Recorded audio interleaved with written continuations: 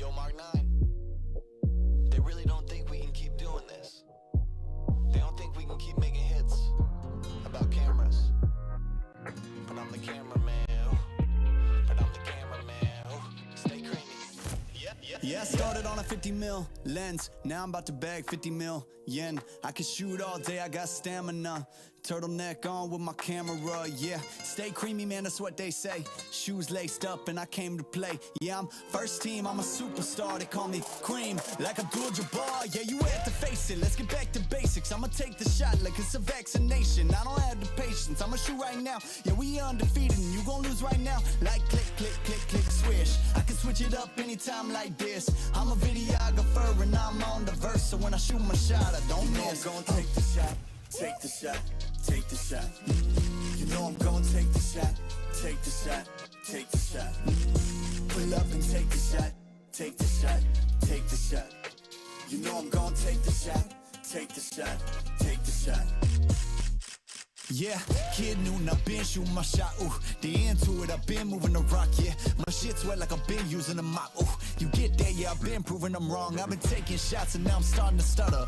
Vision getting blurry, I should check my shutter. I'm the cameraman, I need my camera, madam. Shoot my shot like a Mansell Adams. I develop film, not feelings. Ooh, I develop film, not feelings. Ooh, I develop film, not feelings.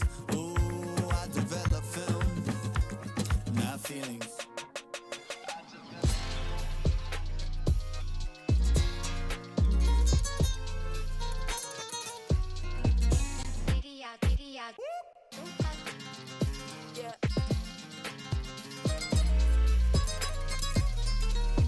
You know I'm gonna take the shot, take the shot, take the shot. You know I'm gonna take the shot, take the shot, take the shot. Pull up and take the shot, take the shot, take the shot. You know I'm gonna take the shot, take the shot, take the shot.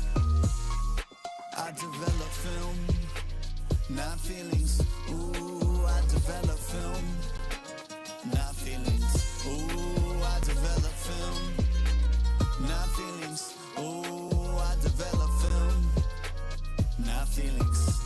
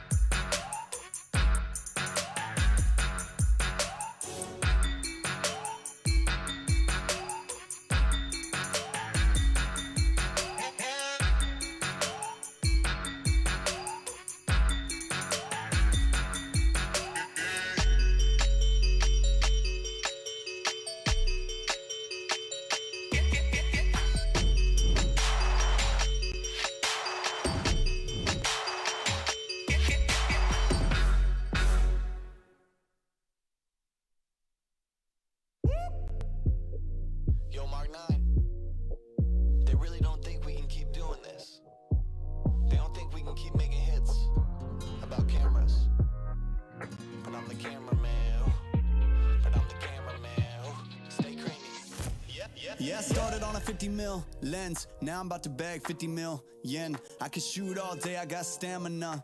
Turtleneck on with my camera, yeah. Stay creamy, man, that's what they say. Shoes laced up and I came to play. Yeah, I'm first team, I'm a superstar. They call me Cream, like Abdul-Jabbar. Yeah, you had to face it, let's get back to basics. I'ma take the shot like it's a vaccination. I don't have the patience, I'ma shoot right now. Yeah, we undefeated and you gon' lose right now. Like click, click, click, click, swish. I can switch it up anytime like this. I'm a videographer and I'm on the verse. So when I shoot my shot, I don't miss. I'm gonna take the shot, take the shot, take the shot. You know I'm gonna take the shot, take the shot, take the shot. Pull up and take the shot, take the shot, take the shot. You know I'm gonna take the shot, take the shot, take the shot. Yeah, kid noon, I've been shooting my shot, ooh. The into it, I've been moving the rock, yeah. My shit's wet like I've been using a mop, ooh. You get that, yeah, I've been proving I'm wrong. I've been taking shots and now I'm starting to stutter. Vision getting blurry, I should check my shutter. I'm the cameraman, I need my camera madam. Shoot my shot like a Mansalata. I develop film, not feelings. Ooh, I develop film, not feelings. Ooh, I develop film, not feelings. Develop film, not feelings.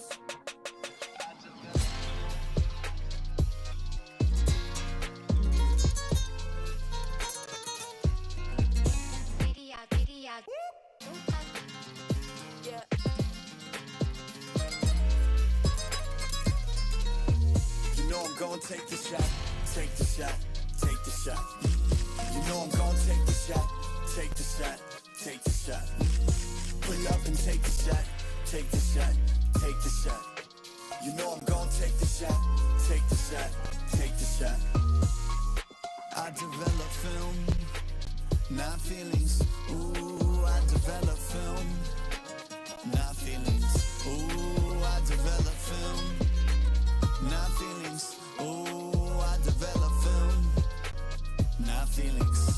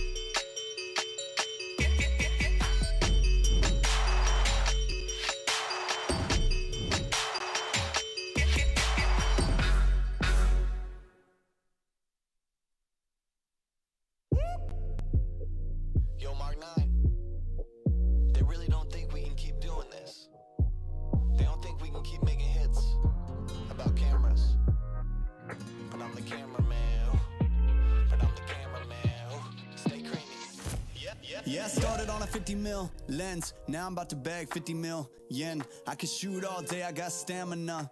Turtleneck on with my camera, yeah. Stay creamy, man, that's what they say. Shoes laced up and I came to play. Yeah, I'm first team, I'm a superstar. They call me Cream, like Abdul-Jabbar. Yeah, you had to face it, let's get back to basics. I'ma take the shot like it's a vaccination. I don't have the patience, I'ma shoot right now. Yeah, we undefeated and you gon' lose right now. Like click, click, click, click, swish. I can switch it up anytime like this. I'm a videographer and I'm on the verse. So when I shoot my shot, I don't miss. I'm gonna take the shot, take the shot, take the shot. You know I'm gonna take the shot, take the shot, take the shot. Pull up and take the shot, take the shot, take the shot. You know I'm gonna take the shot, take the shot, take the shot. Yeah, kid noon, I've been shooting my shot, ooh.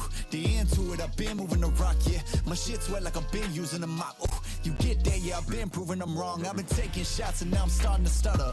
Vision getting blurry, I should check my shutter. I'm the cameraman, I need my camera madam. Shoot my shot like a Mansell Adams. I develop film, not feelings. Ooh, I develop film, not feelings. Ooh, I develop film, not feelings. Ooh, I develop film, not feelings.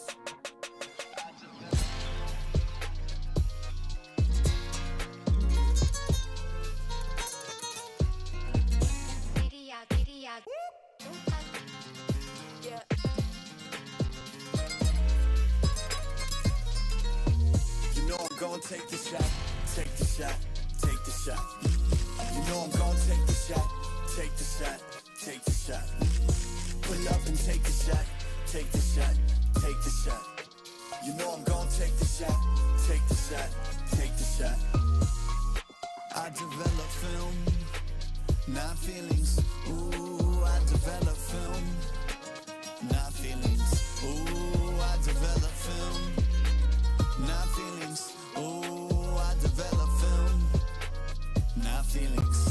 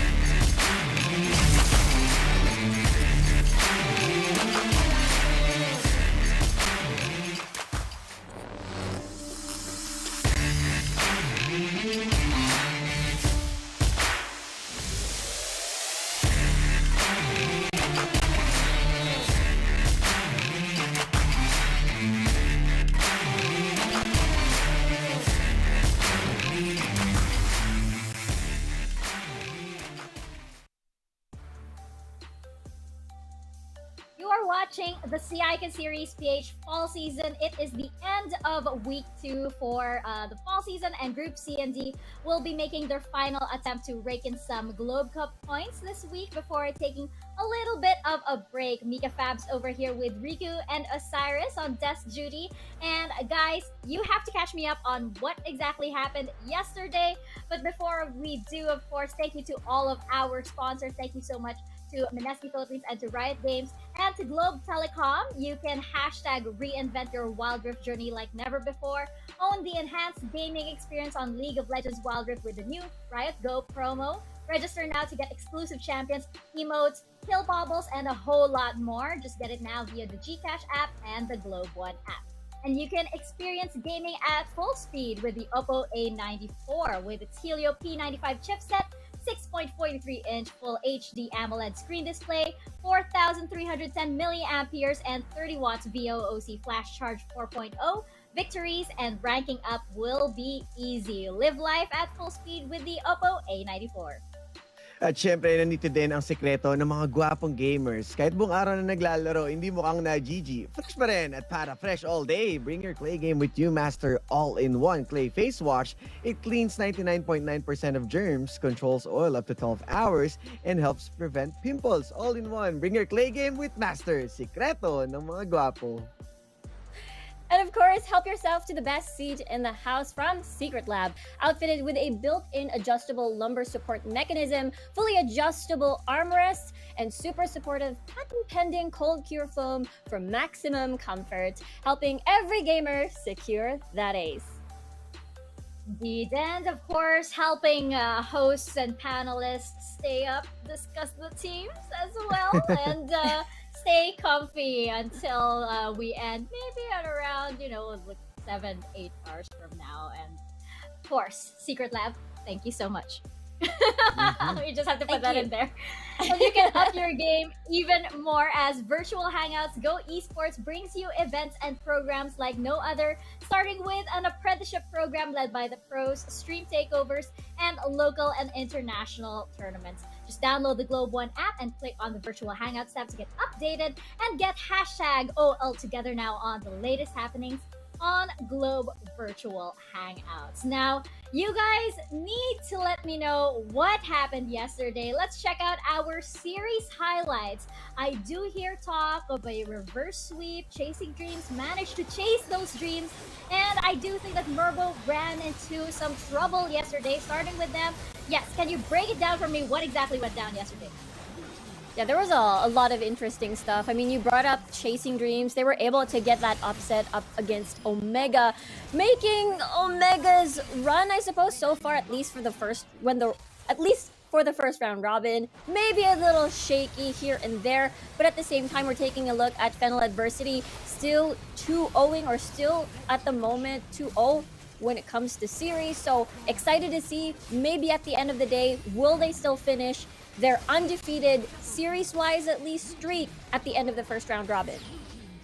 Yeah, I mean, you can see Final Adversity, they really know how to play against those aggressive lineups, the same as how Lakan really took everyone by surprise. I mean, they got the early as 2-1, and this time around, we saw also how well Final Adversity showing their own cracks, but it was pretty convincing that everyone right now in this group is showing some huge improvement. They are showing those different kinds of picks and champions that they are comfortable with.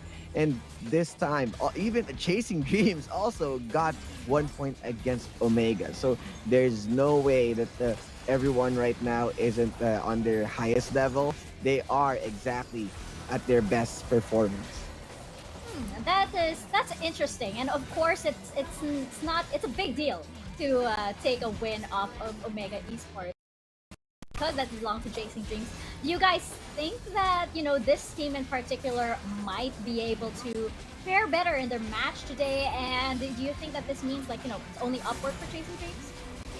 I think so. I feel like the bar for Group D could possibly be either Omega or from DR. Of course, we're going to look towards Omega as the bar because, again, they finished 4th place from the summer season, and Chasing Dreams was able to take 1 game off of them, and as well as at least fight evenly when on their day number 1 matchup. So I feel like I feel like Chasing Dreams are in this to win it. Maybe first place, maybe second place at the end of the second round robin. Yeah, there's still a possibility, especially that we are seeing a lot of close games. It's just that it's sometimes there are times that we are being dictated by just one team fight, and then that's it. So at that point, you need to secure. There's no openings that being left out, just to make sure that you can put the nail in the coffin.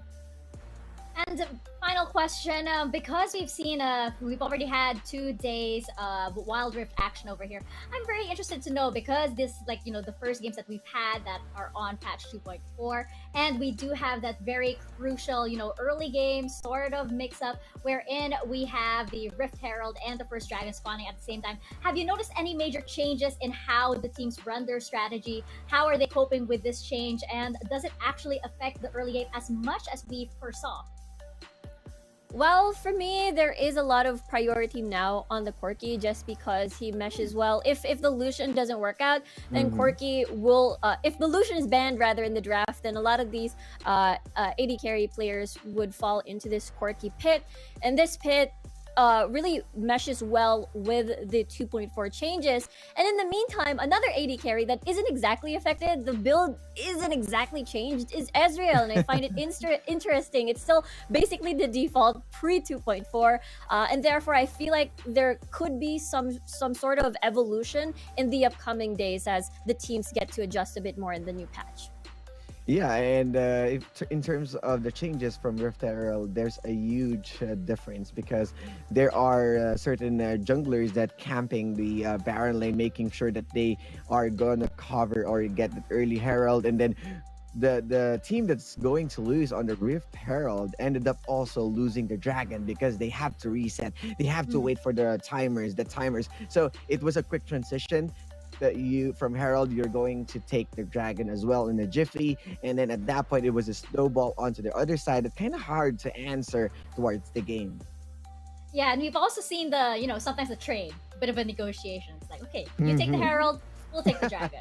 There's a bit of that, okay, all right. For the early game, let's split. let's share the goods. We have had some matches wherein they have that very diplomatic sort of early game, but of course the goal there is the management of both objectives at the same time at that very crucial moment, and maybe not losing so many teammates in the process as well. Now we do have an interview for you guys for the pre-show over here. I believe we do have the team. How do you say it? The front runner, the one whose namesake is on the team of our first match over here. We have Mermo from Mirmooo Esports, and I actually have a question that I've been dying to ask this guy. Hello, Mermo, and the rest of Mirmooo Esports. How are you guys today? Are you guys ready for your match? I hope you guys are. Before anything else, actually, I need to ask you guys. Your logo is very unique. Can you guys explain what the logo is all about? And I guess your name as well. Why was the team named after you? Actually, the logo stands for Kalista helmet, the M, the letter shape M. It's actually stands for Mirmooo, and my face is in the logo. So it's actually a combination of Kaisa with the violet thing and the Kalista helmet. So yeah. So that is your face. You are Yes. you are basically the poster boy of Mirmooo Esports. And can you explain to us a little bit about the name? I guess your name and why you are. It's basically your name on the team name. I guess because during scrims, when we were using a different name, we can't find any opponents. So I think using my name has a catch, and like people know my name, so they want to scream with us or fight with us. Yeah. Wow! So it's like it's bringing you a lot of good luck compared to your previous name. That's really interesting. Riku, do you have a question for Mirmooo over here? Oh yes, hey Mermo, it's more related about the 2.4 patches. As an AD carry, how do you feel about the 2.4 changes? Do you miss pre 2.4, or are you feeling great about it? I think it's very good, especially for AD carries. But for our first series, we were, I think, not prepared for the 2.4 because we were practicing the healing galing comp. So we were surprised by Oh. that because that the AD carries were like has high spikes that we can't heal or comp. So yeah. Oh, yeah, that definitely makes sense. I love the naming. I love the name though, Healing Galing, Healing on Galing. the Seraphim Sona. I suppose it's great. Yeah, and hi Mirmooo. Osiris here. So the question is, I know people know you from League of Legends PC. You have a really good background towards it. So how's the transition from PC going into Wild Rift?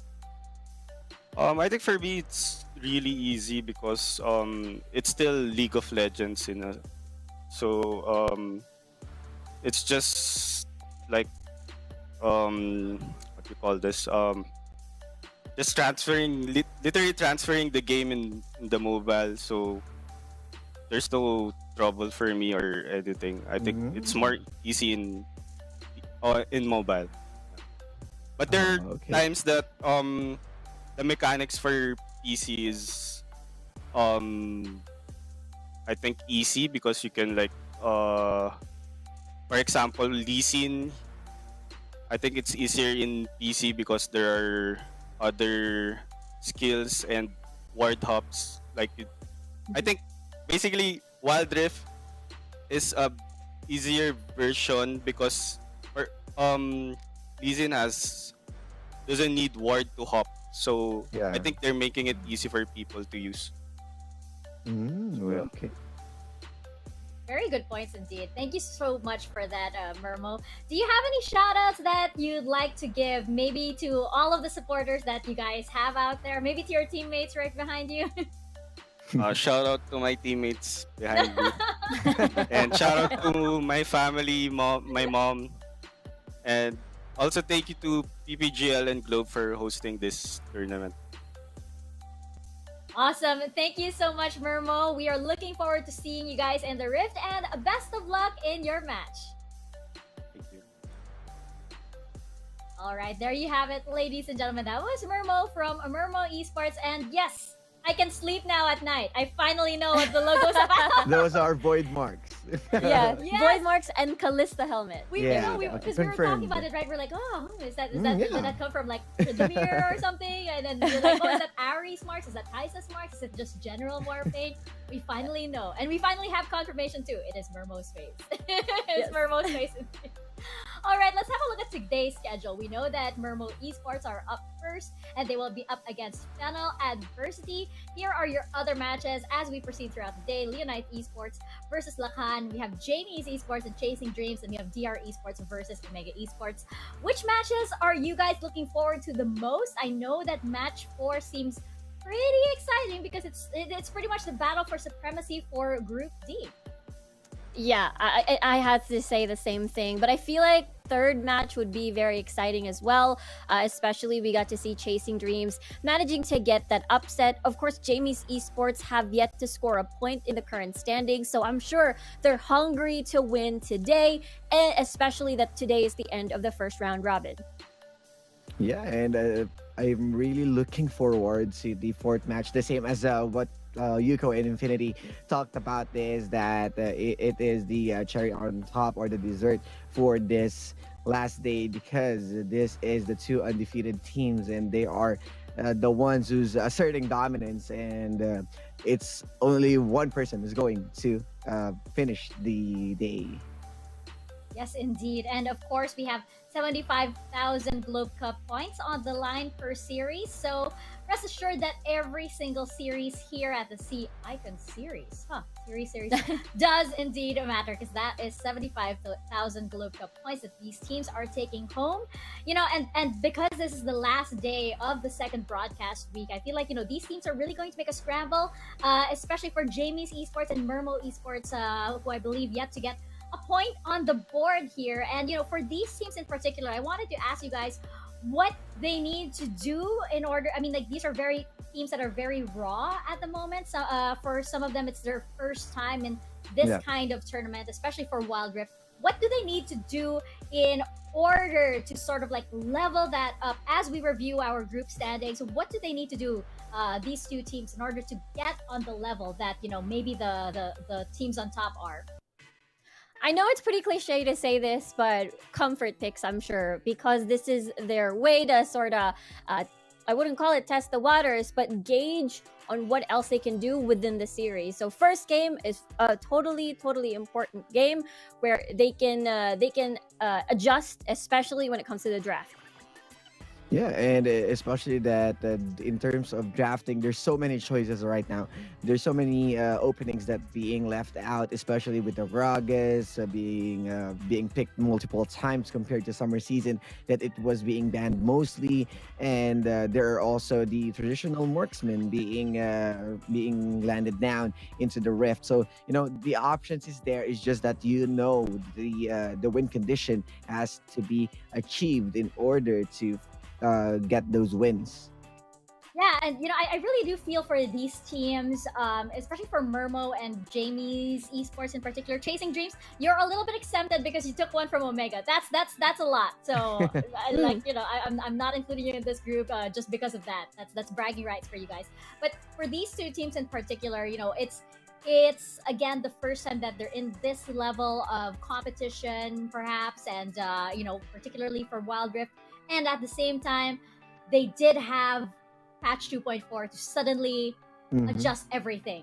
And while all of the other teams had to deal with the same thing as well, the other teams might have had more resources. Maybe they have a coach on the line to help them adjust. Maybe they have all of these things. And, it is a scramble. I feel like it is a scramble. The addition of patch 2.4, I feel, threw a wrench in a lot of teams' plans. Yeah.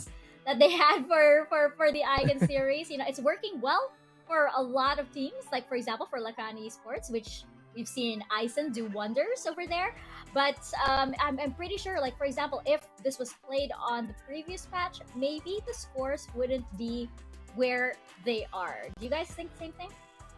Yeah, I definitely have to agree. I think 2.4 is one of the biggest patches that we've seen so far, at least. Even looking back at the summer season, there's just so many added items, especially focused more on the 80 item side of things. So most likely the 80 carry, the dual lane, is the most affected, and as well as players or mid laners that like to play the mid lane marksman as well.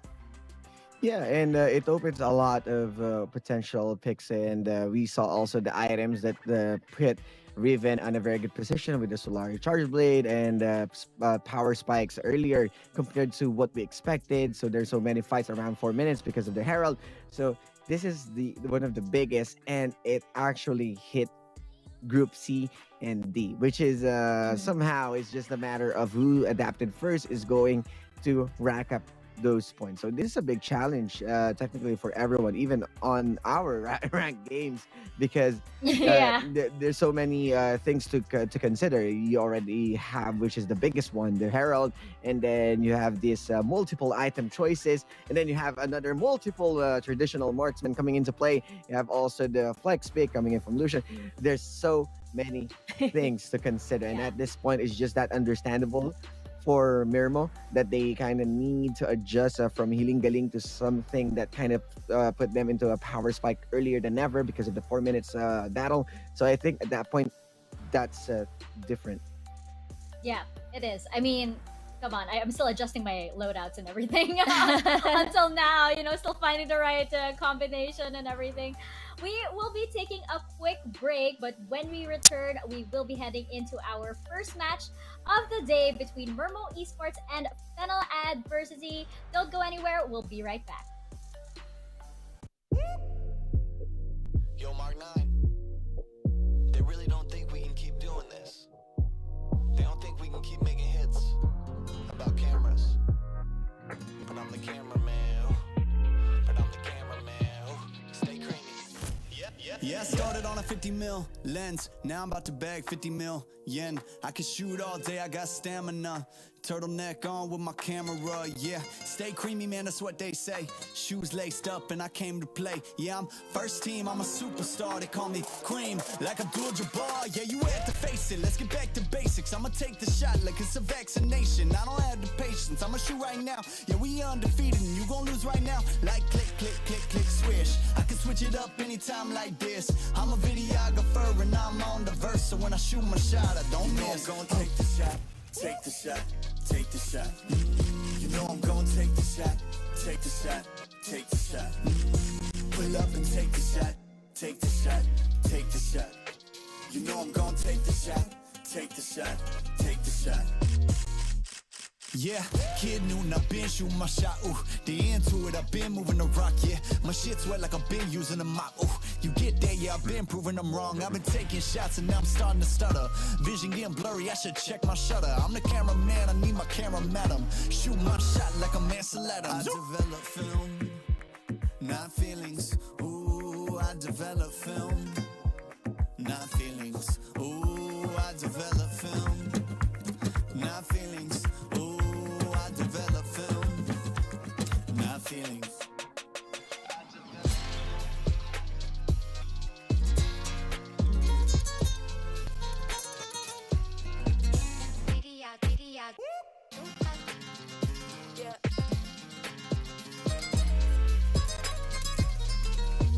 You know I'm gonna take the shot, take the shot, take the shot. You know I'm gonna take the shot, take the shot, take the shot. Pull up and take the shot, take the shot, take the shot. You know I'm gonna take the shot, take the shot, take the shot. I develop film, not feelings. Ooh, I develop film, not feelings.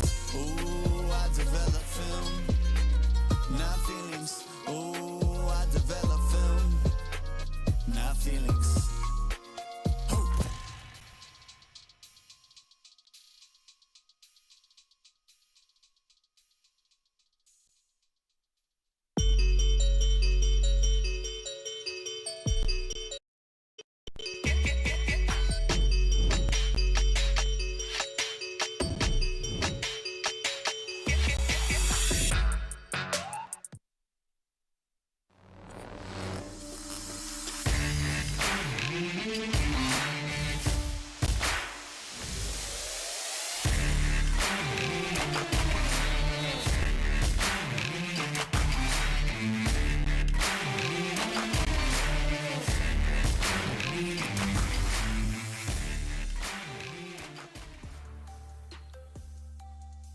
Welcome back to the Icon series. We are just about to start our first match of the day, but before we do, we gotta give back to our community because we love you guys. You could stand a chance to win some wild cores and even a Secret Lab gaming chair.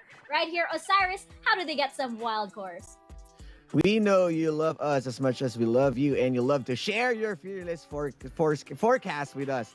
And now is your time to express yourselves and bring out the game analyst in you and be one of the 15 lucky winners of 790 wild cores. Here's how. First, make sure to like and follow the PPGL page. Second, like and share the live stream with the hashtags #SISPH, #SISPH playoffs, #CICON Series PH, and #PPGL Wild Rift. During the broadcast, comment your gameplay analysis along with your right ID on the stream chat. The best comment will be pinned after each series. A total of 15 winners will be announced on the last day of the broadcast week. That's today. And yes, siree, that's gonna be awesome. 790 wild cores for your new champion acquisition and as well as skins. But of course, last but not the least, are you the biggest PPGL fan? Flex those badges and you could be one of our Secret Lab gaming chair winners. Just follow the mechanics below. Number 1, make sure to like and follow PPGL and Secret Lab's official Facebook pages. Number 2, like and share the live stream with the hashtags #SISPH, #SCA Icon Series PH, #PPGL Wild Rift, and hashtag PPGLXSecretLab.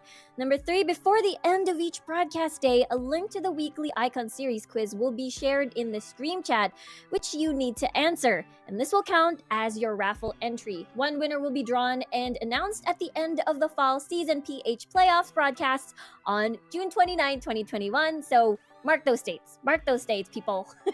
Yes, indeed. I was about to say, like, yes, stay tuned for that next month, and I just realized it's the 1st of August. Oh my gosh. Oh, yeah. It's August Oh, already, gosh. so stay tuned for that later this month. Wow, we're in August already.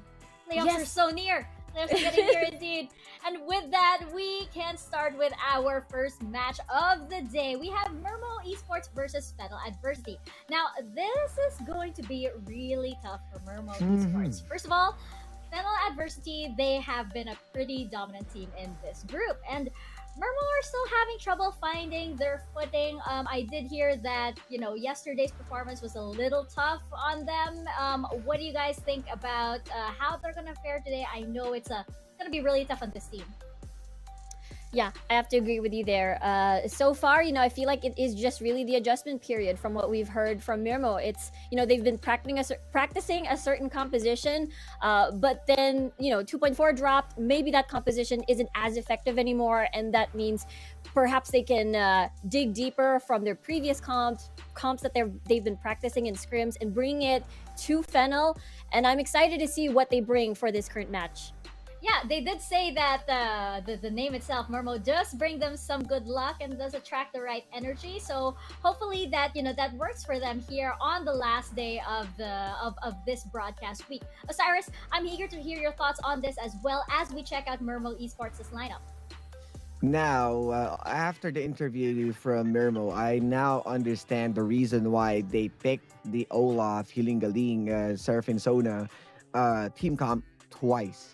Because that's what they practice. They wanted to stick with what they're comfortable at, but it seems like it doesn't work. And this time around, they gotta go back with a new type of lineup as someone that can come close to the patch 2.4. Because what we are seeing, they are all capable. They are also backed up by very good experiences and good background. It's just that this time they got surprised with the patch and they need to adapt quicker than the usual. So I think Mirmooo, they need to have this kind of a team comp that compensates a lot with their strengths and somehow can answer the patch 2.4 pressure. Yeah, and of course, with this new patch, indeed, there's a lot riding on their AD carry, which is Mirmooo himself. Now, we chatted with him earlier, and he did mention that, of course, he's been loving the new patch, indeed. But I'm pretty sure that this guy is also feeling the pressure, especially since it's the last day. I mean, what do you guys think about Mirmooo and his performance?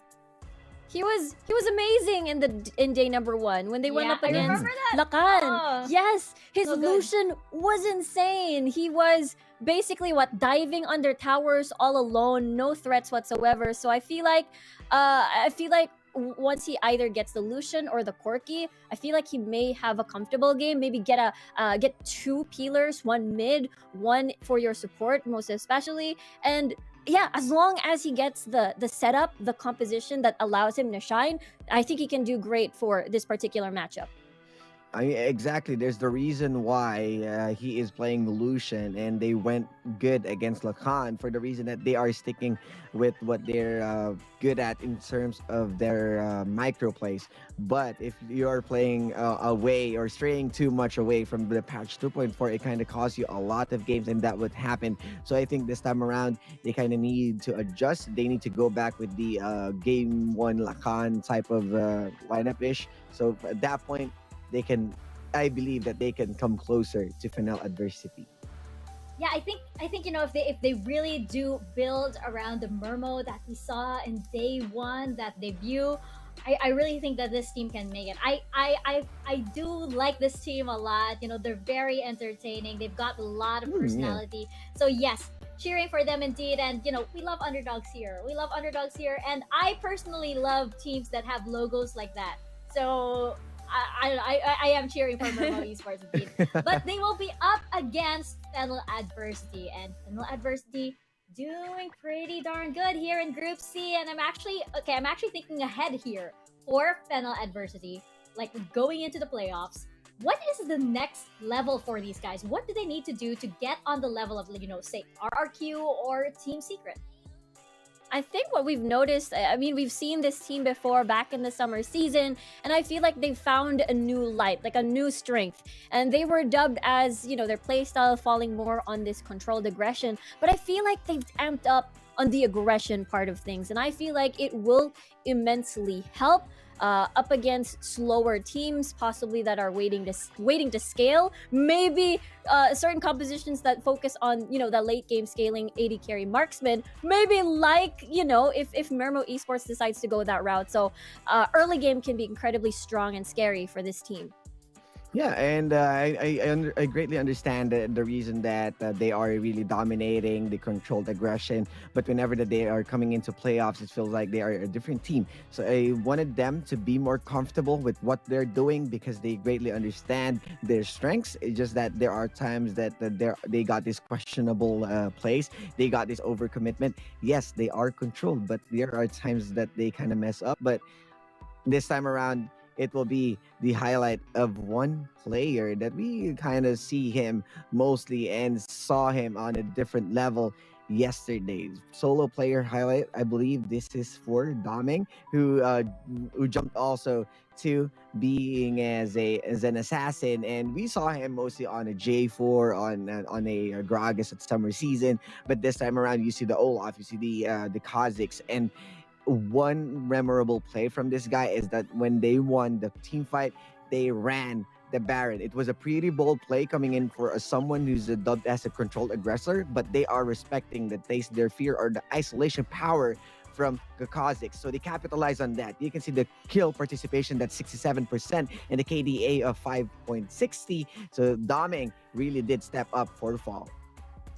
Yeah, and it only means good things here for Fennel Adversity. We can really see it in the results that they have, and so far so good here for Fennel Adversity, looking really good, getting that leg up from the summer season. And of course, we're gonna check out our Globe key player clash over here. If we have all of those buffs coming in on the AD carries, on the Dragon lane, of course, you have to mention the supports that are there beside them all the time. And guys, how do you think this Globe key player clash between Wura and Rafi is going to go down? I have a feeling for Rura. I think his strength heavily relies on heavy engaged support. So I'm excited to see how he's going to face Rafi. I believe Janna has been such a go-to for that disengage just because there's just so much utility with the Monsoon. And especially, there has been a trend of heavy dive comp. So I feel like Braum and Janna for this particular matchup will be very, very important. Yeah, and that's the comfort pick of Rafi moving in. And as for Hura, as what Rico told us, he is mostly on the engage, on the front line. And that's the reason why he is sitting on that KDA. And they're not really having the best time right now. But you can see the clear participation. They are coming in close, 88% against 94%. And along those lines, the statistics also from GPM damage, it was really close. It's just that Mermo is still having a hard time. And so KDA is a bit punishable coming in from Wura. And Rafi as the conservative support. I really love them see to how they play with their ADCs because their marksman players are star-studded. You have Mirmooo, and to the other side you have Danny. Both of them are they love to play those overcommitments, those surprise play, those killer instinct from out of nowhere and then wipe the whole squad. So I think both of them are biggest factor for those two person to online and win the game. And with all of that, which way do you guys think this match is going to go? I really want to say Mermo Esports, but I'm going to go first here. I think it's going to be a 2-0 in favor of Fennel Adversity. What about you guys? Okay, for me, I think it's 2-1. Fennel Adversity, their experience from last season, and as well as how they've been faring since day number 1. They look solid. I see no weaknesses so far. And yeah, 2-1, one game from Mirmooo, but it's still Fennel Adversity's victory is my prediction. So I guess this is the time of the day we're going in as a panel adversity. As everyone is going to vote for Fennel. I mean, I would love to give 1 point for Mermo, but from yesterday's game, it feels like they should be the ones who's coming on top on the nights with their play, with their backgrounds. But it's just that they're having a hard time adjusting right now, and I kind of respected that. So the reason why I'm going into 0 for Fennel adversity. Yeah, panel adversity. If ever there's a show match, you guys know what our team name is going to be. Panel adversity. I hope you guys don't mind us borrowing it for this. And you guys can also make your thoughts and reactions and comments heard here on PPGL. All you have to do is head on over to Twitter and use the hashtags #SeeIconSeriesPH and #DominateTheRift. And we are going to read out your tweets over here. If you want to say something to Osiris, if you want to say something to Riku, if you want to say something to the casters too, maybe give them some love or maybe shout out to the players and all of the great teams that we have over here, please head on over to Twitter and you could see your tweets featured on over here. You can also head to the PPGL community Discord server. I believe the link is located somewhere out there on possibly on the Facebook. Somewhere down the road. Somewhere down the road. I don't get it started over there. And you can hang out with us as we watch the matches and maybe even converse with some coaches, players, some special guests that might be dropping by over there. And maybe because this is the end of the broadcast week, afterwards, maybe you can hang out, we can rank up together, we can do that. All over on the PPGL community Discord server. I hope you guys do join over there. You can share some memes, you can share your thoughts. It's a safe place. You can share your thoughts on everything. And we hope to interact with you guys and see you guys over there. And again, you can make your voices heard on Twitter. That's two hashtags. #SeeIconSeriesPH and #DominateTheRift. All right, we are ready to step into the Rift with Mirmooo Esports versus Fennel Adversity. This is the first match of the last broadcast day of week 2. Let's jump into the Rift.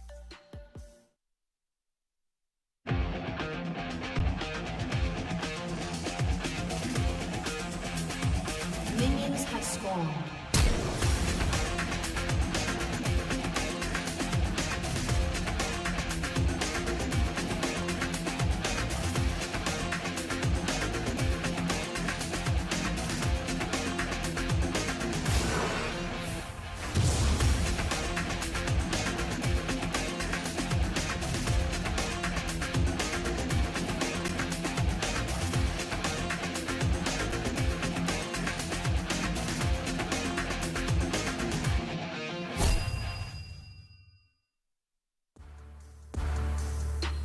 At eto na nga tayo ngayon.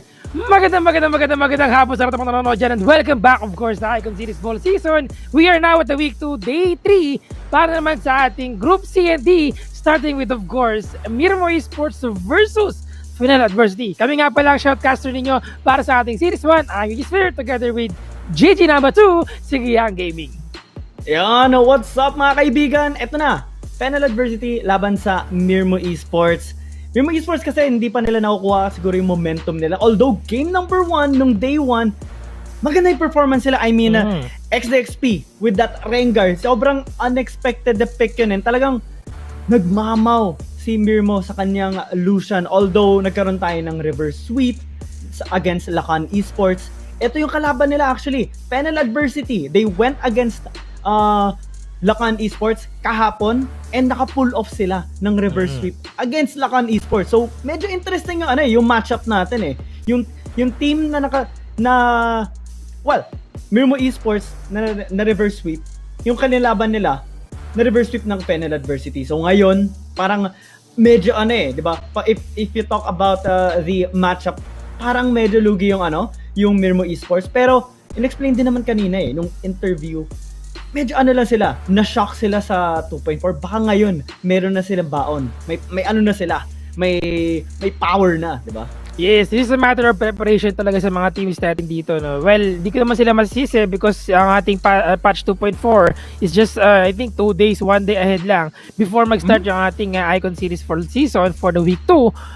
Kung kahit makikita natin dito, again, Fennel Adversity versus Mirmooo Esports, kung saan makikita natin in terms of performance, syempre na Fennel Adversity, there's a lot of versatility. There's a lot of things pagdating sa kanilang mga strategy dito kung paano nila makontrol yung mapa, para sila mag-fix sa kanilang mga draft dito. I would say na nandun yung mind games talaga dito when it comes to the Fennel Adversity. Pero for Mirmooo Esports naman, nandun din naman yung mind games coming in sa kanilang mga picks, but more on, of course, the reliability na meron sila kay Mirmooo himself. Being the AD carry of their team, I would say na sinabi nga niya kanina na talagang nagustuhan niya dito, nagustuhan niya yung ating update dito, napamahal na siya yan sa update natin dito for the 2.4, kung saan nag-benefit talaga ng gusto yung ating mga ADC and mga AD carry. And yesterday, we witnessed him na talagang nag-plus ultra sa kanyang Ezreal and Lucian. I would say na yun din yung pwede nilang parang i-focus dito, no. Let's say when it comes to the lineup ng Mirmooo Esports, mas maganda kung magkaroon sila ng lineup na protect the Mirmooo lineup in a way na mas mag-benefit yung team nila dito to win against Fennel Adversity. Yeah, Mirmooo Esports, okay naman yung performance nila, especially yesterday. Palag-palag naman sila kahit papano dito against Leonites Esports. And ngayon, malay mo, meron na silang bagong ipapakita sa atin.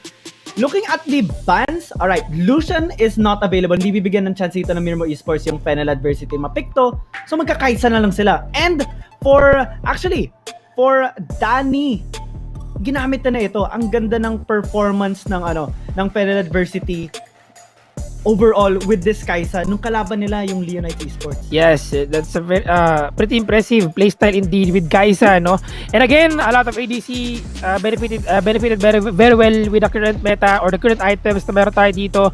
The Solari Charge Blade, a lot of items, marami ng viable items talaga sa ating mga carries dito. And Kaisa is one of the champions talaga na mas nag-benefit dito with those items, even Corky and Lucian, and which is one of the reasons why we have Lucian being banned out dito kagad sa team, of course, ng Fennel Adversity. And looking at the lineup, we're going to be having Misfortune para sa AD carry ng kanilang team dito, which is very interesting. Kita gaano Misfortune. Actually, this is the first time in the fall season na makikita natin si Misfortune dito. And I would say that also Misfortune, syempre, being the AD carry of their team, isa na siya sa mga champion talaga na mag-benefit sa mga items natin. Once again, Fennel Adversity will be having Singe para sa kanilang Baron laner dito, which also that they used yesterday nung kalaban nila yung Leonite Esports, kung saan sobrang naging very effective para sa kanilang team at talagang naging sobrang laking tulong dito, Lakan Esports rather, at sobrang laking tulong para sa kanilang team with power na gumagamit dito. Ito yung para mga unexpected plays na nagpapaspice up talaga ng laro eh. Ito, si Power on the Singe.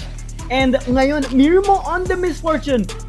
Na ano nga ako eh, naisip ko, mag-ano kaya sila? Pipick kaya sila ng Seraphine? But this comp is also good. Ang dami nilang frontline. You have the Gragas, the Olaf, the Galio, and the Darius as well. Sino makakatagos sa kanila? Ang hirap. Galio pa lang, it's close to impossible kasi 3 CC agad yung meron siya. So, nakaka-excite na ito. Game number 1 pa lang, parang parang big time na agad. Yes, that is true. GG, no? And I also like kung paano dito, again, the mind games is there, the drafting. Gusto ko talaga i-highlight dito kung gaano kaganda laging drafting ng Fennel Adversity, especially in the current lineup na meron sila. They have Pantheon mid lane.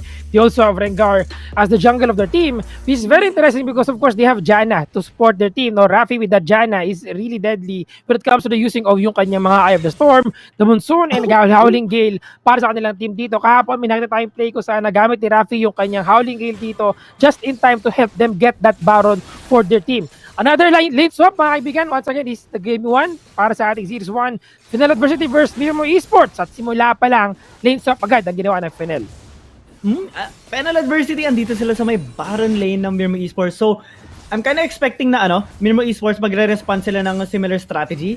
And lalo na, si Power on the Singe. Nakita naman natin against Lakan Esports na hindi ma-answer ng team nila kung paano natin i-deal si Power on the Singe, kasi ang hirap pag nakapag-fling siya, pag ginamit na rin kanyang slow niya, almost instant set ito. Ito naman ginawa pa niya.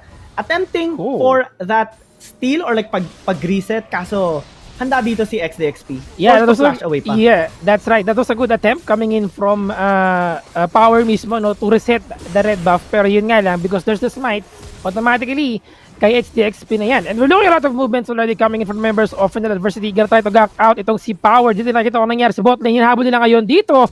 Was forced to use that flash, pero yun nga lang, flash up din. Flash in din, pala galing kay Yauhan, securing that first blood para kay XDXP.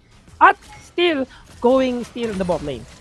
Yeah, and that's gonna be unfortunate kasi ginamit niya kanina yung flash niya para makatakas galing sa pag-attempt niya sa pag-steal or like a reset ng red buff dito ni Domeng. And ngayon nakuha nila yung first blood. Pero Fennel Adversity, nakakuha agad ng Torre. Pre 2 minutes. That's gonna be the first turret break and also the first another kill for Fennel Adversity in the bot lane dito. Nakuha ni Rafi ang buhay ni Hura. I think nasasalo niya yung damage coming from that turret dito. And malaking bagay ito for Fennel Adversity. No? Despite Mirmooo Esports having that first blood, sila naman ang nakakuha ng first blood turret dito. So, more bonus gold para sa members ng Fennel Adversity. Yeah, malaking problem lang daw, ito daw. Kasi so far, pinaka-frontline dito ng Fennel Adversity is just power. And so far, hindi siya nagkakaroon ng a good life. Kasi 500 gold deficit siya against Yauhan. And siya lang ang pwede siguro makatagos dito. Domeng has to magpa-flank siya dapat dito. Kaya may position siya. As well as Shaw. Siguro, unless Grand Skyfall siya, pwede. Kaso, medyo malambot kasi isang Pantheon. Kaya, kailangan nilang ma-scale up ito, si Power, or else almost impossible yan. Ang daming mga macho papa dyan sa side ng Mirmooo Esports, mga mangbabraso lang dyan sa Singe.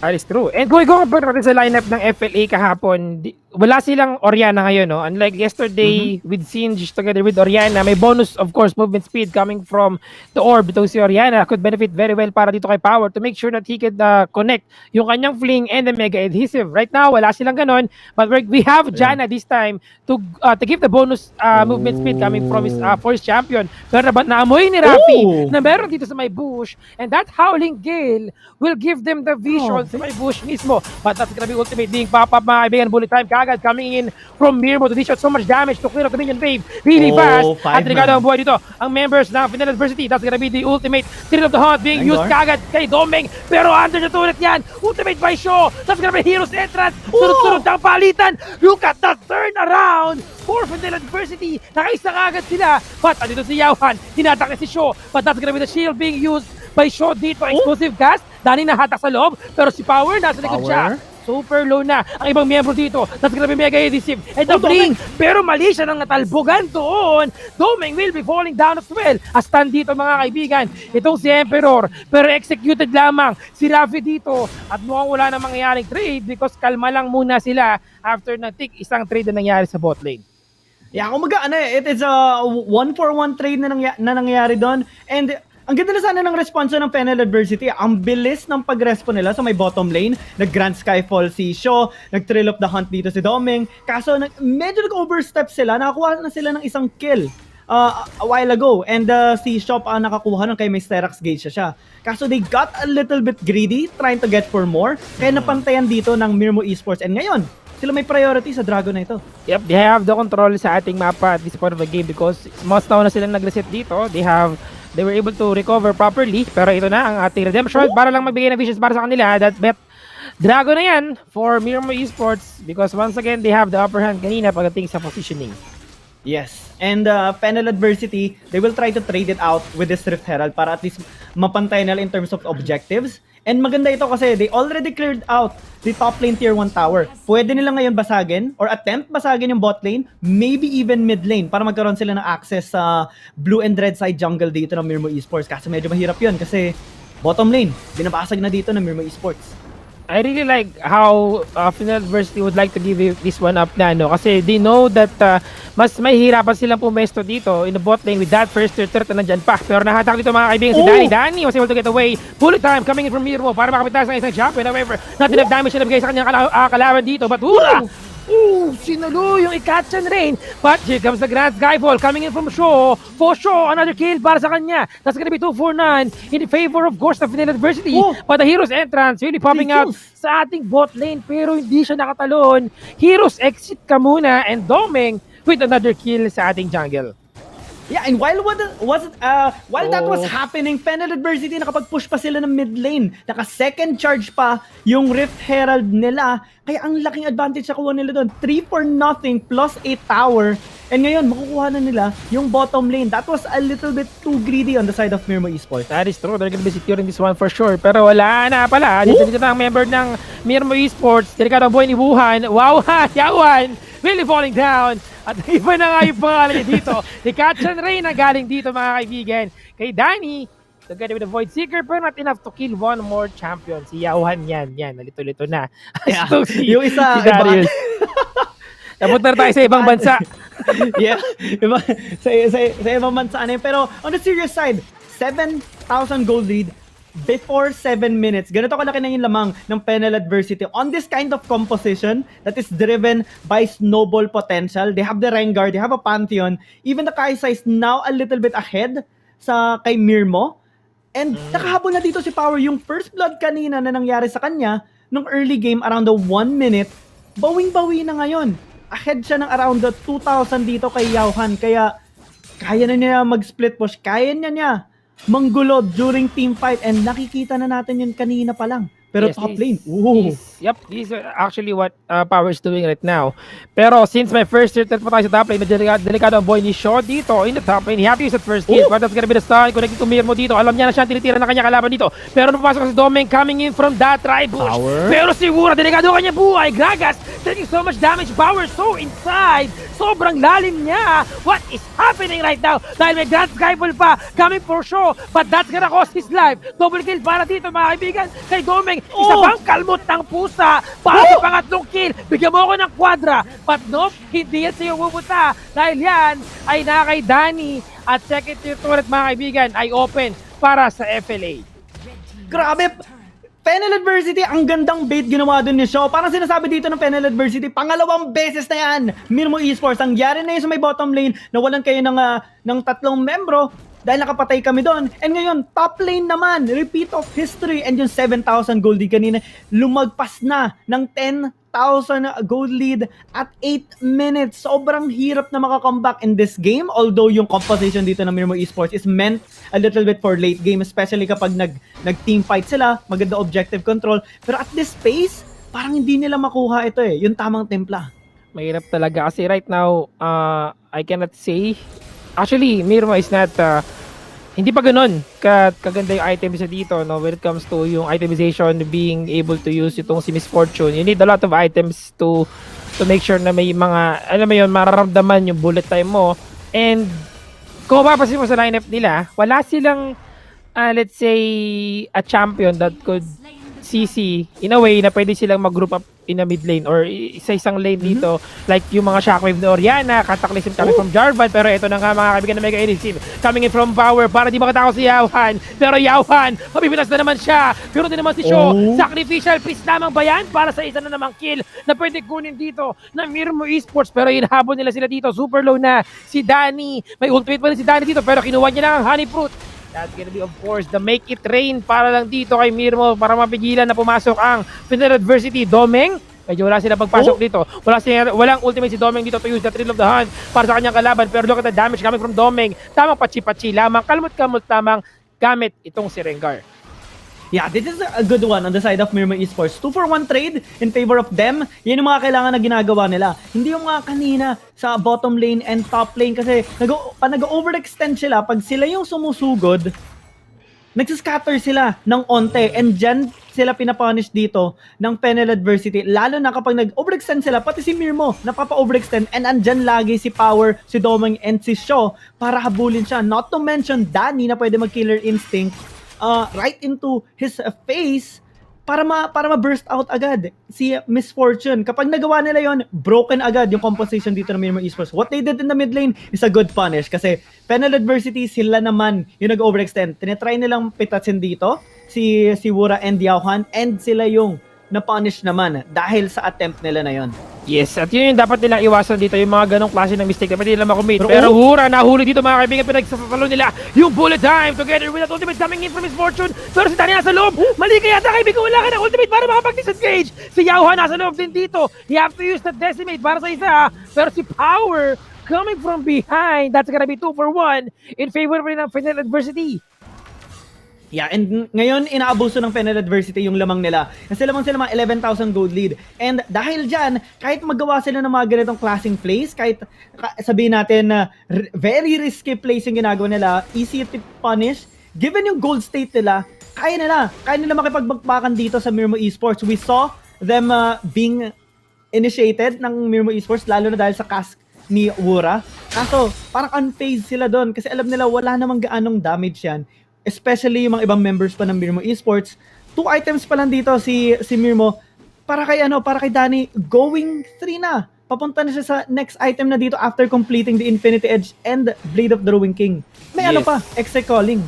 Yes, tama ka dyan, GG, no? So, medyo delikado ito for Mirmooo Esports being able to, pag itong si Danny ay nakakapag-farm ng kanyang mga items dito. And, gaya na sinabi natin, easy baron para sa kanila, napakabilis lang. Because Doming with the full stacks ng kanyang bone necklace dito, no? Sigurado, malakas na yung AD sa kanyang champion dito. Also with the shields coming from Rafi to help out his comrade na magbigay ng AD, bonus AD, and of course shield as well para sa kanilang champion. Pero si Power, medyo malalim siya dito. Ginamit niya kanyang mega AD shield para lang hindi mapag-disengage si Wura. But Wura, tamang lakad lang, was able to get away doon sa ating mid lane. Still, medyo tinatansya pa nilang mabuti kung ano yung mga pwede mangyari dito habang nag-split push ang members of Fennel Adversity because of the battle buff that they have. Alam nila yan ang kalamangan nila. Alam nila na ito ang kailangan nilang gawin. Setting up for that dragon na paparating na because that's gonna be the third dragon of the game and that's Infernal Drake. Nakakailangan talaga ng kahit na sinong team to win this game. Right now, they still have the bottom buff, so slowly pushing dito. Pero that's gonna be napakagandang apprehend naman. Coming from Biawan, securing Rafi. Hindi na nakapag-ultimate, pero si Doming, si Doming, sinecure yung top lane dito with the bottom buff, with yung kanyang Rengar. 5 seconds on the clock bago mag-spawn ang ating dragon dito. Kung makakaisa pa sila ng turret. Pero Danny, medyo malalim, together with Power, and the rest of the members of Fennel Adversity, sinusubukan pa nila mag-push in, but they have to back away na habang itong si Shaw ay busy sa ating top lane. Now transitioning this one into a dragon habang alam ito ng members of Mirmooo Esports. They're gonna try to contest this one. Tumalbog na. Godlike na mga kaibigan si Doming dito. Ultimate big pop-up by Shaw. And that's gonna be the killer instinct. Galing kay Danny na napakasakit hanggang dulo. Tagos hanggang buto. Mirmooo mga kaibigan, si Emperor ang natira. At Emperor mukhang walang magagawa. Hindi niya mahawakan ang kanyang kaharian dito. Dahil this Nexus mga kaibigan ang may isang matitira sa ating mid at bottom lane. Pag nagkataon, nag-straight push na sila, which is what they're doing right now. The Durant connected sa isa lamang, pero that Nexus is gonna fall down sa kamay ng Fennel Adversity, giving them the 1-win lead sa ating best of 3 series sa Game 1. Grabe, napakabilis ang pangyayari doon. Ang ganda ng beta ginawa ng Fennel Adversity. Alam nila, ko-contest yung Mirmooo Esports. They had vision. They saw them leaving from the mid lane and they went for the death brush.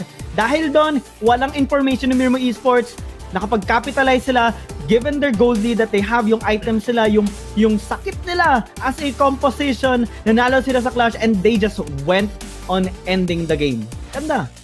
Ganda indeed, no? Sobrang solid ng play dito ng Fennel Adversity. Again, sinabi ko kanina, when it comes to the draft, talagang maganda yung drafting dito ng Fennel Adversity, but overall, na nakikita mo na piece by piece kapag nagsimula na yung game kung saan nila naisip yung ganitong klase ng lineup and how they're gonna be able to, let's say, pag-synchronize yung kanilang mga skills dito. Tulad nung nangyari sa game na to. First, of course, we have the lane swap na ginawa kagad ng Fennel Adversity. We have Danny and Rafi together with Doming na nasa top lane. So, mas mabilis silang nag-push. Of course, they got the upper hand pagdating sa pagkuha ng first tier turret. So, nakita natin na nag-iisa si Power sa bot lane. Sinubukan itong pigilan ng Mirmooo Esports. Yep, nakakuha sila ng first blood doon, pero nagawan din naman ang paraan ng Fennel na magkaroon ng trade. And nagtuloy-tuloy na ito for Fennel Adversity. Yes. And throughout the entire game, nakita natin na mas naging effective talaga sila pagdating sa gold lead na meron sila. Talagang na-utilize sila ito ng maayos. At eto nga pala, syempre, ang ating Oppo A9 for play of the game, kung saan makikita natin ang highlights ng buong game natin sa ating Game 1. Yeah. Fennel Adversity, they had a little bit of a bad early game dahil Power na first blood siya kanina. Pero they came back from that and yung reason nun is Mirmooo Esports medyo nag-aano sila, nag-overextend sila. They kinda overestimate themselves and Fennel Adversity, I think with better game knowledge and knowing yung strengths and weaknesses ng both teams, dito sila nagka-capitalize. They know how to punish, they know how to enter from different angles, and dito sila slowly but surely naka-gain ng lead up to the point na hindi na talaga makapalag yung Mirmooo Esports. There were sometimes na nakuha sila ng trade dito against Fennel Adversity, pero it just wasn't enough. Masyadong malaki na yung lead, and Fennel Adversity, ang galing yung pag-close out nila ng game. Although, good attempt pa rin naman sa Mirmooo Esports. Yes, and makikita mo na mas madalas lang na nahuhuli dito ng Mirmooo Esports yung Fennel Adversity pag medyo malalim yung kanilang mga positioning dito, no, in a way na medyo nagiging super aggressive sila, and to think without thinking kung ano yung mga possibility na maging casualty nila sa mga games natin or sa mga trades na nangyayari dito. Pero at the end of the day, it's a matter of the semi-global presence here with Thrill of the Hunt for Domeng to initiate a T-fight dito. Parang ano din yan heroes entrance. Yun nga lang, syempre, yun yung grand skyfall mo when you're using itong si Pantheon para as iyong champion dito. So, the snow is there and the damage is there as well. Pero, syempre, ang ating master of the match with Domeng para sa kanyang Rengar, nakita mo naman, A-game talaga dito pinakita ni Domeng with that Rengar, yung talagang bush trap niya dito, and Thrill of the Hunts always on point para sa kanyang champion. And ang ating KDA, of course, ang kanyang KDA is 13.0, 72% na kill participation, 1,117 for the GPM. Malit lang ang kanyang damage per minute, 852, pero still the threat is there. You know, nakita mo, ramdaman natin dito na every time na pupunta siya sa mga team fight, andun yung kanyang presence talaga, at ramdam ito ng Mirmooo Esports. Yeah, and not only did he have a good performance with his Rengar, na-deny din ni Domeng yung Rengar pick kay XTXP. Kaya medyo nahirapan talaga dito yung Mirmooo Esports. They might have a thought na okay, pwede natin i-pick ito. So, nung napili ito ng Fennel Adversity, nag-composition na lang sila na pwede maka-counter sa isang Rengar. Pero ang naging problem nila, every time na napapunish sila, sa pag-overextend nila, nagkakaroon na ng stacks dito for the passive si Domeng. Kaya dyan siya lumakas, dyan siya nakakuha ng snowball niya, and slowly but surely, they built from that. Kanina nakita natin, nagsisplit push sila ni Shaw sa may top lane and bottom lane, and nakakuha siya ng inhibitor tower doon. Ganun kahirap din i-deal ng Mirmooo Esports yung composition ng Fennel Adversity, kasi yung ginagawa nila, divide and conquer. Malakas yung Mirmooo Esports kapag nagsama-sama sila at saka kapag kompleto yung mga spells nila and ultis nila, pero pag hiniwalay mo sila, they're quite vulnerable. Yeah, that is true. And I don't think na naging gana talaga dito sa lineup ng Mirmooo Esports yung having his fortune. Well, one thing is hindi siya currently nasa loob ng meta. We have a lot of different options dito. Other champions na pwede niyang gamitin. We have Corki. Open ko na si Corki kanina. Let's say, wala si Lucian So, other champions as well. Pwede, let's say, si Vayne kung gusto niyang maging super hyper carry dito. His fortune, pwede rin naman, gana rin naman, but not as effective as yung ibang ADC na pwede natin gamitin. Sana as other options para sa kanilang team. But that's okay. Game 1 pa lang naman yan. May pagkakataon pa dito ang Mirmooo Esports, syempre, para mag-proceed tayo sa ating Game 3. Tignan natin sa ating Game 2. Pero bago yan, alam na natin lahat ito. Ito na ang ating pinakainitay giveaway, mga kaibigan. Para sa ating mga viewers dyan na nanonood, of course, we have 790 watt course giveaway sa inyong lahat na alam niyo naman yan. Napakadali lang yan. Kung day 1 pa lang ay nanonood na kayo, here's how to join the 790 watt course giveaway. First, of course, make sure to like and follow the PPGL page. Number 2, like and share the live stream with the hashtag SISPH, SISPH Playoff, SISPH at PPGL Wild Drift. Number 3, during the broadcast, comment your gameplay analysis along with your Riot ID on the stream chat. Okay? And the best comment will be pinned after each series. A total of 15 winners will be announced at the end of the broadcast week. So, napakadali lang naman yan. For sure, kaya-kaya ninyong gawin yan. Analysis lang naman. Ano yung sa tingin nyo nangyari sa game natin, sa buong 3 series natin, sa buong series natin. Okay, kasi sa last game ng ating isang series yan, malalagay yung post or yung mapipin yung ating comment dito. Kaya gawin nyo na yan. Madali lang yan. Giveaway sa ating wild course. Yeah, and merong isa pa tayo. Kung merong wild course, meron din brand new Secret Lab gaming chair. Be one of the 6 lucky winners. Itong napakagandang giveaway. Make sure to follow these 3 simple steps lang, mga kaibigan. make sure to like and follow PPGL and Secret Labs official Facebook pages. Number 2, like and share the live stream with the hashtag SISPH, hashtag #SIConSeriesPH, hashtag PPGL Wild Rift, and hashtag PPGLX Secret Lab. Before the end of each broadcast day, a link to the weekly Icon Series quiz will be shared in the stream chat, which you need to answer, by the way, because this will count as your raffle entry. A total of 1 winner will be drawn and announced at the end of the fall season PH playoff broadcast on August 29, 2021. Yes, yan. Napakadali lang yan. Sumali na kayo guys sa ating giveaways dito. Hindi lang Wild Course, meron pa tayong Secret Lab Gaming Chair na pwede ninyong mapanalunan dito. Sundan nyo lang yung ating mga mechanics dito. And of course, syempre, participate kayo sa ating mga chat. Always make sure na meron kayong mga nakakausap dyan, ating mga iba pang viewers. Pero, eto ang ating draft history kung saan makikita natin ang ating picks and bans for that previous game na meron tayo dito. Looking at the bans, Fennel University, we have Lucian, Camille, and si Akali Kagad na binan nila dito habang binan naman ng Mirmooo Esports, Lisin, Ari, and si Brom. Yeah. I want to talk about the bans as well kasi hindi lang yan yung mga parang naging sobrang gandang picks ng Fennel Adversity.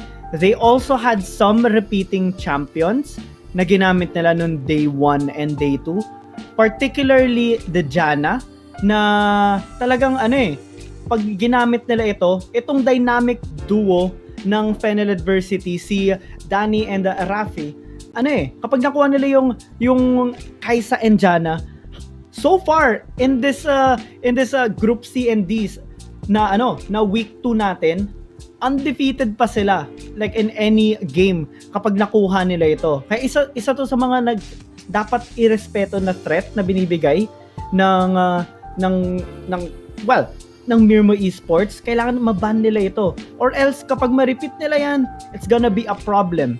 Good na naban naman good na naban dito yung other champions like the Lisin of Domeng. That is good. They did their research. And maganda talaga yung performance si Domeng sa Lisin na yan. But ang problem lang, vast ang champion pool dito ni Domeng. Hindi lang Lisin ginagamit niya, nag-Olaf din siya. He also uses what they call this, Kha'Zix, na nakita natin kahapon against Lakan Esports, and nag-Jarvan din siya. So maybe focus on those na talagang nagre-repeat talaga and naging maganda yung performance on those successive scenarios. Kasi katulad ngayon, game number 1, sobrang solid ng performance sila ng Fennel. Yep, that is true, no? And when you think about the champion pool talaga ng Fennel Adversity dito, mas talagang malaki talaga yung champion pool nila. Hindi lang si Domeng, hindi lang si Shaw. I think three members of their team so far ang talagang mas nakita ko na malaki yung champion pool dito. Si Power, si Domeng, si Shaw. Yeah. Madalas siguro dahil sa konti lang naman talaga ang meta picks ng ating mga AD carry, kung kaya't konti lang ang picks dito ni Danny. But huge respect dito for Fennel Adversity being able to, yung versatility nila as a players, kung paano nila iba't ibang champion na piliin sa ating mga games dito. And this goes to Mirmooo Esports as well, no? Maganda dito na nagtatry sila ng ibang champions like si Miss Fortune. Syempre, nakita natin Miss Fortune. Yun nga lang, hindi siya naging effective sa game nito. And I would say na effective naman tong si Miss Fortune. And yun nga lang siguro, dito talaga sa meta natin, medyo questionable pa kung talagang pasok ba si Miss Fortune dito. And I would say, gaya ng sinabi ko kanina, they lack the champion, CC champion na pwedeng magbigay ng CC and at the same time, mag-group up yung kanilang mga kalaban like Oriana Shockwave or Cataclysm for Jarvan, para mas maging solid yung damage niya coming from that bullet time. Pero, ang hirap ng situation niya dito kasi Miss Fortune siya, tapos every time na nagbo-bullet time siya, nandun yung Grand Skyfall coming in from Pantheon, and then yung fling na meron dito, si Singe or si Power, dun yung nagiging problema niya. Kasi, pwede namang saluhin ni Power lahat ng bullet time niya dito or yung ultimate niya, at kunin siya para i-fling yung kanyang kalaban. The support is not as effective as well because Gragas yan, not a viable support to go with si Miss Fortune Kasi normally, you will have a support na merong, alam mo yun, nasagot kita kaibigan. Na like sila Brom, di ba? Yeah, Brom is banned, pero there's a lot of other champions as well na pwede magamitin ng support to help out itong si Miss Fortune na maging as effective as she could be sa mga games. Yeah, ano nga may naisip ako kanina na pwedeng possible pick nila a while ago. Seraphine. Kasi ang ganda sana ng synergy din nun with the bullet time kapag nag-anchor. And especially that sa side ng Fennel Adversity, wala silang solid tank sa draft nila. The tankiest member that they had was actually Power sa cinch niya and a little bit kay Shaw kasi kahit paano nakakapag-block siya ng front damage. Kaso, it would have been a good pick as well. But hindi ko naman sinasabi na hindi maganda yung lineup nila dito. Ano lang, it was good, but sa execution side, medyo napapunish sila ng Fennel Adversity whenever they become over-aggressive sa pagsugod nila, especially when we saw their multiple attempts ganking bottom lane, top lane, and it didn't really work sa against Fennel Adversity. Yes, that is true, no? So, isa pa din yung problema talaga dito na ikinaharap ng Mirmooo Esports. And overall, it's just a matter of kung paano talaga na-execute din ng Fennel Adversity yung ganitong klase ng lineup na meron sila. They have, yung thrill of the hunt to check out yung positioning ng kanilang kalaban. Tapos may tamang execution ng kanyang Grand Skyfall dito. And to think that every time na nananalo dito ang Fennel Adversity, yun yung mga time na mas nauunang mag-engage dito yung Mirmooo Esports. Yun yung during the early game, pagdating sa ating bot lane attempt, again, the top lane attempt din na ginawa ng Mirmooo Esports dito. Pero throughout the entire match, nakita natin na lagi na-counter gank or na-counter play nitong Fennel Adversity ang Mirmooo Esports. So I would say that in the next game, malaking malaking parang, let's say, malaking lesson to para sa kanila na alam nila pwede nilang gawin in case mangyari to ulit later on sa ating game 2 na hindi nila mapabayaan na magawa ito ng Fennel Adversity once again. Kaysa wala na tayong pwedeng sabihin dito because Kaisa being still the queen of the late game at the moment. Yep, may illusion na tayo pero hindi pa rin natin natatanggal yung queen of the late game na title dito kay Kaisa because of the items na meron at pwedeng igamitin para sa kanya. Imagine, ang pag gumamit lang siya ng Solari Charge Blade kagad, more damage for more attack speed, and of course the critical rate na pwedeng ibigay sa kanya, sobrang laki talaga and benefiting really well para dito kay Kaisa. Yeah, and looking forward ako, game number 2, kasi hindi pa nagagamit dito ulit ni Yauhan yung Irelia. That's one unexpected pick na nakita din natin, or like surprise pick na pinull off nila against Lakan Esports nung day number 1. And it might be a good thing na gamitin kasi it has good team fight potential. Okay siya sa laning phase. Good split push potential as well. Ang gandang magamit 'yon. Na if ma-surprise sila dito yung Fennel Adversity kasi baka iniisip na rin 'yan nila na para okay, ano pa ba yung mga ibang ginagamit dito ng Mirmooo Esports na potentially na gamitin nila for game number 2. One of which is ang titingnan nila, yung game na nanalo sila against sa Lakan Esports kasi so far, yun pa lang yung naging the best game that they had kasi yun lang yung naging panalo nila so far sa ating group stage C and D. And ngayon, dito papasok yung problem eh. What play style does Mirmooo Esports have to take or like do? Do they need to do an aggressive early game champion pool or yung scaling ba sa late game? O baka dapat ba i-try nila ulit yung kind of this, they had a similar or like yung cheesy draft against Lakan Esports, yung healing galing na ginawa nila. Although may times na na maganda naman, hindi lang talaga nag-work against Lakan Esports. Yeah, I think yun din yung na-mention kanina ni Mirmooo dito, no? Yung healing galing comp nila is naisip nila during the 2.3 patch pa, 2.3C, before pa mag 2.4. So the moment na pumasok na yung 2.4, nagulat sila kasi yung mga damage coming from the ADs is not as hindi kayang i-sustain nung kanilang mga heals dito, no? Kasi nakakagulat nga naman talaga with the damage output na meron sila dito. Yun yung naging problema ng team nila to execute that lineup properly. And to think na dalawang beses nilang sinubukan nila yung gawin, talagang doon na nag-reflect sa kanila na mahirap talaga siyang gawin. And understandable, no? Again, medyo konti lang yung oras nila para makapag-practice dito at makapag-aral kung ano yung mga pwedeng gawin dito. And some of the teams talaga ay magre-rely sa mga napag-aralan nilang strategy during the 2.3 patch pa. But yeah, this is a new era, of course. New era ng ating parang bago na ito kasi bagong season na rin tayo. We are now heading towards sa ating next season ng ating rankings. Pero ito, of course, mga kaibigan, ng ating drafting phase once again para sa ating game 2. Kung saan makikita natin, of course, first pick kagad ng Mirmooo Esports. Kanila naman, si Kaisa.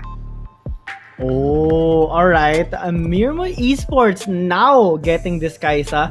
Lucian Bandaway. This is good talaga. Hindi hinahayaan na ng mga teams ngayon mapick yung isang Lucian. And Fennel Adversity adjusting their draft. Although ginamit na nila ito. Darius for power.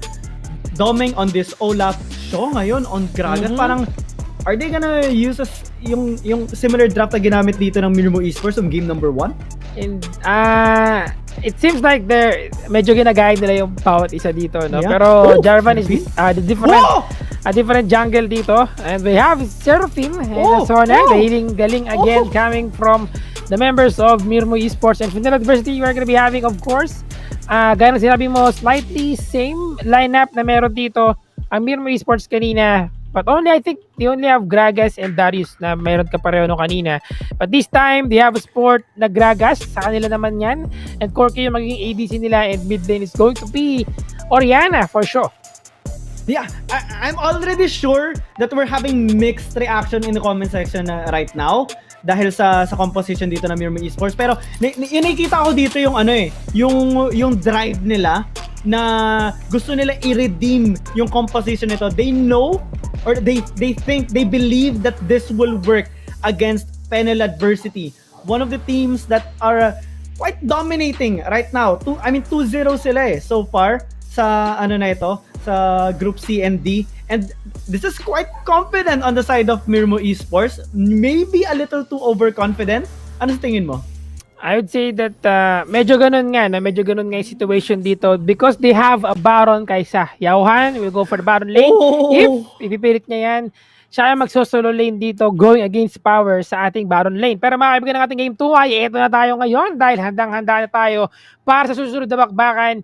This time, we're still gonna be having the Healing Galing comp coming in from Mirmooo Esports kung saan mayroon silang Seraphim at mayroon silang Sona. Tignan natin kung this time ba they can execute this one properly at kakayanan nila yung damage na masustain coming from the members of Fennel Adversity. Yeah, yung ito this is cheesy composition na ginawa ng Mirmooo Esports. Okay, let's replace the Irelia with a Kaisa. Kasi nga naman, malakas yung ADC ngayon. Bakit hindi tayo pumili ng ADC instead of a fighter? This might just actually work kasi Pantheon is kind of a Baron laner as well.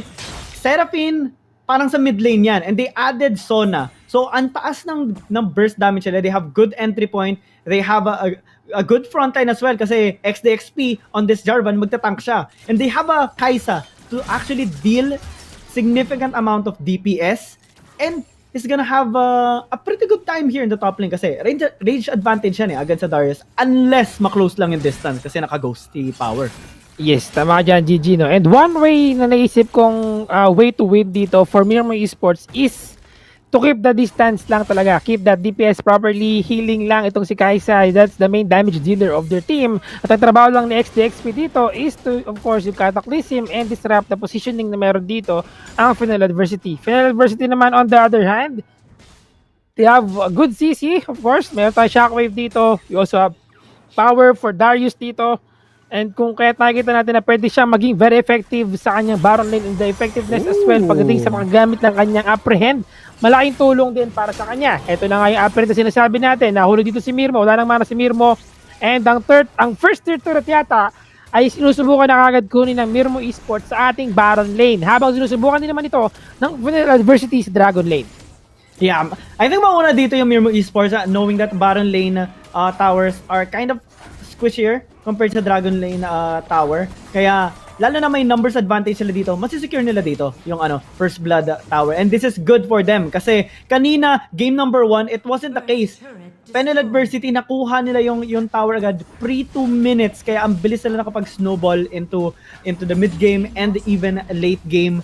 This time, ang ganda ng pinapakita dito ng Mirmooo Esports. Yeah, but it's a good start for them, no? And nakita natin, I think the only difference between taking down the first tier sa top lane at taking down sa first tier naman sa bot lane dito is that they have the Dimension standard or the flag coming in from Jarvan dito na magbibigay sa kanila pareho ng bonus attack speed. So, mas mabilis talaga sila makakapag-clear doon, and nakikita natin na sobrang mas maganda rin yung clear ng minion wave na meron dito ang Mirmooo Esports. Same with the bot lane, yun nga lang syempre medyo nagkulangan lang sila sa minion kanina. Pero okay lang yan, just the first tier turret na nakuha ng magkabilang panig dito, para yung trade naman ang nangyari. At ang ating goal difference is hindi ganon karamdam kasi it's just 100 lang to, 50 gold lang to sa dalawang team kagad at this early part of the game. Pero magsisimula na tayong makakita ng Dragon in 30 seconds. Yeah, ito na. Dito na magkakaroon ng bakbakan agad kasi this is an Infernal Dragon. Kasabay pa nito yung Rift Herald. And this is a really big change dahil sa ating patch 2.4. Now, Fennel Adversity, wala silang topside tower. So, kind of vulnerable yung nila kapag nag-commit sila dito sa may Rift Herald. But they have the strength on the Infernal Dragon. Mirmooo Esports, ang ganda ng ginawa nila. Okay, we have secured top lane tier 1 tower. Let's try to actually contest them on the Infernal Dragon. Kasi, alam nila pa nag-group up sila, malakas yan. They already have their ultis ready to go. They can take this one for sure. No? Medyo malayo pa ang members ng Fennel Adversity dito. That's gonna be free dragon sa kanila pag nakuha nila. Okay na yan. Nakuha nila with a smite. So that's gonna be Crescendo being used dito. Together with, look at that. Ultimate hardcore coming in from Mirmooo. Pero nasa loob, Ragnarok. Unstoppable na dito yung mga kaibigan si Domeng. Si Nandomeng. Double kill para sa kanya. Tatluhin mo pa. Bigyan mo pa ako ng isa. 3 miyembro dito ng Mirmooo Esports ang namatay na. At si Power ay nasa likod. Hatakan nga ba niya? Ginamit niya yung kanyang decimate dito. But not gonna connect to anyone. Pero okay lang yan because Dragon ay nasa kamay ng Mirmooo Esports XDXP. Sinusubukan niyang ambahin ang kanyang kalaban. Nahatak siya dito ni Power. Pero that's gonna be ultimate being used by Emperor dito. At paktay ka niya. Power falling down. At ang Rift Herald ay nakuha naman ng Fennel Adversity. Yeah, Fennel Adversity, na-trade pa rin nila na maayos dito yung mga objectives. Actually, lamang pa sila kasi nakakuha sila dito ng tier 1 tower plus 3-for-1 exchange. Kaya lamang na sila dito ng 3,000 gold. Mirmooo Esports, bumabawi naman ngayon sa mid. Subukan nga nilang bigyan ng magandang trade dito by taking that first tier naman sa mid lane. However, pantay pa rin ang ating objective control dito. They both have the 2 turrets down sa ating mga first tiers dito. And also, you think isang objective nila, isang Dragon and Rift Herald. But Rift Herald is in the hands of Fennel Adversity habang ang Dragon sa Mirmooo naman. So with that in mind, mas may kalabangan dito ang Mirmooo Esports pagdating sa late game because of that Infernal Drake na meron sila. So, kailangan lang gawa ng paraan dito ng Fennel Adversity na ma-juggle ng maayos yung control ng aggro coming from the enemy team. Johan patiently waiting sa bot lane at nagpa-farm lang dito pero may ward si Wura doon. So, back muna dito si Power. Yeah. Actually, meron na atang sagot dito yung Fennel Adversity kasi alam nila, Domeng nakasecure sa kanina ng triple kill. 3-0 na siya ngayon and siya lang ang pwedeng tumagos dito sa lahat ng crowd control ng Mirmooo Esports. Nakita na natin yung kanina sa Clash of May Dragon and pwede niya ulitin ulit yun. Ito yung delikadong part dyan. They have an Olaf, Ragnarok against all CC. Negligible yun lahat. That is one way to stop talaga yung CC na meron dito ang Mirmooo Esports, no? And they got some charge here sa tower. That is true. Easy damage lang dito for the turret. Sorry, binahinga ako and medyo napapa-excite kasi ako sa laban. And maganda ginawa dito ng Fennel Adversity. Of course, controlling the top lane dito by taking that first tier turret. And then with that Rift Herald na nasa kamay nila, na-utilize nila ng maayos. Pero yung bot lane natin, hindi nasira dito ng Mirmooo Esports because Power was there to defend that one. So malaking bagay yun para sa kanila. Controlling the map at the moment, 6 minutes going 7 minutes tayo dito. At ang ating score at ang ating gold ay nasa vapor pa rin dito ng Fennel Adversity. Yeah, Fennel Adversity, na-maintain pa rin nila yung yung momentum na meron sila. Kahit pa paano nakakuha sila dito ng mga lead And especially dahil Mirmooo Esports hindi pa naman nakaka-skill up dito gaano si Johan on this Kaisa. Mirmooo and Wura, yes, may crowd control sila, they have the sustain as well para sa mga kakampi nila, pero hindi pa rin nagiging sapat yun as of the moment kasi hindi pa naman enough yung items sila. So far, Luden sa Tempest, meron dito si Mirmooo. But on the side of Fura, wala pa. No completed items pa dito to increase the healing and the shielding na meron dito, yung isang Sona. Actually, meron na. Organ sensor already. They are going to buff up Yaohan in the late game. But so far ngayon, I think they need to avoid team fights kasi ang glass composition na meron sa kanila at most XDXP and Emperor lang ang pwede makatangke ng ilang damage, but the backline yun yung crucial, and Domeng can just slide through there and beat them all. Ito yung problem nila. And unfortunately dun sa ating first clash na yun, XDXP wasn't able to use yung kanyang cataclysm properly to stop si Domeng from going sa kanilang backline dito. Si Shaw, for sure, waiting for the right timing dito. Meron silang ward dyan, nakita nila. Pero power, sobrang lalim mo kaibigan. Also, that's gonna be very dangerous para sa kanya. That's gonna be the kill. Ginamit nila Yaohan dito. Secure that kill. Sigurado na yan. Bigay mo na yan sa kanya. Olaf, sinusolo mga kaibigan ang ating dragon dito. Pero ultimate being pop-up coming dito mismo kay XDXP. Pero rather with that Grand Skyfall. At sinusubukan nila mga isa. That's gonna be Shockwave being used as well. Crescendo sa kawalan. Sayang naman. Pero okay lang yan. Buhay pang Mirmooo Esports. At tatlo na sa Fennel Adversity ang nawawala dito. Dragon, libre nga ba ito para sa kanila? Si Domeng nasa loob na stand siya with the Emperor being there. Pero yun nga lang, si Danny ay sinusubukang bigyan ng damage dito ang Mirmooo Esports. And with that, panalo ang Mirmooo with that trade, 3-4-9. At meron pa silang Dragon dito. Ay, Mirmooo Esports, ang ganda ng ginawa nila doon. They saw power right away, going for that flank position, and immediately nag-punish sila, securing that one kill. Napunta pa kay Yaohan yung kill na yon after using the killer instinct. And then alam nila, okay, numbers advantage, 4v5, kaya natin to. Brasuhin natin, alam natin meron pa tayo, kompleto pa yung mga ultis natin. Ginawa nila yon. They caught Shaw almost immediately doon. And since nagamit na yung flash, hindi na siya makatakas doon sa Cataclysm. Although hindi tumama yung Crescendo, pero yung Cataclysm, it was on point and they just piled all the damage. Danny could not free hit that much kasi may threat na pwede siyang sugurin dito ni Emperor and XDXP. And for Domeng, pag nagamit na yung kanyang Ragnarok, hindi na siya makakapasok kasi pwede na siyang isisi. Malambot siya kasi naka-Black Cleaver siya. And dito, Mirmooo Esports, nakabawi sila na sa 3 to 4,000 gold lead ngayon. Around 1,000 na lang. Ang laki lang talaga na naging disadvantage dito na Fennel Adversity with power being cut off dun sa mid lane natin mismo, no? If hindi siya napitas doon, that could have been a different story. Pero since nakuha nga siya kagad, iba yung naging casualty dito for Fennel Adversity. Nakita nila si Mapa na nasa bot lane, si Shaw for Shaw. So, sinusubukan ngayon kunin ng Mirmooo Esports ang ating first baron of the game. Nahuli nila si Power. That's time. Gotta connect to Power dito. Look at that kill. And Anchor as well. Kumunag dito kay Rafi. And kay Danny mismo. And super low na ibang member. Ooh! The Shockwave! And the ultimate as well. Coming in from Domeng. Pero masyado ka malaling Domeng. Rafi na iwan din sa loob. Si Power 10 ay nasa gitna pa. And with that, nanalo na naman ng Mirmooo Esports sa trade na yun with a 4-4-9. Sayang ang Shockwave ni Shaw dito because not enough follow-up coming from Fennel. And finally, Mirmooo Esports, nahanap na nila yung tamang timpla. The sustain was insane. Fennel Adversity, kahit nag-shockwave na si Shaw, dalawang shield, dalawang heal yung meron sa kanila. May redemption pa sila dito. And kaya hindi nila ma-burst down yung Mirmooo Esports. Kaisa was popping off as well dito dahil kay Yaohan. Hindi na fighter yung ginamit nila, ADC na. They now had the good advantage na hinahanap nila for so long. This might be a good potential for them to actually win this game. That is true, no? Kasi meron na siya kayong Solari Charge Blade and a Blade of the Druid King on his hand. So medyo malaki na yung hindi lang pala medyo. For sure, malaki na yung damage that he could deal out sa mga teamfights dito, no? Just have to protect talaga itong si Yaohan. And the proper positioning during the teamfight is really important para sa kanya.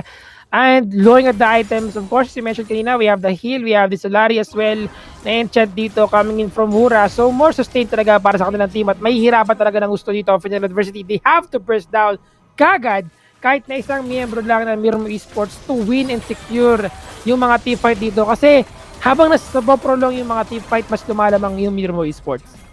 Yeah, and yun na nga eh. Ito yung tinetreat ng Mirmooo Esports. Okay, late game, it's kind of in our favor. Kasi ang taas ang sustain namin, ang taas ang damage namin. I mean, Mirmooo is close in terms of gold dito kay Shaw. Parang nag-mid lane champion na rin siya and may Rabadon's Death Cup na siya on top of that Luden's Tempest. Ang sakit na ng Seraphine dito. Kapag tumama yung kanyang Encore, ang daming pwedeng ma-burst down. Halos katulad na ito ng isang Shockwave. Samahan mo pa ng ibang burst damage dito ng Mirmooo Esports. Nakakatakot na. Engagement sila.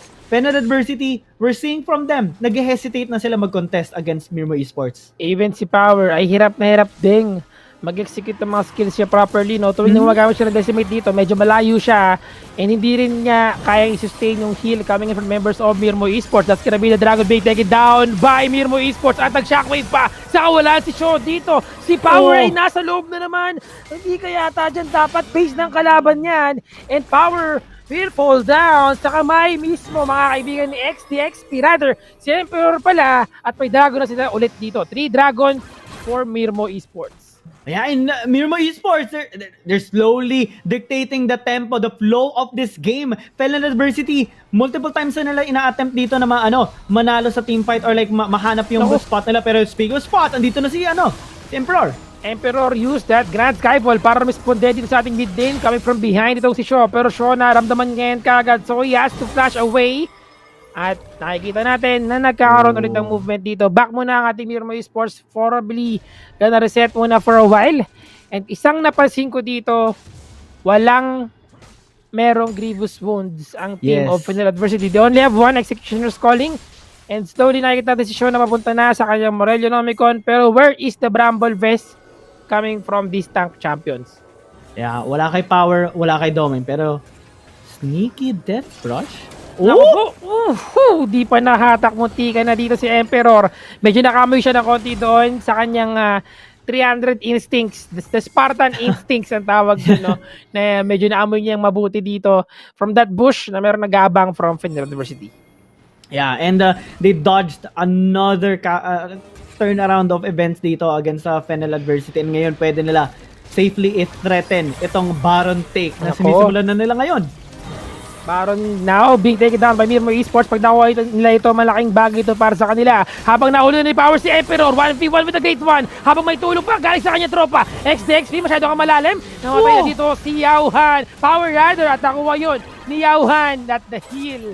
Hindi pwede maghiwa-hiwalay dito ang Fennel University because of the heal na meron ng Mirmooo Esports. With all the sustains na meron sila, hindi nila kaya labanan ito ng pahiwa-hiwalay. Yeah, and Mirmooo Esports, grabe yung sustain na meron sila dito. Healing galing formula na kumpleto na nila. Kumbaga ito na yung final form or maybe the new and improved form and sila ngayon susugod. Rafi na ulit dito mga kaibigan, pero that's gonna be the crescendo. Nagpunta sila dito sa Dragon at na Baron Rider, pero nakuha pa rin ito ng Fennel Adversity. Akin yan. Sige, mag-focus ka ngayon sa taas. Pero Baron ay nakuha dito ng FLA. Yeah, pero sila dito si Dali nahuli siya. With a start coming from Emperor. Makakaisa nga ba siya? Look at the damage, but not enough damage para sa kanya. Super low na yung kanyang HP. Isa na lang sana, pero Baron, nakuha ba ni Power? Hindi ko alam kung umabot si Power sa kanya. Walang Baron na nakuha ang Fennel Adversity at 5 pa ang Mirmooo Esports dito. Yeah, pwede na nila actually end yung game kasi at most Shaw lang yung magre-respond dito and si Rafe. Samantalang sa kanila, kompleto silang 5 dito na pwede mag-charge sa may mid lane. At least makakuha sila dito ng inhibitor tower but they change their mind. They're gonna respect the composition dito ng Fennel Adversity. Okay na sila sa lead na meron sa kanila. 8,000 gold lead ito. And yung Ocean Dragon, medyo malapit na mag-spawn. Kapag nakuha to ng Mirmooo Esports, they can just secure this. All extended team fights are in their favor. I mean, ganun na nga siya eh. Dahil sa healing na meron sa kanila, sa composition na ito. And speaking of which, Dragon is gonna spawn in the next 25 seconds. Fennel Adversity, they can't still find the correct timing or like positioning para ma-atakihin to ng Mirmooo Esports. Kanina yung mga flanks si Power, I think it's 2 to 3 consecutive times na nagawa ito na hindi talaga gumana. Yes, that is right, no? And we're gonna be seeing the Elder Drake. That's Elder Ocean Drake, no? Na pwede kunin na Mermo Esports dito kung sakali. And they have the upper hand dito kung pipilitin man nila because right now, the net worth is in favor of Mermo Esports. The item difference as well. Pero XDXP sa banda alam niya, that's gonna be the shockwave being pop-up. Pero shield lang yan! Heal lang yan! Walang problema! Si Power malayo na naman! Si Power na wala ng power. And he will be falling down. Si XDXP, mali yata siya na pila sa Taliga. Pero may gagawin Stormpick naman. That's gonna be Stormpick big power pa XDXP dito. Pero meron tayong Valkyrie. Meron tayong delivery package. Pero napakalalim niya. Pero si Shaw, really falling down as well. Ang lalim mo din, kaibigang Oso. Naipit siya doon. At now, Dragon ay libre na naman para sa Mirmooo Esports. Habang si Danny gusto mag-push sa mid lane, buhay pa rin ang Dragon, mga kaibigan. Na-stun si Rafi dito. Rafi, isa na lang, nakatakas pa siya. Pero si Danny naiwan siya. Corgi, susubukan pa niya makaisa dito. Susubukan niya agawin ang kanyang Dragon dito ng final adverse ng Mirmooo Esports. Pero Danny, with those efforts, sayang naman. Patay pa din siya doon. 3, still, 4, 3 lang no, nakuha dito ng Mirmooo Esports. But that's gonna be the 4th Dragon na meron ang Mirmooo Esports dito. Malapit na nilang mabuo ang Exodia. Isa pang Baron, Exodia na ito. Pero hinahabol nila si Domeng. Sinan Domeng, mambaut lang. Ginamit yung kanyang Ragnarok para makapag-out. And Mirmooo Esports, yun na nga, nasecure na nila lahat ng Dragon plus Elder Dragon nakuha na nila dito. And what's worse than that is Ocean Dragon pa yung Elder. So increased sustain and may DPS pa sila against a Fennel adversity. How can they answer from this anymore? Look at that. They're engaging in the mid lane. Engaging in the mid lane indeed. So kailangan mag-back away ni Power dito. Hindi ko alam kung ano yung plano ni Power sa lahat ng mga situations natin dito. Kung saan madalas natin siya makikita na nag-iiwang mag-isa na para magdodora Explorer dito. Checking out all the map, and eto na naman yung nangyari sa kanya. I know na sinusubukan niyang i-box out dito yung mga minions. I-clear kagad doon sa ating mid lane. Pero hindi yan pwede sa kanilang situation ngayon. XDXP nasa loob na. Si Rafi kailangan mag-body slam out lang. And Shaw now responding into the mid lane. Wala silang Baron buff dito, pero meron silang 3-4 na Dragon. 3 Dragon at isang Elder Drake. Ang napakadaming Dragon na meron dito. Mirmooo Esports. Yep, they were able to get that inhibitor turret, pero slowly going to transition papunta sa ating Baron. Naspan na naman mga kaibigan si Rafi dito. Rafi na nabot ang kanya chan. At secured kill na yan para sa Mirmooo Esports. 23 yung ating score. Grabe, sobrang taas ang sustain dito ng Mirmooo Esports. Hindi na talaga sila ma-burst. Kahit sino pa sa side ng Fennel adversity. Shaw, Shockwave, hindi na rin nila nararamdaman kasi meron naman silang shield dito ni Mirmooo. May shield pa sila ni Wora and heal pa from both of them. They also have redemption. May front of life pa sila from Wora. Kaya paano na sila dito mababurst ang Fennel adversity? Ang ganda ng pinapakita dito ng Mirmooo Esports. Slowly but surely, nare-redeem nila yung composition on this new and improved version. This is the Exodia. GG. Meron tayong 4 na Dragon at isang Baron buff sa kamay ng Mirmooo Esports. Ako po, sigurado a lot of damage and a lot of buffs coming from the minion ay mabibigay nila dito to secure this game at tapusin na. At ginagawa nila ngayon to, no? They're now on the top lane habang nasa bot lane dito si Emperor slowly pushing, clearing out the minion wave as well para respond siya dito using that the Skyfall sa parating na laban sa top lane. Look at that damage of XDXP. Isang flag lang yon kay Danny. And naramdaman na niya. Especially dahil may Elder Dragon buff. Ganito nakasakit yung Mirmooo Esports. Fennel adversity. The game is closing. The game is closing indeed. Dahil ginamit na dito delivery package coming in from Shaw. I rather kay Danny pala kanina. Pero Shaw nandun din naman. Shockwave din naman sa isa. Pero hindi yan enough. Wala yung kasapatan. Dahil may heal lang kami dito. Ito na kayong healing galing na inaasahan natin. At gusto nating makita dahil Mirmooo Esports hinil na lahat, pati yung mga tulog sa kanilang mga bahay, winning that game, at 1-1 na ang ating score sa ating Series 1. And look at the smiles on their faces. Grabe. This is a well-deserved win kasi ang tagal na nila hinahanap. Ilang games nila sinubukan i-pull off yung ganito. They lost a series against Lakan Esports trying this out, and finally nakuha nila yung tamang timpla, nagamit pa nila at nanalo sila sa isang game against one of the teams na sobrang dominating ngayon, against Fennel adversity. This is not so close na ma-reverse sweep nila itong team na ito. Yes, that was a pretty impressive talaga na playstyle dito na ginawa ng Mirmooo Esports. I think nung una, during the match with Lakan Esports, gumana yun sa first game nila na sinubukan nila ito, pero nung second game medyo nahirapan talaga sila. But overall, I would say na talaga naging very effective to on their lineup. I would say na talagang with the lineup na meron silang heal, meron silang sustain, meron silang damage, sobrang balanced out. And to think that they have Yawan as the Baron leader of their team, sobrang laki din ng benefit para sa kanya because of those damage na meron siya, hindi na kinakaya ni Power. Nasaluhin lahat. So nawalan siya ng power dito. And over 9,000 yung power ni Yaohan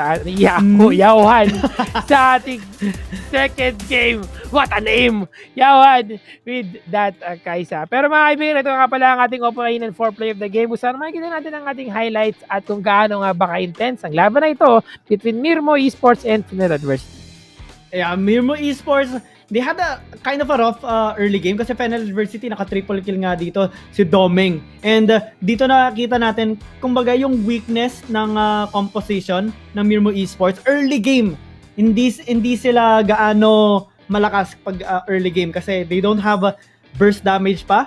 They don't have that high DPS. Pati yung healing nila hindi pa gano'ng kataas. Pero at 10 minutes into the game, dito pa nga 8 minutes pa lang na out-sustain na nila dito yung Fennel Adversity, slowly but surely winning the team fights, securing the dragons. Dito sa may clash na ito, nag-shockwave si Shaw, pero it wasn't enough. Andyan yung shield, andyan yung heal, and andyan din yung damage nila. They got all the dragons, they finally got the Baron, and Fennel Adversity couldn't answer anymore. There was no way for them to actually win team fights. It was just game over sa game number 2.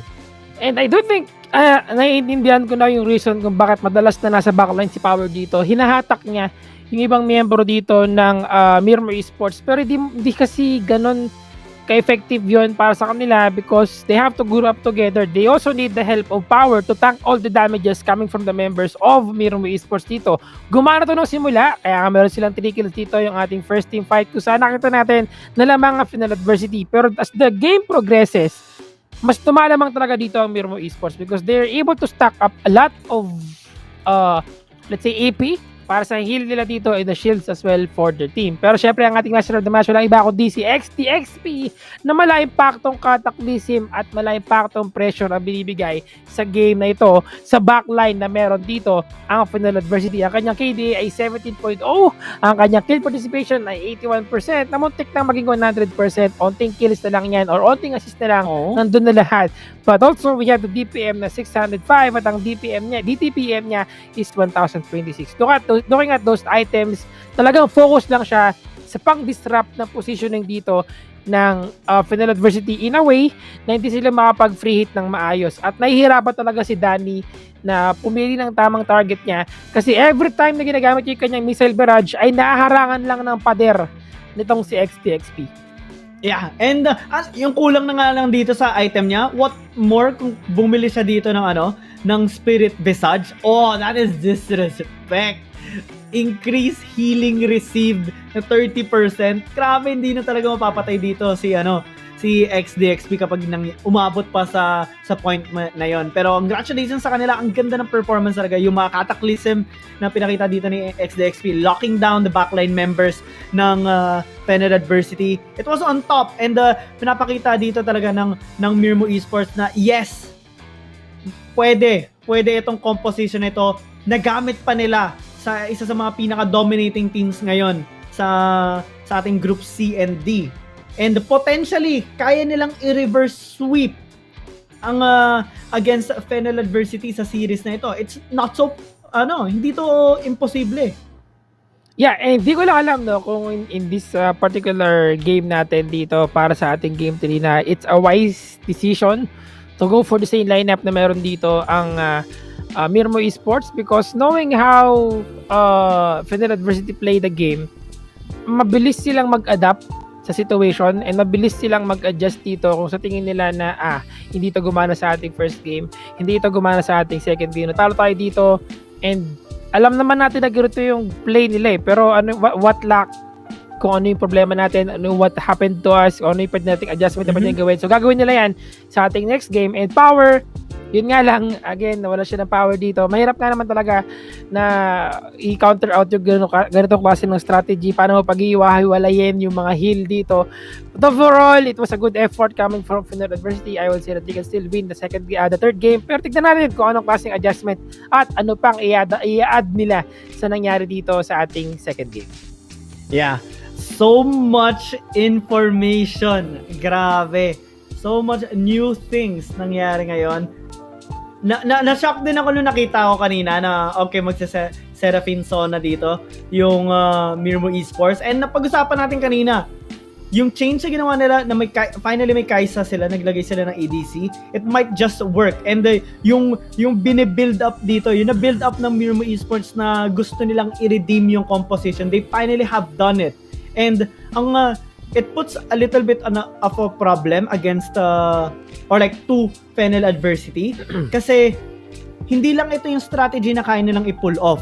Nakita natin din, we're gonna go back to groups to day 1 ng group stage.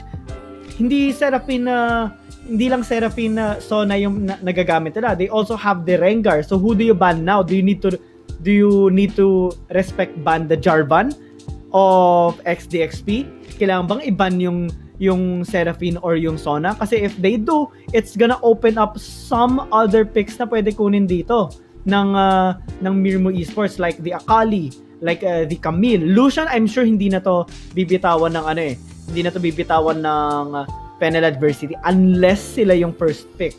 But Mirmooo Esports, I'm sure hindi nila din hahayaan ito na makuha. Yeah, and maganda rin yung ginawa dito ng Mirmooo Esports. Kung makikita may sequence ng kanilang picks dito, starting with Kai'Sa, then kinuha dito ng Fennel si Darius and Olaf, and then we have Jarvan and Pantheon. At first, hindi mo maiisip kung sino nga ba talaga yung magiging last 2 picks nila dito. And then surprisingly, bigla nilang kinuha si Seraphine and si Sona. Caught off guard dito, Fennel adversity, and wala silang choice kundi gumamit ng Orianna to possibly disrupt yung positioning dito ng Mirmooo Esports. Pero overall, sinubukan din, makita naman natin yung effort dito ni Shono and the rest of the members of Fennel adversity, but it's just too hard, lalo na pag late game na. Kasi simula, medyo may kalamangan dito ang Fennel adversity, pero hindi lang nila na-maintain yung advantage na meron sila dito. Kasi nga, nagsimula lahat ito sa isang pagkakamali, magla-landslide na kaagad ang Mirmooo Esports dito. And I really respect kung gaano kabilis yung adjustment na ginawa ng Mirmooo Esports in just a matter of 1 game. Nakagawa kagad sila ng paraan to do the mind games na ginagawa din ng Fennel adversity sa kanila. So, instead of picking up agad yung mga key players or mga key champions nila, last pick nilang kinuha dito si Seraphine and Sona. So, it worked out very well para sa kanilang team. And sigurado na caught off guard dito ang Fennel adversity, but this time, of course, I think magkakaroon dito ng adjustment kagad si Fennel adversity and how they're gonna cope up sa ating picking na mangyayari sa ating next game. Yeah, I want to talk about power as well kasi pangatlong beses na niyang ginamit yung Darius, and this is the second time in a row pa na natalo siya on this Darius. So maybe marami kasi vast din yung champion pool niya. Not only does he use Darius, gumagamit din siya ng Renekton. I mean, yung Singe nga niya, sobrang solid din eh. And also, pwede siya makapag-pull off ng isang Fiora. But the Darius so far, parang 30% win rate, 33% win rate na lang siya ngayon. So, maybe lay low a little bit on that and use other champions na pwedeng mas may synergy sa composition or like mas magiging compatible sa mga calls nila. Kasi yung mga kanina, ilang beses natin nakita si Power na nako-cut off guard. Sometimes nag-teleport siya, pero masyado malalim and nasa spot agad siya ng Mirmooo Esports. Isa sa mga reason yun kung bakit nananalo yung Mirmooo Esports sa mga team fight kasi alam nila may numbers advantage siya. One of which yung nag-teleport siya sa may mid lane, napatay siya, si Kai'Sa pa yung nakapatay sa kanya, and then they transition onto a team fight sa may dragon in which nakasecure sila ng mas maraming kills plus objective pa. Yes, that is right. I think doon nga nagsimula lahat yung pagka landslide na ginawa dito ng Mirmooo Esports after that clash kung saan nag-teleport sa mid lane and he got caught kaagad dito. That's the second dragon of the game na yun na yung naging mitya ng kanilang buhay dito sa ating second game, no? Kung kaya't isa rin yun sa mga dapat gawa ng paraan dito ng Fennel adversity. And talagang maganda yung lineup nila. It's a good counter to when you think about it. Magandang counter to sa lineup ng Mirmooo Esports because kanina naging effective naman eh. Olaf was able to dish out so much damage from the back line na meron dito Fennel adversity. Naka triple kill nga siya eh. So, di ba? So, pag inisip mo na ganun yung damage siya dito, ganun lang, pwede lang nilang ulit-ulitin yon, keep up yung pace nila ng game. Kaso at the end of the day, it's just a matter of kung paano talaga nila ma-execute na maayos dito. At kung paano din, syempre, dapat lahat sila nagko-contribute properly kasi nahihirapan talaga si Power sa specifically on this game. Yeah, hindi talaga siya makahanap ng proper angle. And simula nung nakasecure na ng mga objective yung Mirmooo Esports, doon na slowly but surely nakuha nila talaga yung momentum nila eh. Hindi na talaga sila masagot ng Fennel adversity. Ang laki ng threat ng late game potential ng composition nito. I already see kung ano yung mga pwedeng lineups na tapatan nito na pwede nila ma-out-sustain, especially yung mga tanky composition na binild ng Fennel adversity in this game. Kahit may Darius, Olaf pa sila and a Gragas support, 3 front lines yun. Normally mahirap i-deal yun, especially with an Orianna mid lane, pero dahil na-out-sustain nila and naiikutan nila din yung Olaf or like nakakite nila, nagiging walang problema na. Yung shockwave hindi na nararamdaman.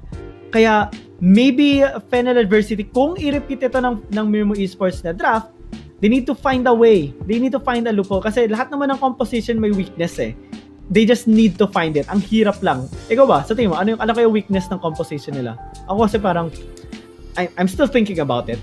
Naisip ko siguro na baka mas gana for Fennel adversity na pumili sila ng Janna as a support instead of Gragas. Kasi that's one way to help out si Corky or si Danny na mag-survive sa backline nila. It could dish out so much damage. Also could push out kapag pumasok si Emperor together with si Jarvan sa mga team fight. So kung sakali na nandun sila to disrupt the possibility na mapapasok yung backline nila, meron silang Janna, mas maganda, mas gana. So di ba? Janna, gana. So, Janna, gana. So, yun na isa sa mga naisip ko na pwedeng alternative option dito sana for Fennel adversity. But Gragas is not a bad choice as well kasi they have the explosive cast. Pero yun nga lang, syempre not enough support na pwedeng magbigay ng benefit sa ating mga carries. So the shields from Janna and the bonus AD could also benefit yung kanilang damage output from the Solari Charge Blade. Ang ganda na ng item ni Danny nung late game eh, pero naka-Phantom Dancer siya. Just shows kung gaano din kalakas yung damage output na meron ng Mirmooo Esports kasi kailangan din niya ng shield eh. Kailangan din niya ng shield, the lifeline buff or the lifeline passive coming in from that Phantom Dancer. So, overall, magandang game ang ating game 2. Syempre, talagang pinagandaan ito ng Mirmooo Esports. Tutong agad sila ng first game mistake. And sila ang suki ng game 3 so far. Sila sa mga suki ng game 3. And tingnan natin kung kakayanin nila na manalo ulit sa ating game 3 dahil medyo may nito of Fennel adversity for sure. Talagang gusto rin nila makabawi sa nangyaring second game. Yes, Fennel adversity, I think na-shock lang talaga sila sa composition nito. Pero I already know meron na silang naiisip na na pang-counter dito in case na ulitin ito ng Mirmooo Esports. Ang ganda daw ng timing kasi hindi siya expected talaga. Last 2 picks biglang Seraphine Sona. So it's hard to predict where do you time your change sa lineup nyo. What do you need to pick para ma-secure ito? Ang naisip ko pa lang, para dito kay Power, yung Singe niya, available dito. Pwede niyang ginamit sana ulit yon. And also for the Dragon laners, hindi lang Gragas magaling dito si Rafi eh. Janna, pwede niya sana nagamit yon. Galio as well was available for them to actually take and ang ganda ng performance niya doon. With the combo pa nga nila nun sa isang game was Galio, Ezreal if I'm not mistaken. I'm not so sure. Kung scratch that kasi mas naiisip ko pa rin kung gusto nila tapatan yung healing galing dito ng Mirmooo Esports, baka pwede sila na mag-Janna nga, yung katulad ng sinabi mo. Which Monsoon, ang taas ng healing. Yeah, and at the same time, could also push out the enemy team pag pumasok sila sa loob ng backline nila dito. And isa pang naisip ko is, of course, since we have Jarvan naman din as the jungle of Mirmooo Esports, isa din yon para, alam mo yun, pag nasa cataclysm sila, pwede kasing matulak.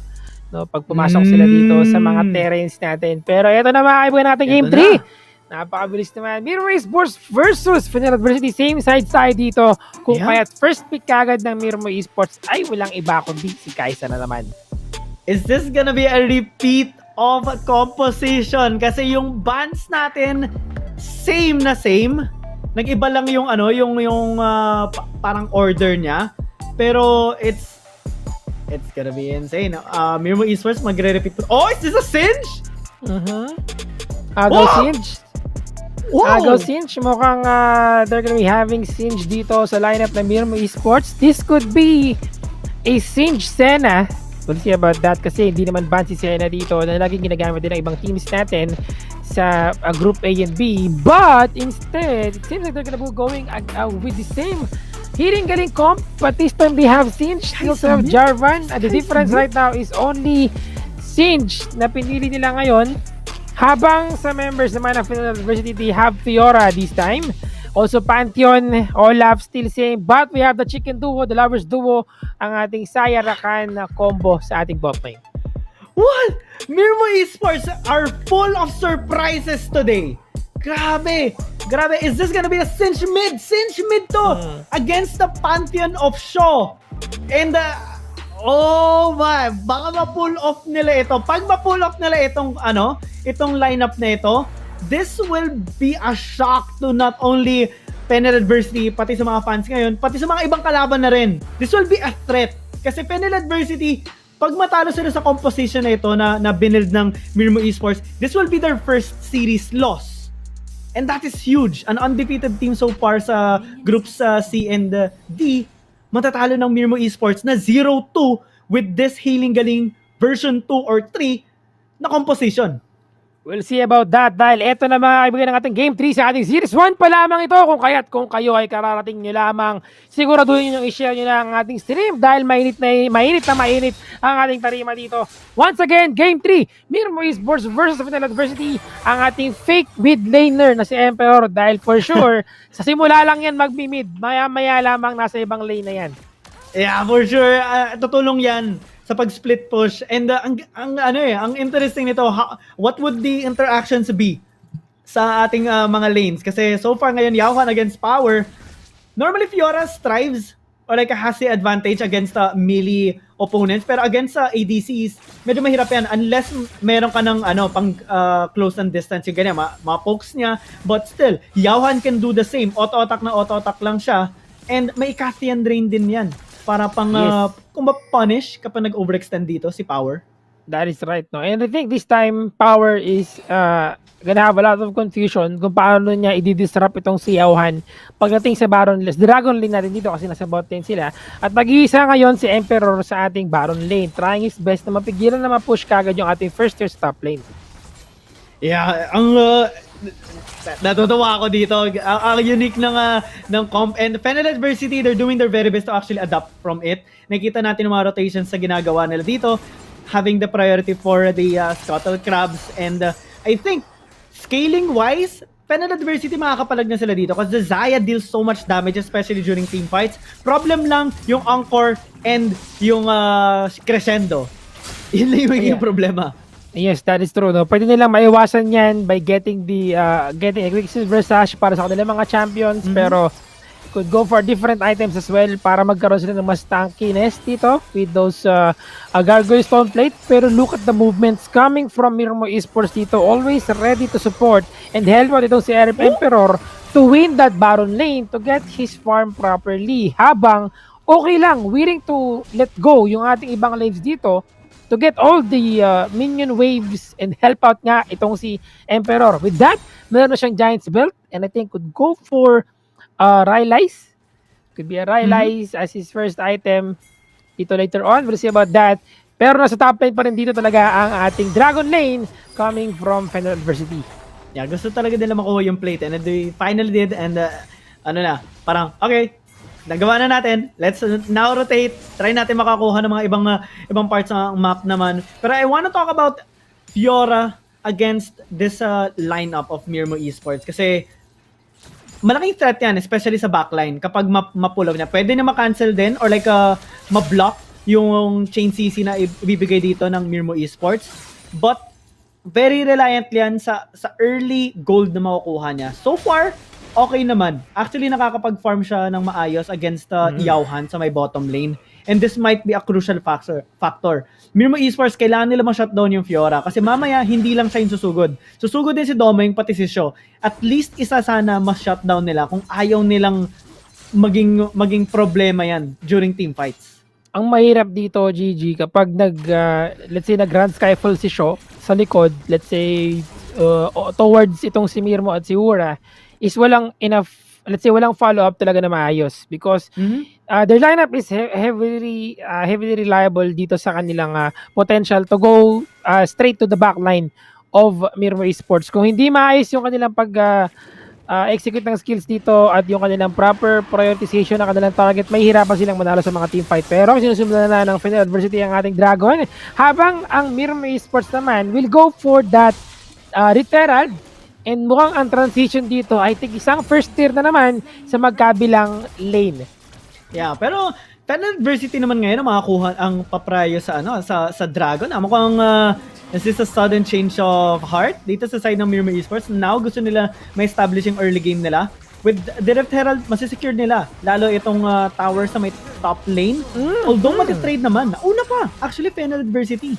Yeah, that was very interesting. Of course, Fennel Adversity, mas nauna sila dito nakakuha ng Dragon at mas mabilis silang nakapunta kagad sa ating Dragon lane dito to get that first tier na bot lane.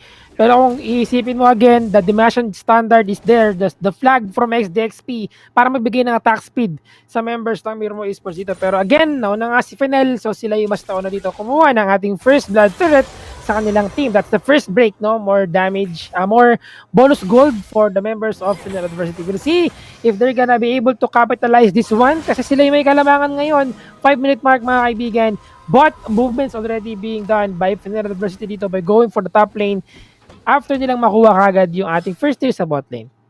Yeah, ngayon ang interesting ng mga interactions na nangyayari dito. So far, Fennel Adversity, yes, meron silang gold lead na 1,000 and kailangan nila yan kasi late game wise ang magka-carry sa kanila for sure is Power and Danny in terms of damage. The others will be supports para hindi sila ma-focus dito or like ma-burst down, but it's gonna be hard kasi Mirmooo Esports, yes, they got the Rift Herald and now they're threatening more tower pushes. Although pantay pa rin kasi nakapush din dito yung Fennel Adversity, particularly because of Doming and Power. Medyo ang hapdi niya. Wow! Going for more.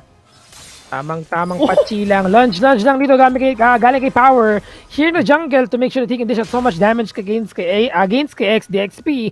And isa pang napansin ko kanina, again, I would like to highlight lang ito. One of the reasons why natalo sa mga team fight dito Fennel Adversity because they lack the Grievous Wounds. They only have one Grievous Wounds naman ngayon, only in the hands of Danny, na nagtitiwala sila na sapat na yan. Kailangan meron din si Power. Bigyan mo ng Executioner skill, calling si Power. Bigyan mo ng Bramble Vest si Doming. So every time that they target priority, pag ito yung tinarget nila, magkakaroon sila ng Grievous Wounds. At eto na nga, 1v1, Emperor versus Power. At andito na kanyang tropa, XDXP, just in time to support his comrade dito. At walang nangyari trade sa ating top lane. Yeah, grabe nakakatuwa dito. 7 minutes, almost 7 minutes into the game. 2 towers na na-secure each side, pero no kills. Ganito ka-safe nila nagagawa yung mga trades. And ayaw nila magbigay ng any advantage in terms of kills. Kasi mas magte-threat yon into more split push, more disadvantage in terms of objective control, and baka ma-transition pa to into a power spike ng isang like to anyone. And Fennel Adversity, yan ang pinakahinahanap nila eh. Grand Skyfall, ginamit na. So, going for the bot lane dito, Yauhan has to use the Killer Instinct para makapag-disengage siya. Pero Aegis Assault para magka-shield lang naman siya dito. Habang si Power ay busy sa pag-push sa top lane at pinipin nila ngayon ang mid lane so they can translate this one into another push kung hindi man mag-success yung kanilang top lane dito. At 3 members, mga kaibigan, na Fennel Adversity ang nag-group up sa mid lane. This goes to the rest of the members of Mirmooo Esports as well. Power! Isa na lang! May power ka pa ba? Sayang at iniwasan niya dito yung kanyang grand challenge. Pero okay lang kasi yung tulad, abot siya ng range doon. Pero that redemption from Wura, talagang pinigilan siyang makatakas doon sa top lane. Yeah, just and enough yung distance para ma-flag siya dito ni XDXP. So at most, that is a 1-for-1 trade. Kaso problem dito, Fennel Adversity, kaka-respond pa lang dito ni Power. Medyo malilate siya sa teamfight. If ever, Mirmooo Esports, start nila agad itong Dragon. Yes, ganoon din naman si Emperor na medyo humahabol pa. Wala na siyang summoner spells dito. May ignite pa si Power pero wala siyang flash. Take note of that. So that's an information na meron dito ang Mirmooo Esports. This goes to Fennel Adversity as well na minamatahan na ang Dragon. This is Mountain Drake. We really need that shield to be very much effective. Magsimula pa lang ng mga teamfight dito. Meron na kayong shield at umuuwi at magre-reset ang ating Lovers Duo para mag-restock at mag-reset na kanilang mga items dito, which is now meron ng Essence River, si Danny dito, Executioner's Calling, and the Zeal for that attack speed and critical strike for his champion. Right now, the Dragon is still being taken down by Mirmooo Esports dito at sa loob na si Domeng, pero si Domeng ay sobrang lalim. Look at that charm! Talbugan lahat sila! Kasi ito ginamit ni Sora dito, pero look at the damage coming in for the members of Fennel Adversity. One more kill para sa kanila. Isa pa, nakuha nila, Emperor! And si Mirmooo ay namatay, but Power ang kapalit dito. Si Sho nasa ilalim siya, nasta niya si Wura dito. Wura nga ba ito? But Sho, napitas pa siya ng isang champion with that flag drop coming in from XDXP. Super low na si Rafi, and they have to back away muna dito dahil medyo malalim na ang sitwasyon na yon. Mirmooo with the Dragon, dalawa ang namatay sa kanila. Ayan, that was a 2-for-1 trade. And Fennel Adversity, I think, uuwi sila nga masaya dahil doon kasi gusto nila talaga ng gold para makapag-snowball sila. Especially na yung pag-funnel ng gold, okay naman. May kill na dito si Shaw, may kill na rin si Danny. Kaya dahil dyan, meron ng Essence River and Static Shift. That is a huge burst damage. Mukhang gusto talaga dito ni Danny na may malaking burst damage instead of building the Infinity Edge and Static Shield, mas nagiging priority na talaga ng ibang ADC mains yung Essence River dahil sa bonus damage as well sa mana sustain na binibigay na ito. But Mirmooo Esports, slowly, ito, na-realize sila, nga, ba't hindi tayo kumukuha ng Dragon? Yan ang pinaka-importante dito para sa scaling composition natin.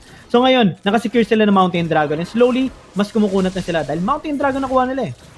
Yes, malaking bagay ito para sa kanila, no? A good comeback na kahit paano from Mirmooo Esports, but then again, 2 champions kapalit ng Dragon, not that word para sa kanila, pero si Shaw nahuli dito, Aegis Assault lang para ma-shield ang kanilang mga damage coming in from members of Mirmooo Esports, pero Crescendo, sabay na pa na maganda paggamit ng kanyang anchor, pero eto na ang pagtalbog-talbog, gamit kay Rafi, with that ultimate na charm sa kanyang mga kalaban, pero Danny, natalbogan siya dito, with the fling coming in from Emperor, at patapos-tapos ng napakahabang palitan dito, walang nakapatay ng kahit na sinong champion. Yeah, grabe yung sustain na meron dito sa Mirmooo Esports and go pa sila. Go na go pa rin sila dito dahil natalbogan na si Danny. Danny! Naku po, lumipad si Danny kahit manok siya doon. At dahil doon, mukhang may pagkakataon pa. What is happening right now? Why did they use that gun Skyfall Show? Wala kang follow-up, wala kang tropa. Not enough damage from Fennel Adversity. What is Fennel Adversity doing? Alam na nila na maray na dito si Danny. Alam na nila na hindi nila ma-burst down dito yung Mirmooo Esports. And now, nag-grand Skyfall pa si Shaw, giving a total of 2 kills. Yung gold dito nakuha nila kanina na 2,000. Ngayon, napantayan na. O mapapantayan na ng Mirmooo Esports on this scaling composition na meron pa silang Singe na pwedeng magbigay ng more damage or like DPS na talagang mas mag-solidify ng sustained difference nila. Kaya Fennel Adversity, parang na-shaken ba sila sa composition nito or baka ito na simula na ng pagka-fall nila? Mid lane.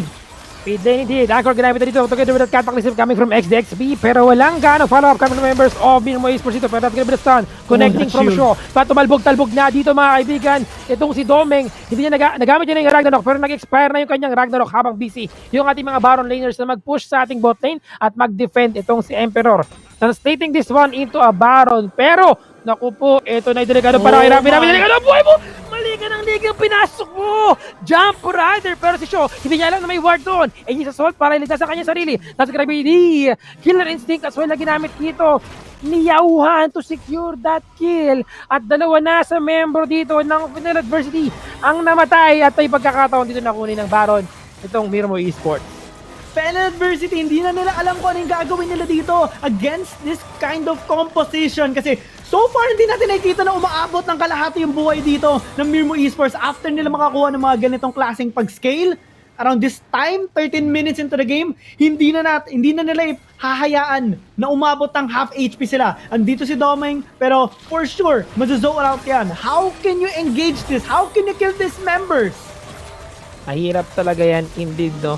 And I am seeing a medyo tilted play coming in from Fennel Adversity dito because this is not how they play, no? Observing kung paano sila maglaro sa mga previous matches nila during this week 2. Nakikita natin yung yung mabilis na power spike and how they are able to handle yung mga ganitong klase ng pressure. Pero right now, this is a different story. I would say na medyo nahihirapan sila mag-cope up sa situation nila against Mirmooo Esports. Pero we'll see about that kasi pwede pa sila makabawi dito. Again, hindi pa huli yan lahat. Yung ating goal difference is wala tayong makikita ganun kalaking goal difference. Is 100 lang naman. Surprisingly, despite what is happening right now. But tignan natin kung paano ito mapapatuloy ng Mirmooo Esports that they have the upper hand. Yauhan siya ang madalas na nakakakuha ng maraming kills dito at nag-snowball lalo sa kanyang mga items. Habang tumatagal, mas kumakati yung damage siya dito. So yun yung kailangan gawa ng paraan ng Fennel Esports dito to win this matchup. Tignan mo naman yung damage. Toko hanggang dulo with the catch and rain and the healing galing just to get that turret sa ating bot lane power. Where are you going? Naubo pa ako sa damage na yun. Grabe, ang laki ng damage sila. Pero hindi sila madamage. Ganyan ka. Andito na si Emperor.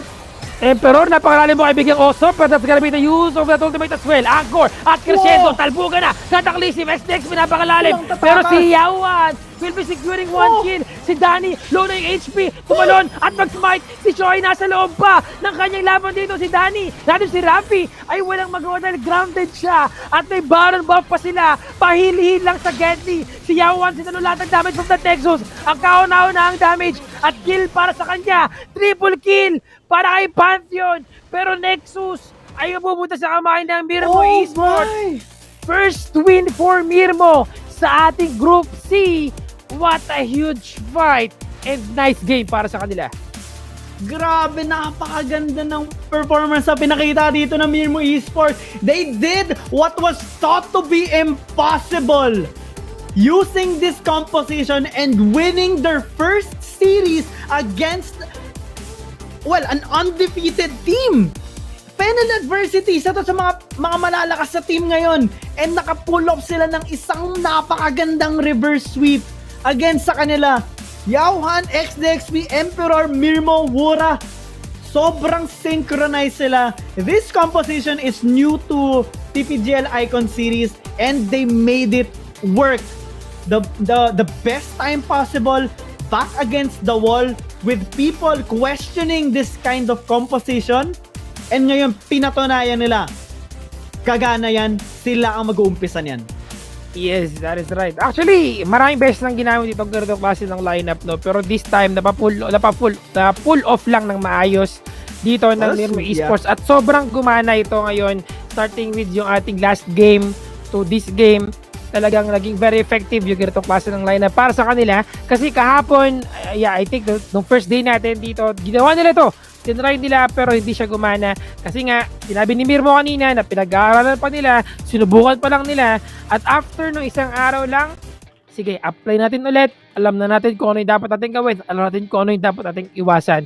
Stealing Singed from power is really the huge deal as well na ginawa dito na Mirmooo Esports. And Yauhan, with that Kaisa plays, talagang sobrang lakas at ang ganda ng ginawa niya dito. Ito nga pala mga kaibigan ng ating Compo 8 for play of the game. Gusto makikita natin ang highlights sa ating Game 3 with this best of 3 series.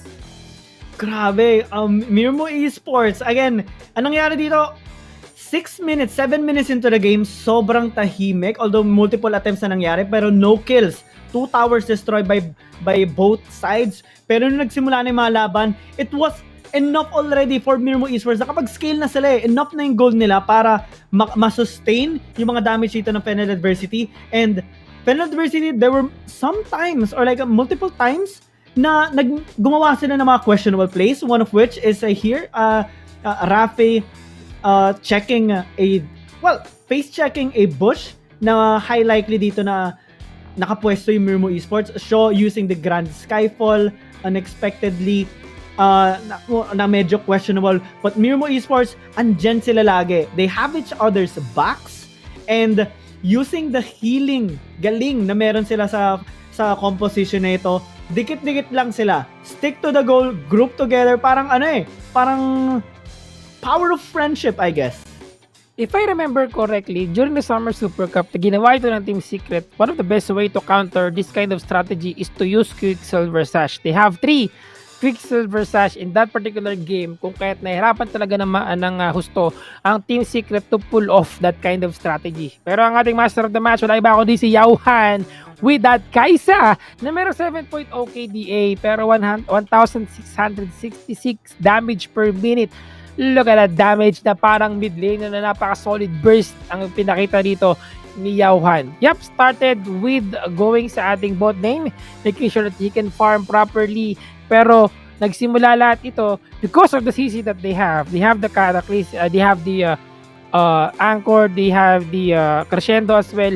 So meron silang enough CC to follow up kagad ng Killer Instinct itong si Yauhan sa mga nangyaring teamfight. Yeah, talagang Yauhan on this Kaisa, 2 beses na ginamit sa series na, well, in this series, and it actually was a huge threat to Fennel Adversity kasi ito din yung gusto gamitin ni Danny kasi malakas siya mag-Kaisa. Dahil hindi na mapili yung Kaisa, force siya gumamit ng ibang ADCs like the Corki and now the Zaya, and having this Kaisa by Yauhan on the Baron lane solo, nakakuha siya ng XP, ng malaking XP and gold, and when the 7-minute, 8-minute, 9-minute mark arises, dito na siya nagpa-pop off with enough items to deal lots of damage, and alam niyang mabubuhay siya kasi yung Dragon Laners naman nila sobrang sustain. Kaya talagang, where do you go? Only forward. Yeah, right positioning talaga, no? The kiting abilities and macro play na ginawa dito ni Kaisa is just very effective para sa kanilang team. I would say talagang nag-benefit itong buong lineup din nila overall. And as you mentioned kanina, sinusubukan din kunin syempre ng Fennel Adversity itong si Kaisa. Pero for the past 2 games, sa ating Game 2 at Game 3, always first pick na dito si Mirmooo Esports. They are always on the blue side kung kaya't sila nga talaga ang nag-take ng lead sa game na ito. And overall, that was a pretty entertaining match for sure. Alam ko marami kayong tutunan doon at marami kayong naibaon sa ating game, sa ating Series 1. And for sure, marami pa tayong mas maibabaon maya-maya lamang sa ating mga susunod pang series ngayong araw. Yeah, talagang mukhang makakita tayo ng ganitong klaseng lineup ulit sa mga ranked games. Although sinabi mo naman hindi na ito bago. Nakita na din to sa summer season, and well, ang lang dito sa fall season talagang pinakita nila na ito yung parang bago sa fall season daw, kasi so far yung mga teams yung ina-abuse kasi nila, especially for C&D, yung yung mga ADCs, kaya ang ganda ng performance na pinakita dito ng Mirmooo. Well-deserved win. Yes, well-deserved win indeed. Another reverse sweep na ginawa dito ng Mermo Esports naman sa ating Group C. Maraming reverse sweep dito. Pero makakasaksi pa ba tayo ng marami pang ating reverse sweep? We'll see about that dahil maya-maya lamang ay babalik kami. We'll be taking a short break lang mga kaibigan. I'm here together with Gigi. Diyan lang kayo.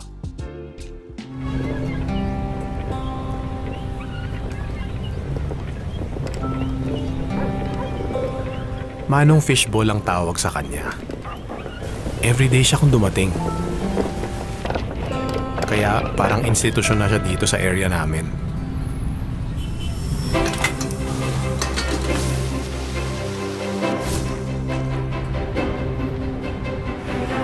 Minsan, sobrang late na. Andun pa rin si Manong Fishball. Ginagabi kayo, Manong! Enrollment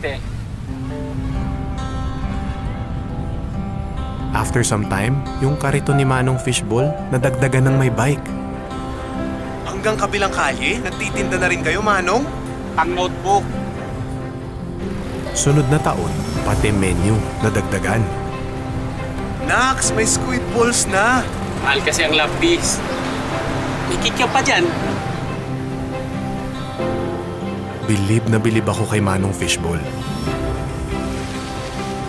Akalain mong yung maliit niyang kariton, napalaki niya ng ganon?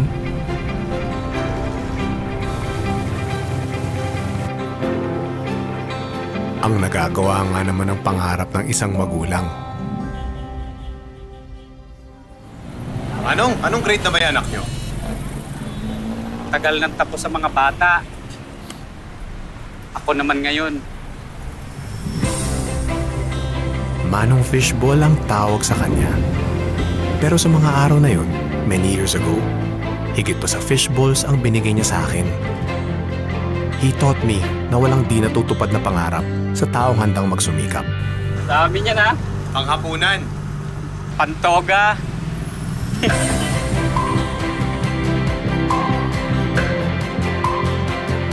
Atin ang pangarap. Atin ang pagsisikap. Atin ang mundo. Globe. Develop film, not feelings.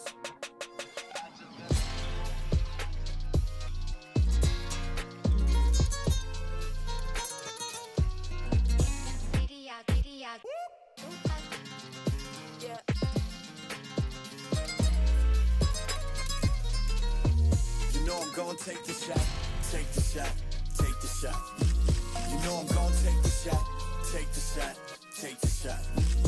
Pull up and take the shot, take the shot, take the shot.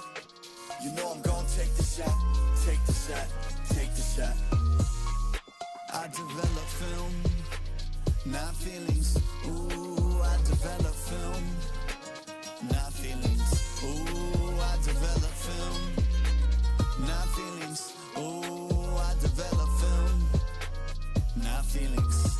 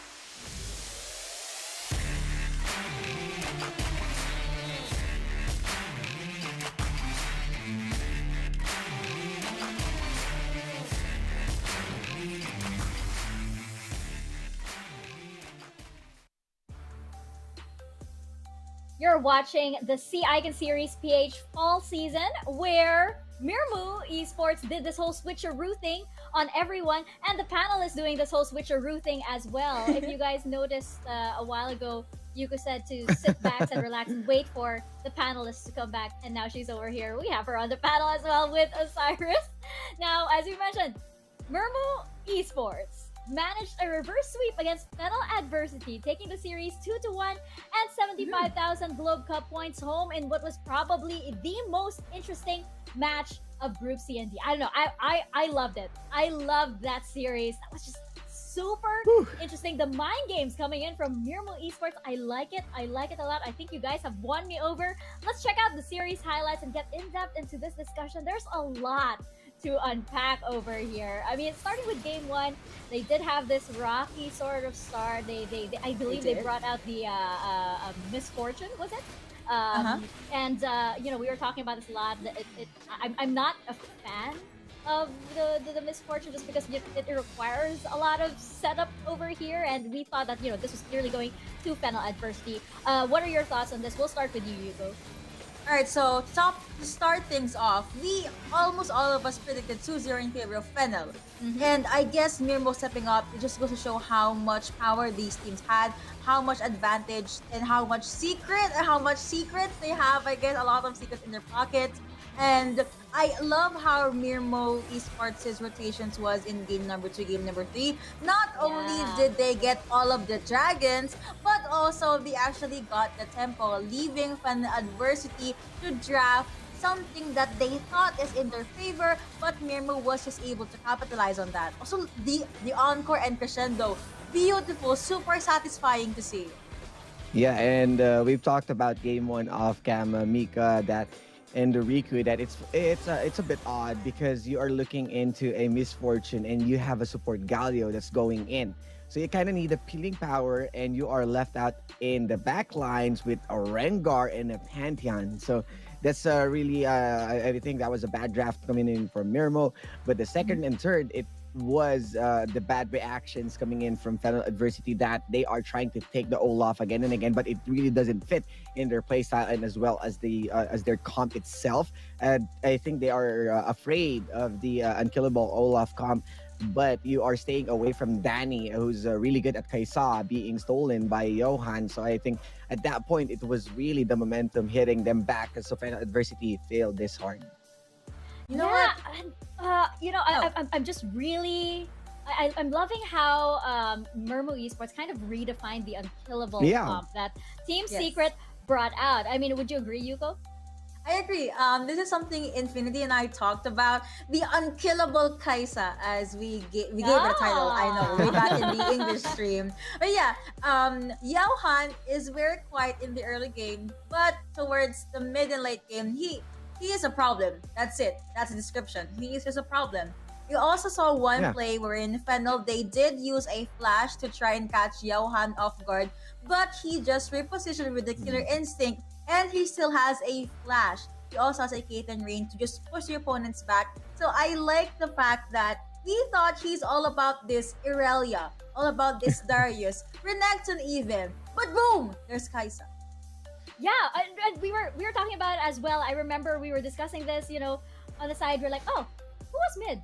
We're like, they were all mid at some point. You know, all of this rotation, it was brilliant. I'm such a fan right now. And, you know, I have to commend Emperor as well, being in the right place at the right time, kind of like being that sandwich or the nail in the coffin, you know, as you had the Sona Sarah daring Fennel Adversity to come to them, and then you had Emperor going into the backlines. It was just really interesting to watch. Mirmooo Esports, you guys have won me over. I am a fan. I'm a huge fan of this composition and how this team was just able to flip things around against what we thought was the most dominant team in Group C, or one of the most dominant teams in Group C. What a story! What a story! I'm looking for great things moving forward for Mirmooo Esports. The big question that we're gonna answer, of course, is it enough to carry them over to the following groups, of course. But we do have our next match coming up, which will be between Leonite Esports and Lakan Esports. Now, Leonite Esports, they did manage to win a series yesterday, I believe, but this is the second David and Goliath match that we have today. Can they possibly, you know, tune into the energy that Mirmooo Esports have, and can the underdogs topple the Lakan Esports, who just have been, again, that dominant team in Group C? What are your thoughts on this? Well, Mhm. it did start off pretty good, I guess, and they still have a lot of breathing room, as I like to call it. It is a possibility, and if they pick up something crazy like what we've seen in Mirmooo, maybe they can make it happen. Yeah, I mean, they can go crazy for the reason that also that they were able to take down Mirmo, so they have this kind of momentum and they got this boost of morale because it seems that they are having a hard time at first, but they were able to find their tempo. They took down Mirmo, and then this time around they're going to be tested even harder because this is Lakan. This is one of the top groups or the top team in the groups that kind of needs to. Needs to prove themselves as well. And the Unites, they are up there already. It's just that they need another push to overcome another Titan.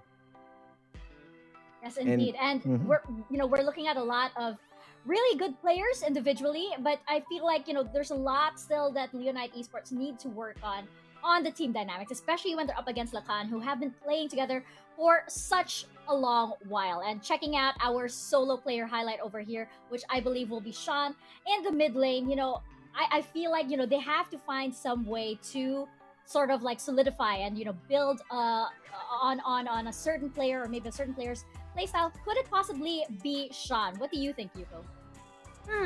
Well, that is to be a yes. Well, we now have Sean on our screens. If you're gonna look at the stats, KDA of 3.70, their participation 90%, DPM is gonna be 1,042. He was the Diana player that just caught me off guard. I mean, they Yeah. were able to survive that game towards the late game. Not only was Diana a threat, but she was also unkillable. I mean, look at the diversity of his most used champions. You have first type Diana, you also have Renekton as initiator with the stuns, with the slice and dice. You also have Garen, which is basically the neutralizer for their team.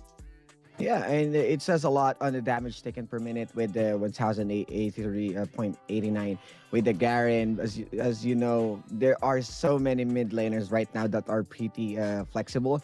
Way back at the summer season, it was only team was running a fighter into the mid lane, and it was usually right now we are looking more of the Renekton onto the mid lane. We also saw Darius onto the mid lane, so we are talking a lot the adaptability or the changes that affected the meta. And Leonite Esports with that kill participation 90%, Sean is definitely one of the factors that can change the tides of the game. Oh yeah, expecting big things from this player and expecting big things as well from Leonite Esports. Again, hoping that underdog sort of like energy can be channeled into Leonite Esports for this because they are going to need it indeed. They're going to be going up against Lakan Esports, and Lakan Esports, again, another dominant team in Group C. We saw amazing things coming from Aizen, of course, and they have the experience on their side. Once again, this was the former Execration squad with a little tweaks here and there. So right now, things are looking like it's in their favor.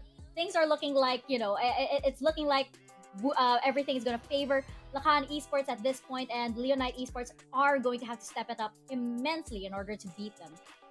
Yeah, and you can see the changes right now. It's going to be Chinese is going to play. There's no Boy J for now. They're going to switch things up. They wanted to try even further, and this is the test limit. But I'm not sure if this is a good idea because it's Leonites, and if they were able to take down Mermo, I believe also that they have the potential on taking on Lakan. But of course, Lakan, they are hot on their heels and they can really mow down anyone. It's just that they got those errors towards Fennel adversity, costing them some losses. And at this point, it's gonna be the new squad or the new kids on the block, Leonites Esports. So yep, I'm expecting more from them. Yeah, it seems like Lakan Esports, they seem to be comfortable with switching the jungle around. It seems like they know how to play around, a jungler that might be a little bit new. So I don't think this is really going to affect them in any way because they do have Boy J, who was the relatively new member in the squad. Yeah. So I really don't think that this is a challenge for Lakan Esports. I think they're pretty good. What do you think? Well, yeah. Well, I guess the thing here is usually for the side of Lakan Esports, most of the power comes out from Dedenne and Tonte.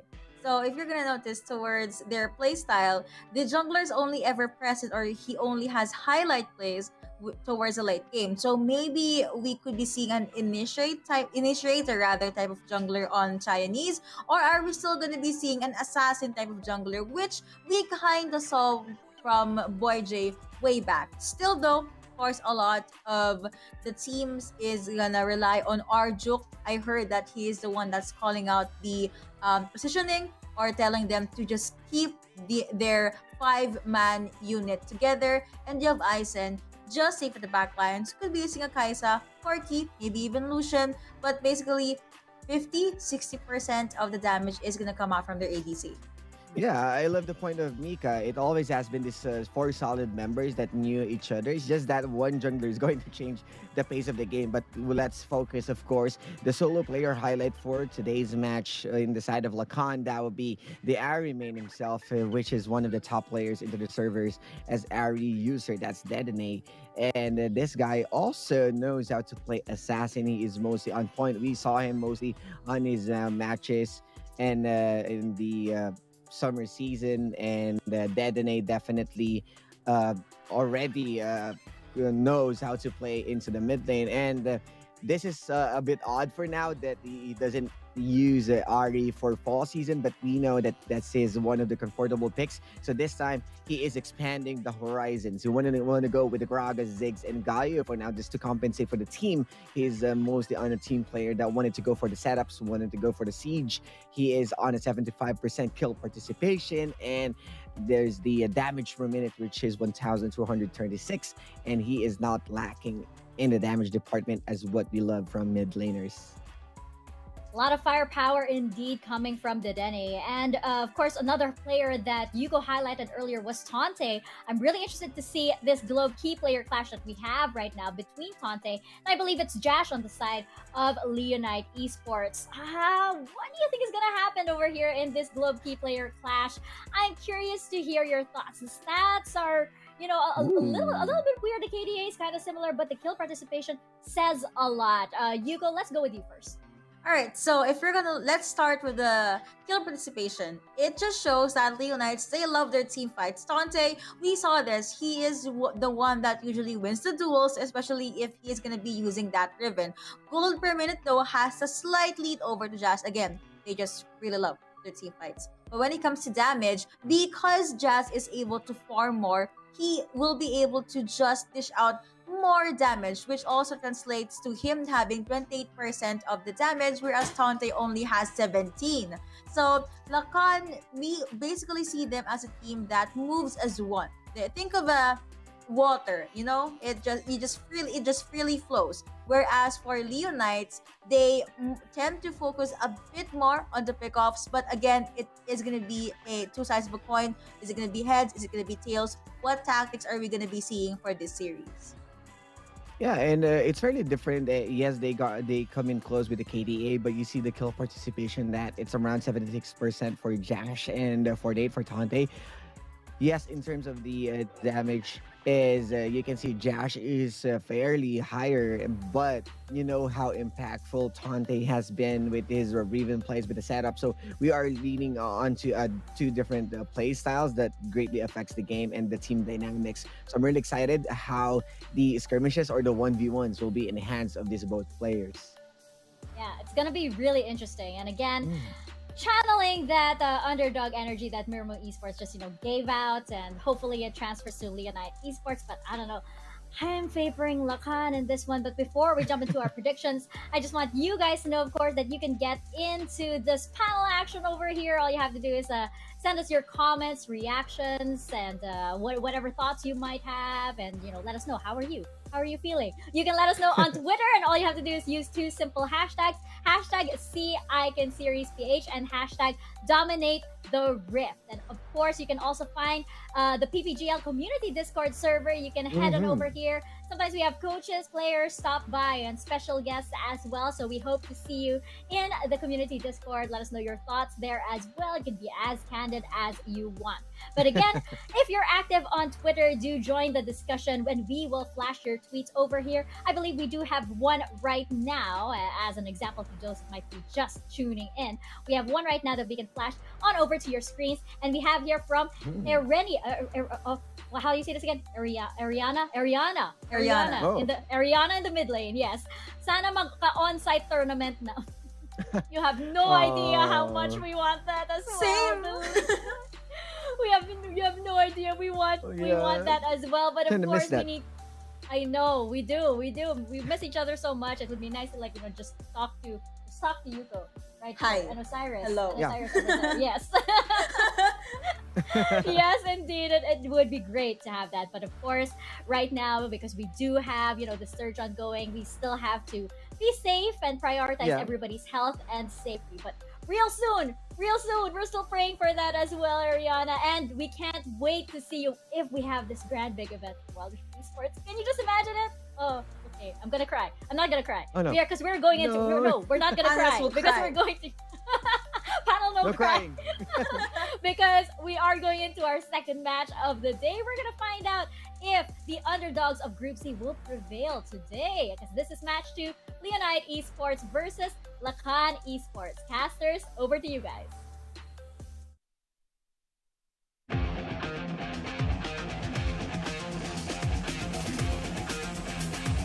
Minions have spawned.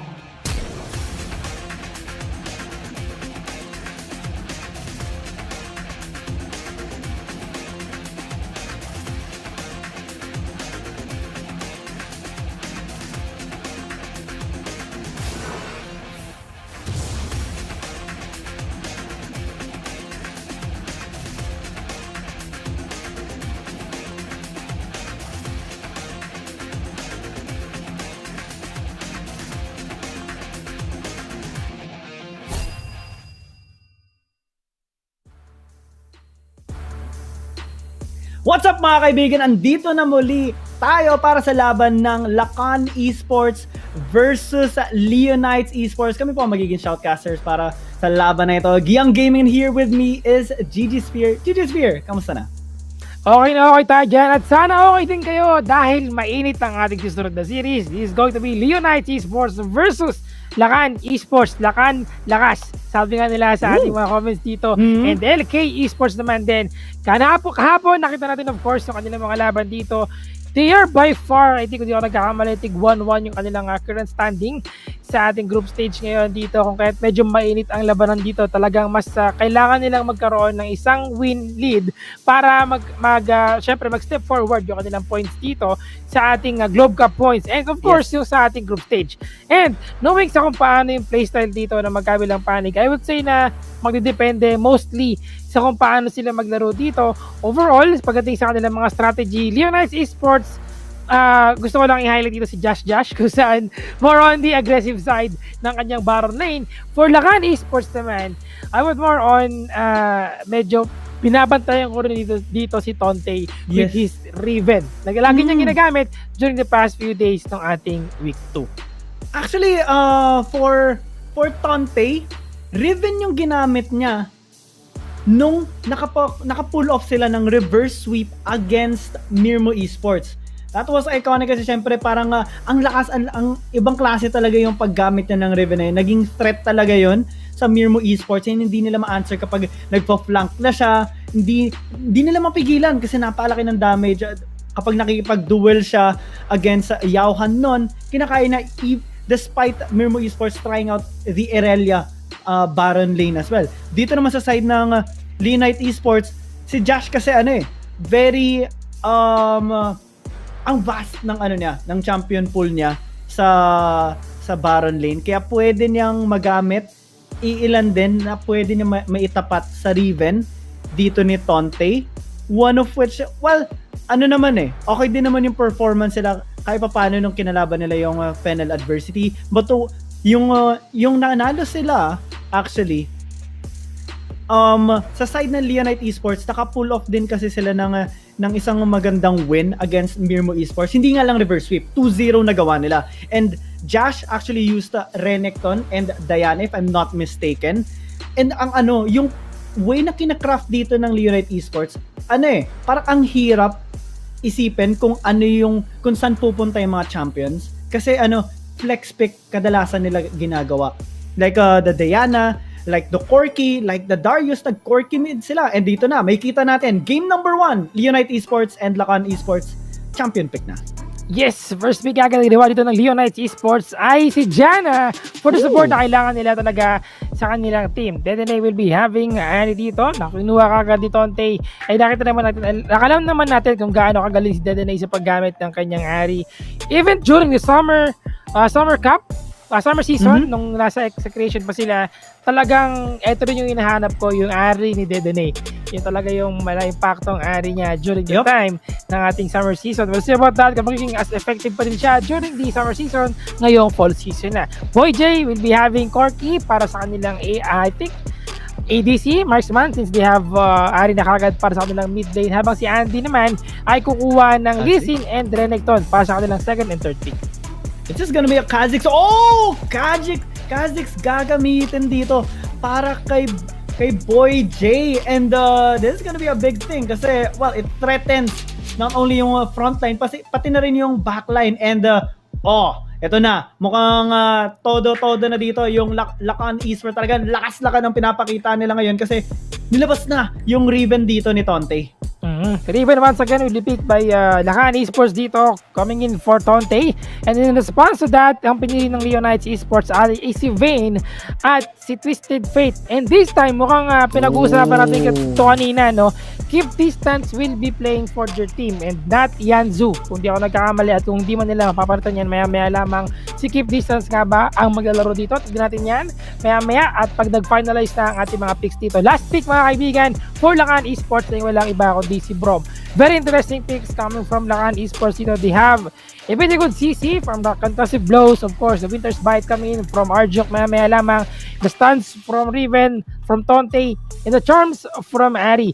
But the problem here is yung kanilang champions is more on the assassination type. In a way, individual players tayo mga pwede nilang mapatay dito. They lack the AoE, pero as soon as they can pick out one champion from Leonites Esports, okay na yan para sa kanila. On the other hand naman, para sa Leonites Esports, they have Janet to protect that champion na pwedeng i-isolate dito ng Lakan Esports for an easy kill.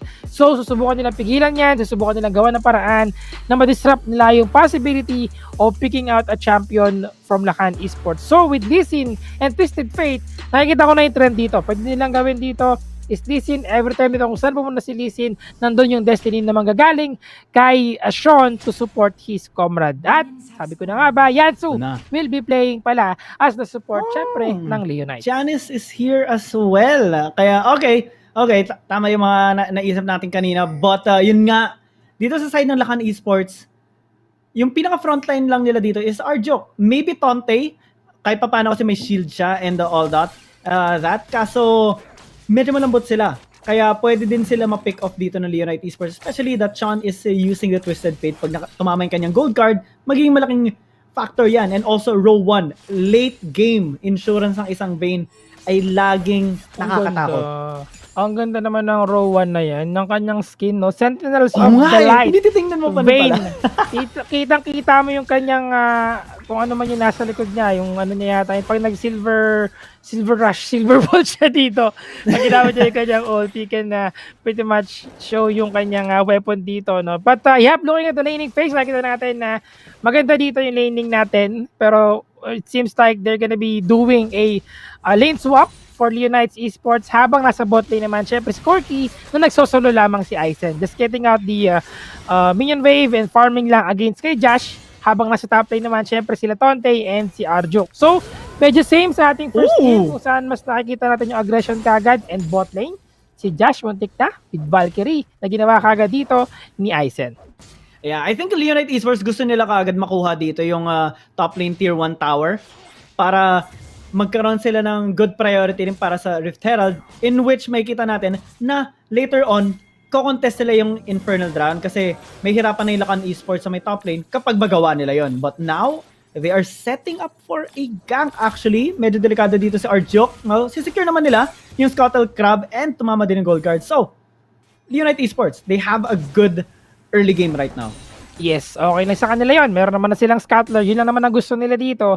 So since they have this scuttle crab there, dalawa ang nakuha ng Leonites Esports dito. So ramdam mo na mas kontrolado nila yung simula ng game dito because well, seeing the early lead na meron ng Leonites Esports dito, may kalamangan talaga sila against Lakan Esports. So ito yung medyo problema kagad kay Chinese with the Kazakhs as his champion na medyo mapapaisip ka na mas kontrolado kasi ng Leonites dito kagad yung early game natin. So we'll see kung makakagawa siya ng paraan later on kasi simula pa lang naman to.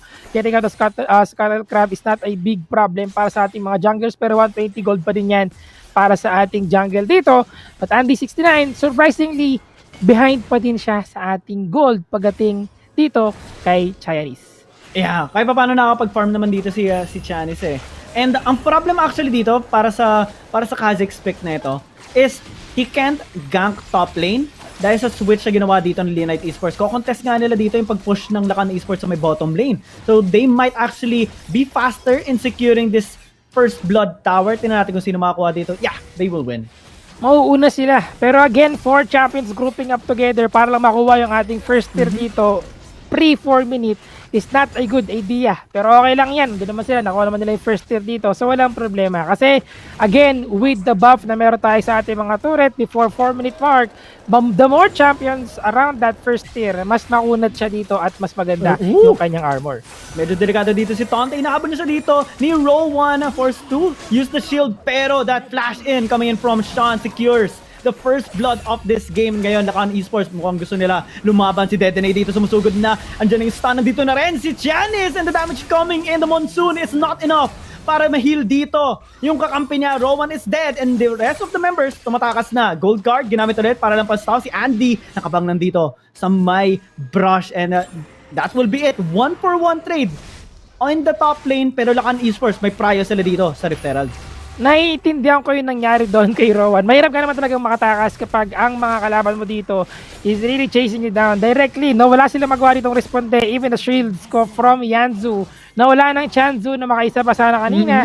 At dahil doon, Rift Herald ay nakuha kagad dito ng Leonites, rather ng Lakan Esports. Pero Leonite will trade this one for an Infernal Drake. Nako, walang lugi. Oh, charm for gold card. Flash away na agad dito si Dedene, pero dito na sila sa Kazakhs. Chinese here, good heal coming in from Aizen. Muntik na mamatay doon si Chinese. Kung di siya nag-heal, it's a dead Epis. Muntik na nga yun indeed, no? Napash-pash ni Josh kanina with that second skill coming in from Renekton. Magandang damage output kagad na bigay niya doon. Pero yun nga lang, Chinese with the help, of course, nitong si Arjuk with the stand with me, stand by me.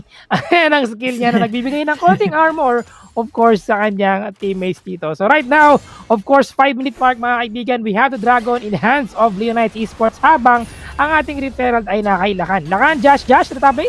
Oh, Josh, medyo delikado yung position niya. Ang ganda ng rotation pinakita dito ng Lakan Esports. Now, they have the priority for this top lane tier 1 tower. Pero Leonite Esports, nagpupush din sila sa may bottom lane. They will try to actually get it faster. Pero may Rift Herald spawn sa may top lane. Talagang sinisimulan nilang, tinulak lang palayo. Akala mo bibigyan mo ako. Pero tuloy-tuloy pa rin sila sa pag-push dito with the Herald coming in from the Baron lane. Habang nagkaroon ng trade in the bot lane dito. Nakikita natin, of course, the aggression coming from these two teams. No? Talagang simula pa lang, they really want to control the map. Imagine, 6 minutes pa lang tayo, papunta pa lang tayo ng 6 minutes, pero dalawa na ng mga outer turrets ang wala dito. Parehong nasa mga side lanes natin. Yeah, ganito yung, parang nagiging slippery yung both teams natin. Both tier 1 towers sa side lanes na push na nila, mid lane na lang. Dito magkakatuos na talaga yung both teams sa ito kasi, again, lagi natin na pag-usapan to. Mid lane, tier 1 tower, isa sa pinaka-importante kasi ito yung nagbibigay ng access sa blue and red side jungle. Maganda ito na nakuha na ng both teams yung side lane turrets kasi mas ma-open up yung map. And now, I think magkakatuos to sa next dragon kasi, well, it's a mountain dragon but it will attract a team fight kasi syempre gusto nila yung kahit anong scaling, kahit anong attribute na makakatulong para sila magkaroon ng advantage against the enemy team. Kukunin nila yan for sure.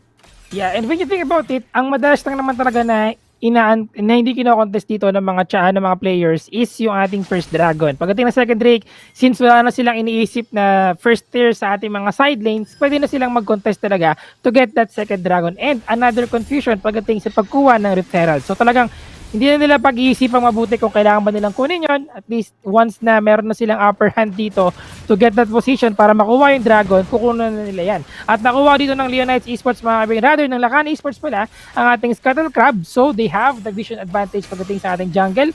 Both lanes, or no, hindi pa pala, wala pa tayo sa top lane dito. Pero since wala na yung mga side lanes natin, mas nagkakaroon ng chance dito to farm yung ating mga Baron laners and yung Dragon laners. Yeah. Leonite Esports, so far may Infernal Dragon sila. This is actually helping them have this additional damage para ma-burst down yung mga members sa Lakan Esports, pero hindi nagpapatalo dyan. Ang Lakan Esports Redemption ginamit na. Lakan Esports, they will back away kasi alam nila pwede sila palagan dito ng Leonite Esports, but Josh is split pushing on the side lanes. Sean as well sa may bottom lane. And this is one of the things na kailangan nilang gawin kasi yung advantage nila, lalo na kapag may teleport na si Josh. Destiny is also available for Sean. They can pull off these kinds of plays na pwede magbigay sa kanila ng advantage sa Lakan Esports. Pero they have to be careful kasi Dedenay on this Ari, may reason kung bakit kinakatakutan yan. Pwede siya maka-initiate ng magandang pick-off and Lakan Esports yan ang hinahanap nila.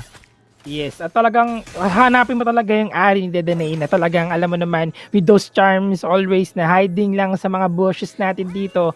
Could give them a lot of a huge lead pag nagkataon na siya talaga kagad na makapag-initiate ng team fight dito. Imagine the magic penetration coming from the charm and of course the CC as well na pwedeng ibigay dito. So it's really imperative to get the at least a quick silver sash para magkaroon ka syempre ng defensive or kahit paano pangligtas sa yung CC dito to disrupt yung ating charm. But the Dragon is being taken down by Lakan Esports right now. Sinisimulan na nila ito at binabantayan ito ng Leonites. Yeah, Lakan Esports nakabanday na dito si Arjo. That's a Glacial Fissure into the kick here by Tonte. Pero grabe naman yan. Janice is trying to do some damage. Multiple fights ang nangyayari dito. Pero so far, Lakan Esports ang nanalo sa laban nito. Si Yanzo na lang ang natitira. Pero hindi na yan mabubuhay pa dahil Lakan Esports masesecure nila yung ace. May ace nga sila dito. Meron pa sila makukuhang Dragon. Again, what a huge Glacial Fissure coming kay Arjo. Sinabi kong huge to dahil talagang napakalaki nun. 4 na miyembro ng Leonites Esports ang naalog after niya magamit yung Glacial Fissure nun. After nun, the rest is history. Follow up na lang. Stun coming from Tonte. Also, the damage from Aizen giving them more opportunity na makapag-EUE damage dito. The burst is there as well. At lalo na ngayon, with what happened kanina sa ating Dragon Pit, meron siyang Essence River at may Trinity Force pa. May sukli pa silang Dragon dito. Yeah, talagang inaabangan ng Lakan Esports. Ito yung sinasabi natin, nakaabang lagi yung Lakan Esports. Arjuk was ready for that Glacial Fissure. Hindi na ginamit yung kanyang flash eh. Ready na siya. Hindi in-expect yun ng Leonite Esports and it started from there. Biglang pile na si Janice and Tonte. That AoE stun na binigay dito ng Riven ng Lakan Esports was on top. Multiple CC agad ang na-layer nila and Leonite Esports too late to react na agad. Too late to react, indeed. At eto na naman tayo sa bush pace na ginagawa ngayon ng Lakan Esports. At alam nila yan eh. Alam nila yan. That's one of the strengths na meron sila dito because of Ari with that charm. And also, syempre, the burst damage that they can do pag meron silang Brom. You know, yung effectiveness dito ng kanyang Winter's Bite. Pero si Tonte? Yeah, Destiny, ginamit na rin dito ni Sean and now the Protobelt para ma-close na yung distance, but Tonte, ang kapal talaga ng shield niya, ginamit din na yung barrier. Pero top lane, Lakan Esports makakasecure dito ng tier 2 tower and slowly but surely, they're building this 6,000 gold lead and the Unite Esports have yet to answer. Ang laki talaga ng tulong dito ng Mercury Threads to. The tenacity being given sa iyong champions kapag naka-tenacity ka with that Mercury Threads, syempre, meron mas mabilis yung stun duration sa iyong champion. Yeah. And dito makikita na natin sumusugod ni Lakan Esports, forcing them to actually back away. But Leonite Esports, napigilan naman nila sa pag-take dito ng Baron. So that is a little bit of a good thing para sa kanila. And Josh is actually in a good position for a flank, I think. Naghahanap sila ng magandang angulo dito para sa Lakan Esports. Secure na lang niya itong Scuttle Crab. But Lakan Esports, nag-make na sila ng rotation dito. Janice is closing in, pero mukhang nakaamoy siya dito ni Josh. Nakaka-win sila dito. Bygone lang ang katapat. Pero kakayanin nga ba ng ipis ang ating Crocodile? Mambaot lang. Yeah, Mambawat lang yung Mamba. nangyari doon, no? Tamang safetyness lang coming from Josh dito. Alam niya yung threat nitong si Kha'Zix right now, Chinese with Kha'Zix, the effectiveness of the damage as well na pwedeng ibigay sa kanya. Take note, isolated pa siya kasi malapit nang maklear yung mga Krugs doon. That's gonna be a huge problem para sa kanya pag nagkataon. 2-0-3 nga pala ang score ng Chinese dito. With also yung kanyang Yom's Ghost Blade and Black Lever. And to think that meron silang dalawang Twin Shadows dito, talagang the aggression coming in from Lakan Esports is yun yung focus nila. Tumama yung ating Twin Shadows, mas low yung ating kalaban, giving us more information. So walang problema kahit may Twisted Fate yung kanilang kalaban. Yeah, and pag na-slow nila, mas mabilis na nila, mas madali nila mako-close yung distance. And ito yung malaking bagay kasi para kay Tonte, kay Chinese, and kay Dedene, mas madali nila masisecure yung mga kills, mas madali matatama yung charm, and yung follow-up damage, mas madali na lang nila may execute dito, especially sa lineup ng Unite Esports na ganito din yung hinahanap. Si Sean looking for the gold card, Andy looking for the Dragon's Rage kicks, si Josh naman looking for the flank position para magbigay ng way para kay Rowan and the Yanzu to actually dish out a lot of damage with the help of the sustain dito na, of course, ng isang Janna. Pero Lakan Esports, mukhang hindi mahanapan ng angulo talaga dito ng Unite Esports. Grabe naman yan. Chinese, susubukan pa mag-steal. Kaya best ang sinubukan agawin lagi dito yung blue buff. Because they have information, alam mo yon during the LoL PC days, inoorasan natin lagi yung mga buffs ng kalaban at ng buffs natin mismo, pero bot lane. Oh, yeah, that's going to be the 1v1. Pero ginamit na dito na Ignite. Si Josh, forced to flash away, pero may pang flash in dito. Si Josh, kaso masyado ka nang umabante. Andito ibang tropa na Lakan Esports and mapapunish yung paghabol niya. 8-1 in favor of Lakan Esports plus Dragon. Mukhang kanila na. Kung ako siguro si Josh doon, si Renekton, binato ko na yung ano ko yung aking surfboard. Kung di ko alam, hindi ko na paalala kung ano yung skin niya dito. Pero if he's able to use anything to throw para dito at masecure yung kill niya kay Tonte, that would have been pretty nice. Pero Tonte, with the mechanical play, just in time, yung kanyang broken wings and valor dito to disengage properly in the bot lane, giving him the edge, winning that 1v1 fight dito, no? And also the support coming in from members of Lakan Esports. Pero row 1, magiging row 2 nga ba? Yan, dito na sila. Pero, Andy, what were you doing there? Grabe yung Lakan Esports dito. Talagang, alam na nila lagi naghahanap ng mga picks to. Kailangan iwasan nila yung mga ganitong klaseng scenario kasi with Andy down, paano nila may steal to? If they contest, Lakan Esports can fight. And ngayon, they don't fight, secure na agad dito yung Baron, pero hindi dyan tapos ang laban dahil nakita nila na sinusubukan mag-contest dito. Josh is forced to back away pero hindi magiging sapat. Rampage siya dito. Si Aizen pero kay Rowan, damages might be quite scary. Arjuk taking a lot of damage. That's 2-0 in favor of Lakan Esports. Nakuha din yung Baron, pero Unite Esports mukhang sumasakit na si Rowan. Sumasakit na talaga indeed. Imagine sa items niya dito, Blade of the Ruined King, meron siyang Charge Blade, at meron pa siyang Static Shiv, more attack speed, and more damage para sa kanyang champion. Pero the problem is once na ma-charm siya dito, sigurado makakalimutan niya yung kung saan siya nakatira because of the items na meron siya.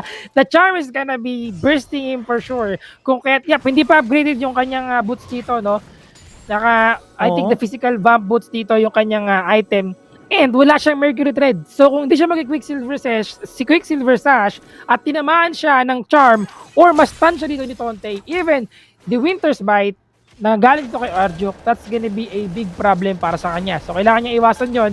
Kailangan niya maging maingat dito at hindi lang magtiwala ng gusto kay Yanzu. Yup, andun yung trust because that's your support. Pero sometimes you have to opt for a defensive item pag ganyan yung champion mo.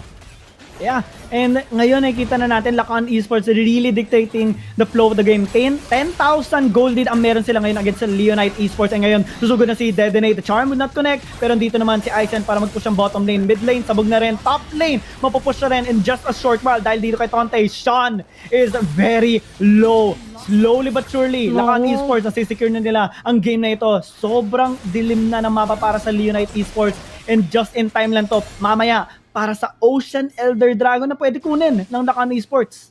Gandang wings na yung ating mga minions dito. Ang lalaki na mga kaibigan. And with all 3 inhibitor turrets down, tigda dalawa na yung lalabas dito. I think, or not exactly the same as the PC. Pero marami na yan for sure, no? Because of those big minions, cannon minions na meron sila dito. At a lot of pressure is being given kagad sa Leonites Esports. Take note, no, wala pa tayong Elder Drake. We only have 3 Drakes so far. Pero 16 minutes naman na tayo. This is considered late game kagad for Wild Rift. And with that in mind, ang hirap ng magkaroon ng pagkakataon dito ang Leonites Esports para makabawi. Yep, dalawa pala yung cannon minion natin pag ganito na yung situation. Pero isa lang yung malaking minion. Yeah.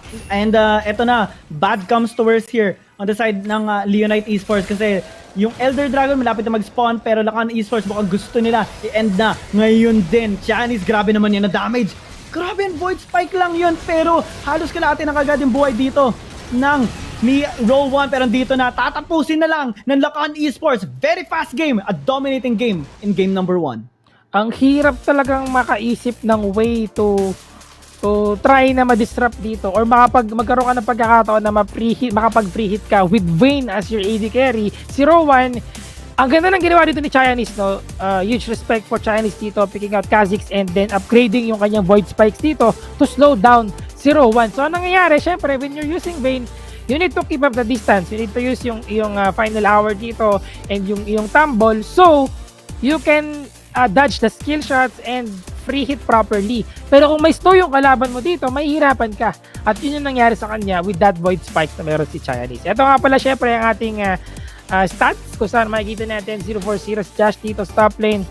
Unfortunately, hindi naging successful yung pagkapanalo nila dito sa kanilang mga laning phase. And I would say na this is all from the pressure talaga na binibigay ng lanes dito ng Lakan Esports.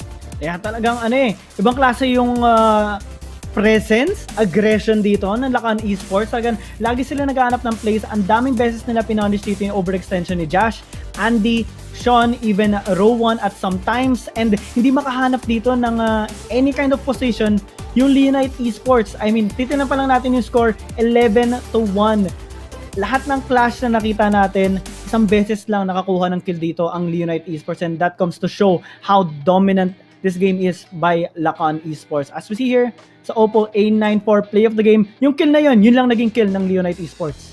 That is true. At nagsimula na nga itong lahat ng parang pagbabalik dito or simulang pag-dominate ng Lakan Esports after getting that kill sa ating Baron lane, no, with that referral being there. And yung nagkaroon kagad tayo ng trade dito sa ating Dragon at sa ating Rift Herald. And then ito yung second Drake. Again, sinabi ko kanina na this is the Drake na hindi mo pwedeng pabayaan at always being contested by these two teams because open naman na yung ating mga side lanes dito. Another attempt, nakita natin na sinubukan ni Josh na patayin si Tonte dito pero napash-pash siya ni Tonte. Yun nga lang, syempre, ang hirap manalo ng 1v1 when you're going against a Renekton, lalo na pag may domino siya, all-in siya, ang taas ng range niya, pero with the power of friendship, nakatulong kagad dito ang miyembro ng Lakan Esports. And then another team fight kung saan nakuha nila dito ang lahat ng inhibitor turret, and that Nexus na iwang mag-isa dito is not gonna be enough to help them defend yung kanilang base mismo. Earning them, of course, the win para sa ating Series 2.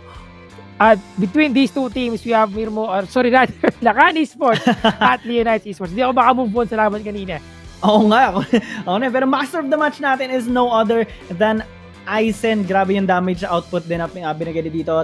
1,080 damage per minute with a kill participation of 82. Gold per minute, 967. And ang talagang nearing na siya sa kanyang full build. I think ang bibuild na lang na dito is Infinity Edge, probably. Yeah, it seems like next item build niya could be the Infinity Edge for his champion dito kasi ang dami niya ng critical item. Pag binilang mo yan, if max charge yung kanyang Solar Charge Blade dito, and then we have the critical strike coming from Essence River, malapit na siyang mag 100%. And kung makabuo pa siya ng Infinity Edge dito, and ma-max charge niya yung kanyang Solar Charge Blade, that is around 80%, 90% na kagad. And imagine, every time na ginagamit niya yung kanyang Missile Barrage, could also proc yung ating could also proc ay critical, no? So, AUE critical, tapos yung third strike pa nung kanyang Missile Barrage dito, does more damage as well. So, talagang solid yung AUE damage nila dito. And starting with, of course, the support from Arjuk. Yeah. Talagang not only the composition, pero yung execution dito na Lakan Esports, napakaganda talaga. Yung rotation sa ginagawa nila, talagang actively naghahanap sila dito ng mga pick-offs para ma-surprise yung Leonite Esports. And dahil sa lead na nakuha nila, especially sa first Dragon interaction nila, that ace enabled them to actually have so much advantage na lahat na ng team fight or like objective after nun, hindi na makapag-contest ng maayos yung Leonite Esports. Sinatry nila, pero every single time, biglang may team fight na bubuin ulit or like ika-craft yung Lakan Esports na sila yung mananalo. And bad comes to worse, na-secure nila yung tatlong inhibitor tower and just hindi na sila nag-abot sa sa Elder Dragon Pinush na lang nila agad sa Nexus. Iba talaga yung pag nagkaroon ka agad ng early lead and able to capitalize it properly, getting the Baron, getting the Dragons as well para sa yung team, especially that Baron. Ang maganda ginawa dito ng Lakan Esports is after nila makuha yung Baron, medyo meron na silang lead pagdating sa ating mga minion waves dito kung saan nag-set up na kaagad sila. So clear out the minion waves and then go to the Baron, win the team fight, tapos saka sila nag-push dito. Kung kaya nagkaroon sila ng pagkakataon to push that Nexus inhibitor turret kagad directly. And then after that, reset lang sila dito, konting items na para sa kanilang mga champions. And ang hirap mag-defend. Ang hirap talaga mag-defend dito kapag tatlong inhibitor turret mo kagad ang nawala. So I would say na in the upcoming game, sa ating second game dito, wise decision to ban out maybe a Riven of Tonte. Nakita ko rin yung Facebook ni Tonte dito is just showing yung kanyang highlights with Riven and talagang impressive talaga yung kanyang playstyle dito. So that's one thing to keep in mind. Though, nandun naman si Josh, I think Josh is also trying his best na mapigilan siya. But overall, it's a huge favor kagad dito sa team of Lakan Esports and we'll see if they can still keep up yung ganitong klase ng playstyle. Yeah, one of the problems din na nag-occur doon, especially nung nasira na yung mga inhibitors sila, is wala sila gaanong wave clear. Yes, there is some damage coming in from Twisted Fate, pero pag Vayne pick, unlike the Zaya, mas nahihirapan yung isang Vayne. Pero para sa ating mga viewers, meron tayong parang kung nahihirapan ka magkaroon ng wild course, look no further kasi meron kaming giveaway para sa inyong lahat para mapadali na ang buhay nyo. Kung gusto niyo ng 790 wild course, ito lang naman yung kailangan nyo gawin and baka kayo ang masama sa ating 15 lucky winners ng 790 wild course. Make sure to like and follow the PPGL page, like and share the live stream with the hashtags #SISPH, #SISPH Playoffs, #SIConSeriesPH, and #PPGL Wild Rift. During the broadcast, comment mo na ang iyong gameplay analysis along with your Riot ID on the stream chat or sa ating comment section down below. Baka kayo ang mapili kasi yung best comment, mapipin yan every after each series and a total of 15 winners ma-announce at the end of the broadcast week. Napakadali lang yan. Kung gusto nyong makabili ng tulad ng skin kanina ni Rowan, Sentinels of Light, Wild Rift, konting dadagdag mo na lang kapag nanalo ka dito. Syempre ng ating wild course. And hindi lang yan.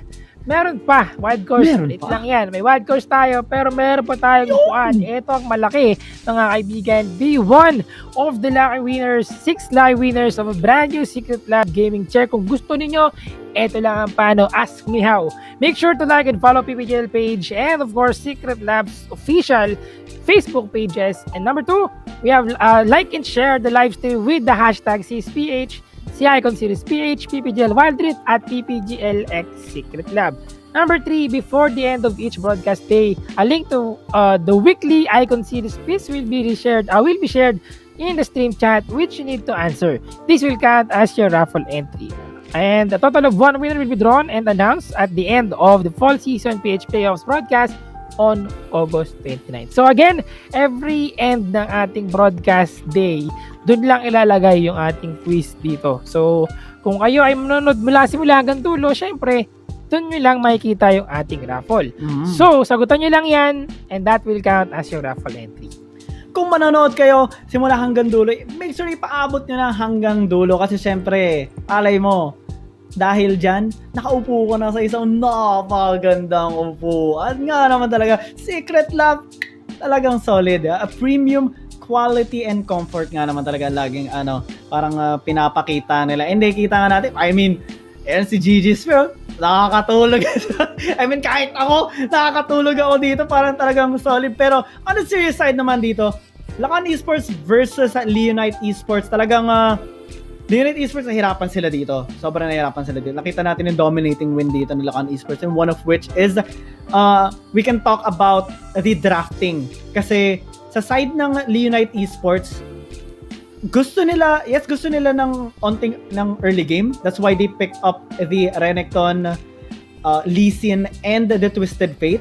Pero late game insurance sila is a Vayne with the help of the Janna. Problem, hindi tayo umabot sa late game na pwedeng mag-pop off yung Vayne, and early game hindi sila makakuha ng mga necessary pickups. At most, nakakuha lang sila ng isang kill sa may Baron lane. But after those, Lakan Esports, they are kind of methodical at talagang alam nila kung paano kapain dito yung Leonite Esports. During team fights, nagagawa nila ng paraan na ma-distribute yung damage and hindi mamamatay yung isa sa kanila, pero pupush pa rin sila. Susugod pa rin sila sa clash with caution. Parang ganun yung yung vibe na pinakita nila kanina during team fights. What about you? Yeah, again, I would like to highlight din dito, point out yung the lack of AUE in a way coming in from members of Lakan Esports dito. They have a Vayne, solo target champion. This goes to Twisted Fate as well. Yeah, meron siya mga cards dito to use that to give the burst damage. Pero more on, again, the solo kill lang na may potential nila to win the team fights. But when you look at the lineup of Lakan Esports, more on, syempre, team fight oriented. Anyway, sama-sama tayo dito sama-sama tayo. Talagang solid yung kanilang pagsasama-sama dito, and even when the concussive blows connected coming in from Brom, malaking pagkakataon kagad sa kanila to win that team fight. Yep, may mga isolation na ginagawa dito ng Lakan Esports because they have Kha'Zix, pero more on the effectiveness of Ari and Corky na manalo sa mga team fights dito. The damage as well, to burst down the enemy team, sobrang huge deal para sa kanila. And when you look at the bans, of course, Camille, Galio, Lucian, hindi na yan pwedeng talagang i-let go dito eh. Some of these bans is respect against each other, against the opponent dito, the opponent side. We have Rengar, Gragas, and Kai'Sa naman for Lakan Esports. They don't want to let these two hyper carry ADCs to be used sa mga games natin. Lucian and Kai'Sa. I think, kung di ako nagkakamali, if I recall correctly, we have yesterday na nagagamit, I think, tama, hindi ako nagkakamali ito. We have Lucian na nagagamit kahapon. It was Mirmooo Esports who used Lucian. Talagang nakita natin yung effectiveness niya. Though, there are a lot of ways to counter itong si Lucian din naman as well. Pero, with regards to the item kasi talaga, ang dami mong pwedeng gawin. Ang dami mong pwedeng i-add ng mga items para sa mga champion mo. So, you can be very effective pagdating sa mga burst damage. Yeah, and sa side ng Lakan Esports, I think talagang craft nila yan na mapapapick ng Vayne dito yung Leonite Esports. Kasi Leonite Esports binan nila yung Lucian. Lakan Esports, they banned out Kai'Sa. And na lang yung magiging options dito? Maybe the Xayah, pero hindi na yung mga parang early game champions na pwedeng may AoE damage. Pinili agad ng Lakan Esports yung Corky, forcing out Leonite Esports to pick another champion na ADC na hindi na ganun. Kasi Corky na lang at most, maybe Ezreal, pero again, pag pinili nila yon, single target pa rin. Pag nag-Xayah naman, masyadong late game, and na-pick na nila kasi dito yung lineup na meron silang Vayne and Janna. Kaya Lakan Esports, I think since drafting phase pa lang, since champion select pa lang, talagang pinag-isipan na nila. Yeah, Kai'Sa is a respect ban talaga dito for Leonite Esports. I think yesterday, during those two games na meron sila dito, 2-0 sila against Mirmooo Esports. Ang gamit ni Rowan ay si Kai'Sa. So they don't want to let that champion go. The power spike na pwede nilang makuha dito with Kai'Sa. Kaya na nakita natin yan, 2 games na meron dito ang Mirmooo Esports against Fennel Adversity. Dalawang beses natin nasaksihan ng hyper aggression and the hyper carry na meron dito si Kai'Sa. Potential, no? So, yun talaga yung dapat iwasan dito ngayon sa mga games natin. Kahapon din, Mirmooo is using itong si Ezreal, kung saan yun din yung mention kanina na pwede nilang alternative option as instead of using Vayne. Kasi Vayne is more on, kailangan meron kayong magandang lineup to protect si Vayne. So she can hit properly, free hit lang. Pero pag kulang kayo sa CC, kulang kayo sa protect, mahihirapan talaga na mag-shine itong ating Vayne. And kanina wala sila gaanong crowd control at most nagre-rely sila sa stun ni sa gold card ni Sean, sa Dragon's Rage ni Andy, and sa sa stun din ni Josh. Kaso pag natagusan na sila dito ng Lakan Esports, wala na magpo-protect kay Vayne. At most yung Janna dito ni Yanzu. Pero paano kapag lahat na sila sumugod? AoE damage, AoE crowd control, and AoE burst din. Kasi meron silang Ari, meron din silang Corki. And they have so much crowd control para sa composition ng Leonite Esports na wala masyadong pwedeng mag-withstand ng damage. Ang hirap talaga, lumaban sa clash. At most siguro pwede silang pumalag doon sa mga small skirmishes, yung mga ganks. Kaso hindi nila makuha yun kasi laging nag-group up yung Lakan Esports. At most yung sa bottom lane, nakita natin yung duel ni Josh and ni Tonte. Nag-destiny muna si Sean, pero immediately nag-back away si Tonte para ma-cancel yung pag-destiny. And nakaabang din si Dedene sa kanya. Ready yung charm kaya hindi na makast yung kanyang pag-teleport. Nung nawala na yun, nag-continue na yung clash. After nun, doon nakita na natin yung bait. Pero that's the previous game. Dito na tayo sa second game. Lakan Esports versus Leonite Esports. Lakan Esports naman ngayon yung blue side. Yes, that is right. So nagkaroon tayo ng palitan dito sa ating side. And dahil dyan, nagkaroon ng pagkakataon ng Leonites. Lakan Esports to get the first pick, which is wala iba kundi si Camille. And if magkukuha man sila ng Lucian dito, that's gonna be huge for Lakan Esports. Kasi Camille is one way to counter Lucian, no? And if you use yung Hextech Ultimatum, syempre hindi siya makakatakbo. He cannot use yung kanyang dash in, dash out, basta mabuhunan niya yung kanyang Solari Charge Blade. But the problem with that is paano kung hindi ma-execute na maayos ni Tonte or ni Camille yung kanyang Hextech Ultimatum kay Andy. Now they have Riven and also a Ziggs para sa kanilang mid lane. Galio in the hands of Leonite Esports also with that Lucian at Diana nga ba ang kanilang magiging third pick. We'll see about that.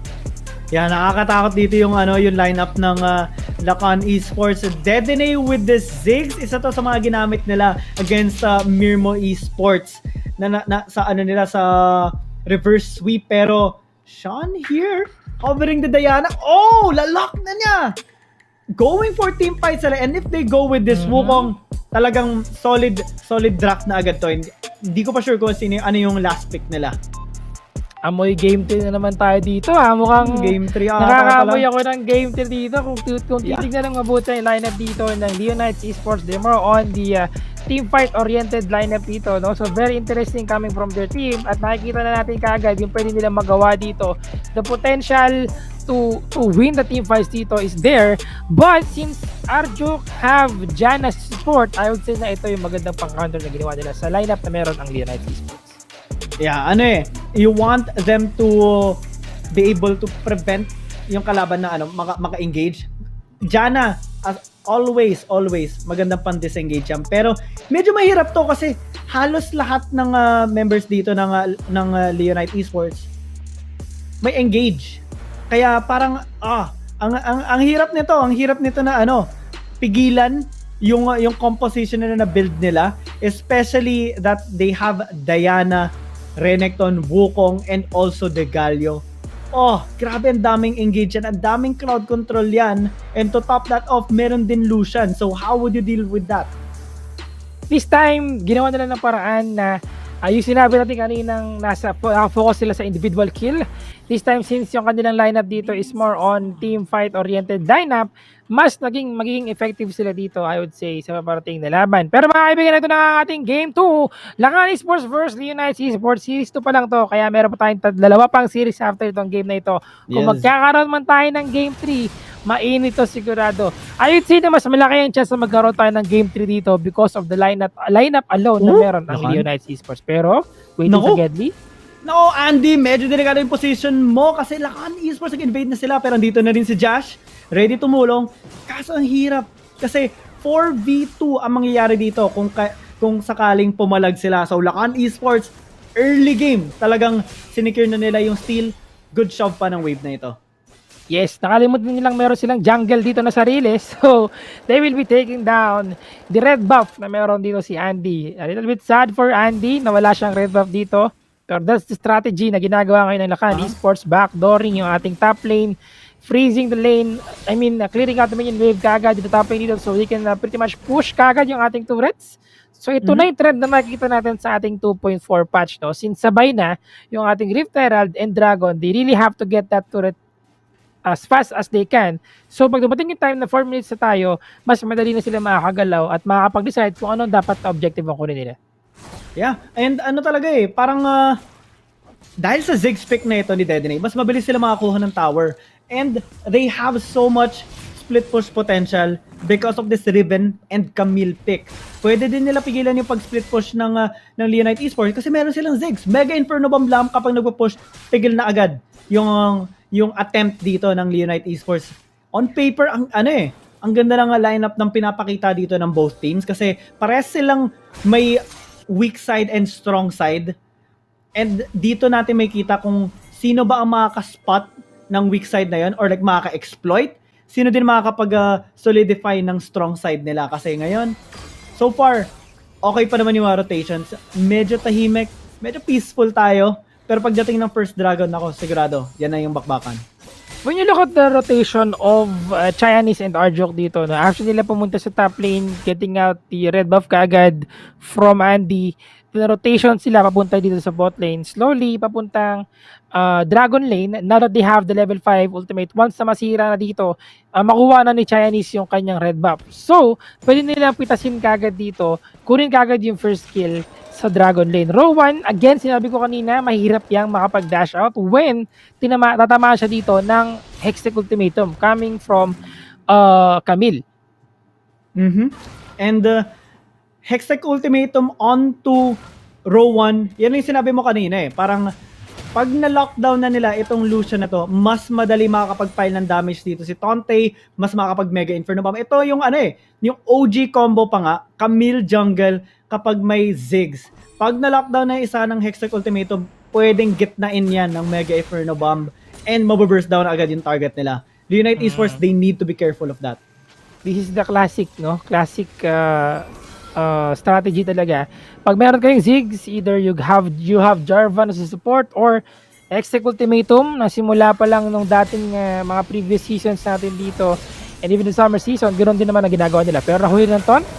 Ayan, dito na Lakan Esports. Sinusubukan lang nila i-poke out dito yung Leonite Esports. Kaso, syempre, they have to respect the damage coming in from Leonite Esports. 15 seconds before the first round of objective spawn. And ito na, dito na magiging importante yung mga reset kasi Lakan Esports kapag reset na sila, Leonite Esports papunta pa lang. And bottom lane, grabe. They have to be kind of careful of that calling coming in from row 1. But Lakan Esports, mukhang Dragon yung ipapriority nila dito. Hindi nila in-expect na magkakaroon kagad na early take ng Dragon dito, no? Despite the fact that they have the ward here para meron silang vision to check out where Lakan Esports will be going since they have the first objective of the game. Pero hinayaan nila si Chinese na kumuha ng Dragon dito habang ibang miyembro nila ay busy sa pag-push ng mga first tier turret. Take note, nauna dito ang United Esports to get that first Rift Herald habang si Josh ay busy sa top lane sa pagkuha ng ating first tier din. Summon ng Rift Herald, so maganda to. Magandang simula to for United Esports. Yeah, slowly but surely nag-accelerate na yung game. Lakan Esports, nagpo-push sila sa may bottom lane. Leonite Esports naman, with the help of the Rift Herald, looking to destroy this tier 2 tower sa may top lane. Pero Tonte, medyo pinipigilan niya itong 4 na members ng Leonite Esports kasi medyo mahirap na Mega Inferno Bomb ginamit na. Si Josh, napatay na. And ngayon, Lakan Esports piling on the damage. Andy here with the Cyclone. And dito na rin si Tonte using the ulti. Chinese, wala nang Hextech Ultimatum and Heroes exit na lang dito si Yanzu. Heroes exit nga, pero sinahabol pa rin niya dito si Yanzu. Yanzu super low na. And Heroes exit indeed. Pero akala ko mapaparong turn siya doon Kasi si Dedenay nasa mid lane Buti na lang medyo lumayo dito si Rowan at naramdaman niya na yung pigati ng kanyang tropa dito na si Yanzu. Out ka na dyan! Kailangan ko nang tumalon sa'yo. And because of that, of course, the trade is there. Pero kill ay napunta sa Lakan Esports because of what happened dito. Nahuli kagad si Josh. Napaspas siya doon. Yeah. talagang Lakan Esports, mukhang G sila dito eh. Okay, accelerate natin yung game. Sige, papalag kami dito. And now they have this 1.5k gold lead. They got the tower sa may top lane. And ngayon, naghahanap na sila ng mga picks. Josh, this is good what he is doing kasi gusto nila as well. Mapantayan naman yung pag-secure ng mga towers dito kaso kailangan na mag-ingat kasi yung Lakan Esports medyo nagro-rotate na dito sa may bot side. And dahil na-secure nila yung tier 1 tower sa may bot lane, Chinese dito, ready na mag-Hextech Ultimatum. Hookshot, gagamitin na Hextech Ultimatum and Mega Inferno Bomb to top all that damage. And they will secure the kill here onto Josh. Nakulong si Lolong, kaibigang Oso sa bot lane dito. Once again, with that Hextech Ultimatum coming from Chinese, talagang ni-utilize nila ng maayos every time that they have the Hextech Ultimatum, making sure that they can pick champion dito wherever they are. Now, in the jungle? Nako, jungle fight. Monsoon ginamit na para sa reset ng kanilang mga HP pero Chinese medyo nag-take din siya ng damage. He needs to be a little bit careful. Leonite Esports, mapalag pa naman sila kahit papano dito. Ang malaking factor dito, kapag si Sean nakagawa ng napakalaking moonfall. Grabe yung healing dito ni Arjok together with yung kanyang Eye of the Storm and yung Monsoon na ginamit niya kanina. That could have been the life of Chinese kanina. Pero with the support coming in from Arjok, talagang naligtas niya kagad dito si Chinese and nagkaroon siyang enough HP to sustain the damages from Josh and si Sean. And Andy rather and si Sean. So, that's a huge deal, no? Having Jano talaga sa kakampi ninyo. To think na hindi pa buo yung kanyang item dito, Ardent Sensor. Meron lang siyang redemption. So, malaking bagay kagad dito at nabibigay niya kagad na maayos na shield yung kanyang mga tropa to protect and give them the upper hand sa mga nangyayaring teamfight. Yeah, and yung upper hand na makukuha dito, kung sakali ng Lakan Esports, magiging malaking factor yan kasi gusto nila yung mga ganitong klaseng setups eh. Kapag nakakuha sila ng kahit anong advantage, pupush nila yan. Nakikita natin dito si Chinese lurking sa may red side jungle ng Leonite Esports. And Leonite Esports, they have yet to find a really good position kasi so far, 2-0 pa rin tayo in favor of Lakan Esports. And nakakapag-split push pa dito si Tonte. Josh, medyo delikado yung position niya. Hextech Ultimatum mo, hindi naman nagagamitin kasi andyan naman yung Tore. Ito na nga ba yung sinasabi ko. Again, the utilization of using that Hextech Ultimatum para mag-secure kayo ng objective dito and get a kill habang 15 seconds on the clock, mga kaibigan, bago magapang ating Dragon. And nakikita natin yung early lead na meron ng Lakan Esports pero hindi ganun kalaki yung ating goal difference sa just 2,000 habang naghihintay sila ng mapayapa sa Gedli dito. Lakan Esports, Leonite Esports na go for the team fight. Monsoon for the healing pero Moonfall hindi sapat yung damage dito. Ngayon, Lakan Esports nagpa-pile ng kanilang very own damage kaso dito na binabraso sila ng Leonite Esports kaso kailangan nila mag-ingat kasi dito rin si Tonte with that burst damage. Sword of Exile everyone on the side of Leonite Esports. That's a triple kill by Tonte and secure na nila yung ace. May Infernal Dragon pa. May sukli pa sila dito. Pulis pang kalawakan. Itong si Tonte nanggaling. Started from the bottom. Now in the Dragon. Ang ginawa niya doon, medyo malayo-layo yung kanyang tinakbo. Dahil naramdaman niya na ang sakuna na paparating sa kanyang mga tropa. Pero just in time, in the nick of the life of his teammate, tumating siya kagad dito. He used the ultimate and then Blade of the Exile na kagad paloob. Securing that kill. And yun na nga yung nangyari. Triple kill para sa kanya. Nakuha nila dito yung Dragon. And this is once again a huge deal para sa Lakan Esports. Sinubukan dito ni Chinese na kunin ang ating red buff pero di umabot yung kanyang tactical sweep. Yeah. Tinry mag-hook shot para makalapit kaso medyo makapal-kapal yung Padanoy kaso mas makapal dito yung na gagawin dito kaso Tonte mas makapal din yung shield niya ngayon. Sila na ngayon ang hahabol sa mga side dito ng Leonite Esports and mapapatay nila dito si Yanzo Josh. Sinusubukan nitong tumakas pero si Tonte maliksi-liksi ito. Ang dami nitong dash and ngayon masisecure na nila yung kill dito kay Josh with the help of Aizen and Arjok. Sakit. Damage itong si Tonte mga kaibigan. Once again being chased down kagad dito. Itong si Josh kanina and Yansu also did fall down and Tonte with the snowball na meron siya talagang a huge threat na ito for Leonite Esports and nagkakaroon naman natin for top lane. Yeah, Hextech Ultimatum. Ito na yung sinasabi mo kapag na-Hextech Ultimatum dito ni Chinese, yung Lucian instant patay na dahil may tulong pa yan ni Dedenay with a Mega Inferno Bomb and ngayon Lakan Esports after sa dalawang kill na yon kukunin na nila itong Baron Nashor. Paano makakapag-contest dito yung Unite Esports? May bas-bas pa dito ni Arjoke with the Monsoon. Kaso Yanzu sinusubukan tumulong. Tonte is now doing some damage at a nice 2-man knock-off dahil dito kay Arjoke. And ngayon, go na sila. Full step on the gas pedal kasi gusto nila makakuha ng kill. Pero sabi nila, bricks muna. Back muna tayo. Okay na, nakuha na natin yung Baron. Pag na-hextech ultimatum ka, akin ka. Yun ang ginagawa dito ngayon ng Lakan Esports. Siguraduhin mo na amin talaga yan. Dahil every time na nakakahuli sila ng champion dito, secured kill kagad yan para sa kanila. Once again, we have the Baron there being taken down ng Lakan Esports, and with the help of Arjuk gamit yung kanyang Monsoon, giving them the stay na kailangan nila to win that Baron fight. Pero yun nga lang, since dalawa lang ang Leonites Esports dito, wala silang manpower enough to stop them from getting that Baron. At Matic, secured yan para sa kanila. Ang score natin ay 11-1, still in favor of Lakan Esports. At naku po, Diyos mio marimar, ang ating gold ay 10,000. Nasa vapor na naman ng Lakan Esports ang ating kalamangan.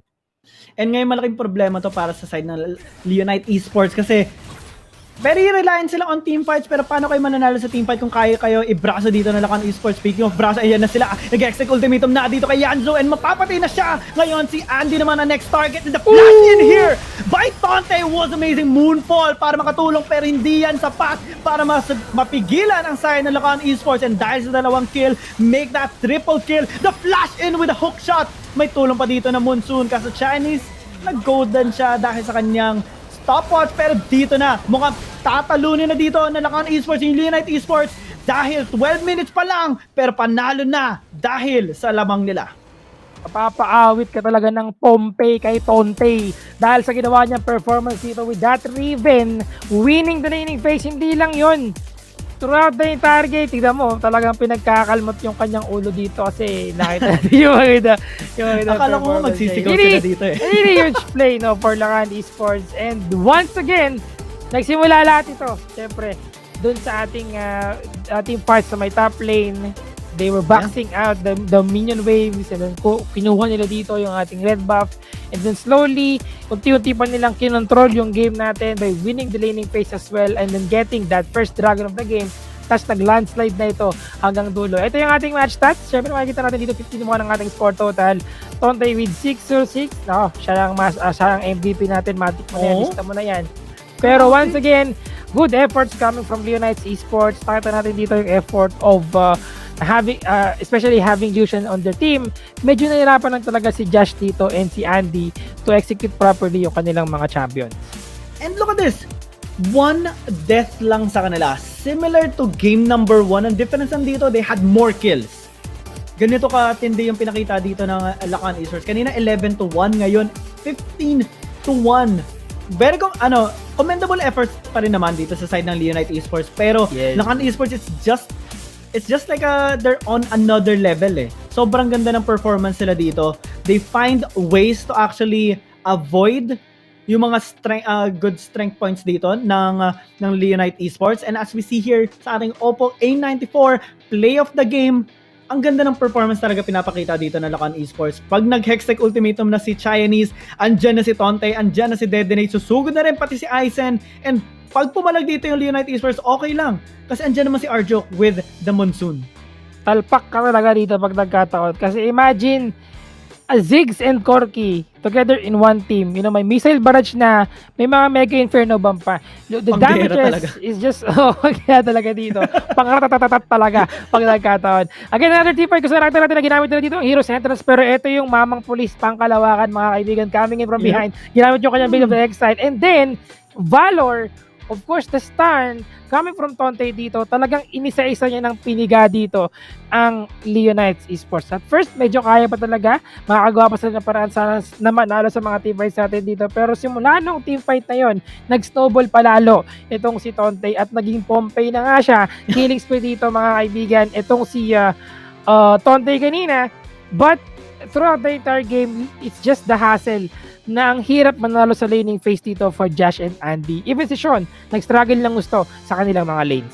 Yeah, talagang Tonte on this Riven, talagang ban-worthy itong Riven niya. Talagang ang galing na gumamit nito. And kapag pinair siya dito kay Chanis and kay Dedene with the Camille and the Ziggs. Talagang kahit ano pang klaseng composition yung gamitin ng kalaban, kahit talagang pang team fight yan, babasagin at babasagin nila yan eh. Kasi kapag naka-entry na sila dito, kapag nakuha nila yung lead, hindi na nila papakawalan yan. And napakita nila yan 2 beses dito sa 2-0 nila against Leonite Esports. And our master of the match, Tonte, grabe talaga. Talagang well-deserved MVP. Hindi pala si Tonte yung inaayos na buhok kanina sa game. No?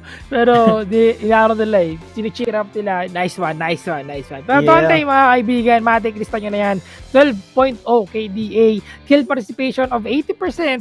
GPM, ating gold per minute na 955. And of course, with the damage per minute na 1,075.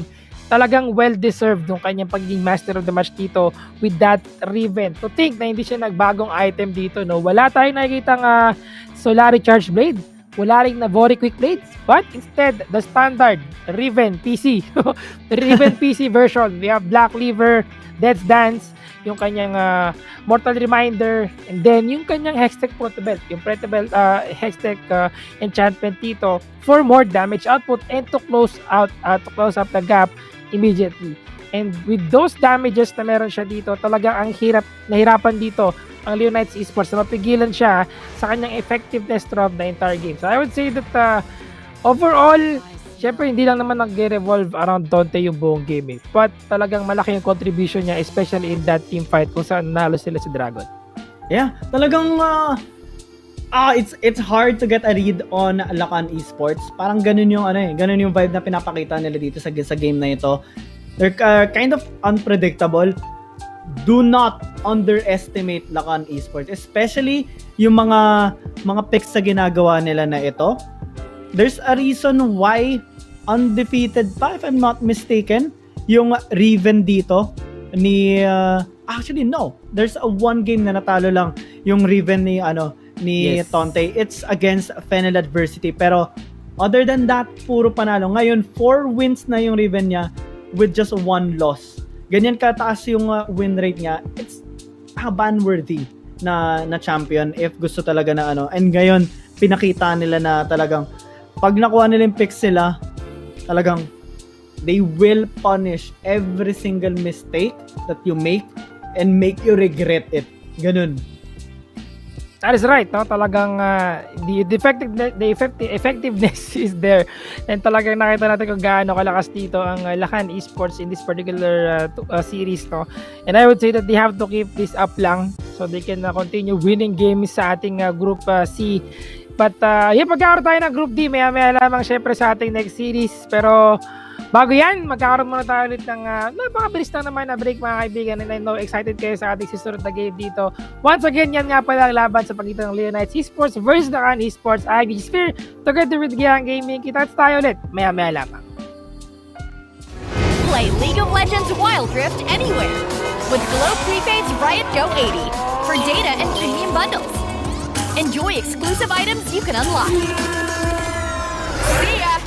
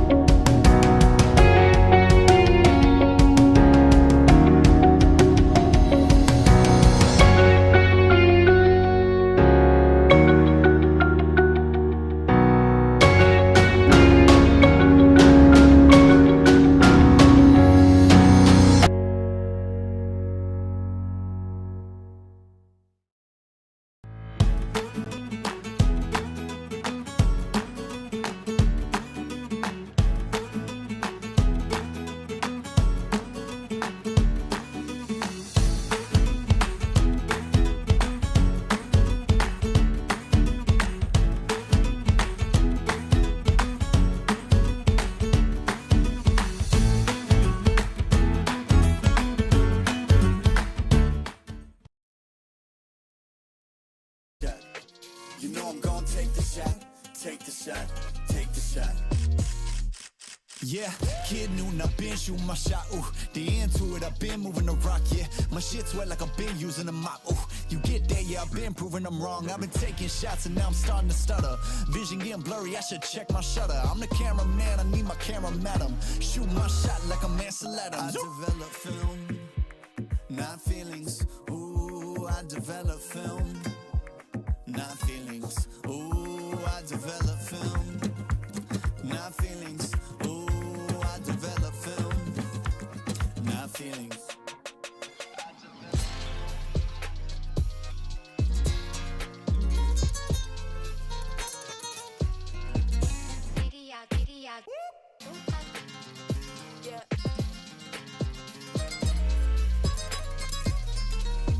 You know I'm gonna take the shot, take the shot, take the shot.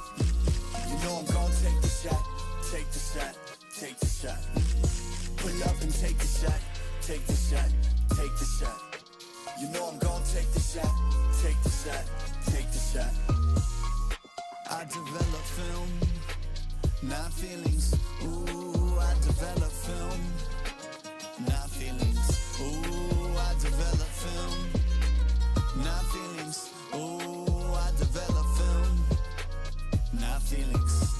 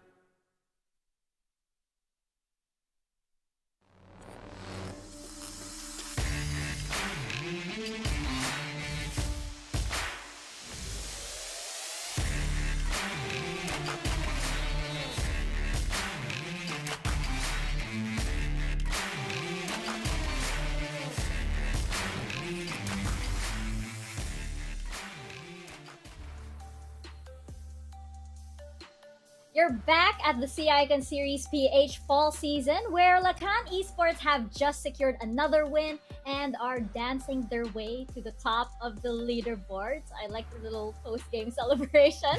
They take the series 2-0 versus Leonide Esports, and they will take home 75,000 Globe Cup points.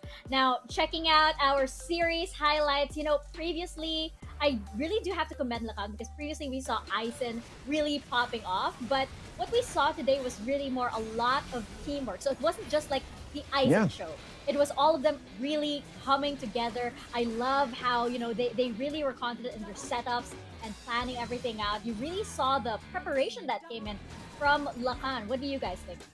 Yeah, 100%. This is them moving as a unit. You can tell that there's a lot of communication involved and it's working out super well. I love this part where they baited out the Destiny and just practically, basically, put Sean in a corner, whether or not does he want to help Jash, does he want to just stay in the mid lane, and then they're just reading their opponent so good. Yeah, it's a bit off that you're going to draft a Twisted Fate and a Lee Sin, but wasn't really able to have that snowball factor. Remember, this is Jash on a Renekton. There's a huge possibility that this guy can pop off. And if you're going to camp Tante, there's a huge possibility that they can carry over from mid to late game and have the Vayne on an insurance play. But so far, it seems like they are being halted. It wasn't really the same or the exact Lee Sin that I saw who owned the early game, and at that point they are losing game 1. As for game 2, it was just Lakan Esports being themselves, looking for those plays, for those kills, and Tante again with the repeated setup with the Riven, which is one of the comfort picks. It was left open and it was played really well. Yeah, and what about Leonite Esports though? They've still got a chance next week. But what should they be working on during this break for groups C and D?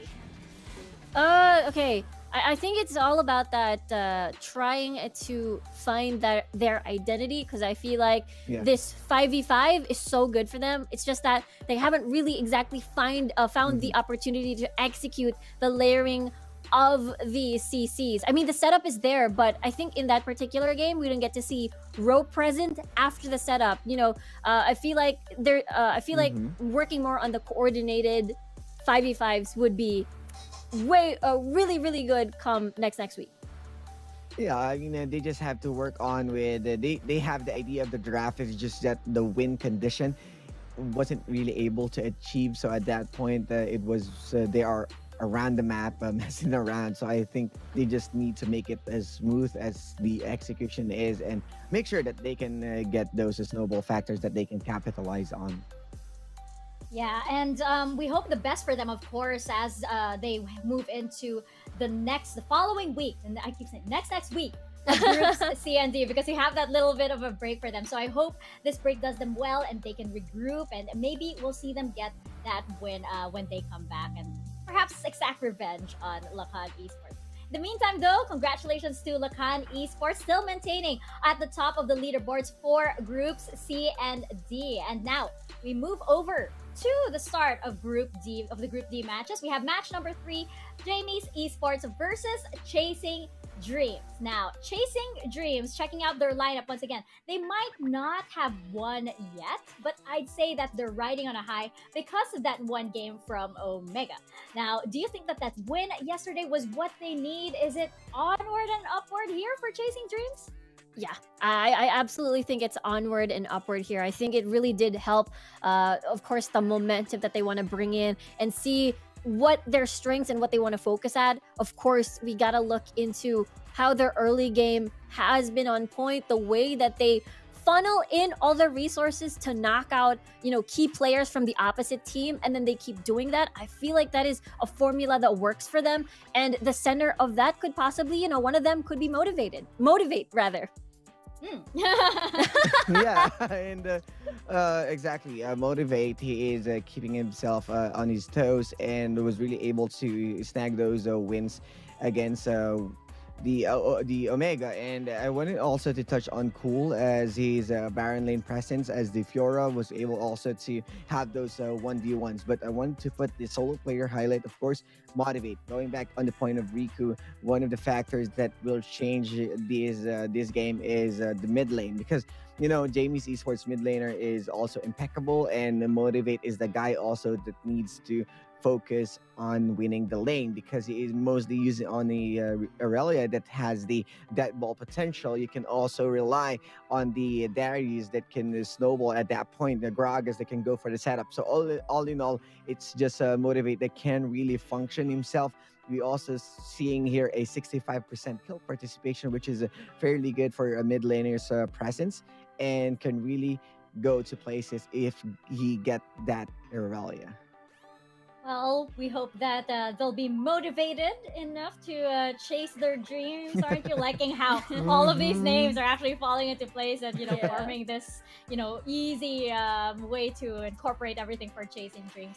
We do hope the best for them indeed. They seem like a very eager team over here, and like looking at their social media, they're really all into the esports scene, even though they're a very new team. So definitely looking forward to seeing them around a lot more. Now, on the other side, of course, we do have Jamie's Esports, the spiciest team for obvious reasons. The spiciest team indeed, maybe even the crunchiest, depending on what variant you prefer. But yeah, this team, of course, has been struggling throughout the entire week over here. They are very, very raw still. They did make it through the qualifiers though, so there is something there. But there's a lot that this team has to work on. I mean, how do you think this match is going to go down? What can this lineup over here offer against Chasing Dreams? I think they were put to a test at the very first day of Group D. They had to face Omega, and they really did show promise. I think they did a pretty good job. Despite being behind in kills, they were still doing their best, evening the gold and making sure that the gold gap isn't going to be that too far. And I feel like, that is at least that foundation already intact. At least now it's all about what they can do with the draft. We've seen Pego as well recently with that Fizz, and there's just a ton more of surprises for sure coming from this team, and I think it's definitely one of their strengths. Yeah, and Pego on an assassin really puts him in a very good position. Can really look for those easy backline actors alongside with Papa Pig. And this time around, I want to put the solo player highlight, of course, from Thayer, which is this guy, their dragon laner, I must say. And he also got the League of Legends PC experience coming into play. Still, the most used champion, so they are completely relying mostly on that Corki who carries the Solari Charge Blade. And the kill participation is really looking solid with a 90%. But KDA 1.6 kind of understandable because they are on the losing streak for now, and this might be the potential for them to go back stronger. Damage per minute, the 188. Still, pretty decent for a marksman. It's just that they need to pack another punch because this is Chasing Dreams. Both of them are in the new kids, and they're going to fight for their own blocks. And this is the highest chances for both of them to get those wins. Yeah, I feel like there's a lot riding on Thayer over here, especially because of the very AD friendly patch 2.4, and really do hope that he can, be up to the challenge in this matchup. And of course, checking out our other clash, our Globe Key Player clash that we have over here. I believe it's going to be in the jungle, and I feel like this is going to be really interesting. Again, we do have Jamie's Esports numbers not really adding up KDA wise, but maybe the kill participation and gold per minute can tell us something. What do you think, Riku? Yeah, I feel like, when we look at Ryujin, of course, that KDA, I feel like it is due to the fact as well that they won that game up against Omega yesterday. And I feel like, this team in general, he propels the team to focus more on that early game. And I feel like the Lee Sin in this particular matchup, especially we saw Lara on that champion as well, will be important in this matchup. Yeah, I mean, you can see Lara, he is ahead most of the stats, but in terms of KDA, they are falling apart. So I think it's just that the whole squad is really moving as a unit and mostly missing Lara a lot. And I wanted to give more of those spotlights to Lyra, as he can really function as a good jungler. It's just that they're having a hard time finishing these games. They got this close gaps into the mid game, but ended up falling more on to the late game. As for Ryujin, very good KDA, but they are also having a hard time closing into other teams. And that one win from Omega explains a lot that this guy can play really well on his own terms. I hope so. I hope indeed. I think, there's going to be a lot of spotlight on Ryujin over here to sort of like set the pace. And for Lyra as well, they're going to have to help bring their sides, I guess, into the foray and everything as we head into this series. And of course, you guys can let us know your comments and reactions and thoughts as well. All you have to do is head on over to Twitter and use 2 simple hashtags in your tweet. Just use hashtag #SISPH and hashtag dominate the rift, and you could be featured on over here as sort of like a guest panelist, I guess. And you can also head on over to the PPGL Discord server, where I believe we do have some of our casters interacting with some of the members of the teams, maybe scouting their future competition, so to say, and discussing the matches as well. It's really fun on over there, so we hope to see you there. Just heading over to the fans voice room, and yeah, we hope to have you into this discussion as well as a contributing member for Wild Rift Esports here in the Philippines. Really, really exciting stuff. Now we are just about ready to head into the third match of the day, and the first match for Group D. This is going to be Jamie's Esports versus Chasing Dreams. We're gonna find out if those dreams can come true, or if the chili garlic can spice things up. Indeed. I have to find a way to work it in there somehow, some way. But first, before we throw it over to casters, I need to know your predictions. Riku, Osiris, which way do you think this is going to go? I feel like I want to go with Jamie's Esports. I told you I really love the chili garlic, but I don't know. What do you guys think? Okay, for me, I feel like it's going to be a very close game. It's going to be 2-1 with high kill counts in favor of Chasing Dreams. I feel like that wave from their victory up against Omega will help them, especially this is the last round robin. It's very crucial. Gotta score that point.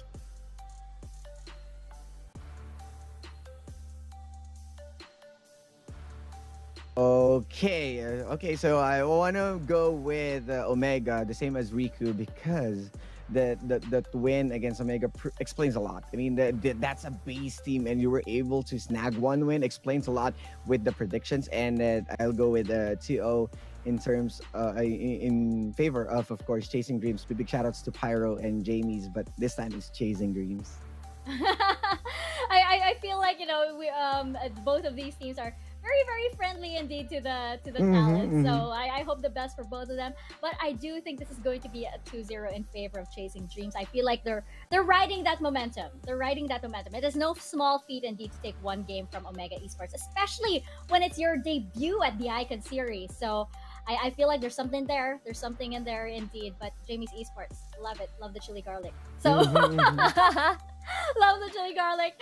So we are going to head into this match and find out indeed which of these teams will pull through. Is it going to be Jamie's Esports, or is it going to be Chasing Dreams? We are going to find out as we step into the Rift. Casters, over to you guys.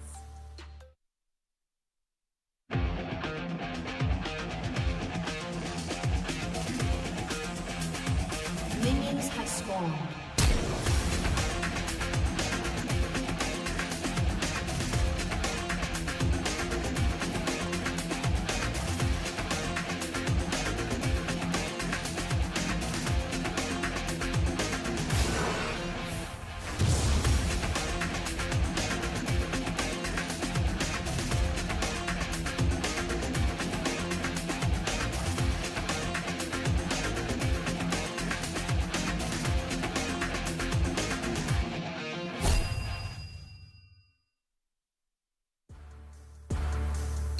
And welcome back mga kaibigan para dito sa group stage natin from the fall season. Kami makakasama nyo para sa series number 3 between Chasing Dreams versus the Jamie Esports. Ang laban ng mga teams na wala pang panalo, paring Yasu. Ako nga pala, si Berting Magiting. Kasama naman dito si Yasu Mayaw and Yasu Mayaw.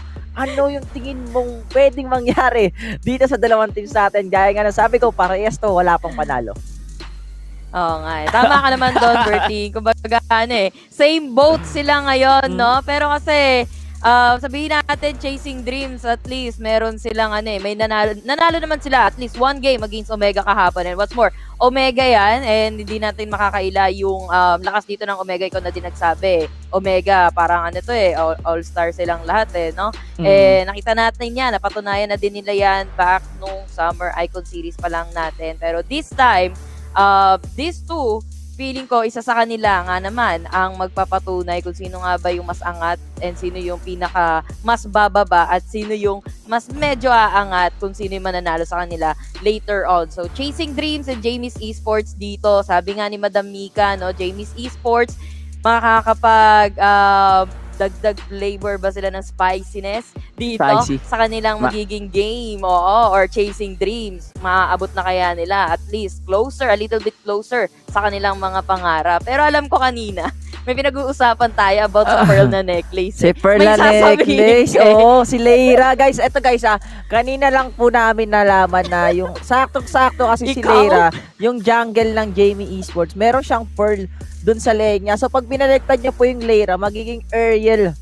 Kilala niyo ba si Ariel? Ariel the Mermaid. Ariel the Mermaid. The Little Mermaid. The Little Mermaid. So parang may may something dun sa pearl niya. Pero speaking of Jamie Esports, dito, Yasumiyaw, sila yung teams na hindi pa nananalo ng isang game sa mga series natin. While Chasing Dreams, nakita natin kahapon na umabot ng game number 3 laban sa Omega Esports. Agree ako dun sa sinabi dito ng panel natin na si Osiris na pwede yun yung maging reason kung bakit mas lalamang sila dito sa series natin between laban sa Jamie Esports dahil they know how to come back sa mga ganong klaseng challenges sa game natin and nakita natin kung paano rin mag-adjust itong teams na to, especially Ryujin as the jungle for the side of Chasing Dreams. Sobrang ganda ng pagkakalaro niya, pero sadly hindi sila nanalo dun sa series na yon. Pero for this series number 3, Yasumiyaw, we can say na Chasing Dreams kailangan yung experience nila laban sa Omega Esports ilalabas nila dito sa side ng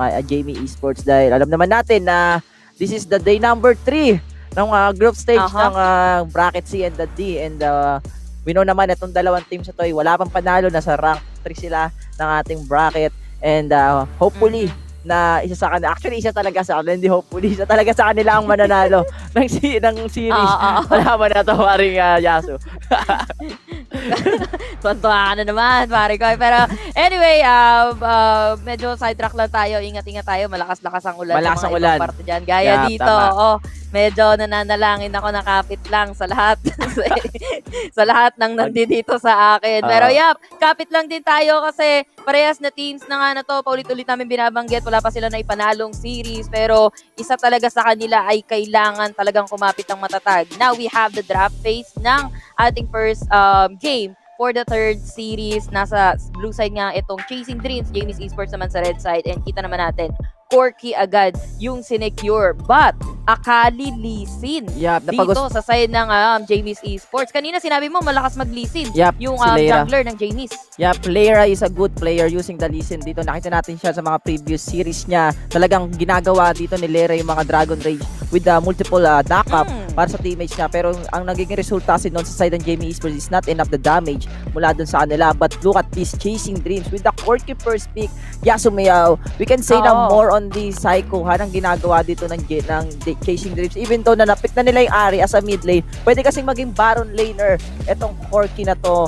Pero kung mapapansin natin with the Darius Akali sa side ng Jamie Esports plus the Saya, more on the balance lineup etong Jamie Esports. Pero I think ito na ADC na talaga, Dragon laner ang ating Corky dito.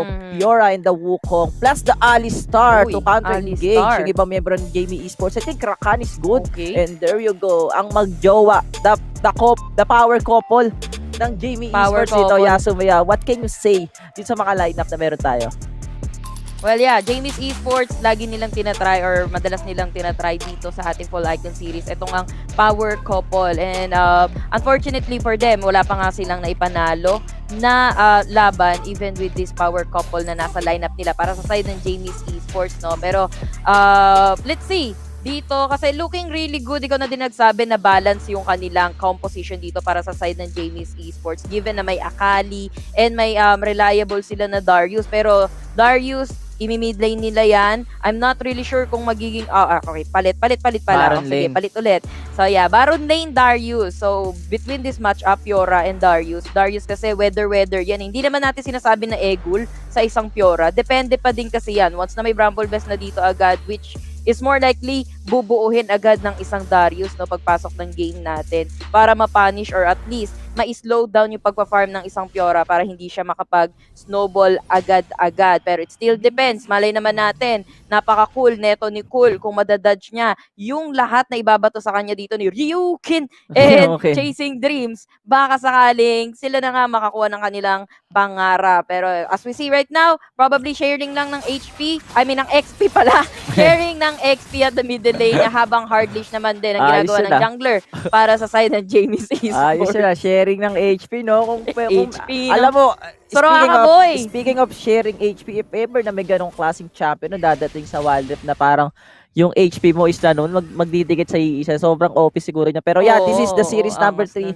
Yasumiao, look at the laning phase na meron tayo. Akali versus the Ari dito. Pwede natin sabihin na yes, Ari will have the advantage in the early game. Pero pagdating ng level 5, pwede natin sabihin din na ito na yung time mismo ni paring Pego na i-burst. We know naman Pego is one of the players ng Jamie Esports na usually gumagamit ng mga piece as a mid lane.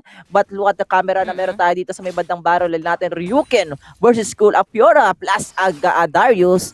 And with that kind of matchup, Darius will have the advantage because of the passive na meron siya. But the pulverize plus the headbutt ay nandito na. Grand entrance for Papa Pig. But the damage will still not enough. Kome will fall down pa. No. Medyo masakit yung mga peders dito ni paring Terra. Yep, indeed. Meron pa naman din pang mamba out itong si Kome. Hindi pa naman din siya nakapag-commit doon ng flash. So, safe pa rin naman itong si paring Kume. Hindi pa naman siya kakarnahin dito at gagawing beef sisig no, ng side ng Jamie's Esports. Masarap i-partner yan, men. Sa chili garlic. Lalagyan mo ng chili garlic on top, beef sisig, no? Ice ba yun? Hindi ko alam. Parang nagpapagutom. Very, 7:30, men. Oras ng kainan to diba? Speaking of kain, no, pare ko, Jamie's Esports, medyo merong nag-i-invade at the bottom lane, pero top lane din. Oh my God, under the tower dito, Chasing Dreams. Ito na yung sinasabi natin, the Wukong jungle for Ryujin. Ito, isa talaga to sa mga comfort champion niya, especially ito rin yung champion na ginamit niya to extend yung game number 3 ng Omega Esports. And we know naman Ryujin as using this comfort champion, talagang anytime pwede siyang pumasok sa mga towers dito sa side ng Jamie. Dahil dun sa first blood nila, sila ngayon na may kalamangan sa gold lead na meron tayo.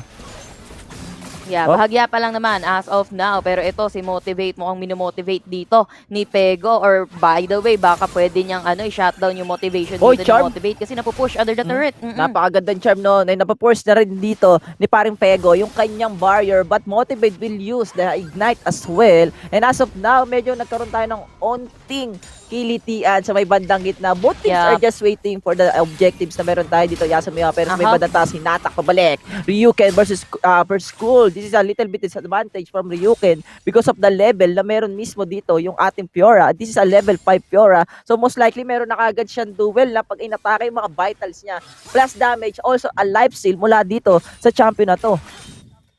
Yeah, tama ka naman doon, Berting. And as we see, no, nag-switch lanes na yung Chasing Dreams dito. Preparation para sa sa either Herald or sa Drake dito. Pero judging from ibang mga laban ng mga teams natin, more on pinaprioritize kasi nila yung Drake kumpara sa Rift Herald pa din. Pero yun nga, pwede pa din magkaroon ng chances na magkapalitan sila dito ng objective, avoiding the team fight, and keeping everything na balance lang din. Walang egul pagdating sa mga network dito. Pero titingnan natin kung ano ba ang priority. Pero mid lane natin, Berting. Mid lane natin, the Shroud will be used mula dito kay paring Pego. Hindi na nakommit yung kanyang chain stun for the side of Kome. At ngayon, si paring Jamie sa side mismo ni Leirai, kukunin yung ating scatter to get a vision sa ating Mountain Drake. Kailangan kunin to ng Chasing Dreams dahil more on the burst damage. Itong Jamie Esports, Akali, andyan yung Lee Sin dito. Also the Saya with the Blade Collar.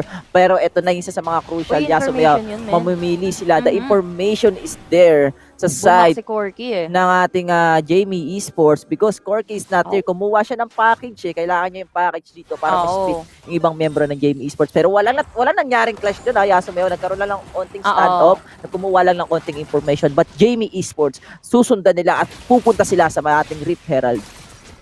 Yeah, mukhang i-exchange na nga lang nila dito yung prioritization pagdating sa may objective. I guess, mukhang nirespeto na nga lang din nila kasi nakaposition din naman dito yung side ng Jamie Esports sa may bottom lane eh. So, yeah, I mean yung Chasing Dreams nga. Ganda. Pero ito, men. Napakagandang quickness plus the grand entrance. Kome will use the unbreakable wheel. Pero mabubuhay pa siya. No! Mamamatay dito si Ryujin. Kome will fall down as well. At kita mo yung damage dito na perfect execution mula kay Fuego. Yung mga kalaban niya ay nadedo. At yung ating Papa Pig, isama mo pa si Saya.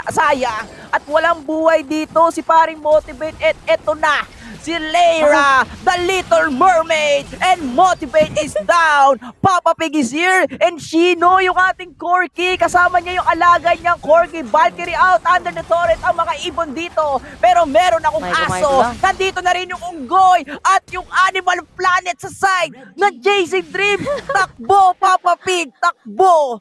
At yung exchange kills and objectives doon, Yasumiya, what a clash sa magkabilang grupo. Yeah, and tama ka naman doon. Starting from that referral take ng side ng Jamie's Esports. Yes, nakuha nila yung referral dito para sa side ng Jamie's Esports. Uncontested kasi busy yung Chasing Dreams na kumana doon sa may Drake natin. Pero sa sobrang bilis mag-referral dito ng side ng Jamie's Esports, naabutan pa nila nagda-Drake dito yung Chasing Dreams na nag-result sa thank you sa Lish para sa side ng Jamie's Esports. Not only that they have the referral but also got the dragon din para sa side nila. Though may konting mistakes, medyo nag-overextend sila doon, overstayed their welcome at the bottom lane, no? Kasi nga naman, nag-up na yung mga timer doon ng side ng Chasing Dreams kaya nakahabol, na-punish pa nila dito si Lyra. But all's good and well para sa side ng Jamie's Esports kasi sila pa din naman yung nanalo when it comes to objective taking and getting some kills na rin naman. And actually, pushing the middle turret dito against Chasing Dreams. Dapat di lang yun, tatlo. Actually, ang daming objectives na nakuha ng Jamie Esports. Herald, nandiyan yung Mountain Drake, nandun yung mid lane natin. Also, the kills, sila rin may kalamangan doon. Ang nangyari lang talaga dito sa side ng Jamie Esports, masyado sila nag-commit doon sa first tower sa may bandang barrel. But still, it's good. It's still good para sa kanila even though na nakuha na ng 2 kills itong Chasing Dreams. They still have the advantage dito sa game natin. And as of now, kung mapapansin natin dito, Yasumeo, medyo nagkakaroon na tayo onting likot dito kay paring Lyra dahil alam nilang butas na yung gitna. We know naman yung gitna yung pinaka-importanting tower dito dahil na-expose yung jungle minions ng kalaban nyo. So, anytime na pwede na mismong mag-ambush itong Jamie Esports sa mga dalo. Speaking of ambush, eto na. 3 miyembro ng Jamie Esports. Nakita si Papa Pig Uy, Protobel sabay hinatak pabalik. But Valkyrie out, Shino. Asan yung follow-up mula sa side ng Jamie Esports? Masyado sila malayo. And Chasing Dreams, mabubuhay pa sila. That is a good Protobel mula dito kay Ryukin. Oo eh. Ang ganda na sana nun Protobel tapos apprehend sa dalawa. Wala nga lang immediate follow-up coming from his side. Pero ito si Pego, hindi naman siya madededo. Tinry lang daw niya kilitiin si Ryujin. Pero movements coming from Jamie's Esports, papunta sila ng bottom lane. Nga ba talaga? Pero mukhang makakaramdam naman yung Chasing Dreams. Pero papansinin natin yung lanes sort of in favor sa side ng Jamie's Esports. Kasi sila halos may control ng middle lane and yung bottom lane. Pero dito, napakagandang charm with the 2-man cyclone dito. Chasing Dream getting a 1-3. Patay na kagad dito si Papa Pig. Ito na yung ating Featherstorm with the Blade Caller. Tatama sa isa. But walang follow-up na naman mula sa ibang miyembro ng Jamie Esports. Ryuke with the low HP. Sama pa si paring Lyra and Chasing Dreams. Yasumiyaw. Sila na ngayon unting-unting bumabangon sa pagkabaon dito sa game number 1. Yep. And that's because chasing Jamie's Esports dito, yes, maganda sana yung mga set-upan nila. Pero pagdating sa follow-up, medyo egul. Pero bottom lane na naman tayo, Berting, mag-isa lang si Pego. Gusto talagang kunin dito, Yasumiyaw ng Chasing Dreams itong tower. Dahil mas malaki talaga yung advantage yun pag nakuha mo pa yung baba. Dahil may expose yung blue side ng Jamie Esports ito. Pero there you go, the multiple damage. Charm will be connected. Motivate, perfect execution. Patay dito si paring Shino. And Papa Pig and the rest of Jamie Esports is here. Nilagay na yung Herald dahil magkakaroon tayo ng objectives sa may bandang DRP. This is the Cloud Drake para paring Yasumiyaw. Free DR sa side ng Jamie Esports, at dahil doon makukuha nila to at pwede pa nilang bubasag sa ibang lanes, but Jamie Esports mas pinili nilang mag-back away na lang para dito sa game natin. Yep, indeed. And ang ganda ng paggamit ng Green Fennel doon ng side ng Jamie's Esports. Diversion. At the same time, napaback din nila dito si Ryuji. Pero 1v1 with the great one sa bottom lane, Bertie. Ako po, mukhang mamamatay pa ata, but no, Sonic Wave, pero nakapag-lunge pa, and he will fall down dito, mga kaibigan. That is a 2v1 situation sa may bandang baba natin, but the mission is done para sa kanya, parang Yasuo, dahil nakuha niya mismo yung pinaka-target niya, which is the tower for the side of Jamie Esports. And kung mapapansin natin dito, no, kanina lamang na lamang yung Jamie Esports, pero dahil din doon sa kalamangan nila, masyadong nag-overextend. Especially Lilera na pumupunta sa mga jungle dito ng Chasing Dreams. And yun in time ng Chasing Dreams kung bakit sila nakakapitas ng ilang membro sa side ng Jamie Esports. Yep, indeed. Pero hopefully, no more mistakes para sa side ng Jamie's Esports kasi again, nasa kanila yung early game advantage natin pagdating sa network as well as sa mga objective. Ngayon naman, hinihintay na lang natin yung, sabihin natin, ito na naman top lane pala. Kill. And that would be an easy pick off, no? Pero continuation. Continuation, nagamit na yung quickness dito, Yasumeo. Pego and the rest of Jamie Esports, they will just go for the blue buffs dito. At nakakuha pa sila ng isang Ari sa side ng Chasing Dreams. And look at the items dito, the BRK for cool. Pero mukhang magkakaroon tayo ng onting sipatan lang sa gitna dahil dito mamay Sonic Wave natin. And as of now, Yasu, look at the kills, look at the goal lead.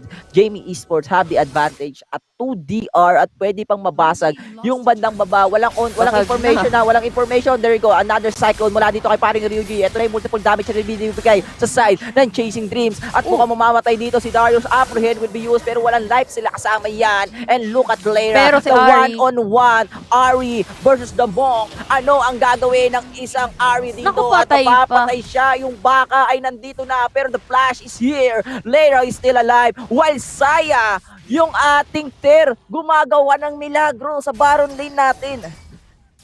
Yeah, indeed. Pre-hit na, pre-farm na nga siya dito. Pressured pa yan para sa side ng top lane ng Chasing Dreams. Pero going back to that team fight, no, kanina si Motivate hindi na niya nagawang mag-spirit rush nung unang namatay siya. Pero the second time, nag-continue yung ating team fight doon. Jamie's Esports, walang masyadong information sa kanila yung Chasing Dream despite fighting inside their own jungle kasi sila yung na-egul on that team fight, no? And Jamie's Esports, yung mga nakikita nila dito sa mapa, talagang iniispatan nila and then yun yung agad-agad sinisipat nila. Just so happen, sa may bottom lane team fight din natin, same with Chasing Dreams, Jamie's Esports, wala silang information na papadating na yung buong barangay ng Chasing Dreams doon, kaya nahuli din sila doon. But at the same time, tablado lang kasi sa niya din itong si Motivate kahit ginamit niya yung kanyang Spirit Rush. Tsaka hindi lang yun, Yaso. Ang napapansin ko dito sa Chasing Dreams, hindi sila nagpapahinga after the clash. Yes, mabubuhay ulit. Magka-clash na naman sila. And yung isa sa mga nagiging pasimuno nun is si Kome and Ryujin. Talaga sila yung naghahanap ng away dito. Dahil alam nila, pagdating ng late game, ang laki ng chance ng Jamie Esports na talagang lumamang pagdating sa clash because of the lineup na meron sila. Especially a Darius late gamer. We know naman itong champion na to, pag late game talaga, yung item niya talaga ang hirap patayin dito sa side ng Jamie Esports. And as of now, at 12-minute mark, Yasumiao, meron na tayong Baron dito. Ayan, I think Jamie and Chasing Dreams, they're just waiting dito sa pangatlong dragon ng ating laro. And this is the Infernal Drake. More damage ang gustong kunin. Sino ang makakakuha dito? Jamie Esports, habat 2DR. Kita-kita yan si Kome. Kitang-kita. Ayun yung maganda, may wards. Wala silang ambulansya. Wala silang pande-wards dito na sa side ng Chasing Dreams. And as of now, Chasing Dreams, they're just clearing minions dito sa may bandang gitna natin. Oops. Yep, indeed. At mukhang sama-sama na sila dito, Bertie. Apren, pero unbreakable whip. Pero napakagandang quickness mula dito kay Papa Pig. Eto na yung special delivery. Pero nakikita mo naman si paring Cole na pwede storm with video sa may bandang likod. At mapapatay dito yung ating Fiora. Cole will fall down. Pinalamig na parang bangkay. And look at Ryuken. Eto na yung Darius na makunat. And Pego is still alive. Just like that. Mali ata ng pasok ng damo. Etong baka dito.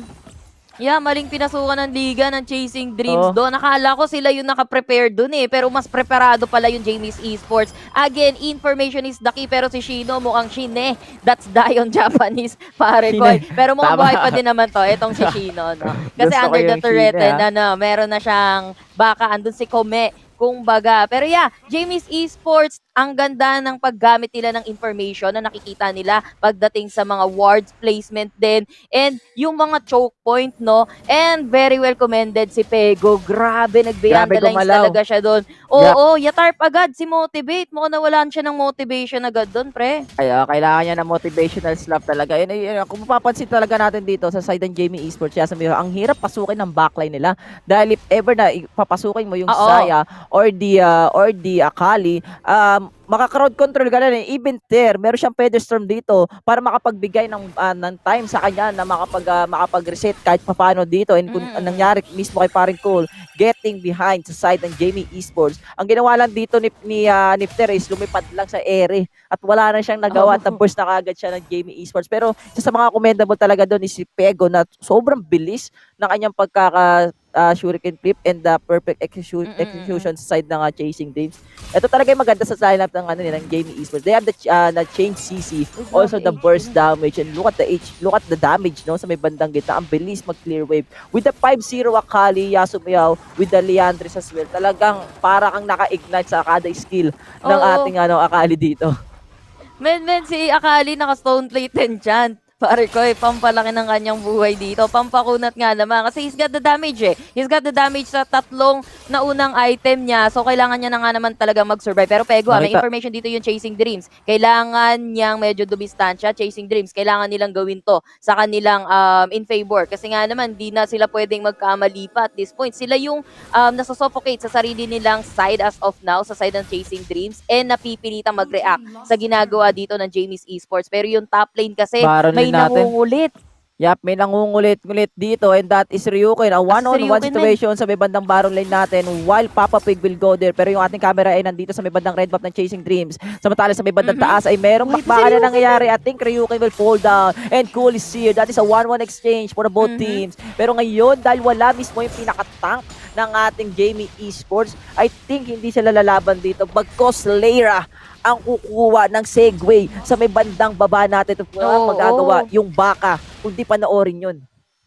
Yeah, ang dali na lang kasi sumegway dito eh kapag wala ng mga first tier turret. Konting kembot na lang yung lakad mo, lalo na kapag wala ng middle turret talaga dito yung side ng Chasing Dreams. Parang pwede ka na mag-walk in the park sa loob mismo ng jungle ng kalaban dito para sa side ng Jamie's Esports. And yun nga, nagagamit nila yan ng sobra-sobra on their end. And the information nga, the wardings na nilalagay dito ng Jamie's Esports, making use of those information. Pero ito Jamie's Esports, kailangan nilang kunin yung Baron, while Chasing Dreams, no, nakuha naman nila yung Scuttler, so they will have an information mamaya kung sakaling mag-Baron muna before the Elder. Pero yun nga, Elder Drake dito, I think merong Scuttler doon.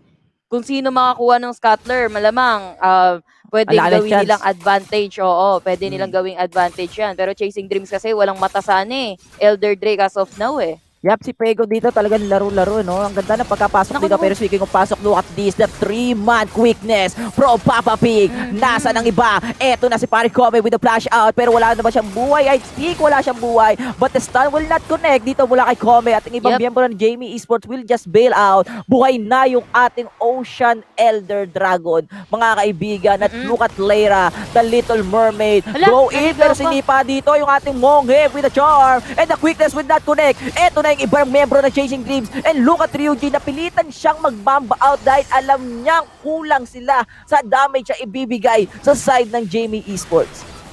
Yup, medyo naligaw pa nga doon ang dinaanan nitong si Leira, no? Kung medyo nakaposition siya together with this team at the bottom lane, pwede na nilang simulan agad yung Elder Drake doon kasi napaback yung Chasing Dreams from the team fight sa loob mismo ng jungle nila even before mag-respawn. Etong Elder Drake natin. Pero just so happen na wala ng GA dito, etong si Leira. But of course, fortunately para sa kanya pa din, buhay pa din naman siya nakapag-mamba out doon. Though, Chasing Dreams, kailangan nilang at least masecure tong Elder Drake na to para makapag-comeback kahit papano. Nako po, ini-introan na. Look at Pego sa may bandang likod natin. Pero Kobe with the low HP, the quickness will not connect. Granted as well. Cool will fall down. At isa-isa ng pinupugo ni Pego ang mga miyembro ng Chasing Dreams hanggang pangarap ka na lang.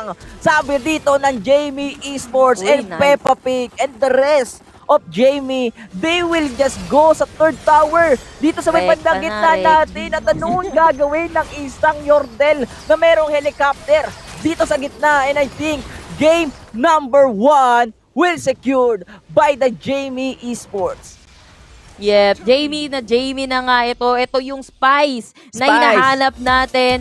The spice. The chili and the spice coming from the side ng Jamie's Esports dito. Mukhang yung isa sa kanila, no, may tuwalya. Power towel talaga yan, pare ko. Yup, iba, kumbaga pasada. And Jamie Esports, literal, speaking of pumasada literal Jamie Esports, especially Pego, no? Especially Pego, using the Akali dito, talagang wild rip si paring Pego dito.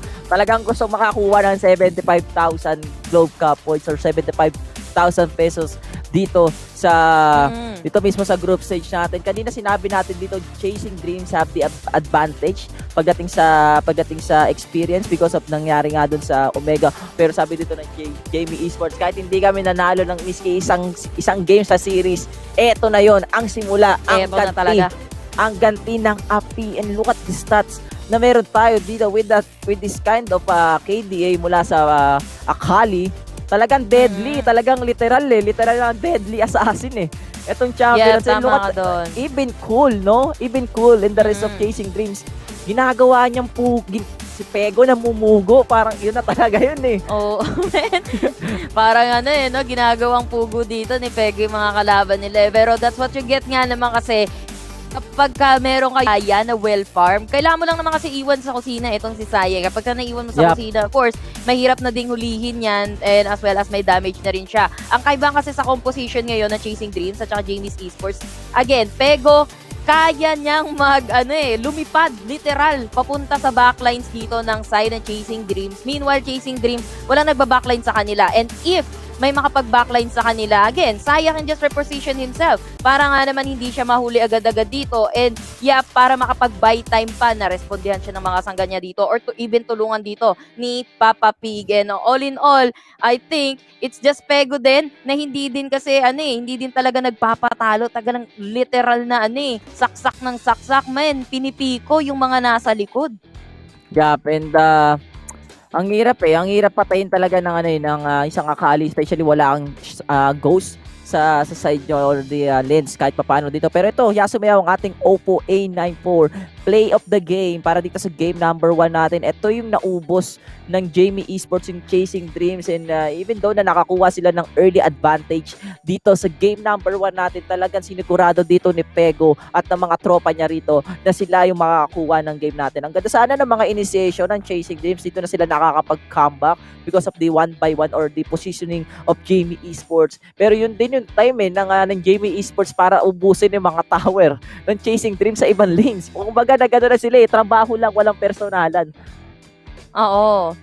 Yun nga yung ginagawa doon ng side ng Jamie's Esports. And ito yung time na si Pego, talagang ito yung sinabi ko na literal na lumipad. And then na-psycho niya yung mga humahabol sa kanya habang isolated doon. Itong si Fiora, of course, si Full nakipaglaban sa 4 sa 3 habang si Pego doon nakipaglaban na sa 4 pero buhay pa din, nakaabot na nga siya sa top jungle, no? Pero ito, Jamie's Esports, the prioritization, kung team fight tayo. And I think one thing din na medyo nag-miss talaga para sa side ng Chasing Dreams, yung mga charm neto ni Ari. Dito, mama. Yung mga charm ni Ari, hindi masyadong mga nagko-connect. And that's why, ang ating master of the match din is gonna be Pego on his Akali. And kita mo naman, this is almost the standard build ni Akali. No? Talagang damage is already there. First 3 items pa lang. So, boots, enchant niya, kailangan niya lang niya makapag-survive dito with a KDA na 8.0. Kill participation na 53%, GPN na 798, and DPM na 1,000 flat, DTPM na 816. Yep, indeed. This is Pego, mga kaibigan. Yeah, Pego, mga kaibigan, na namugo sa game number 1 natin. And kung di ako nagkakamali, yung last item ata nito is the Infinity Orb mula sa kanya because of the pendant na meron siya dito. With that kind of item, no, more on the magic pen talaga ang gusto dito ni Pego. Plus the DPS na nanggagaling mismo sa Leandris na para talagang naka-ignite yung kalaban mo as long as na skill mo siya. And with that kind of game number 1, Yasumayaw, talagang masasabi natin dito na yung Jamie Esports, pinaghandaan nila itong last day of this group stage sa bracket C and D dahil sino ba naman ang teams ang gustong umalis ng tournament na walang pinapanalong series, di ba? Well, same for the Chasing Dreams pero mas siguro mas kailangan lang higitan ng Chasing Dreams especially dito sa game number 2 natin dahil yun na mismo yung match point ng ating Jamie Esports. Yeah, tama ka doon. Match point nga ng Jamie's Esports. Kailangan na lang nila i-keep yung momentum, yung kanilang confidence din. Pero wag naman sana ang overconfidence kasi minsan yun sabi natin nanalo ka ng isang beses, no? So overconfident ka na, ay kaya ko na to. So medyo magjujuk-juk ako. Pero that's not the case on this tournament. Of course, Jamie's Esports, Chasing Dreams, parehas nilang debut itong ating tournament on a big tournament ha. And Jamie's Esports, sila na nga yung una nakapagpakitang gilas dito against Chasing Dreams. But Chasing Dreams, meron pa rin naman silang chance ang bumawi. Again, andun pa din, sabihin natin yung bragging rights na natalo nila yung Omega Esports kahapon. Pero yun nga no, second game din nila natalo yung Omega Esports kahapon. But at the end of the day, Jamie's Esports pa rin yung nakuuna sa kanila. Jamie's Esports, 1 win away para dito sa series natin para makasecure ng 75,000 Globe Cup points natin. Pero malay naman natin, Chasing Dreams, baka dumownload, baka magkaroon sila ng ibang lineup dito. Kahapon nanalo sila against Omega with Irelia. Kala ko mag-i-Irelia sila, nag-ari sila. Porky, Irelia, Senna, Wukong, Fiore yung lineup nila kahapon. Pero Wukong nga din. Pero wala tayong nakitang Irelia at saka Senna as of now. And yep, makikita natin as for now yung ating pick and bans nung first game natin. Talagang yung una pa lang na nakita ko itong si Corky, baka gawin nila yung lineup nila kahapon, na ikipananalo nila kahapon against Omega Esports. Kasi wala naman sa lineup nila kahapon na binandito yung Jamie's Esports Senna is available, even Irelia is available, Fiora yes nakuha nila dito. Pero yun nga, as we see kanina sa game, si Fiora maganda naman talaga yung kumbaga stable naman yung income ni Fiora. There's a time nga na medyo naangatan niya pa etong si Ryuken, etong si Darius. Actually, hindi kaya ni Darius harapin etong si Fiora ng 1v1. Kaya kailangan pang tumulong neto ni Papa Pig. And just so happen, patay pa dito si Ryuken. Pero all in all kasi, team effort yung ginawa dito ng Jamie's Esports. As for Chasing Dreams dito, ang nangyari, hindi naging Chasing Dreams, men. Chasing Dreams to wherever Jamie's Esports. Dreams na lang, no? Hindi, actually, chasing na lang, pre. Kasi hinahabol sila, hinahabol lang nila Jamie's. Yeah, hindi nila nangyari mahabol. sa chasing Hindi nila mahabol. Ito yung mahirap sa side ng Chasing Dreams. Ang ganda sana ng lineup nila. They have the CC crowd control nagmumula mismo kay Ryujin. Also kay Ryujin, also dun sa ating Ari. Plus, yung mismong hard crowd control din of the Alistar and the Tankiness na meron siya. Ang nakulang lang talaga dito sa side ng Chasing Dreams is sila lagi yung nauunahan na dapat sila ang mauna. Kung mapapansin natin yung game number 1, Alistar with the headbutt plus the pulverize na meron siya. Even the Darius, the Proto Belt apprehend. Yun na yung parang naging intro ng Jamie Esports. Then mabilis ang follow-up mula kay Papa Pig, the grand entrance plus the quickness. Doon na nagkakaroon mismo ng miscommunication sa side ng Chasing Dreams. Even doon sa last clash natin, yung pinaka-crucial na clash natin, nakita natin dito na pumipwesto pa lang si Kome. Inunahan na kagad siya ng Alistar tsaka ng isang Papa Pig or yung ating Lakan dito. While dun sa backline nila, yung ating Fiora dito, pinapatay na siya dito ni Pego. And Ryujin, wala siya magawa kundi gamitin yung Cyclone as a defensive skills para kahit paano makasurvive yung mga teammates niya, pero hindi nakasurvive yun because of the damage. Also the mobility na meron mismo yung isang Akali dito sa game number 1 natin. And yeah, game number 1, Jamie Esports getting that game, and we still have game number 2. Mga kaibigan, this is a best of 3 series. 1 win na lang sa side ng Jamie Esports at mako-close na natin yung series number 3 and they will get a 75,000 Globe Cup points, equivalent sa 70,000 pesos. So, sobrang laking nun. Sobrang halaga nun talaga sa mga teams natin, especially sa dalawang teams ito na wala pang pinapanalo sa liga ng ating group stage sa fall season.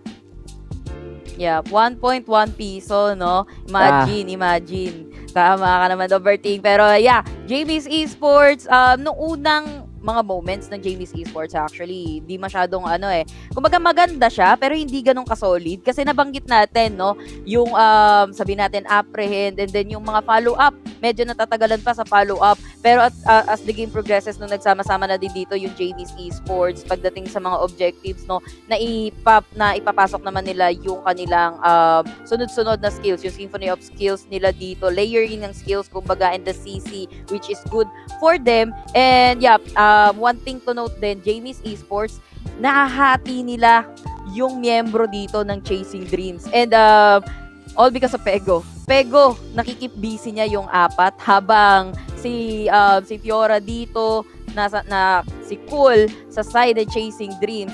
Mag-isa siyang naiiwan sa 4 ng side ng Jamie's Esports. Mas nakakarni siya niyan. Mas hard crowd control siya. Tinatry niya naman patayin yung backlines dito ng side ng Jamie's Esports. Pero yun nga, hindi kaya mag-reposition or kayang iligtas niya yung sarili niya, makapag-buy time as Asaya. Habang si Pego, tabi mo anak, kaya ko na yung 4, kayo nang bahala sa isa, tapos tapusin nyo na lang yung sinimulan ko dito. And that's a very, very good run para sa side ng Jamie's Esports. Habang Chasing Dreams, though, yun nga, wala na silang ginawa kundi mag-react. Actually, in the beginning pa lang, parang nagre-react na sila dito para sa side ng Jamie's Esports. Kasi kung saan nag-i-initiate yung Jamie Esports, yung mga early, oo, nakakabansi pa sila, nakakabawi pa sila. Pero pagdating nung mid to late game natin, bukod sa naghahabol na sila, natatalo pa sila pagka nag-take place na yung ating team fight just because maganda na yung mga item ng Jamie's Esports. Dito, ubus na yung mga tore ng side ng Chasing Dreams. And speaking of Chasing Dreams, I think mas okay ata kung, well, this is a first pick Corki, no? Feeling ko, mas okay siguro kung mid lane Corki nila dito because of the lineup na meron sila sa, gaya nga nasabi natin, CC, pero kulang sila sa AOE damage na sa lineup. So I think it's okay na i-mid lane Corki with a hybrid type of build na meron siya. Then kuha sila dito ng isang solid na ADC, which is the Kaisa is still here, 'di ba? Na sobrang hirap din patayin. And pero hindi natin yung nakita. Pero I think if ever na na-open yung Galo tapos na-pick dito ng Jamie Esports, yung ng Chili Garlic, ng Chasing Dreams.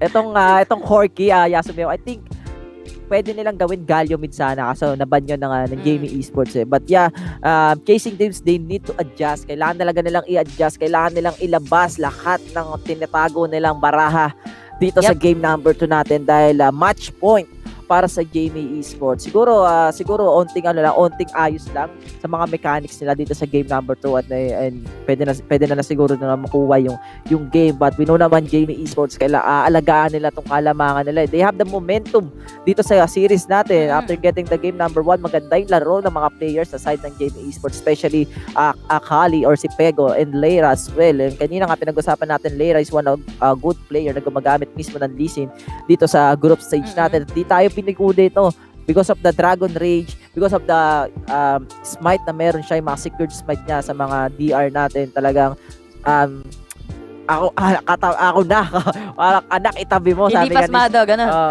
Hindi pa pasmado, hindi pa nababasa yung kamay. Kumbaga wild drip yung mga daliri sa side ng Jamie Esports. Yeah, alam mo kung bakit? Kanina kasi may tuwalya. So, kapag ka medyo, teka lang, namamasa na yung kamay ko, papunas muna sa tuwalya mo, pare ko, no? Para naman hindi maging tuwalya gaming, man. Tuwalya dip, towel dip talaga yon. Man, siguro kasi sa Chasing Dreams, walang nakasabit na tuwalyang ganun. Walang punasan ng kamay kapag ka medyo pasmado na, no? Pero, yeah, kidding aside dito, Jamie's Esports, nakaisa na nga sila against Chasing Dreams.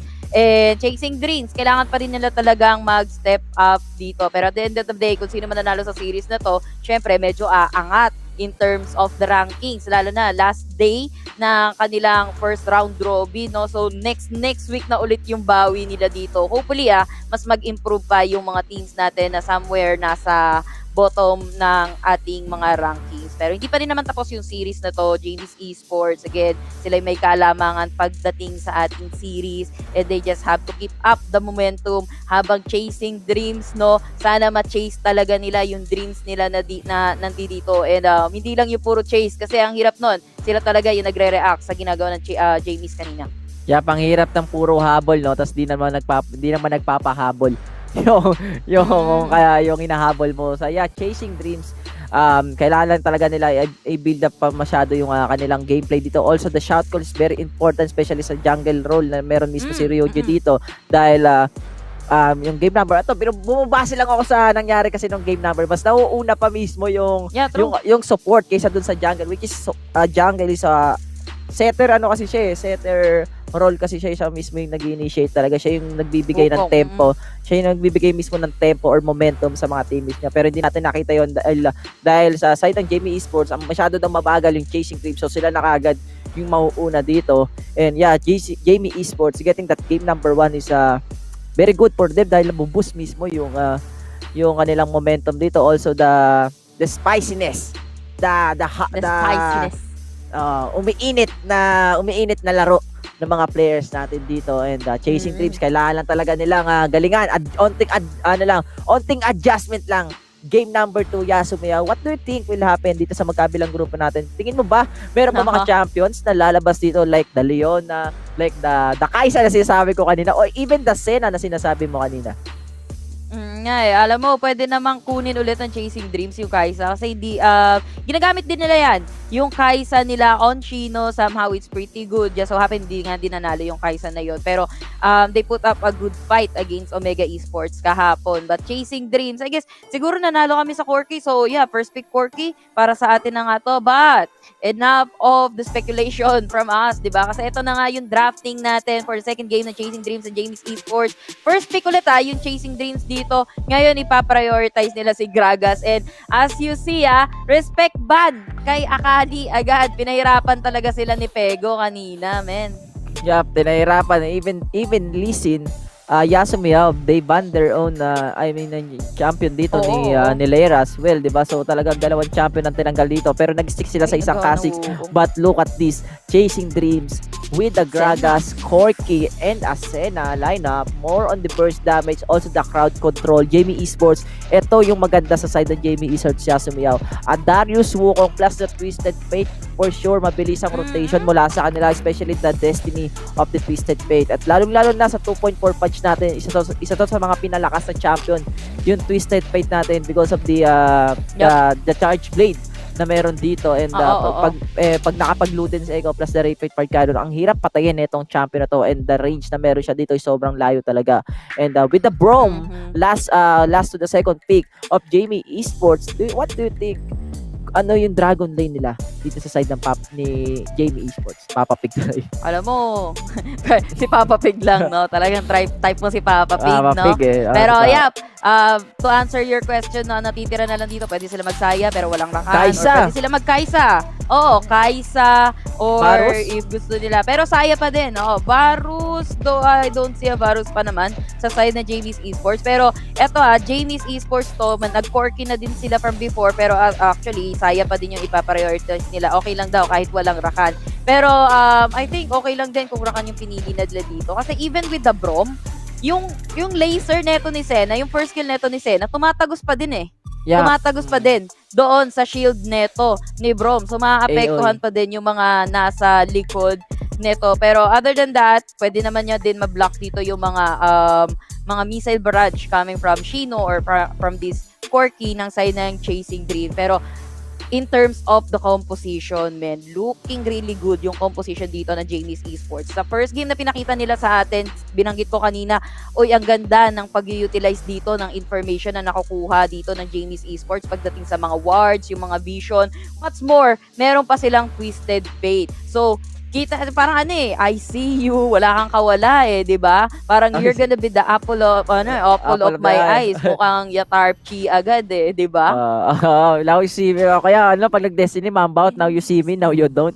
Ganun ang ginagawa dito ni Paring Pego. Pero ito na mga kaibigan, the game number 2. Pero mamaya na tayong introduction dito. The yellow card mula kay Yugi Boy. Nahuli ka sa patibong, Yugi Boy and Jamie Esports. Nauna pa sa first. Early pa sa bird, patay si Paring Kome dito sa side ng Chasing Dreams. Men, iniswipe ni Pego with the gold card. Sabay ganun, shook! Gulat ka, no? Nagulat talaga si Kome doon, men. Napauwi. And Jamie's Esports, limahan agad, men. Lahat may contribution doon sa pagkamatay ni Kome. Naghihintay lang naman si Kome doon eh. Lilich lang sana siya ng XP doon. Kaso nga lang, siya yung nagbigay ng XP sa Jamie's Esports. Wala eh, medyo nagulat din si Kome. Hindi niya rin naasahan na may limang players doon sa damo na yon. Kasi kahit ako magugulat to, di ba kagad to? Hindi ko nakita, nauna ako pumunta doon. Wala kasi siyang vision. Nauna siya pumunta dyan, hindi niya nilagay yung words niya. Pero yeah, Jamie Esports with the advantage. Doon pa lang sa wala pang isang minuto na laban natin at nakakuha nga dito. I think, sino ba nakakuha? I think nakakuha na sa would be Twisted Fate or Desire, I guess. Ang laki ng advantage nila doon, Yasmin, lalo na sa laning phase natin dahil pwede na kagad nilang mabully yung mga kalaban natin and look at this maagang rotation mula kay Pego. They know na malalabas na yung scuttler, so they will secure it. At di lang yun, they have the chance na baka kunin pa nila or i-invade pa nila yung blue buffs dito ng Chasing Dreams. Yeah, indeed. Pwede nga nilang i-invade dito yung blue buff. Pero ito, mukhang magkakasuntukan agad. Men, scuttler pa lang. Awayan na. Yep, awayan na dito and mukhang na-secure naman dito ni Chasing Dreams. Kanina, Yasimeo, no, sabi mo dito sa side ng Jamie Esports, they can still pick the Lakan mula dito sa kanila para sayara the power couple dito. Pero I think kaya mismo gumamit sila ng Brom dito. First is to block the damage of Shino dun sa Dragon Lane para hindi masyadong mag-burst dito si Ter. And the second one is to counter mismo si Ryujin and the rest of Chasing Dreams. Gumamit mismo ng Cataclysm itong si Ryujin. Peppa-Pig ang gagawin niya lang is the Glacial Fissure plus the first skill na meron siya. Lalagyan niya, tatatakan niya lang para magkaroon mismo ng CC yung buong miyembro ng Chasing Dreams. So ang laking tulong nun talaga sa side ng Jamie Esports. Kaya siguro yun na rin yung ginamit niyang champion dito which is the Brom. Pero ito merong setup na mangyari dito. Leira is here. Ganto ang mag-walk while Ryujin is there again, plug and drag mga kaibigan. Will not connect dito mula kay Papa Pig at mukhang mali na pinasukan na Liga. Destiny ay nandito na para makakuha lang ng onting vision si paring Pego at the rest of Jamie Esports. Yeah, speaking of vision, no, mas naunang magkaroon ng vision doon yung Chasing Dreams kasi kanina ko pa napapansin, ang dami nilang ward sa may bottom lane. Maliwanag ang buhay ng Chasing Dreams sa the bottom lane, no? Kaya kapag sila pa na-egul dyan, sa may team fight na yan, ako po.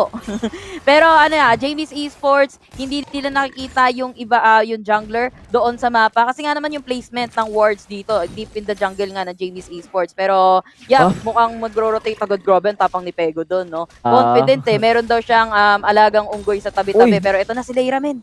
Medyo namali ata sila. Akala ata dito ni Leira, LOL PC nilalaro niya eh. Sa LOL PC kasi medyo matagal eh. Medyo matagal kasi yung pagkaka-invisible ng isang Wukong. But here in the Wild Rift, medyo mabilis eh. Parang 1 to 2 seconds. Lalabas ka na kagad. So kailangan mo talagang minimal lang yung yung magiging invisible ka, distansya as well. At look at this sa bandang barrel natin, Agarin, the Noxus versus the Demacia. Demasian Justice plus the Ignite. Ryuken is still alive. Leira is here. Ryuji with the plug and drag plus the Cataclysm. Patay ang general ng isang miyembro ng ating Noxus. And ito na yung redemption pa sa ultimate ng pating Senat. Mukhang mabubuhay pa dito si paring Cole. The tankiness ay nandito pero mapapatay pa rin siya. And that is a 2-1 exchange sa side ng Chasing Dreams. Lugin-lugi yung isang Noxus sa dalawang Demasian doon. Paring Yaso. Oo, amen. Dalawang Demasian yung kumana sa kanya doon. With the help pa ng isang sabihin natin, coming from the Sentinel of Light, men, tinulungan pa sila doon ni Kome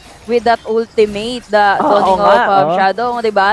Na-sustain pa kahit papano itong si Full, though namatay siya, pero bayad pa din. Pero ito nagkakagawa ng objective. Ayun na, Glacial Fissure plus the package dito, pero Ryuji, the Leira will get the DR dito, mga kaibigan. Look at the damage siya binibigay mismo ng ibang miyembro ng Jamie Esports. Exhaust will be used. Walang buhay dito si paring Leira. And look at the damage of the Corky. Motivate is here. Patupapatay dito ni paring Ter ng isang miyembro mismo ng Chasing Dreams. So walang gagawa mismo yung ibang miyembro ng Chasing, kundi pumunta sa may bandang gitna. But Jamie with a low HP mula dito kay Papa Pig. Same from Ryuken. Nagkaroon tayo ng onting exchange dun sa kills. But yung may lamang doon, Yasumiya, will be Jamie Esports after getting the DR. At di lang yung nakakuha rin sila ng onting kills kahit papano. Yeah, Jamie's Esports 3. 4-2 exchange ngayon in terms of, in favor of Jamie's Esports pagdating sa kill, no? Pero pagdating din naman kasi sa objective, nakakuha yung Chasing Dreams ng Rift Herald habang Jamie's Esports, yes, nakuha nila dito yung Drake. And yun nga, tinry lang din naman ng Chasing Dreams kung makakahabol pa sila dito sa may Dragon.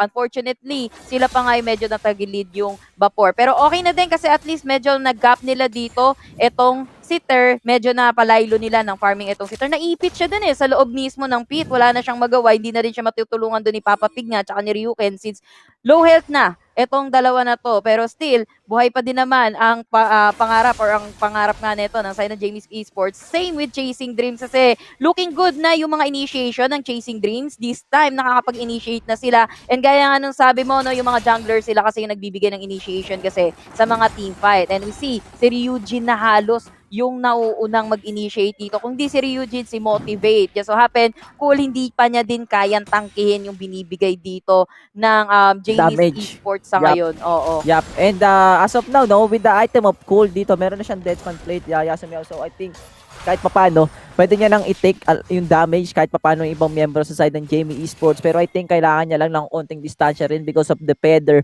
na meron mismo dito si Ter na pag bumalik with the Blade Caller. Pero mamaya na yan, this is gonna be a 3v1 situation. Actually, kayo mo pang apat. And look at this, Ryuke with the barrier. Naku po, pinalakol. Nag-live steal, pinalakol ulit. Pero hindi na-connect. And Motivate and Ryujin will alive. But, ang kapalit naman noon ay 2 buhay ng Chasing Dreams. Pero di pa tapos ang laban. Meron pa men. Di pa tapos ang laban natin. Motivate yung ating mataba ay mapapatay na dito. Grabe naman yung gigil ni paring Papa Pig. Baka mabuhay pa daw kaya ginalacial fissure niya na rin. Dito si paring Motivate and Jamie Esports with that kills mula dito sa kanila at 3-1 exchange in favor of Jamie. Sobrang laking kawalan nun sa side ng Chasing Dreams, Yasu. Totoo yan, hindi pa din na-push yung bottom lane doon. And the reason why kaya nag-glacial fissure din doon, itong si Papa Pig, hindi niya pa sure kasi talaga napatay na agad itong si Motivate. Hindi pa naman kasi din malamang nag-pop up yung announcement na napatay niya itong si Motivate. Since ano yun let's say blind spot on that spot itong si Motivate kahit pa paano. Pero man, blind spot on that spot. Blind spot on that spot. Ano ba? Pero yeah, yun nga, no, parang ano lang, sinisigurado lang na yatarp chiwap. And yun nga, gaya na sabi mo, hindi naging fruitful yun para sa side ng Chasing Dreams kasi simula pa lang na nakipagdigmaan sila kay Ryuken, men, 2 yung nakaduken niya doon. Tapos sinamon pa nila yung Rift Herald. Wala pa silang naprobetsa doon kasi even the turret, nakatayo pa din para sa side ng Jamie's Esports. So ang naging resulta lang, 3 yung naging casualty in exchange for just 1 and in exchange for a wasted Rift Herald para sa side ng Chasing Dreams. Yeah, very agree ako doon. At di lang yun, Ryuken pa lang yung nagiging problema dito, Yasumiao, ng Chasing Dreams. Paano pa kaya pag sumama mismo dito yung ibang membro ng Chasing Dreams, especially Ter, or yung side natin na meron na kayong Essence River na nagbibigay mismo ng plus damage sa kanyang mga skills dito. And we know naman with a lot of feathers dito. So talagang na-prevent niya yung movement na kalaban nyo. Pero ito na yung ating Destiny. Alam na mismo ni parang Yugi Boy ang position ng ibang membro. The Glacier will be connected. The Blasting Cone as well. And look at this. Umikot si paring Cole. Inuna nila ang ating manok. But the Cataclysm is not here. Mapapatay ba si Motivate? Yes, mapapatay siya dito. The Exhaust mula dito sa ating J-Paul. And there you go. The Blade Caller sa 4. But the damage is not enough. Ang mga barahan ni Yugi Boy at Chasing Dreams ang lalamang doon, Yasu. But Jamie Esports will secure the DR sa side ng Jamie. Yeah, hindi na din masama na nagkaroon na 2 casualty dito yung side ng Jamie's Esports. And Chasing Dreams though, they tried. Pero yun nga, umpisa pa lang again the information, men, bukod sa merong ward sa may bandang likod ng Dragon Pit dito, may kasama pang Destiny So reveal dito yung position ng side ng Jamie's Esports, ng Chasing Dreams para sa side ng Jamie's Esports. And gaya na sabi ko, okay lang din yung naging sacrifice na ito ni Lyra at ni Papa Pig. 2 Dragonite na sa kanila as of now. And Chasing Dreams, mukhang chasing na naman sila dito sa Jamie's Esports. Yet, sila yung natatalo pagdating sa digmaan at sa clash natin.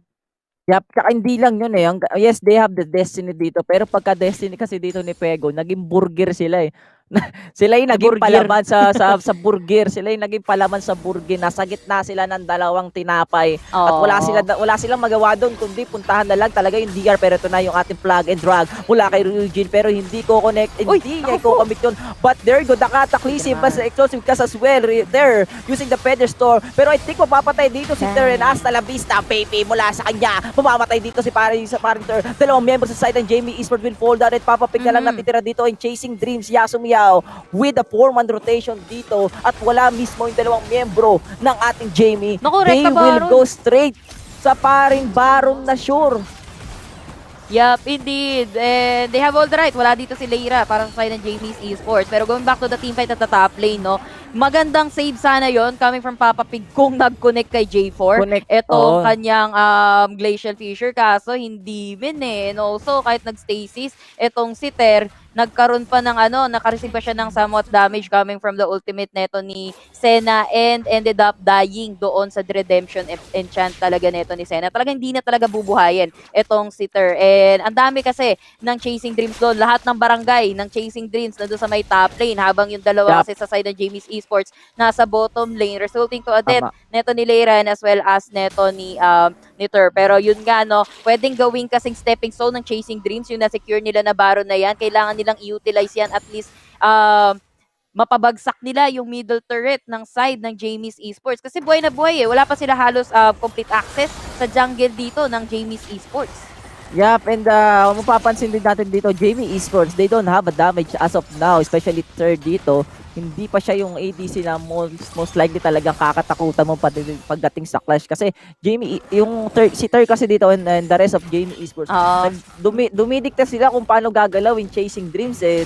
All they have to do is counter-initiate kung ano man yung gagawin dito ni Ryujin. Pero yun din yung nagiging reason kung bakit nakakapag-setup ng tama etong J4 natin sa side ng Chasing Dream. And look at this, even Papa Pig, kahit sabihin mong nalagay niya na yung shield niya sa harapan, so nararamdaman niya yung mga phosphorus bomb ng Corky dito sa side ng Chasing Dreams. And as of now, Jamie Esports or Pego, ginamit niya na kagad yung Destiny dito, Yasumiao, para makakuha mismo ng onting information kung saan ba nakapwesto yung ibang membro ng Chasing Dreams. Dahil sa BR na meron sila, pine-pressure nila lahat ng lanes sa side ng Jamie Esports.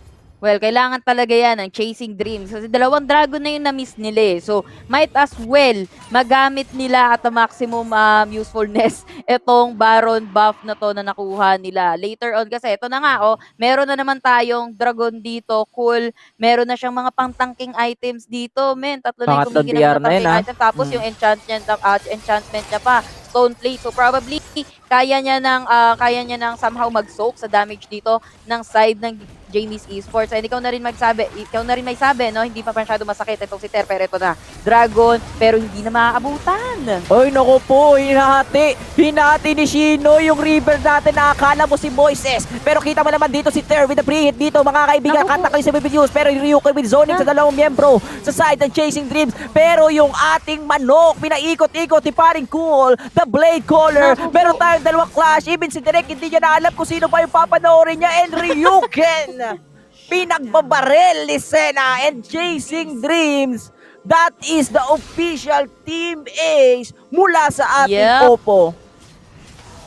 Yep, tama ka doon, Berting. Sa loob pa lang ng pit dito, Jamie's Esports, late sila, sa party, sa may Dragon pit natin. That's why Chasing Dreams sa Dragon sa kanila. And at the same time, the Cataclysm and then yung Superman Superman Punch neto ni Ryujin. Swak sa banga doon sa dalawa. Naipit agad doon si Pego and probably si Leira yata yung kasama niya doon na nasa loob ng pit na yon. And after that, naiwan na lang mag-isa si Ter. Of course, si Ryuken, nakita naman natin, napahiwalay si Ryuken doon, Though, may napatay din naman si Ryuken sa may bandang likod, which is itong si Motivate. Pero wala kasi malakas sa madami. Habang hinahabol neto ni Ryuken, itong si Motivate, pinipreheat siya ng pinipreheat neto ni Kome. Jamie's Esports, hindi na din nila nagawang maging solid yung kanilang didikit-dikit dito kasi nga parang ano na desperate moves na uy kailangan talaga nating humabol sa Dragon pero it's already too late to apologize. Sila na yung na-set upan ng side ng Chasing Dreams. And also, alam kasi ng Chasing Dreams kung saan manggagaling yung Jamies dun It's kind of a little bit obvious kung saan manggagaling yung red side. Syempre, bandang side nila talaga ng jungle. Siyempre, kumbaga predicted no, sa side dito ng Chasing Dreams. Di lang yun ang ganda ng pagkakahati dito ni Sino. Doon sa side sa side ng Jamie Esports ito. Akala mo siya si Moises, natin niya yung Red Sea sa Egypt. Even, nakita mo pumasok dito si Lera sa loob mismo ng DR Pit. Pero because of the delivery package of Corky dito, hindi nakapasok yung ibang miyembro ng Jamie Esports pero mamaya rin nakatakli si Bryuken. Apat ang bumabanat sa kanya dito. Anong gagawin mismo ng ibang miyembro ng Jamie? Glacier Furious. Pero papatay siya. It's too late to apologize. 4v5 situation mga kaibigan. Ito yung pinaka-crucial sa buhay ngayon ng Jamie Esports. Dahil ito na yung biya. Naku po, the 5-man and 4-man route. Ang ganda naman. Ang lupit mo naman, Diego. Pero papatay na siya dito. Papa Pig, ladies and gentlemen, ginawa na rin siyang bacon. And Pego ang natitira sa side ng Jamie Esports. The flash is here. Wala sa side ng Jamie.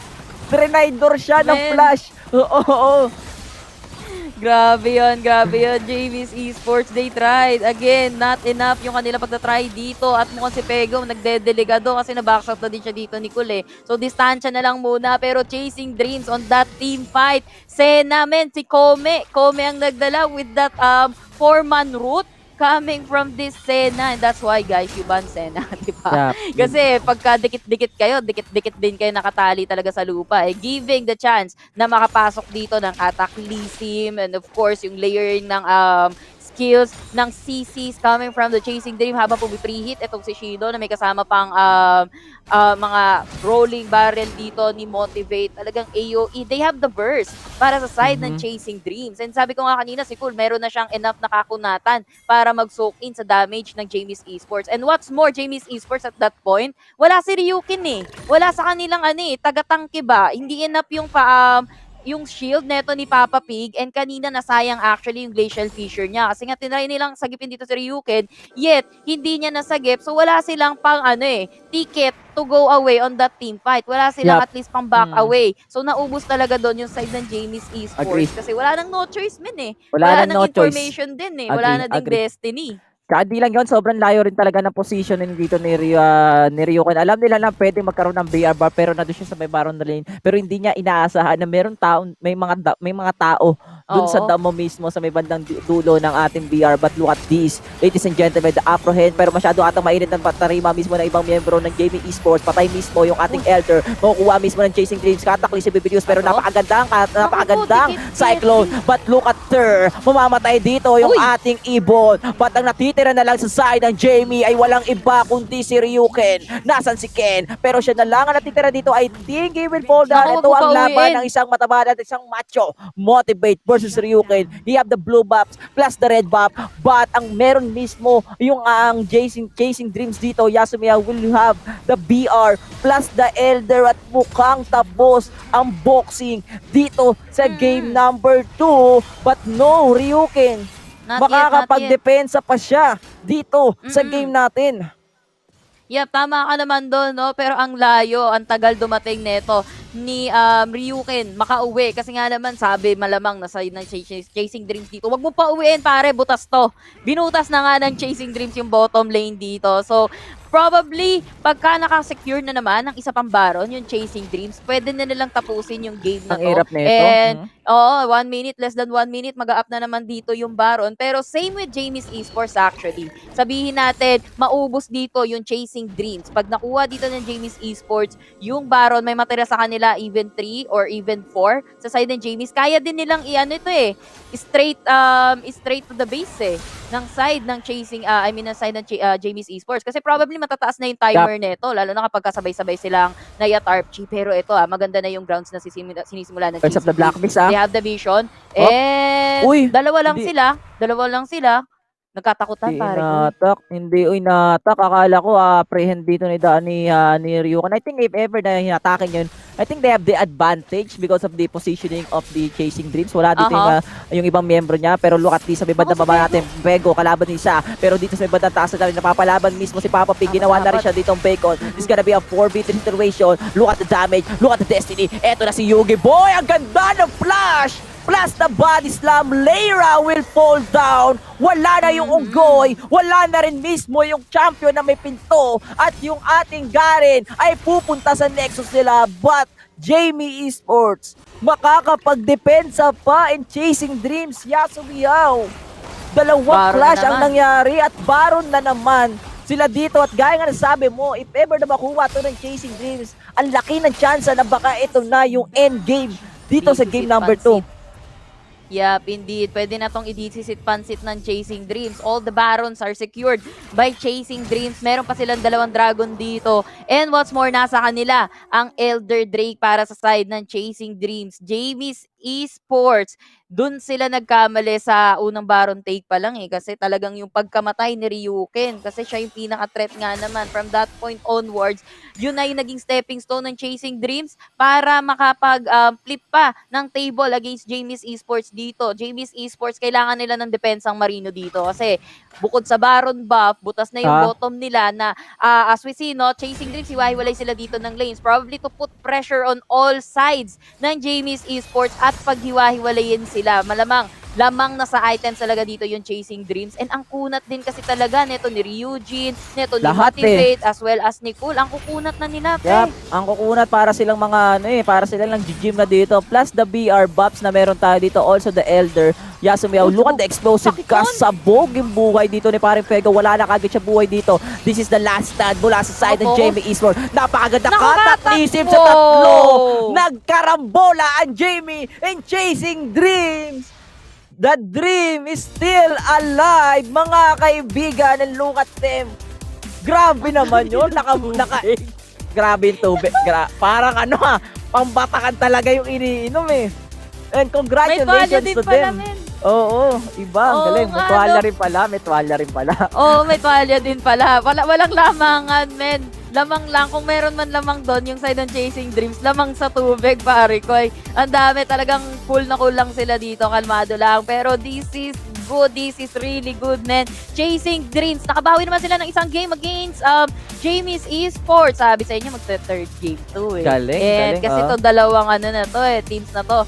Gigil sa gigil. And yeah, let's talk about what happened dun sa game na yon. No? By the way, guys, ito nga pala yung stats ng ating second game. So as we see, medyo nakaunang kasing mga kills dito yung side ng Jamie's Esports. Pero simula nung namatay itong si Ryuken, ang ganda na ng mga taga ni Ryuken pero the moment na na-shutdown nila si Ryuken, tuloy na yung James. And yes, very well commended din yung mga kataklisin neto ni Ryujin, followed by the ultimate neto ni Kome, swak sa banga, hindi makaalis yung mga Jamie's Esports doon, kaya lagi silang nasiset up ng maganda, and as well as nakakuha na sila din dito ng mga items. Kita mo naman yung mga items dito ng side ng Chasing Dreams, halos isang item na lang yung kulang kay Shino, isang item na lang yung kulang dito kay Motivate, and then the rest of them, kompleto namin item lock na yung lahat sa kanila.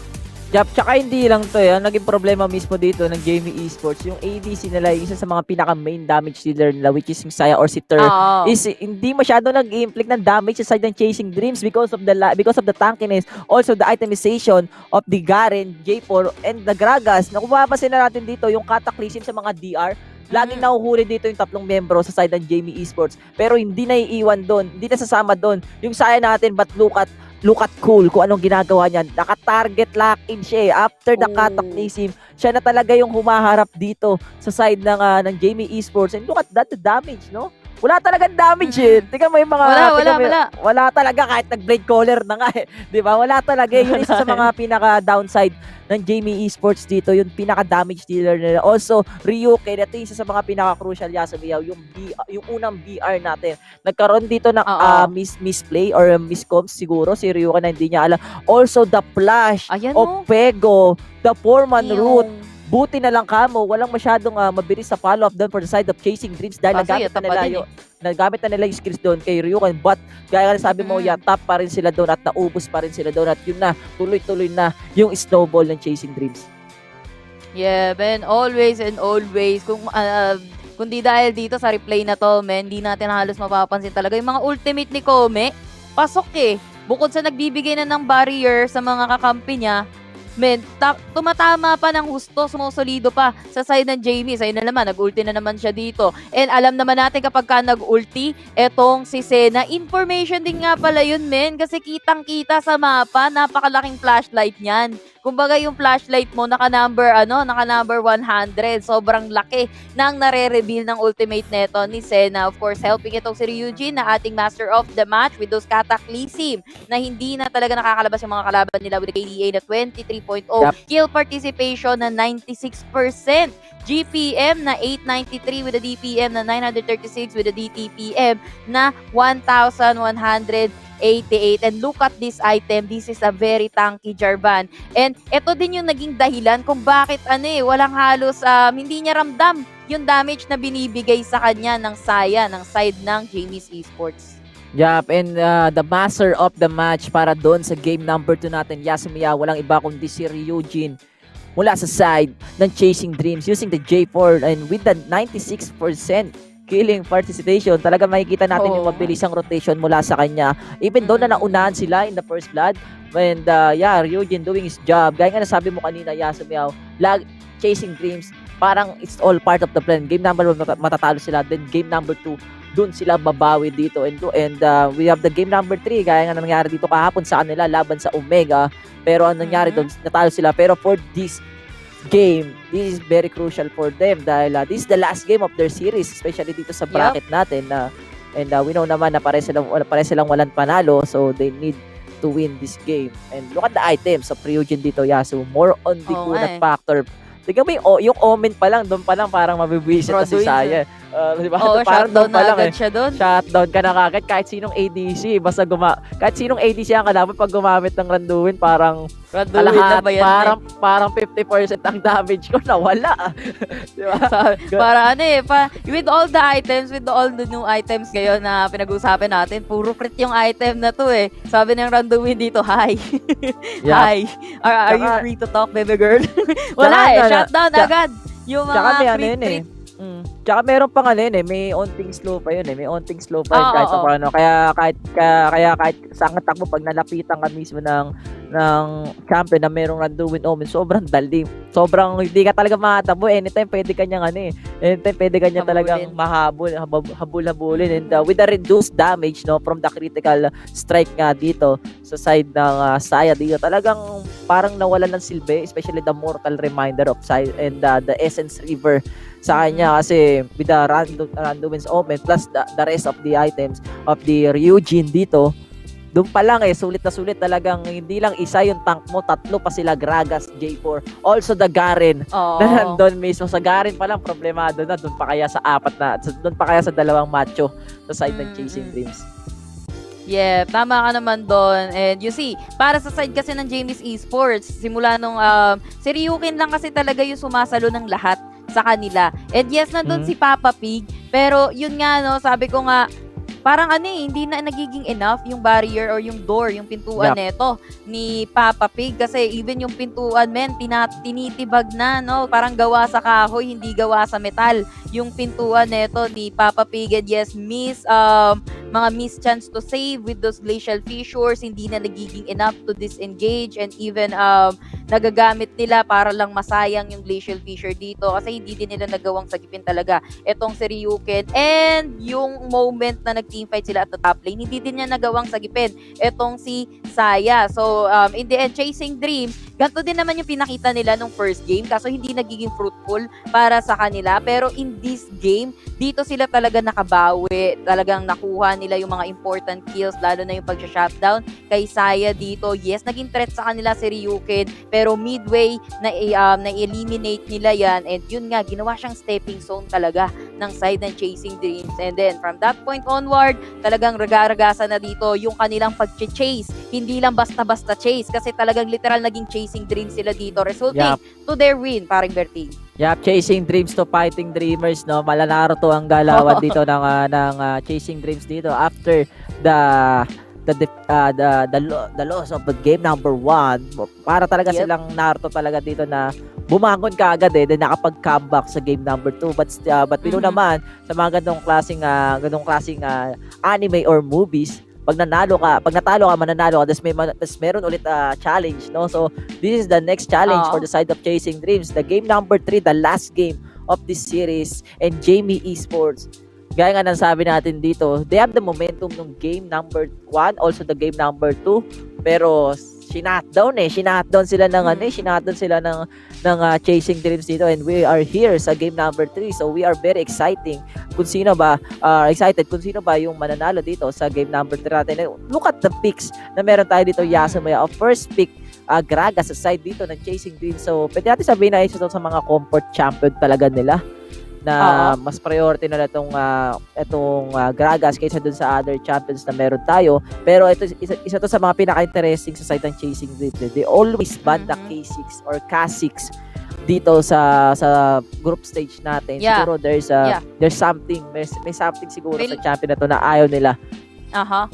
Feel ko kasi usually kasi nakikita ko yung ban on K6 as a general to every time na nakaban dito si K6, there's always a Corki. And alam naman natin na K6, kapag ka may na-isolate na isa, Corki, napaka-vulnerable niyan. Yes, may Valkyrie yan.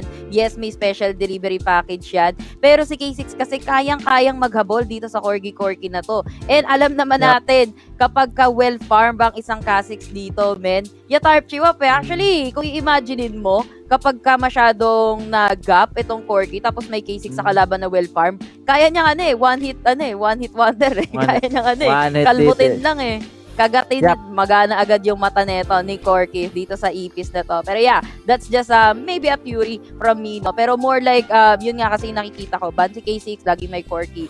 To protect itong si Corki para sa side Chasing Dreams. Pero napaganda din kasi yung ban nila on this Lee Sin, lalo na dun sa Akali na pinahirapan sila ng first game. And Senna as well, nagpaganda dun sa composition nila. Again, ginamit nila yung Senna na to against Omega Esports kahapon. Nanalo sila dito para on that Senna. Pala, no? Sinabi and mo.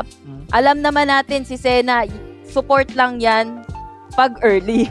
Pero pagdating ng late game, para ka na ding ADC, support ADC na may damage ka na din at the end of the game. Tapos meron ka pang reliable big bros dito na talagang mga macho, reliable na frontliner para sa side ng Chasing Dreams.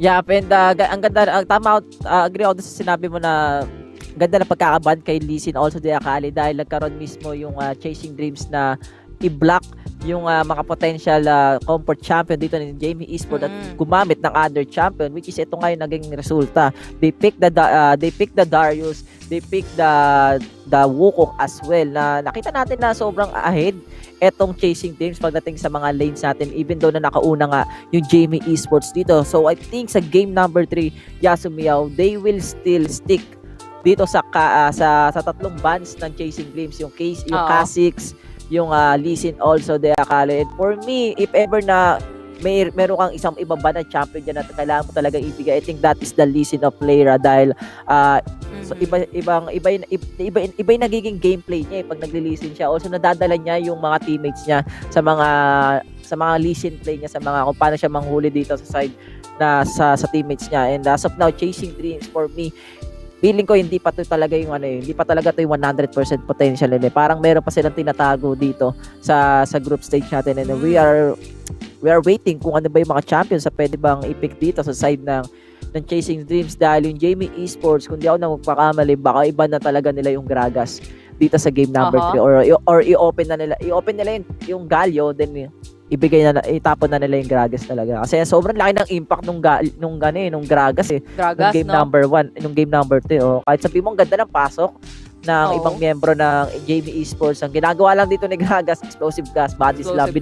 Mas mabilis pa siyang mag-burst dun sa ibang miyembro ng Jamie Esports.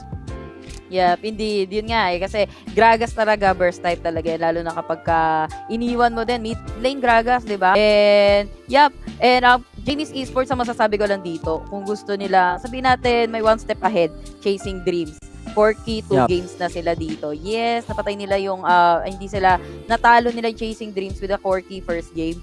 Pero kasi, nirespect ban din to ng Omega nung nakaraan eh. 4K ban sa against Chasing Dreams. Pero malay naman natin, no? Effective din naman kasi yung Corky nila dito para sa side ng Chasing Dreams in terms of reheating from behind and then shredding nga yung mga armor ng mga frontliners dito ng Jamie's Esports kung saan hindi naman din kasi masyadong naging sabihin natin makunat itong si Ryuken, the damage is there, pero yun nga, masyado silang nag-rely dito kay Ryuken.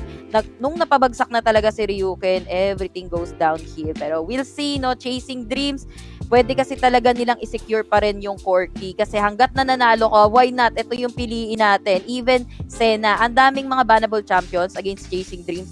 Sabi mo nga, Gragas, kung gusto manalo dito na Jamie's Esports, even Senna is threat na din.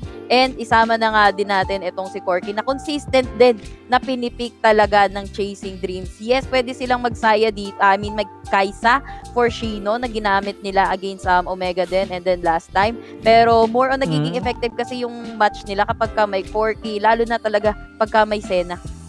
Yep, di lang yun, no. Nakalimutan ko siya. Ito. Si Leira pala is top 6 rank sa Kasik. Sabi lang isa sa mga natin niya. So talagang isa sa mga comfort champion ng ni Leira sa side ng game. Respect ban kumbaga kahit sino naman kung ikaw ba naman yung nasa top rank ng Wild Rift natin hindi mo ba naman i-respect ban kasi ito yung pinakagamay mong champion, di ba?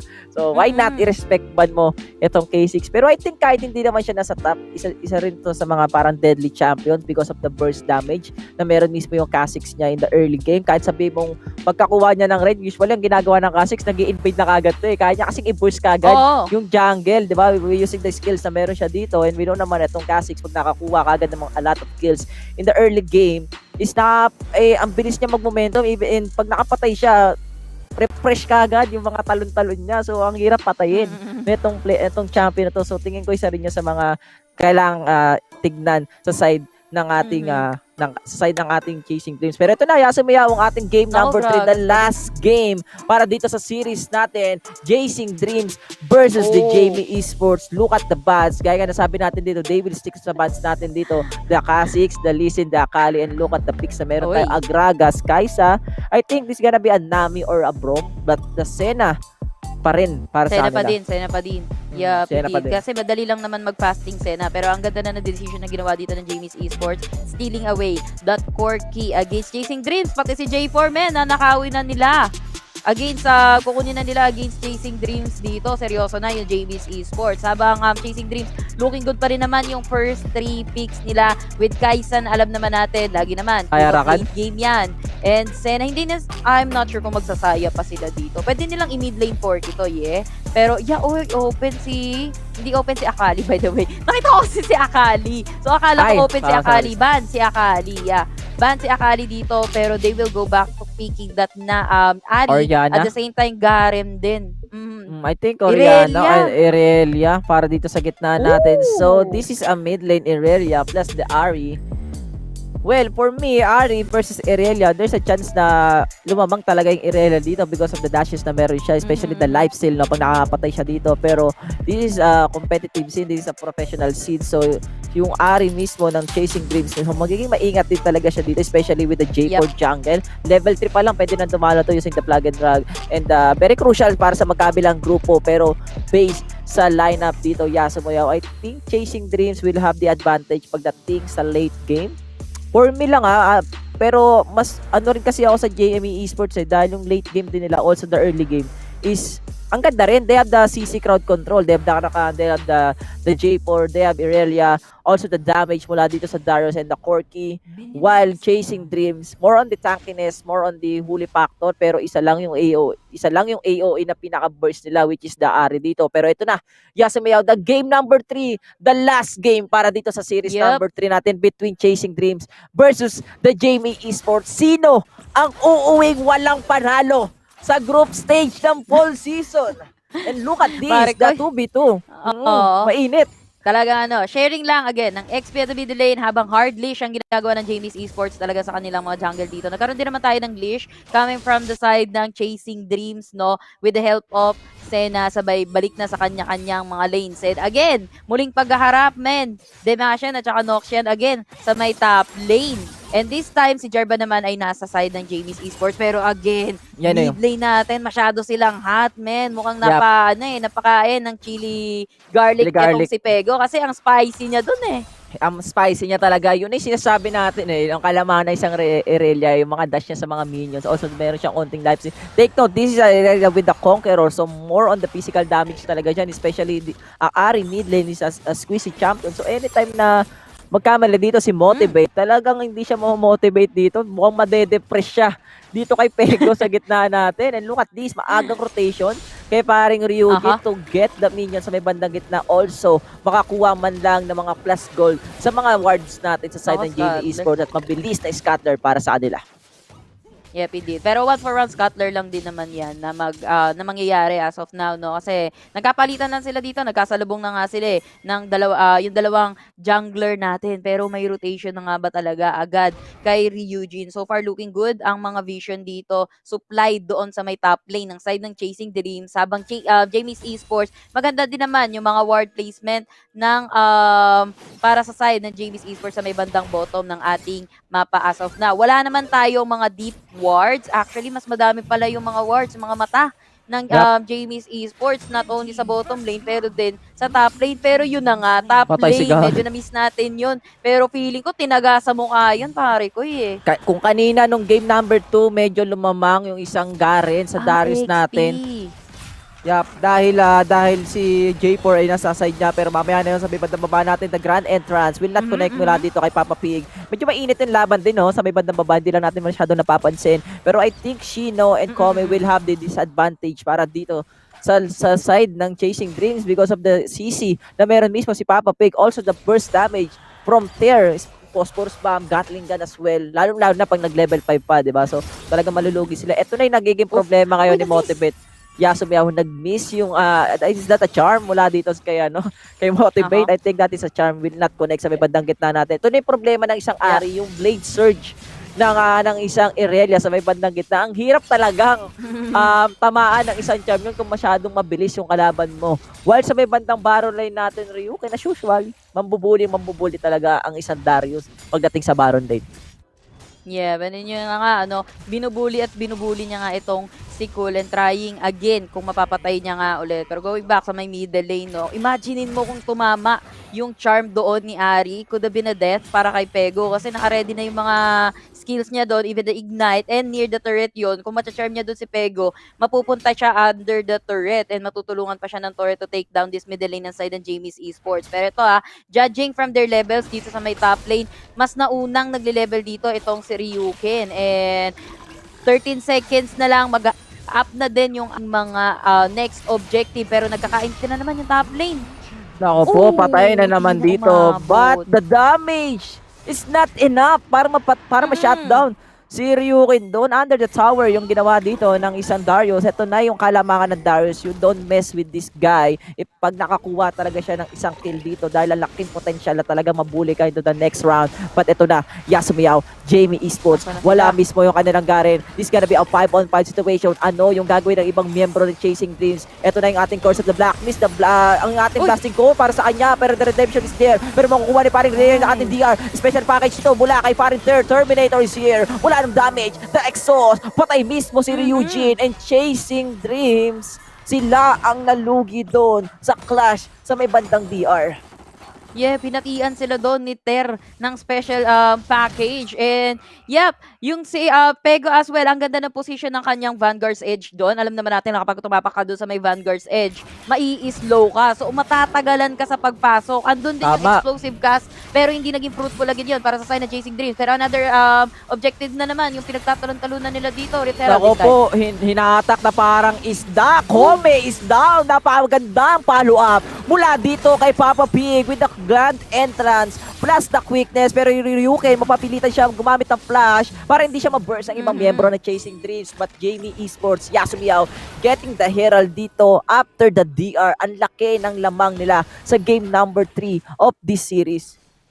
Yup, gigil na sila dito. Though Chasing Dreams, tinatry din nila, kaso nga lang medyo nagkakaroon tayo ng mga charms. Coming from Motivate, lalo na, di ba, hindi nagko-connect halos yung mga charms neto ni Motivate. And even mag-connect, it's already too late kasi masyado na silang low health doon. And sila yung unang nasa-setupan dito ng side ng Jamie's Esports. In terms of AOEs, napakadami ng AOEs. Halos lahat ng champions dito ng side ng Jamie's Esports, may mga AOE eh. And yeah, conditional kay Ari dito, kay Motivate, kung tumama yung charm niya, isa lang sabihin natin yung matcha-charm nila dito, and Shino as well, hindi naman din gaano kalaki yung mga AOEs. And yes, it's still early. Alam naman natin, scaling dito si Kaisa, at this point of the game, wala pa din masyadong damage na may bibigay yan. As for now, 0-4 yung ating score in favor of Jamie's Esports. Though si Pego, mag-isa nga lang ba dito? Nandito si Leila. Oh, nagandon ng explosive cast and Pego. Siya ay tuluyang madidedo dito at Motivate with the charm. The 4-man cataclysm. Para lang may swag kahit mamatay siya dito, but cool. We'll just buy some time para sa mga teammates niya. At I think makukuha dito ng Chasing Dreams yung first blood power dito sa may bandang baba ng ating mapa. And that is a good initiation mula sa kanila.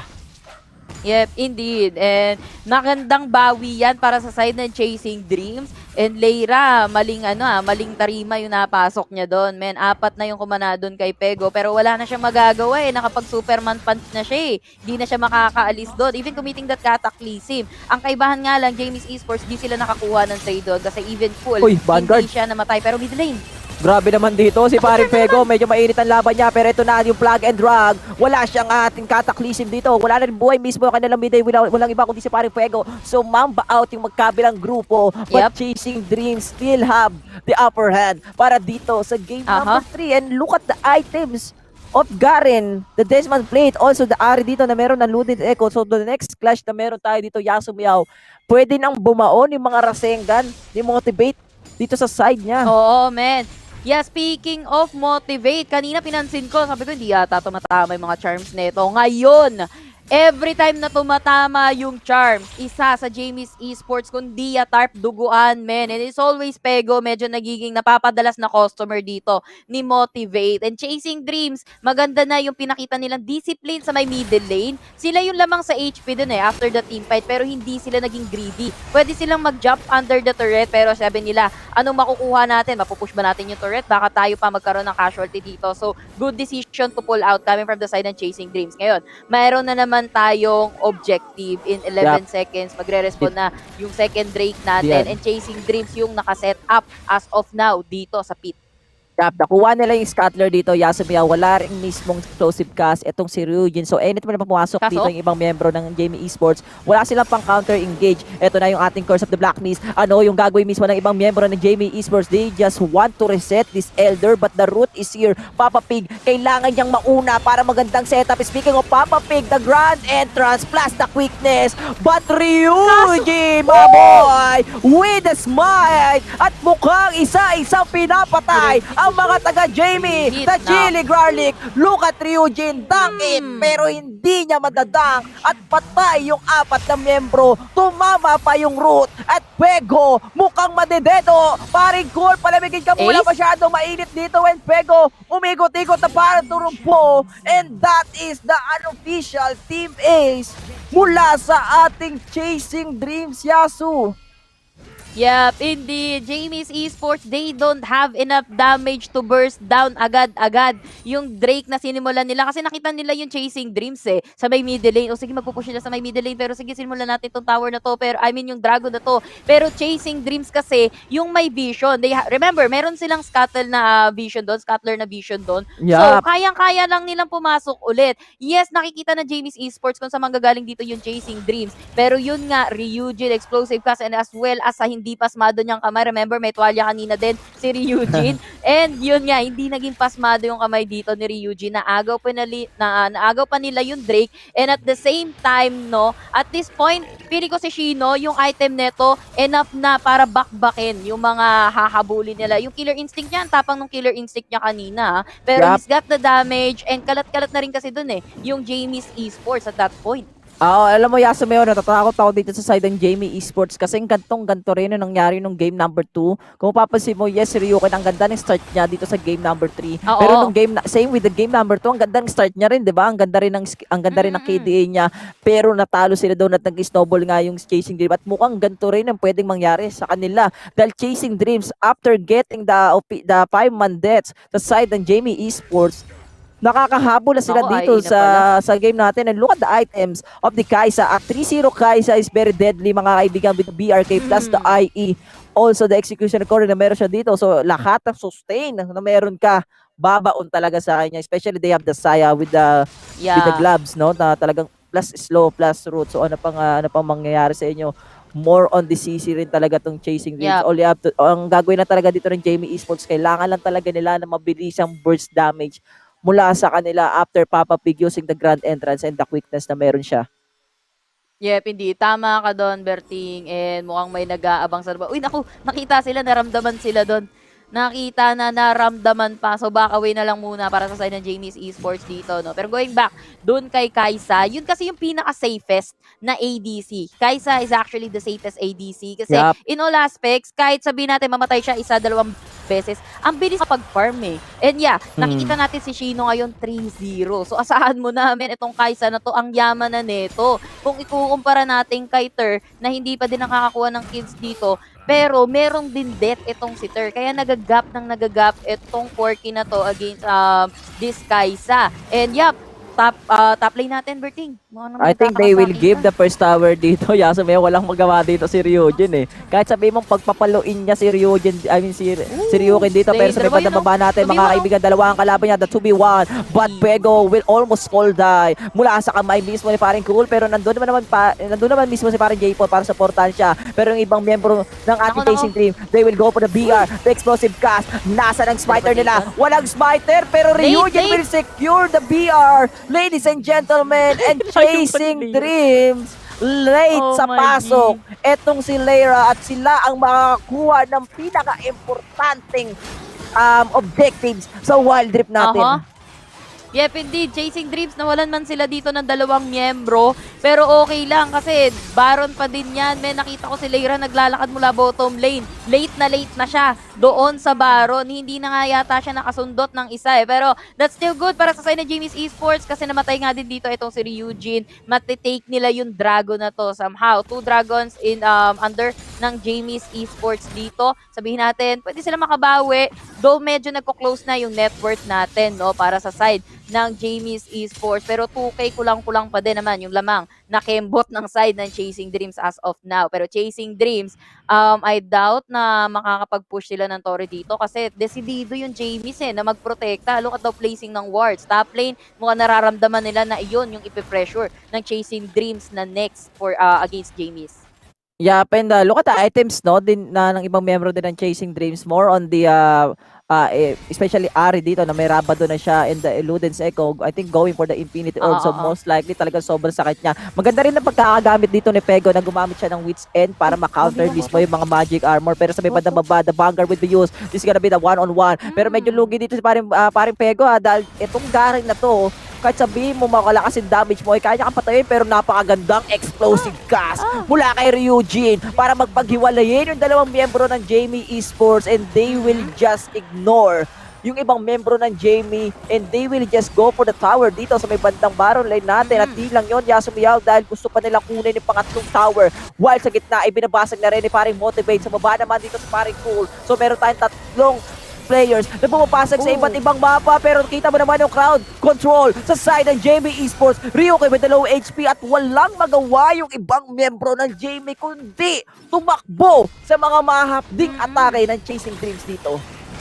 Yeah, tama ka naman doon, Berting. At talagang decidido dito yung Chasing Dreams na butasin talaga yung mga tore ng Jamie's Esports. Pero somehow nakakapit pa din naman no, yung top inhibitor nila para sa side ng Jamie's. Ito na yung deep pagdating sa item. Ito na yung gap nararamdaman na dito sobra-sobra ng side ng Jamie's Esports. And mind you, talagang nasulit nila dito yung Baron buff nila for the side ng Chasing Dreams. And yep, Irelia, mabilis din naman siyang magresponde. Kaso ang hirap din kasi Chasing Dreams Garen, etong si Cool, kinukulit din yung other side ng mapa natin kung saan kunyari may nagte-take ng teamfight at the top lane. Andun siya sa may bottom lane. And since mabilis rumesponde dito si Pego, so anong pipiliin mo? Sana dalawa na lang ang puso mo kasi hindi pwede na ganon. Hindi pwede.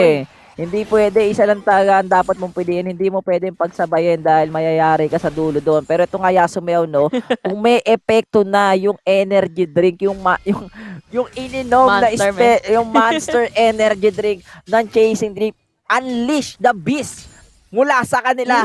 At ngayon sila ang may kalamangan dito. Kung mapapansin natin, nagiging maingat din sila dito, Yasumew, dahil 5 segundo na lang ay lalabas na yung ating VR, and this is a very crucial for the both teams dahil if ever na makuha to ng Chasing Dreams, anytime pwede nila basagay yung mga towers ng Jamie Esports. Pero meron kasing option dyan Are you going for the BR or kukuha ka ng Elder dito? And as of now, Yasumew, there is a 4v3 na medyo maunting galawan sa may bandang taas, while sa may bandang baba natin, same as usual, Cool versus Pego, Irelia versus Garen, and we know naman kung ano yung naging resulta doon. Parehas silang pulado at walang namatay pa rin sa kabila. Yun nga pareha sila laging pulado sa may bottom lane. Sila nga yung nagkakakulitan sa may bottom lane. Yun nga din, Jamie's Esports, kailangan din nila yung Vanguard's Edge dito ni Irelia. Actually, kailangan din talaga nila dito si Irelia. Sabihin natin, to go for the backlines din, and yung kakulitan, yung liksi ni Irelia doon, para ma-mind games din yung lineup ng Chasing Dreams dito. Kaso nga lang, si Cool, doing his job really well na maging busy itong si Pego. And yep, Jamie's Esports dito, si Ten, nag-struggle on the damage. Same with Ryuken. Kanina siya yung may upper hand pagdating ng early game natin. Pero pagdating ng mid game, nung na-shutdown, ito again, itong si Ryuken. Kapag ka sinataw no si Ryuken, na babawasan na talaga yung lakas ng Jamie's Esports, no? Yup. So, we know naman, Ryuken is one of the very important champion dito sa lineup ng Jamie Esports. Pero ito na yung ating Eder. Cool will go in. Wala lang buhay dito yung ating Ocean Eder. Pero napakagandang explosive cast. Look at the Vanguard. Wala dito kay Parim dito. Pero kita mo naman yung ating Spirit Packet. Pero nandito na rin yung ating Cataclysm. Senna will fall down dito, ladies and gentlemen. Pero makukuha mismo ng Jamie Esports yung ating Elder. Cool will go in sa may bakat ating backline. While Pego with the low HP. Mukhang lamang yung ibang miyembro ng ating Jamie Esports. Shino medyo kabado, naggamit ng spaces siya, but Jamie, 3 ang natira, 3 rin sa Chasing Dreams, but nakuha naman nila, Yasu, yung ating Elder Dragon na Ocean pa. Oo nga, tama ka doon, Berting. Good job holding out sa side ng Jamie's Esports dito. And kita ko yung pagmamadali ni Leira doon sa may Elder Drake, and kailangan niya pang pabalikin, I guess, itong si Ryuken at magpatulong nga doon sa may Elder Drake kasi halos wala na din siyang damage na mabira doon sa Elder Drake. Pero ito na naman, tipay na middle lane. Nako po, medyo delikado dito si paring Ryuken. Look at this, Shino with a pre-hit dito, mga kaibigan. Kahit meron kang Elder, tatapusin namin kayo. You don't mess with this, Kaisa. At eto na si Ryuji with a teleportation plus the body slam. At mali ng pinasukan na damo ang Jamie Esports dito. Oh my God, Yasu. After getting the DR, after getting advantage. Sinayang, men. Sinayang nila yung chance. Sayang na sayang. Sabi nga nila kung merong opportunity, grab it. Pero ang ginawa ng Jamie Esports, drop it, man. Grab it, then drop it. Ganon yung nangyari sa kanila. And Chasing Dreams. Oh my God, Yasu. Iba ang nangyayari dito sa games. Especially Shino with a good positioning na meron siya doon. Nakapag-free hit pa. Diba? Burado si Ryuken. I think Jamie's Esports, di nila na-respeto yung lakas na dito ni Shino. Again, Shino, win of the late game on that, Kaisa, men. Kailangan mo respetuhin na talaga yan. Sabihin natin 3 kayo, 3 din yung kalaban dun Pero Leira, mukhang binaback out siya dito, men. Kaya medyo Uy, nagkakabaksatan Baron. na dito. Kalahating buhay ng Baron dito. So meron tayong konting hard reset na nangyayari sa magkabilang grupo. This is a very crucial, especially sa Chasing Dreams dahil meron ng Elder itong Jamie Esports. So with the Elder na meron sila, mas tumataas yung kanilang yung kanilang lifesteal kahit paano dito. Pero alam nila na nagre-reset and look at Ryuke with the Proto Bell. Pumasok dito si Paring Papa Pig. Ano yung ibang miyembro dito ng ating Chasing Team? Katakli si Pilipinos pero napakagandang body slam. Bats na explosive cast. Shino sa may bandang likod using the Stasis. The Char will not connect. At Shino! No! Shine! Sa Japanese, Shine! Sa Tagalog ay patay! At mukhang patay! Yung ibang miyembro ng Chasing Dreams and Ryuken with the reset sabay teleportation Yasumiyaw. Grabe yung laban natin.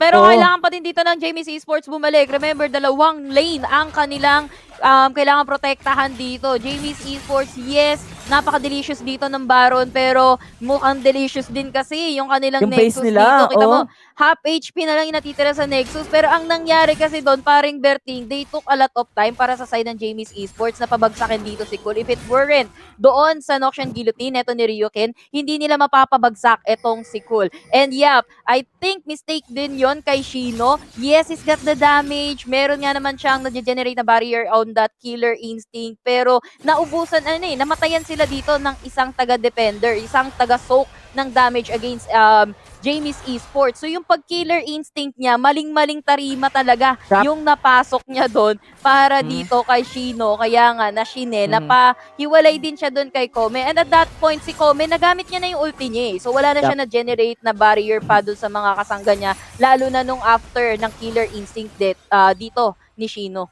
Tsaka hindi lang yun, Yasumiyaw. Ang ganda ng pagkakataklisim dito ni Lera doon sa side ng Chasing Dreams. Pero ang ganda rin. Kung mapapansin mo, naging maganda rin sa setup yun ng Chasing Dreams. Especially Ryuji using the explosive cast kasi 4 yung tinamaan doon sa side ng Jamie Esports. Pero naging main problem dito ng Chasing Dreams dito is the killer instinct of Shino na akala kasi dito ni Shino, I think, na medyo nagkakaroon sila ng konting advantage. I mean, akala nila lamang sila dahil medyo umangat sila at di lang yun, nababurst kagad nila yung pinaka-main tank ng Jamie Esports. Kaya siguro napagamit siya ng killer instinct sa likod. But Ryuken, the tankiness na meron siya doon, Yasumiya, also yung delay factor na ginagawa ng quickness, talagang sobrang dikdik yung laban natin. And as of now, eto na, hirap ngayon ng Jamie Esports dahil yung Nexus nila, exposed na yung Nexus nila. Kailangan nila makuha tong BR na to dahil if ever na hindi nila to makuha, there's a chance na baka matalo sila. Pero I think if ever na makuha to na Chasing Dreams, Jamie Esports, they can still fight pa naman dahil because of the Elder na Ocean na meron sila na nagbibigay mismo ng life steal, especially kailangan to ng Corky and the Aurelia na meron, di ba? Men, kung mapapansin mo, biglang yaman na agad dito ni Ter. After the team fight, kanina, patapos pa lang siya ng court item niya eh. Ngayon, item lock na din eh. Pero mas nauna kasi naka-item lock etong si Shino, no? Kanina ko pa napapansin yan. Pero yun nga, no? Jamie's Esports, hindi nila pwedeng ma-miss itong Baron na to. Kasi kapag ka nabigay nila dito sa Chasing Dreams, na, mataas na yung percentage na may i-end ng Chasing Dreams to. Kasi Chasing Dreams, merong mga makukunat sa kanila. At the same time, pwede nila lang i-ignore yung Jamie's Esports dito. Kasi yaman lang din at pressured lahat ng lanes dito ng Jamie's Esports. Pwede nilang iwan lahat, men. Rekta Nexus para sa side ng Chasing Dreams as long as ma-secure nila yung Baron. Pero Jamie's Esports, pag na-secure nila yung Baron, it doesn't mean na magiging stable na din yung kanilang vapor dito. Kailangan pa din nila at least maubos yung Chasing Dreams in able to win this fight against them. Yep, agree. And with the item of third dito, talagang more on the critical damage siya, Yasumiyaw, Essence River. Pero mamaya yung pag-usapan natin, Ryuken with the flash out. Muntik na siya ma-charm dito, pero mabilis na follow-up na rin naman mula dito sa ibang miyembro ng Jamie Esports. Pag-usapan ulit natin yung item ni Tarenter, more on the critical Trinity Force, nandiyan yung Essence River. Akala ko, mag-hybrid build siya or more on the hyper carry build. And yeah, I think hindi ko alam kung Misilari, pero with the Exos, sobrang laki talaga ng Exos eh. And if ever na mag-hybrid build itong si Ter, tatawagin na natin siyang Terminator. Terminator eh. Parang Axila. Parang Axila. Yun talaga yun eh. Doon talaga yun. Pinasok ko lang. Parang aksi lang, diba? Pero ito, nakita mo yung charm sa may bandang gitna, hindi ko connect yung charm down. I think if ever na connect yung charm down, there's a lot of burst na pwedeng ibigay mismo ng Chasing Dreams. Medyo delikado, Yasumiyo. May Solari nga, men. May Solari nga, so hindi. Solari charge, yes, Solari charge plus the station. So more on the burst damage, also the cooldown reduction na binibigay. Burst lang ang gustong gawin dito ni Corky, which is yan talaga yung kailangan gawin talaga ng isang Corky pagdating sa mga gatong klaseng late game na laro natin. Isa siya sa mga magiging crucial or magiging key player sa side ng Jamie Esports. Plus the elder na meron sa kanila, so more on the lifesteal as well, especially meron siyang Essence River na nagka-plus damage sa mga skills. Yeah, actually Chasing Dreams dito nag-ingat na din sila. Sabi nila, pare ko, parang medyo umasim tayo sa teamfight kanina. Hindi na sila masyadong yes, they still have the pressure sa lahat ng lanes dito ng Jamie's Esports, pero nagiging worry sila kasi baka kung saan lumabas itong Jamie's Esports na naman. Pero si Ryuken laging medyo kinakabahan ako kay Ryuken Kanina din sa top lane diba? Nag-connect yung charm, tapos flash out. Then this time again, Ryuken, ginamit niya din yung kanyang stone plate dito para makaalis. Maybe Chasing Dreams? Gamitin nila yung information na yan? Alam mo, Yasumiyo, pangalawang punta na ng Jamie Esports dun sa may bush, dun sa may damo na yon. Unang-una yung J4, hindi tumama yung charm. Sumunod dito si Ryuken. Ang laking kawalan kay Ryuken na mag-activate yung kanyang Stera kasi isa yun sa mga sumasalba sa buhay niya. Kaya siya tumatagal sa game. And with that kind of item, kailangan hintayin dito ng Jamie Esports na mag-cooldown ulit yung kanyang Sterak dito dahil kung hindi mabilis siyang mababurst. And look at the item of player. I think meron siyang Visage kung di ako nagkakamali para dito sa side ng Jamie Esports. So talagang ginagawa na lang dito ni Leira and Ryuken is nagpapakunat sila at nagpapatas ng HP plus the damage as well. And there you go. Yes, meron na nga siyang device. And look at the item. The Randuin's Omen. More on the lock items na meron na tayo dito. Yasumiyo and Dentro. Hinuli pabalik. Pero the charm! Oh my God! The 3-month fitness. Pero napakaganda kataklisip dito sa ibang miyembro ng ating Chasing Dream. Look at the Vanguard. Nasa likod dito si paring Pego. Beto dito si Ryuji. Mukhang lamang ang Jamie Esports. Binigyan ng Chili Garlic. Gino with a killer instinct. Patay dito si paring Pego pero meron GA dito. Yung ating Cool. And there you go, the 2-man GA will be popped. Grand entrance. Will not connect. Nga ba? Chino, naging burger. Naipit sa dalawang grupo. At yung mga rocket ni Ter ay nandito. Siya ngayon, si Terminator. Hasta la vista, baby, ang sinabi. At maganda ang nangyari doon, Yasu. At 2-3 exchange in favor of Jamie. Again, ang tagal na naman nila mapabagsak yung mga dalawang nahuli nila doon. Pero again, Jamie's Esports and yung mistake dito ng Nishino once again with that killer instinct. Yes, napatay niya dito. Etong si Pego. Pero suntok sa buwan din kasi yung ginawa dito ni Pego to eliminate itong si Ryujin. One of the frontliners and one of probably smite wielder ng side and Chasing Dreams. And Jamie's Esports, kung ipagpapatuloy nila yung ganito na keep on doing the team fight tapos sila yung nananalo pag after ng team fight, nakakaipon na sila ng item magiging pantay na tayo. It all comes down kung sino makakuha ng Baron. Yasumiyo, this is the longest game. Sa Wild Rift natin, isama mo pa yung sa summer season. And look at the gold na meron tayo dito, 100k. Para ka naglalaro ng promotion mo, 2-2 standing. Ito yung promotion mo. Parehas grupo, ayaw magpatalo. And what? Bukas na yung Omega tsaka DR. DR Esports, yung pagtulog nyo sa kada matchup, feeling ko ituloy nyo na muna Bukas na. Bukas na yung next series. Bukas na. Pero for ito, Yasumiyo, kahit sinong matalo dito, I think panalo parehas. Kahit sabihin mo kahit sino, ang ganda ng performance nila. They deserve to be here. And Jamie Esports and Chasing Dreams talagang hindi sila nagpapatalo. And speaking of Chasing Dreams, andun na naman sila sa favorite spot nila. Yung damo. Ano ba meron sa damo na to? Bakit laging nandyan? Yung ating spot Chasing nila Dreams. Yan, men. Kumbaga, yan yung tambayan nila, men. Di ba sa school? Minsan may mga tambayan ka sa school. Yan yun. Diyan sa damuhan na yan. Well, of course, kidding aside, checking lang din kung lalabas ba dito yung Jamie's Esports. Pero ito, Baron, pare ko Si Culper gumagawa lang siya ng time pero explosive kasi magagamit na napakagandang hati mula dito kay Ter. Pero Ryujin will secure the BR dito, ladies and gentlemen. The warm cataclysm sa may bandang tatas. Pero kita mo naman yung ibang miyembro ng ating Chasing Dream. Yung fasting Senna ay nandito na. This is the time of the Senna dahil sobrang late game na. And look at Kobe with a low HP. Binaliban. Dunk it, Ryuken. Dunk it. Patay yung isa. And the sustain of Ryuken is still alive, mga kaibigan. Papa Pig will fall down. And Pego is here. Ang mga latecomer sa eskwela ay nandito na rin. Pero Cool plus the VR, I think Jamie Esports, medyo delikado sa dito. Yung paring Vanguard ni Pego ay hindi tatama dito. With the flash plus the blade surge. Yung shaken and vacant Yasumiyaw, but sabi dito na Chasing Dreams. Focus lang sa goal at yung goal ay yung Nexus. Gumana yung monster. Unleash the beast. Yasumiyaw. Grabe yon, men. Kung siguro hindi nila nakuha yung Baron buff, yung Baron last stand on that Baron para sa side ng Chasing Dreams, baka mabaliktad pa yung tides na yon kasi hindi kumpleto yung Chasing Dreams sa loob ng pit na yon. Same din naman sa side ng Jamie's Esports kasi nakahiwalay doon itong si Pego and malayo-layo pa yung tinakbo neto ni Cool. And si Shino, kung siguro namatay si Shino at that point, men, talagang matatalo doon yung side ng Chasing Dreams. Just so happen, buti na lang nandun din si Senna to keep in check etong si Third, the Terminator. And Senna talagang pinanish niya, nakapag-buy time siya doon up until makarating etong si Cool at the top lane. And yan, nabanggit ko nga din na may teleportation doon etong si Shino kasi nagkaroon siya ng pagkakataon na bumalik. And then to continue the team fight, teleport doon mismo kung saan nagte-take place yung team fight natin. Ginawa naman lahat ng Jamie's Esports. Kita mo yung swing natin.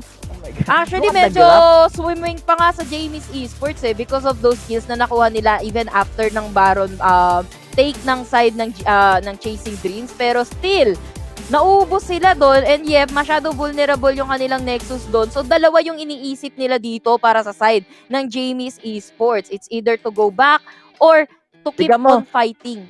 So sobrang tagal lang game natin curfew na natulog na rin pero hindi kasi mga kaibigan, this is the Oppo A94 play of the game. The longest game para dito sa ating series na to will be Chasing Dreams and Jamie Esports.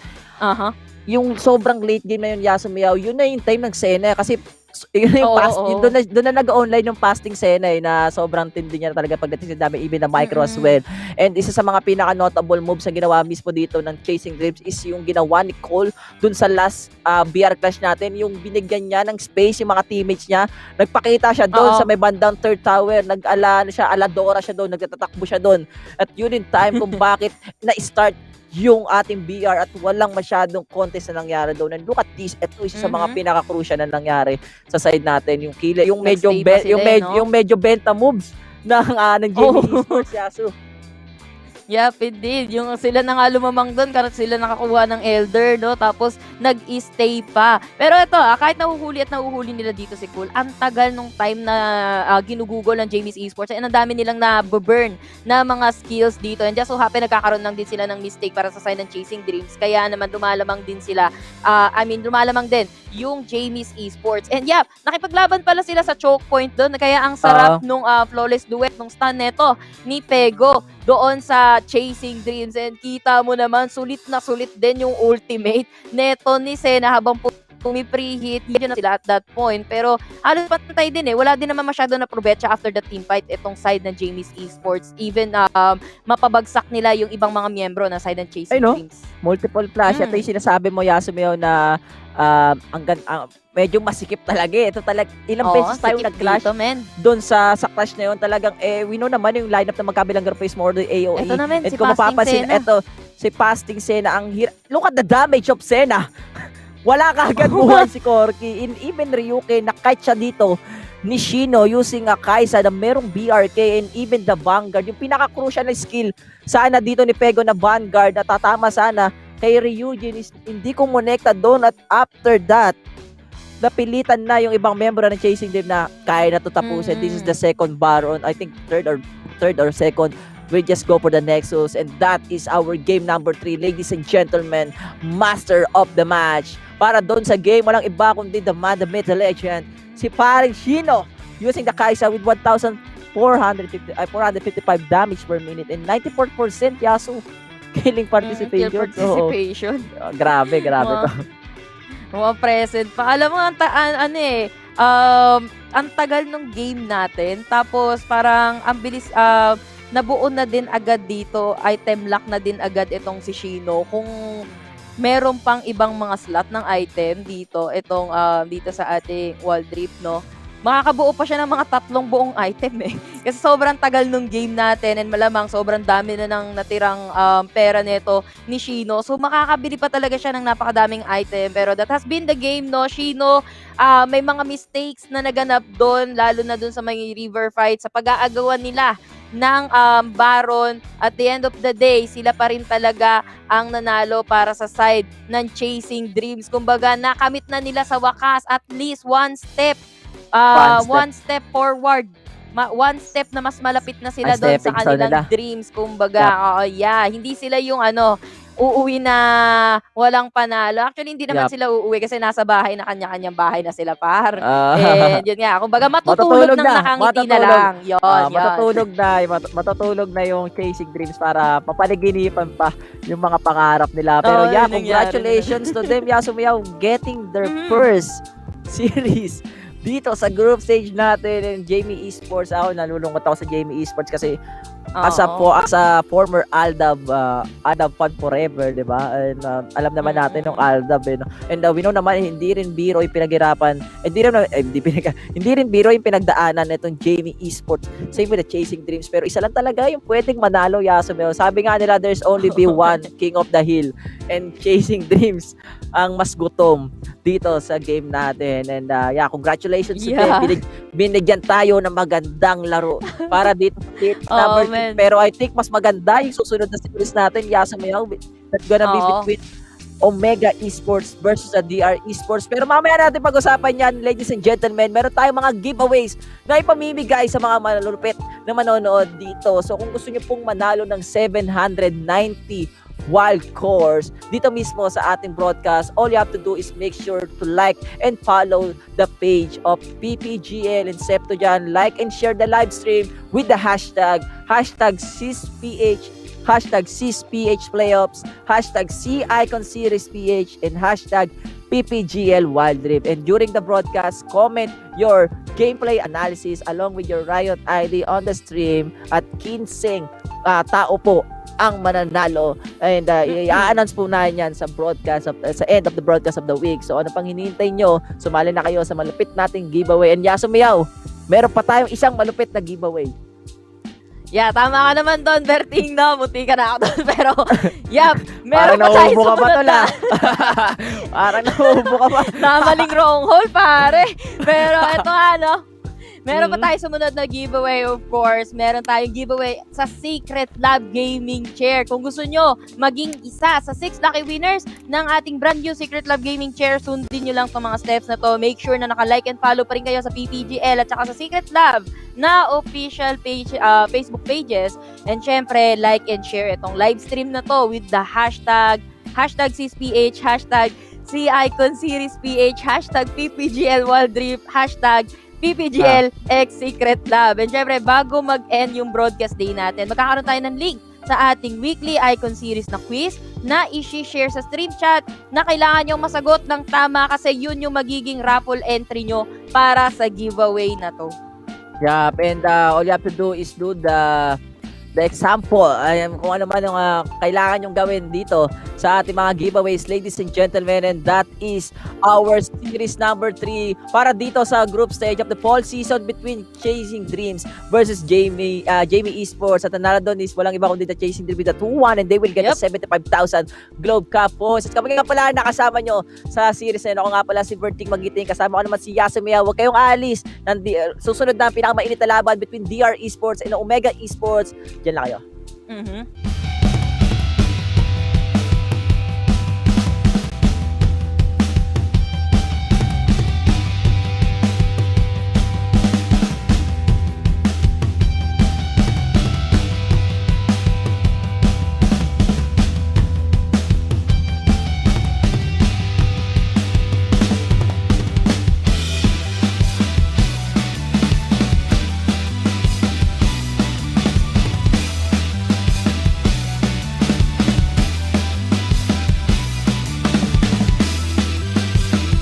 Sekreto ng mga gwapong Master Gamer? Para fresh all day, bring your clay game with Master. New Master All-in-One Clay Wash. Fights germs, controls oil up to 12 hours, and helps prevent pimples. New Master All-in-One Clay Wash. Sekreto ng mga gwapo.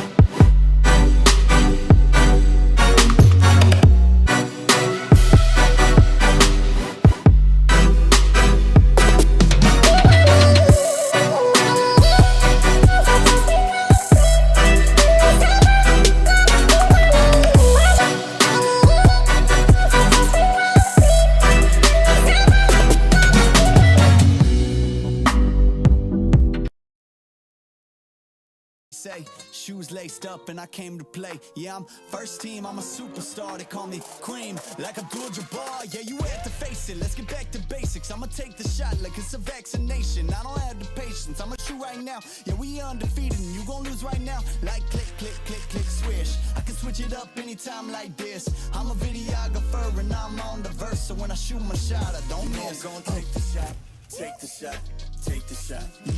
You know I'm gonna take the shot. Take the shot, take the shot. Pull up and take the shot, take the shot, take the shot. You know I'm gonna take the shot, take the shot, take the shot. Yeah, kid noon, I've been shooting my shot, ooh. The into it, I've been moving the rock, yeah. My shit's wet like I've been using a mop, ooh. You get there, yeah, I've been proving I'm wrong. I've been taking shots and now I'm starting to stutter. Vision getting blurry, I should check my shutter. I'm the cameraman, I need my camera madam. Shoot my shot like a Mansell Adams. I develop film, not feelings. Ooh, I develop film, not feelings. Ooh, I develop film, not feelings. Ooh, I develop film, not feelings.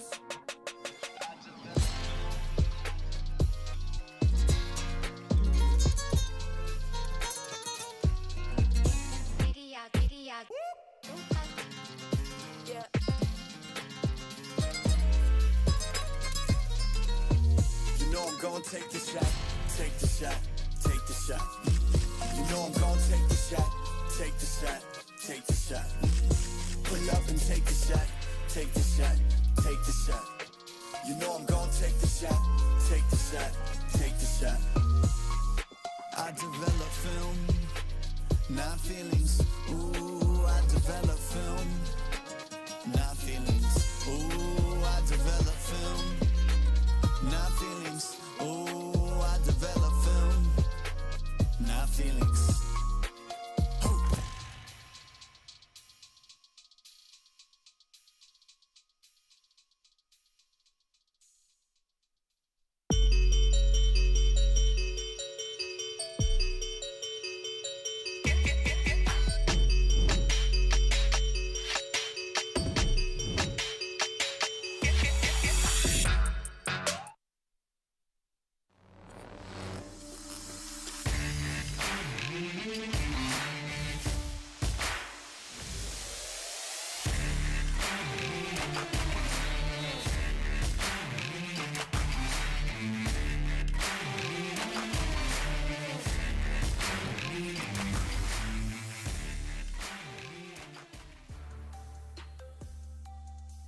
we're back in the panelist desk, everybody. What an exciting, crazy match we just witnessed between Jamie's Esports versus Chasing Dreams. And I know we're all very excited to talk about it for sure. My name is Riku. Together with me is Otoluz, who just came from casting that amazing series, and as well as Osiris. And as we take a look at the highlights, Otoluz, I'll start with you.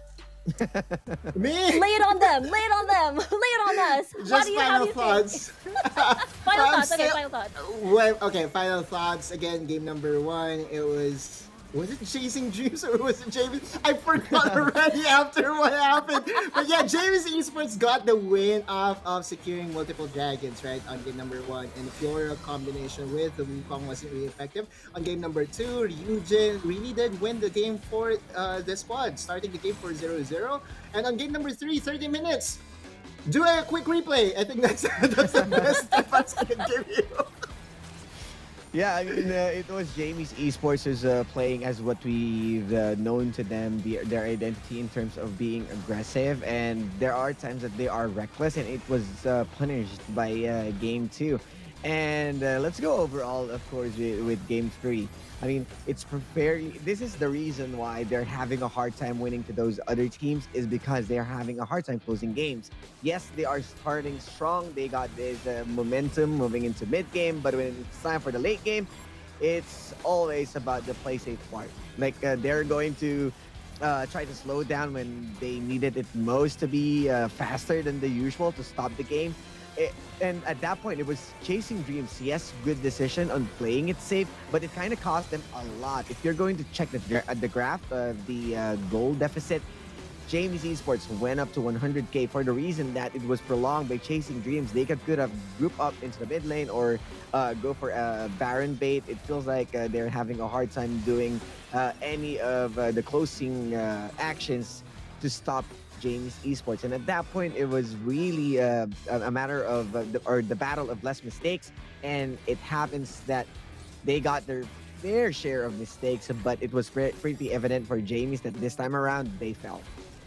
Yeah, we were talking about it while we were watching the matches, where it was Chasing Dreams that were able to get, first item lock. Everybody had all slots filled, and then Jamie's just trying to catch up. But again, of course, Chasing Dreams wanted to keep that lead, wanted to secure that win, and they were careful. But at the end of the day, it ended up with a 2-1. They're excited to see how the second Robin is going to fare between these two teams. But of course, we're already done with our third match of the day. We also have, of course, the last match. Fourth match is going to be between DR Esports versus Omega Esports. I know a lot of people are very excited about this one because this is a test. This is going to be one of those things where who will be at the tippity top of Group D. Of course, we'll check out DR Esports first. And I gotta ask you, Otoluz, what do you think is the magic? How do you think are they going to take down the Titans from, again, summer season, actually the South Luzon group stages? I think they're very versatile, right?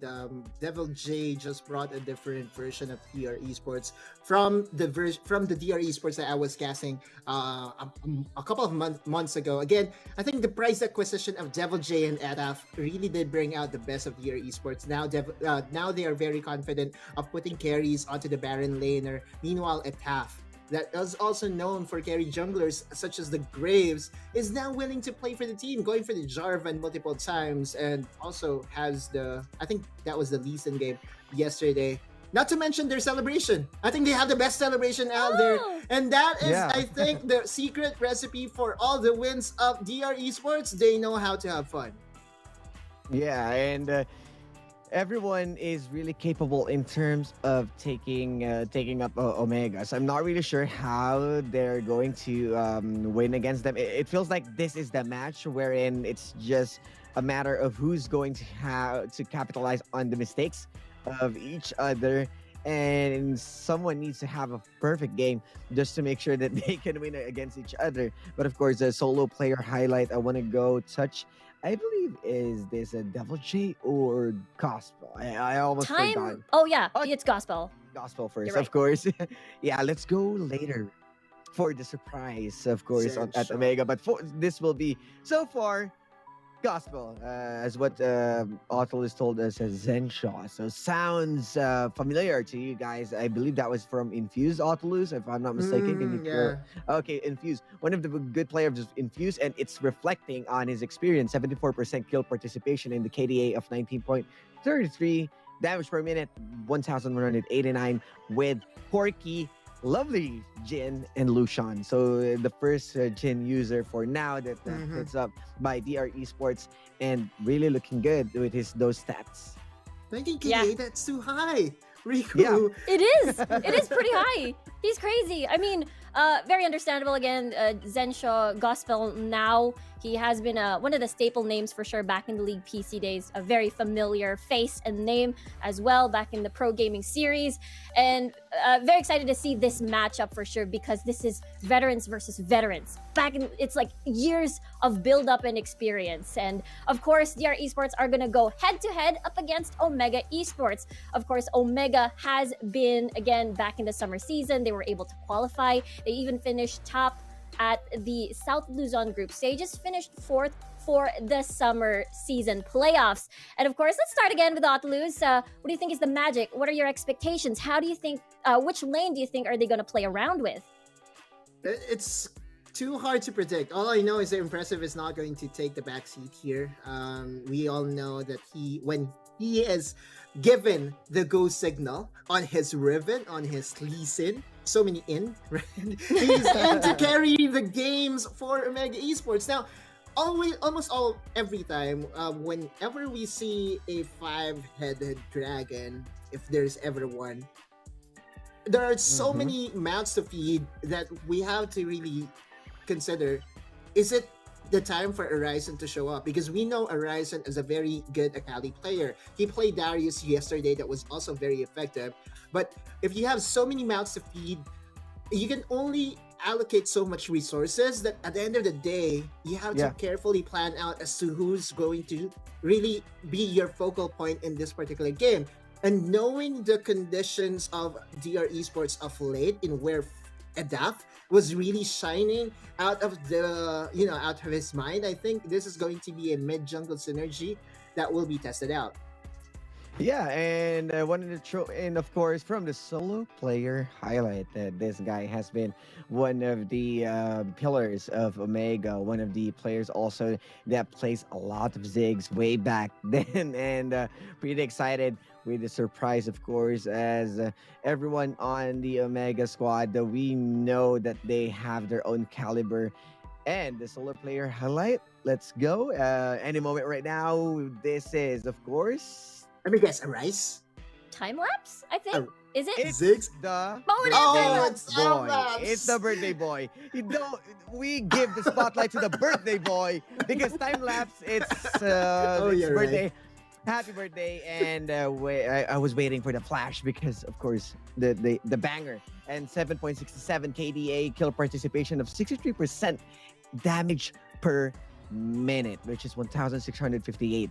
Really, really high. Yes, he doesn't have as flashy of the KDA, the same as on the other side of the spectrum, Gospel, but the damage per minute is giving a lot of wins coming in from Omega, delivering the pain, making sure that every attack counts. It's going to be a very exciting matchup for sure. Gospel versus Timelapse, looking forward to that. But of course, there's also another matchup to look forward to at the Globe Key Player Clash. It is, I believe, going to be the Baron lane. It's Devil J versus Horizon, so it's going to be a top lane matchup. Autoluz, how do you think this matchup is going to go? So from their days of battling when they were from their previous teams, I'm sorry, I'm paying respects to their previous fans, or previous team's fans, but Devil J with Sunsparks, which are not with us right now, and also Horizon from Next Play. Feels to me that Devil J can stand toe-to-toe against Horizon, but feels like that Horizon always has Devil J's numbers. So when you look at the kill participation of Devil J, that's because he's designated of a role, and that is to continue to dominate on the side lanes, and if given the opportunity, flank using his Riven. Horizon hasn't shown any other champion outside of Akali and Darius, but I feel like he's also very proficient and is a perfect fit for the carries like the Irelia and like the Riven. So we'll see. Yeah, and you can see that the KDA is fairly close, but Arise and making waves. That's 41%, and knowing that this guy didn't play all of Omega's matches. There are times that there are some transition with JLC, but that kill participation of 41% speaks a lot that he is one of the integral factors of the team that kind of caused the Baron laner to be less of an attention coming in from Impressive, because they already trust that JLC and Horizon can handle their own. But as for Devil J, I love the growth, the improvement from Sunsparks to DR Esports. It feels like this is one of his step up plays, considering that they are making those big plays with him, and there's more trust coming in from this guy. That's true. It is one of those things where, one could be a little bit more focused towards the split pushing, and one could be a little bit more focused on the 5v5s. And excited to see how that's going to pan out. And I'm sure the next question I'm going to ask you two will be a little bit much harder now compared to before, because this is, again, a test of veteranship. I will start with you, Otaluz. Who do you think is going to win this series? Shocker knows my reason. And I'm not going to be I'm not willing to share it publicly, but I'm thinking that DR Esports will win this 2-1 or 2-0. Okay, 2-1, 2-0. Okay, I'm giving Osiris. Bro, why? But yeah, I mean, this is a tight match, and I don't really have. It's a half-hearted decision, but I want to go with Omega on this one, just because Otalus is back on the panel, and guys, that I am opposed to Otalus. So I'm right though. I gotta go there's with a Omega. point.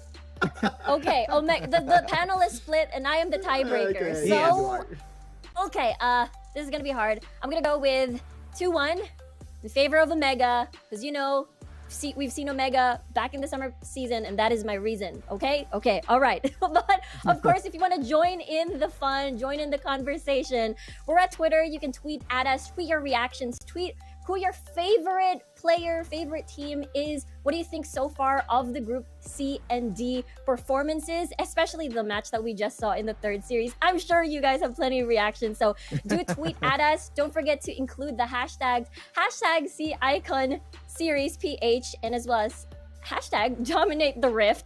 And who knows, we can feature your tweet over here at the stream, and we're gonna react to that too and read that to the viewers out there. But of course, y'all very excited about this next series, so I'm not gonna take any longer, and I'm gonna send it over to the casters. So go, casters, take it away.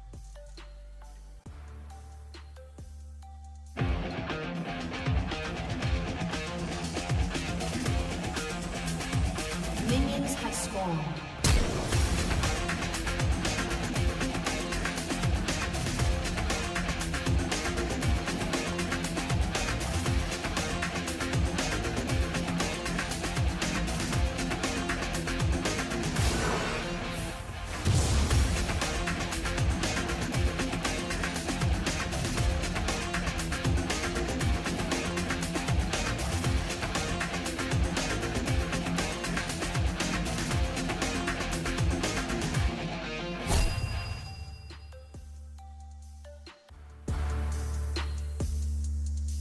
Welcome dito sa 1969 batch reunion natin, no? Dahil ang maglalaban ay DR Esports versus Omega Esports, labanan ng OG. Kasama ko nga pala dito si Berting Magiting at ako nga pala si Yasum Yao. Si Berting, isa din to sa OG, ka-classmate ng mga dinosaur men. The battle of the century. Ito kayo sinatawag ko, the battle of the century. Since day one, guys, sila na yung mga magkakilala, especially JLC, Gospel Rocks, di ba? And the other players, andyan sila, impressive.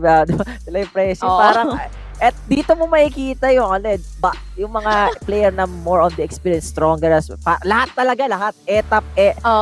Parang ang bago lang dito, kumbaga parang medyo new bloods pa is si Devil J and si Fade as well. Parang sila lang yung mga parang new kids dito sa sa New batch kids na in the to, block. yung kids at the block. Pero kung mapapansin mo, this is a battle of All-Star, Omega Esports, also DR Esports. Parehas silang walang talo dito, Yasumaya. Kung kanina parehas walang panalo, ngayon parehas walang talo. And we know naman, etong dalawang teams na to ay sobrang ganda ng performance nila. Pero DR Esports, Yasu, with a 100% win rate dito sa group stage natin. Pwede natin sabihin na yes, they have the advantage pagdating sa stats, but Omega Esports, kahit sabihin mo natalo lang isang beses sa game, they still have a good run para dito sa game natin. And ito na yung ating last series para sa araw na to, Yasu. What do you think? Ano ba yung mga ipapalabas? Dahil maglalaro si JLC sa unang game ng ating best of 3. Yup, tama ka doon, Berting. Kung ano ang mangyayari, men, malalaman na lang yan natin mamaya. Kasi ito labanan ng in-game knowledge talaga since bago pa lumabas ang Wild Rift. Kasi sabi nga natin, OG, sila yung mga dati nang naglalaro ng LoL PC up until here sa Wild Rift. LoL pa din talaga. Yep. And sobrang tindi talaga nun. No? So, direct.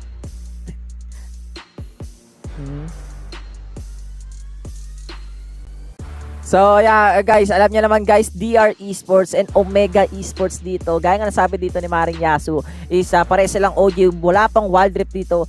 They are a former players sa League of Legends PC. So, yung knowledge nila sa game talaga natin is sobrang ahead dito sa other teams, especially even though na yung iba players dito ng Omega Esports is galing sa different game like Impressive, we can say na it's all part of the plan na pwede itong makatulong sa teams natin. Pero Yasumiyaw, ito na yung ating game number 1 of Best of 3 series, the last series para sa araw na ito between DR Esports versus Omega Esports. And look at the bands, Gragas, Zed, and Darius. While Omega Esports, they will go for the Twisted Fate or Oriana and the Ribbon, pero very interesting open dito yung Lucian ni Timelapse plus the Galio as well.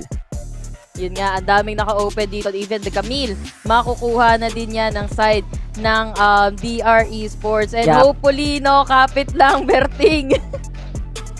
And tingnan natin dito, Lucian, Galio, while DR Esports, ladies and gentlemen, they will go for the Camille, Lee Sin, and ang Akali. Ito na yung magiging problema ngayon dito sa side ng DR Esports. I think ang pinaka-viable pick dito for the side of DR Esports para dun sa Dragon Lane nila will be the Kaisa, or baka ilabas nila Gospel dito yung kanilang Jhin plus the dynamic composition while Renekton is here sa side ng Omega. Mga kaibigan, stronger. Ginamit niya na Yasu, yung kanyang pinaka-paboritong champion. Walang iba kundi si Janna. Yes, nakalimutan pala natin yung Corki. Yes, nandito pa yung Corki and DR Esports. They will go for the Corki plus the Nami of Rocks. Speaking of Rocks, nakita natin yung mga aqua niya, sobrang on point. And tignan natin kung ano ba ang magiging resulta dito, Yasumiyaw, sa Omega Esports. Ano yung last pick nila for the mid lane? What do you think? Jungle, sorry. Jungle na lang yung natitira sa kanila. Maliban na, Graves, oo. Ginamit nila kahapon to actually. Yung Omega Esports, ginamit nila yung Graves Jungle. And of course, alam naman natin kung sino na nagagamit dyan, no? Pero looking good yung both composition ng parehas nating team as of now. Hindi mo masabi kung sino yung anlamang si Egul, kasi sabihin natin ang classic ng mga pick nila. Yes, nakalawala na dito si Lucian, parang ang tagal natin bago nakita ulit itong Lucian na to. And stronger on Janna, nakita na natin yan paulit-ulit simula nung Summer Icon series natin hanggang ngayon sa Fall Icon. Andito pa din itong si Janna. And of course, new contender, no, pagdating sa mga support dito, we have Rox.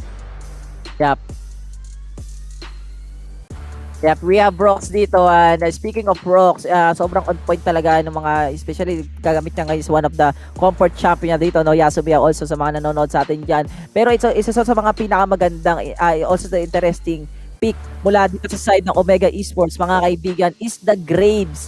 For them, impressive using this champion. And we know naman as a Grave, yung Graves kasi ngayon sa 2.4 patch ng Wild Rift natin is sobrang apektado rin talaga ng patch natin dahil more on the critical damage, more on the movement speed din ang binibigay ng mga items natin, especially the Charge Blade plus the Nabori And we know naman itong champion na to is sobrang tindi ng physical damage niya, especially pag meron na siyang mga item or meron naman siyang mga phantom dancer. Pero ito na mga kaibigan, the game number 1 of best of 3 series between Omega Esports versus the DR Esports. Nagkakaroon tayo dito mga kaibigan ng onting safe play, standing pace dito sa mga magkakaibilang grupo natin. The mid lane will be the Galio versus the Akali. We know naman yung Galio, yes, Arise using this champion. Meron siyang onting advantage because of the Winds of War na meron siya dito to harass the champion of EDAP. Pero pagdating mismo na siguro ng mga level 5, pwede niya na sigurong i-burst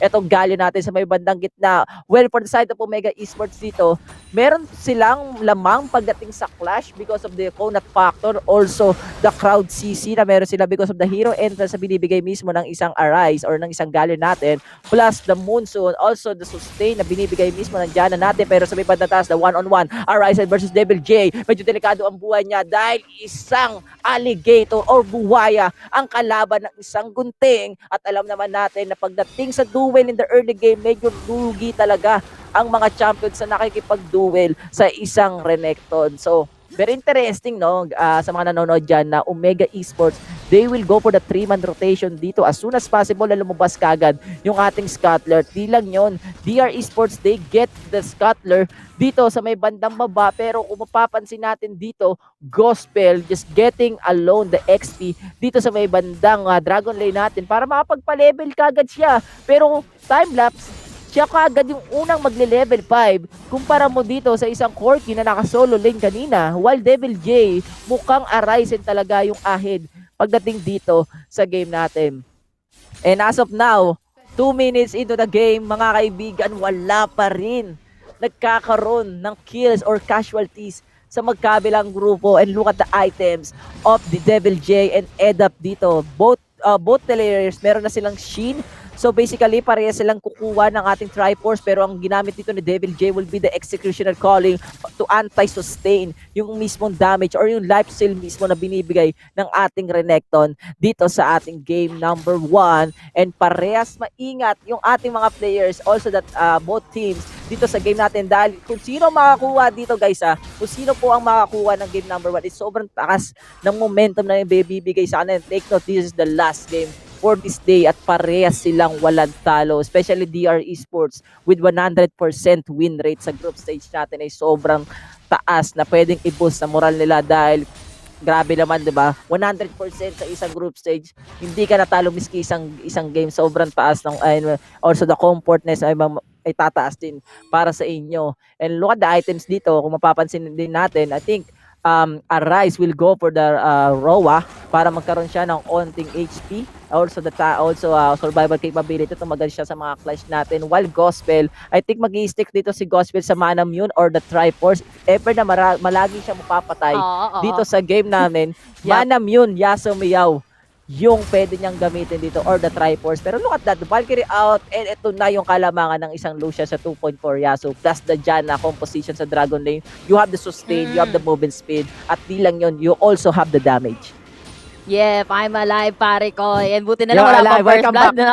Kasabay kong nabuhay dito yung Dragon at saka yung Rift Herald, no? And yep, DR Esports and Omega Esports, nakikita natin as of now si Etaf na nga, yung nag-uumpisa ng Dragon. And si Etaf, ang kanilang jungler dito. And you see, no, andito na din syempre on the way ang Omega Esports. Hindi papayag yan. And ang kabihan nga lang, andito ba, itong si Impressive, yep. Kaso, as I see, no, si Graves kasi hindi naman kasi masyadong mapangnakaw ng mga sabihin natin mga objectives like this, pero let's see kasi impressive naman yung gumagamit dito. They have 2 objectives available right now, which is a Dragon and itong Rift Herald. Pero you see, DR Esports sinisimulan ulit nila, Muruma round 2 ulit sila dito sa round 2. Yeah, pero alam yan ng Omega Esports. Out of position dito si Impressive. They might as well just go sa may Dragon na nandito. Bubble will be there para dito kay Timelapse. Pero you secured na Dragon para sa side ng DR Esports. DR Esports, it's not gonna be DR Esports without the Dragon. Pero ito, Hextech Ultimatum para kay Arise. Pero Taunt, wala naman siyang matutaunt dito. Wala ka maluloko dito, pare ko. Pero followed by the Tidal Wave. Medyo nasayang nga lang din yun. Pero yung Herald natin, sinipa palayo!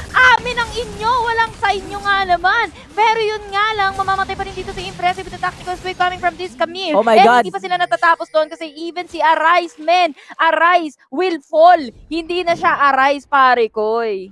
Bumaba na siya. Yes, hindi na siya arise dito dahil tuluyan na siyang malalaglag. Ladies and gentlemen, in etap with the Dragon Rage to knock up 2 players sa side ng Omega Esports at dahil doon sa onting segundo lang, Yasumiao, siya pa yung nakakuha dito ng Herald and we didn't expect na DR Esports na sila yung makakuha kagad ng ahead sa side ng Omega. After getting the DR dito, they will go straight dun sa Herald at nakuha pa nga nila yung dalawang objectives, dalawang kills pa. At look at the items of the DR Esports. Camille, we have the Trinity Force, Lich Bane, mara dito sa ating etap. So more on the burst damage na dito. So anytime, pwede niya nang i-one hit delete etong si Timelapse. While Corky or si Gospel, he will go for the Manamune. I think next item niya will be the Essence River para more damage dun sa mga Gatling Gun and the Phosphorus Bomb. Yeah, malamang parang Berting, no? Pero DR Esports, maganda na yung umpisa nila dito kasi napapunish nila yung Omega Esports. And actually, kanina, thank you sa list yung ginawa ng ng Omega Esports, ng DR Esports. Kasi Omega nag-umpisa nun pero meanwhile the bottom lane, papasok dito si Impressive. Kaso nga lang natiktikan ni Gaspel, nakaramdam ng paggalaw dito sa lupa. Itong si Gaspel, so nakapagmamba out agad siya doon sa potential na danger. Meanwhile, at the top lane, danger itong si Arise dahil siya ay fallen. Kung may Arise kanina na fall, si Arise naman ang na-fallen. And that's gonna be the combination with Devil J and Etap. And yep, that's punish on Arise nga at the top lane.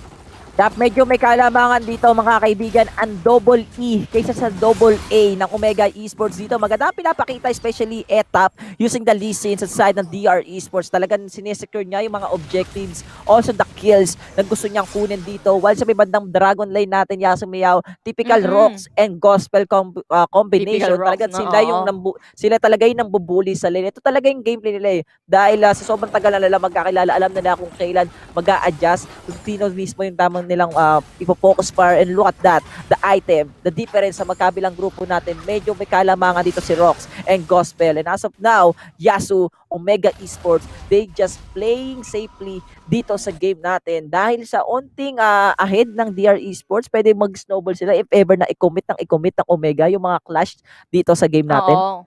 Yeah, tama ka doon, Berting, no? Pwede talaga maging ahead yung DR Esports dito. Ito na naman, magkakaroon na naman tayo ng Dragon sa konting kembot na lang na oras, no? And yeah, gusto kong tignan muna din kasi dito yung ward placement, kung sino yung merong information. Kasi with information, pwede kayong manalo pagdating sa mga team fight kasi malalaman mo kung saan manggagaling yung mga kalaban mo dito. And ang ganda ng placement ng wards ng DR Esports na yon doon sa may entrance ng jungle ng side ng Omega Esports. Pero Omega Esports, parang may binabalak silang masama dito kay Gaspel na sinimulan na nga neto ni Timelapse. Pero Gaspel, safe pa din naman. Mukhang napabalkay away pero duguan siya doon. Pero top lane, kinukulit dito ni Edap at saka ni Devil J. 14 seconds pa naman up until the Dragon na mag-respond dito and enough na yon para mapabagsak yung top turret dito na side ng Omega Esports. Habang holding out pa rin dito si Gaspel at saka si Rox, they still have time para rumisponde dito sa may Dragon na to na pinepepara na ng DR Esports yung kanilang dance floor. And hindi nakikita ng Omega Esports kung sa mga wala silang vision. Etong si Etap, wala silang vision.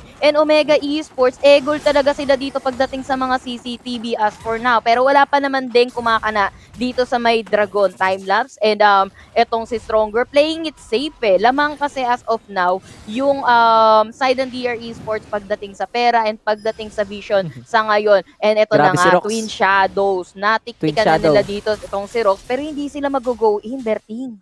Yap, mahalaga yung Twin Shadow dito, Yasume, especially DR Esports, they have the Akali dito. So if ever na mag-shroud, etong si Edap, talaga makikita siya doon. Ang ganda ng ginagawa dito ni Rox to reset the Cloud Drake para mas ma-delay pa masyado yung side ng Omega Esports because yung ibang membro ng DR Esports dito, Yasume, is nagpa-farm sa other lanes to get the items na gusto nilang bilhin. And as of now, they will go for the DR. Walang ka-vision dito yung DR Esports, Yasume. Omega Esports, they know na pinupunta na yung ating Cloud Drake at konting segundo na lang, Yasu. Focus lang, Meron men. na tayo suntukan. Eto na, Yup, suntukan hindi dito. nakatulang halos yung smoke na nilapag dito ni Impressive to disrupt that Baron. Pero ng Dragon. Sa side ng DR Esports kasi focus lang talaga sila eh. Kita mo, hindi nudge nila dito yung smoke neto ni Impressive. Pero tidal wave on your way. Just Oy, prevent them Dragon from Rage! pushing. Pero napakagandang Dragon Rage nga ba yun? Sipa doon sa Apple pero hindi pa rin nila nagawang iligtas yung kanilang Torre dito sa may middle lane. At the same time though, bayad pa din kasi Devil J nakuha niya yung Torre sa may bottom lane dito. Omega Esports hindi pa rin nila matabla yung 5-man rotation ginagawa to. ng DR Esports. Tama ka doon, 5-man rotation, tatlo lang ang karap dito ng side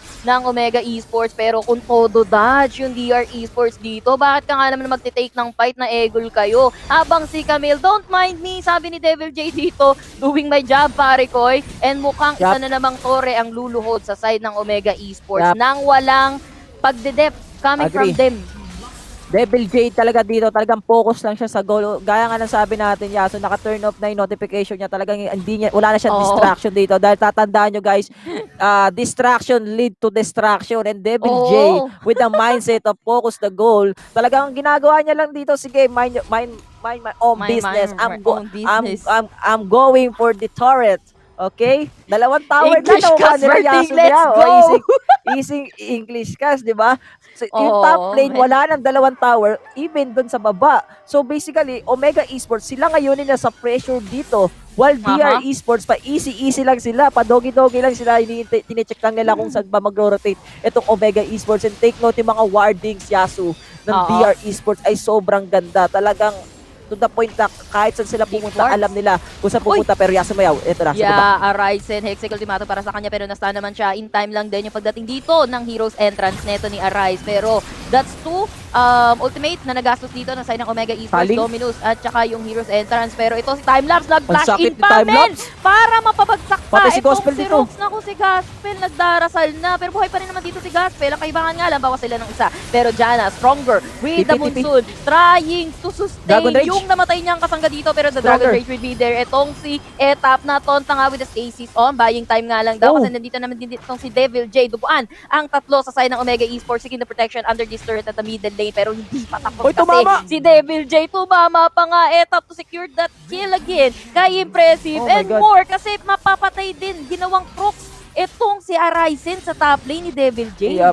Yup, and what a rotation mula dito sa Omega Esports after Etap and Devil J go at the bottom lane. Dumiretso kagad sila dito sa may magandang gitna at makakuha ng a lot of kills. At ngayon, yung ibang membro ng DR Esports dito, Yasumiao, this is the early Baron. Mainit ng tarima dito ni Timelapse. Sobrang sakit na ng Lucian natin dito. Pero this is a very risky play mula sa DR Esports. Yasumiao, Baron na sure, sobrang sakit. Pero sa likod, si Devil J, kinakanaan niya si Lucian. Kaso nga lang walang malakas sa marami. Nandun din itong si Arise. Partida, wala pang Heroes Entrance yun ha. Pero kasi masyadong malalim para kay Devil J. Nice try though for Devil J for trying to take itong si Timelapse. Pero pare kasing Berting, men. Kung papansinin mo yung dalawang ADC natin, mas mayaman ngayon si Timelapse kung ikukumpara natin sa pera ni Gospel as of now. So hindi na malabo na ganong kasakit itong Lucian na to. And that's the reason why binaban din itong si Lucian this tournament. Yup, kaya nga nagulat ako na hindi pina ng DR Esports. So I think they have the plan and this is the plan, no? They have the Camille to lock champion dito sa side ng Omega Esports. And look at the items of Lucian or Timelapse dito, Yasumiao. He have the Essence River, the Charge Blade, also the IE. So more on the critical mula sa kanya at di lang yun the dash mula dito kay Timelapse is there as well. So basically, if ever na magkaroon sila ng duel na one-on-one mula dito kay Corky or Gospel, talagang lalamang at lalamang dito si paring Timelapse. Pero Etap, Twilight Shadow. Etap takbo. Naku walang Etap, safeguard. wala nang tatakbuhan, men. Pero buhay pa rin naman si Etap as of now. Pero babulin dito tama yan para dito kay Arise. Nice dodge. Pero Timelapse na palalim na nga. Stasis to buy some time. Pero sa may bandang likod, Heroes Entrance coming from this Arise. Kaso nga lang, maiipit yata dito si Etap with the Stasis. Buying time nga lang din. Wala pa nagkakapatayan. Remember, that's a 5 versus 4 pero nakip ng DR Esports yan. Habang Devil J, men, trabaho lang, walang personalan. Butas ang top lane ng Omega Esports dito. Berting sabay, Mamba out, I'm out, peace out, yo. May libre pang Dragon yung DR Esports. Grabe si Devil J dito. Talagang siya isa sa mga apprentice ni Kiko, ni Rendo. Ni Rendon, isa siya sa mga apprentice na focus sa goal. Focus, lahat men, iwan lahat. Teammates, iwan. Wala akong Iwan pakialam na dito. teammate. Ito yung goal ko. Focus. Ganun ang Focus. ginagawa niya kasi sa buong game natin. Lahat ng basag na tower ng Omega Esports sa kanya Siya. galing eh. Oo, si Devil J ang may kasalanan, men. Kaya mga building na basag dyan, men. Kasalanan ni Devil J Kasalanan yan. niya.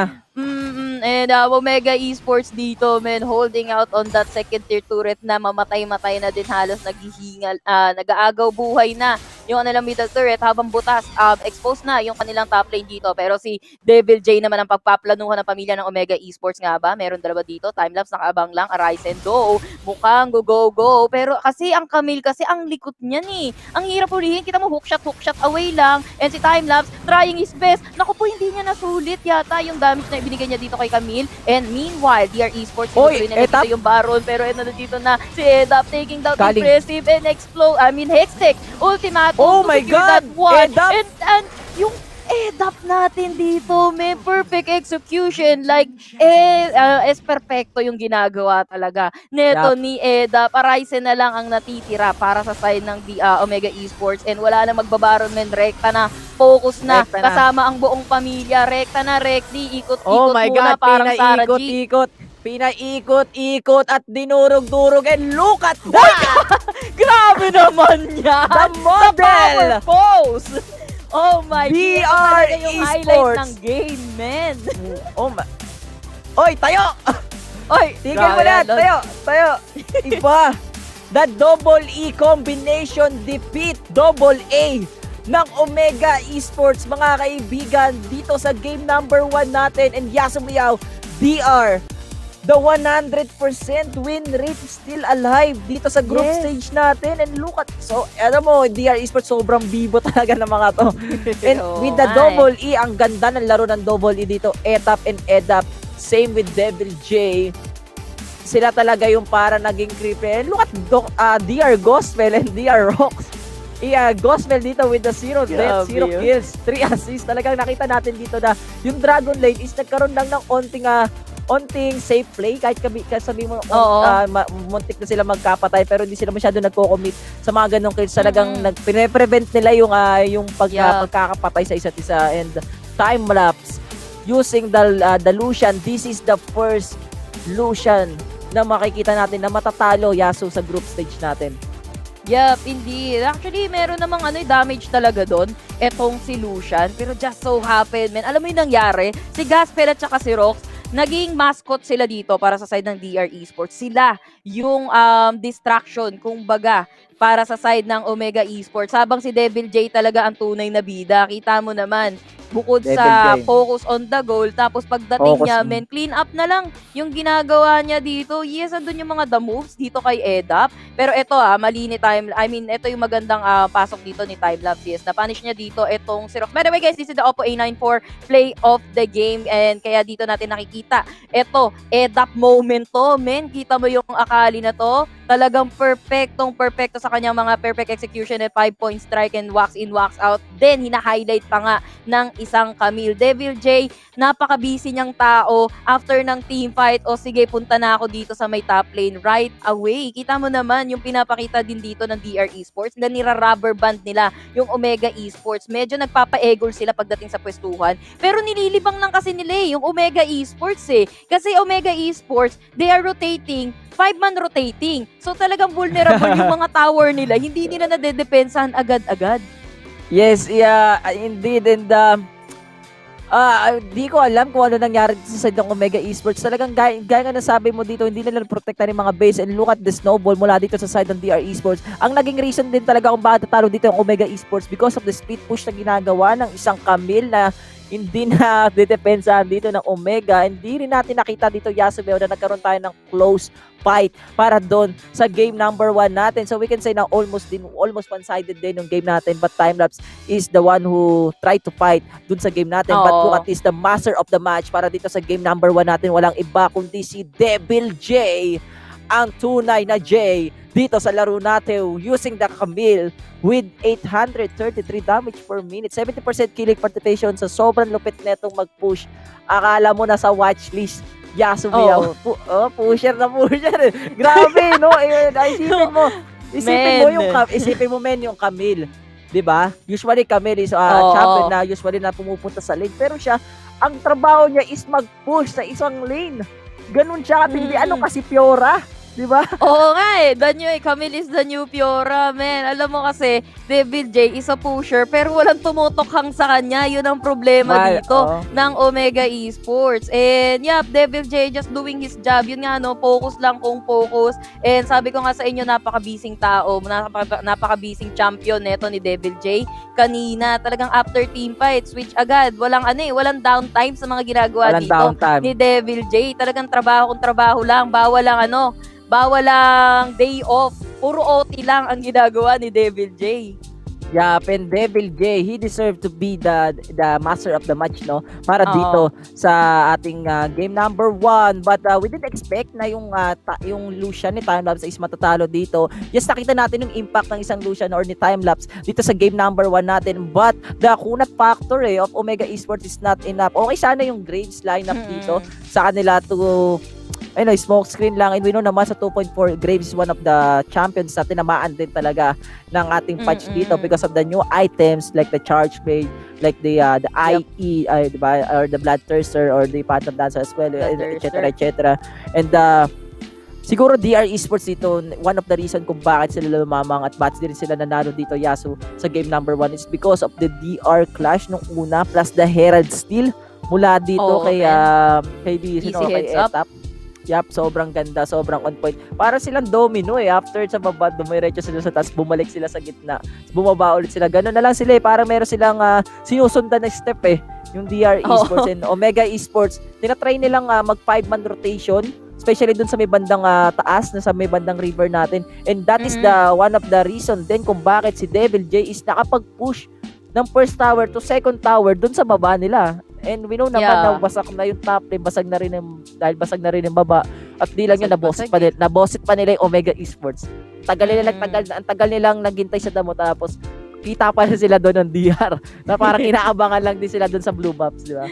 Di ba? Parang parang mag-iintay ka gumawa ng krimen pero huli ka nahuli ka, pare ko. Ganun nangyari sa Omega Esports dito, and hindi naging effective para sa kanila yung grade speak nila sa SSC. Kapag every time na mag-a-attempt na mag-take dito ng objective yung both teams natin, most likely pangalawa or even una na namamatay dito etong si Impressive, and always naiispatan siya ng Hextech Ultimatum. And alam naman natin kapag nag-Hextech ka, wala ka talagang takas doon, kaya easy burst na nga lang din yung nagagawa dito ng side ng DR Esports, kasi chain of CC din yung ibinabato ng DR Esports. Imaginein mo, meron kayong Nami, meron pang Bubble dito, and meron pang Dragon's Rage na pwedeng umabang sa'yo kapag andyan si Lee Sin sa paligid-ligid. And then the burst nga, the perfect execution na ibinabato ng Akali na to, na talaga namang kayang makapag-go the distance, go the backlines. Kumbaga dalawa kasi yung panglikod na pang-penetrate, kumbaga ng DR Esports dito sa lineup ng Omega Esports na hindi din ganun kakunatan. Yup, and oh my God, hindi ko in-expect na ganito yung game number 1 natin sumayaw sa side ng DR. Ay, in-expect ko na parang game number 3 ng Chasing Dreams and the Jamie Esports, but sabi dito ng DR Esports, 100% win rate kami, mga chong. At gusto namin matapos yung group stage sa wala kaming talo, hindi nadudungisan yung aming standing dito sa group stage natin. And with this game number 1, Yasumiao DR Esports, komportable sila. At di lang yun, ang dami pa nilang champions. Ang dami pa nilang champions, sa totoo lang na hindi pa nilalabas. And take note, they always, Soraka, nandyan yung Jin, diba? Nandyan yung Kaisa, nandyan yung Draven and Gospel. And take note, wala silang pakialam dun sa Lucian They always open this champion. Katulad ng mga previous series natin dito. And for the game number 2, I think dito na natin makikita yung respect ban sa Lucian dahil first pick, I think, yung Omega Esports dito. So, they will go for the Camille. I think, baba nila yung Camille dito. And Omega Esports dito, Yasumi, kung papansin mo, ang pinutulan nila ng paa dito is Devil J and si Edap. Or yung mid lane nila. Nalilito na ako kung sino ba si Edap or sino ba si Edap. Si Edap yung mid lane. I think tama. Si Etap yung mid. Etap yung jungler. I think Gulo, Ethan no? is one of the players usually gumagamit din ng Twisted Fate, so binabanto ng Omega Esports. Also the Oriana na meron siya, and Devil J, yan yung ribbon niya, gamit na gamit din yung ribbon niya dito. So ito, sila yung pinuputulan ng mga champions dito talaga, ng mga paa sa side ng DR Esports. While DR Esports, tinanggal nila yung champion ni Arise na si Zed, dahil isa siya sa mga pinakamagaling mag-Zed sa server ng Wild Rift natin. Gragas and Darius is one of the champions na most pickable din. So, kailangan mo rin talaga iba niyan. Pero for the game number 2, Yasu Miao, I think there is a adjustment mula dito sa Omega Esports. Ikaw ba, tingin mo ano ba yung adjustment na pwedeng mangyari dito sa side ng Omega? Kung ano, adjustment, sa pinapakita ng DR Esports and sa laki ng champion pool nila, kung may mag-a-adjust man dito, 5 bans kung sakali. Kasi, kita naman natin, lahat ng bans dito ng Omega, talagang tinanggalan nila respect, with all due respect sa mga champions dito, ni Devil J at ni Eda, kumbaga na nasa middle lane ng side ng DR Esports. Pero still, tanggalan mo man sila ng mga champion na yan kung saan sila naging effective sa mga previous matches natin, sa mga previous games natin, meron pa din talaga silang inilalabas na mga trump card, kung baga na naititira para sa side ng DR Esports. And more like composition siguro, yun na lang yung mga papalitan nila dito, kasi this is not a champion na for me bagay kay impressive. Ang bagay kasi kay impressive, I think yung mga champion na malilikot sa mapa, gaya nga ng Lee Sin or ng Camille, and maybe Kha'Zix or Rengar, which is pinakita niya sa atin nung playoffs ng ating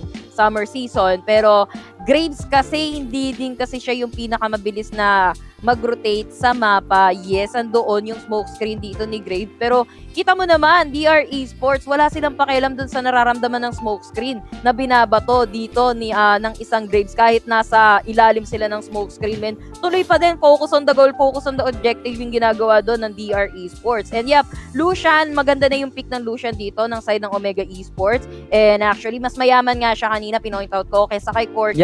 Pero si Lucian lang kasi yung mayaman sa Omega Esports. The rest is struggling pagdating sa gold, pagdating sa item, and mas lamang talaga yung DR Esports in all aspects except sa ADC. Kumbaga, Yasu Miao sa magtotropa, siya yung nanlilibre. Ay, wow, sa magtotropa. Time-lapse. Gaya nga nasabi mo, siya lang yung mayaman dito. Siya lang yung pumapalag talaga sa side ng Omega Esports. Pero nung nakita natin yung last clash doon sa may bandang Raptor sa gilid ng mid lane natin, yung akali natin with the perfect execution, nabura si Time-lapse. Literal, time-lapse siya. Literal, time-lapse nawala. Uminto ang oras niya, no? Uminto yung oras niya. Parang nakita niya yung pagkabata niya. And with that kind of item, nag-flashback Diba ganun daw pag mamamatay ka na, nagpa-flashback daw yung buhay mo. Ganun nangyari kay Tamba. Bago pa niya makita si Sena nung bata pa siya. Ganun nangyari kay Lucian. Nawala kaagad sa mapa dito, and snowball mula sa DR Esports. Hindi ko napansin. Nakalimutan ko nag-BR pa ba sila. Pero I think dinerecho na nila hanggang base. And with the lineup of the Omega Esports din talaga, Yasu Miao, hindi sila ganun kakunatan in the early game, dahil yung game natin, nung game number 1 is sobrang bilis. Mas mabilis pa sa pass. And hindi na binigyan ng DR Esports na magkaroon ng time itong Omega Esports na dumating sa punto na kaya nang isustain ng Renekton, Galio, and Graves yung mga burst damage ng DR Esports. And DR Esports getting a good performance dun sa game natin. So, momentum wise, para sa kanila, a whole tournament is momentum para sa kanila, dahil gaya nga nasabi natin, 100% win rate. Meron silang goal na sinusundan dito, or challenge man lang na sinusundan, na 100% kailangan walang talo sa group stage natin. Ang ganda. Kailangan di madungisan ang ating record dito. Kumbaga, kailangan sila ang maging rank 1 sa ating mga rankings dito. Hindi mawala ang mga victory pose. Kumbaga, yun yung nagiging legacy ngayon ng DR Esports. Diba, may mga player camps tayo after ng mga games natin. And kita mo naman, iba't ibang itsura ng DR Esports ang nakikita natin kada panalo nila ng mga game. Kumbaga, parang ito yung magiging tradisyon natin ngayon sa Paul Icon, men. Yung mga victory poses ng DR Esports. DR Oo, Esports, they tapos are may the nakaano first... pa sa mesa, no? They are the first team na gumagawa ng ganyan. Sabi nga sa comment section, the meaning of DR is the disrespect.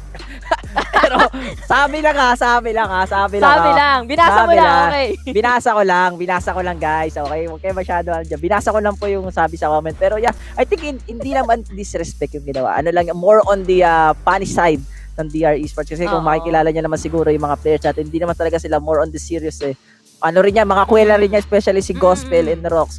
Mga ano yan, mga funny dudes, mga funny guy yan. Hindi yan basta seryoso, especially Gospel no, na mga loko-loko rin. loko-loko rin, pero nakita naman natin Yasumiao, game number 1 para dito sa DR Esports and Omega Esports. Kailangan nila mag-adjust dito. Ang tanong dito, maglalaro ba? Dahil hindi gumana ang double A sa double E. Maglalaro ba si Ninong JLC? Para double John Lloyd Cruz naman sila. Para double JLC naman sila ngayon. Ito yung mga teams na akala mo may kambal pero wala naman, hindi talaga sila kambal di ba? Double J naman this time. Kung ayaw na nila sa double A, double J naman try natin. Kung matatalo nila sila yung double E ng side ng DR Esports dito. Pero we'll see.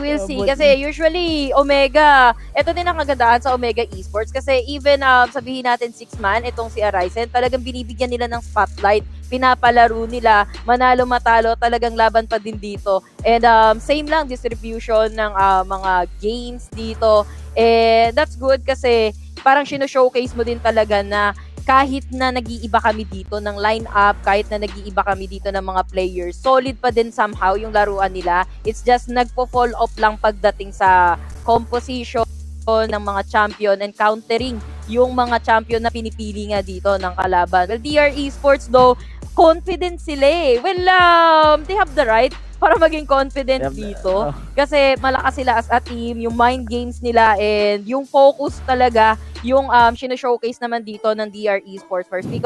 Speaking of showcase, dito natin makikita ang pag-showcase ng mga iba pang champions probably or might be na makita natin ng mga bagong champions same na ban? bubunutin dito ng DR Esports. Yes, same ban tayo. No? Respect pa din dun sa mga line. Naku po, nilabas na si Lucian this time in the hands of DR and that Lucian on Gospel. Mga kaibigan, kahapon grabe tong Lucian na to ni Gospel. And again, Akali na naman with the perfect execution. Dalawang comfort champion kagad na for the side of DR Esports. Same for the Omega Esports. So yung dalawang teams natin dito, Yasumiao, is nagbibigay na talaga ng champions. Especially impressive using the Lee Sin. Papakitaan dito ni impressive na kaya ko rin yung mga ginagawa kanina ng Lee Sin dito. And DR Esports, they will go for the all-up. I think Lulu and Nami is good.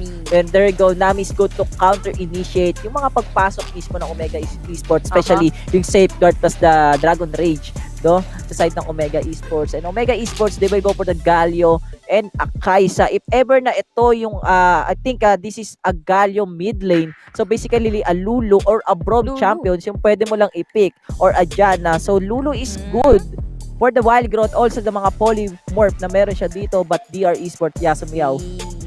Bees. So, Devil J, Akali, Baron lane and a mid lane. Bees. Oo. Yeah. So, Baron lane nga itong Akali na to. Pero, we'll see. Kasi DR Esports looking really interesting yung kanilang draft dito. Meanwhile, Omega Esports, this is Lulu. Good pick nga naman yan. Kasi, kanina nagpahirap din sa kanila is yung Akali. And to sustain yung target neto ni Akali, of course, bigyan mo ng additional HP yan with the growth coming from this Lulu. So, talagang given na okay, etong champion na last pick, kumbaga, na support ng side ng Omega. Wait, Omega nga ba? Parang nagkabaliktad na naman yung ating tama. Omega yung may Lulu and then DR yung may Akali sa ngayon. Pero ito kasi hindi lang kasi si Akali yung poproblemahin dito ng Omega ngayon Speaking of burst kasi meron silang Fizz. Ito din yung isang champion na nabuff lang naman this recent patch as well. And alam naman natin si Fizz can also go to the back lines ng lineup dito, can also penetrate yung lineup ng Omega Esports. Omega Esports hindi ganun din kakunatan yung kanilang lineup dito. Kapag ka nabasag nila dito itong si Arise or even Arisen, kaya na lang mag-penetrate talaga, pasukin nila dito si Timelapse or even stronger Yap, and Stronger dito using the Lulu. Yasumiyaw, hindi niya napinik yung usually comfort champion niya, which is the Janna. So more on the burst, more on the plus damage and the sustain as well. Mula lang gagaling dito sa Lulu. Pwede natin sabihin na yung Kaisa and Lulu composition dito sa may bandang baba is pwede sila pumalag sa namin Lucian dahil yung Lucian naman dito kailangan niya pa talaga ng item in the early game para medyo mas bumaon yung mga damage niya. So at least, medyo may kakaroon tayo ng onting kalamangan dito sa side ng Omega Esports because of the Pixie plus damage na binibigay dito ni Lulu. So sila yung unang makakakuha ng first wave creeps. Yep. Very interesting nga, Yasumiyaw. Kinuha dito ni Timelapse and Stronger yung Krugs. Kumuha siya ng maliit na Krugs doon sa may bandang baba para makakuha mismo ng konting level or makalamang kay Gospel.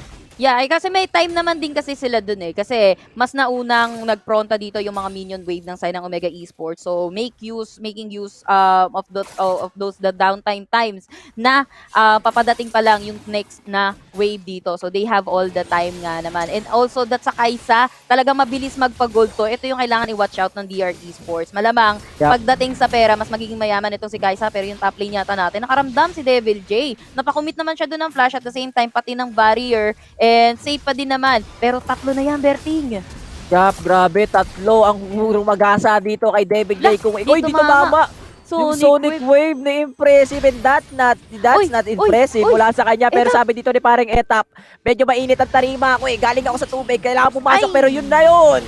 Ang ating Sonic Wave will connect Yasu. At yun yung pagkakamali ni parang Devil J sa side ng DR Esports. Alam mo kung bakit, men? Akala ni Devil J walang mata doon. Eh, kitang-kita siya ng CCTV dito ng side ng Omega Esports. Akala niya safe na siya pero hindi pa rin pala. Pero bottom lane na naman natin.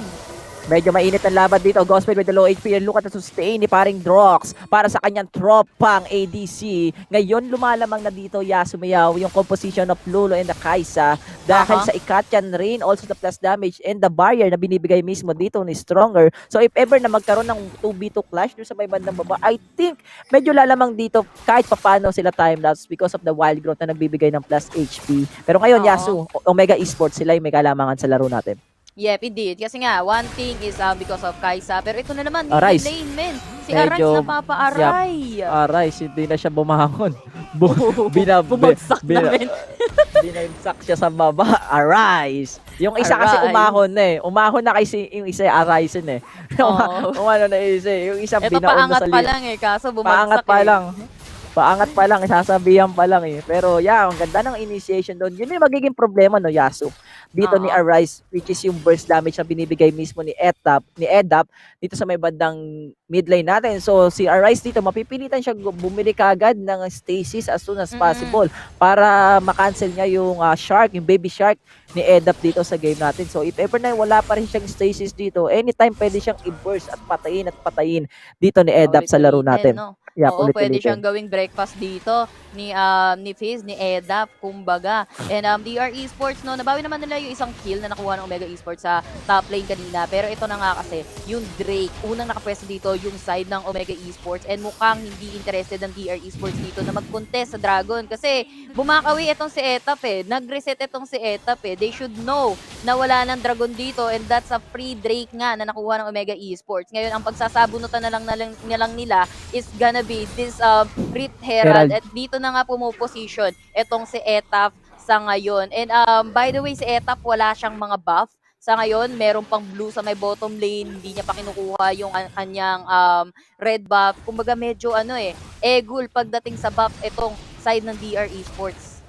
Yup, and while Gospel dito with the Essence River, Yasumiyaw, yung ibang miyembro ng DI Sports, pumipwesto na sa may bandang Herald natin. Binigay nila yung Mountain Drake dahil nakapag-reset yung ibang membro so hindi na nakagad nila kinomit yung gandong klaseng risky play. Pero kung mapapansin mo sa may bandang baba, tumambling na si paring Edap dito. Meron bang killer instinct? Walang killer instinct si paring Timelapse. But look at the sun, Renekton, kinain ng isda at yun ang sabi sa ating food chain. Siya ang predator at nakain dito yung shark sa side ng DR Esports. Di lang yun, nakuha pa nila yung ating Herald Rift. Yep, and ito pa nga, hindi pa nga natatapos kasi yung laban dito kasi gusto pa ng Omega Esports even under the turret nga ba dito. Nakaibang si Devil J ha? sa likod pero napakagandang in-execution dito sa babatasan kita. Pero kita mo naman yung tidal wave plus the prison. Eto na si Devil J! Ang demonyo, ang batang demonyo. Pero yung ating hero entrance ay nandito. Arisen will fall down sa kamay ng DR Esports using the ating ignite. Pero the flash in plus the Durant is there to get a kill as well. So that is a 2-2 exchange. While Gospel, Yasumiao just doing his things na makakuha mismo ng first blood tower dito sa game number 2 at makukuha niya yun. Yep. I kinda get it, no? Kasi DR Esports dito, nagtatry naman sila kumuha dito ng mga objective. Pero kasi kapag ka-Lucian ka, kailangan mo talaga ng space, men. So, nag-decide na lang sila dito, Gospel, sige, iwanan ka na namin dyan sa may bottom lane kasi malamang sasama na sa teamfight itong si Timelapse. And yun nga, no, kailangan nilang somehow makapag-scale, makipagsabayan sa ADC ng Omega Esports dito, yung kanilang ADC para sa side ng DR Esports. Pero hindi pa din masyadong maganda yun para sa side ng DR Esports kasi dalawang objective nga yung na-miss nila dito. And ang nangyari pa nga, na-leash pa nila yung Omega Esports with those objectives, lalo na sa may Rift Herald. They just, pwede silang maghintay nga na mag-online or makakuha ng power spike etong si Gospel, and then later on, saka sila mag-group up dito for the side of Omega. Pero kasi ang tanong, for the side of DR, ang tanong hanggang kailan nila kayang ikip yan kasi bottom lane, Bertie. Yan tanong at ito ang sagot. Yasu na magkabilang grupo a 1-1 exchange. Hindi nila inaasahan na papasukin ni Impressive si Devil J ng ganun kalalim. Sobrang lalim nun. Ako rin nagulat din ako. Pero with the damage of Impressive, the Dragon Rage plus the Sonic Wave, even Devil J hindi niya kayang i-sustain yung damage sa ganun, even though except wala pa siyang barrier that time. And look at the items, look at the gold difference na meron tayo dito. Yasumiao, Omega Esports have the advantage para dito sa game number 2 natin, especially they have the Herald pa rin dito sa laro natin. And look at the items, Yasu, ng ating Lucian, the Charge Mage plus the Essence River, more on the movement speed and cooldown reduction talaga dito si Gospel. So, parang ang ginagawa lang dito ng DR Esports, Yasu, is pinapatagal lang nila yung laro. Hinihintay lang na dito si Gospel na magkaroon ng item. Kaso, habang tumatagal din yung laro, may Kaisa din kasi yung Omega Esports Kumbaga, ganun din. Forbecha din sa kalaban dito. Pero isasama yung Rift Herald. Sayang tong Rift Herald na to. Well, ginamit naman nila yun na diversion kasi na-prepare nila sa bottom lane ng Omega Esports. Yung pag-respawn ng Dragon sa may baba, kita mo naman, naka-out of position na naman dito. Etong si Etap, galing pa siya ng base dito, habang si Gasper sa top lane lang kumukuha lang ng tower, and hindi talaga interesado DR Esports na lang sila kasi wala silang Dragon ngayon. Wala silang Dragon ngayon, isa na lang silang Esports.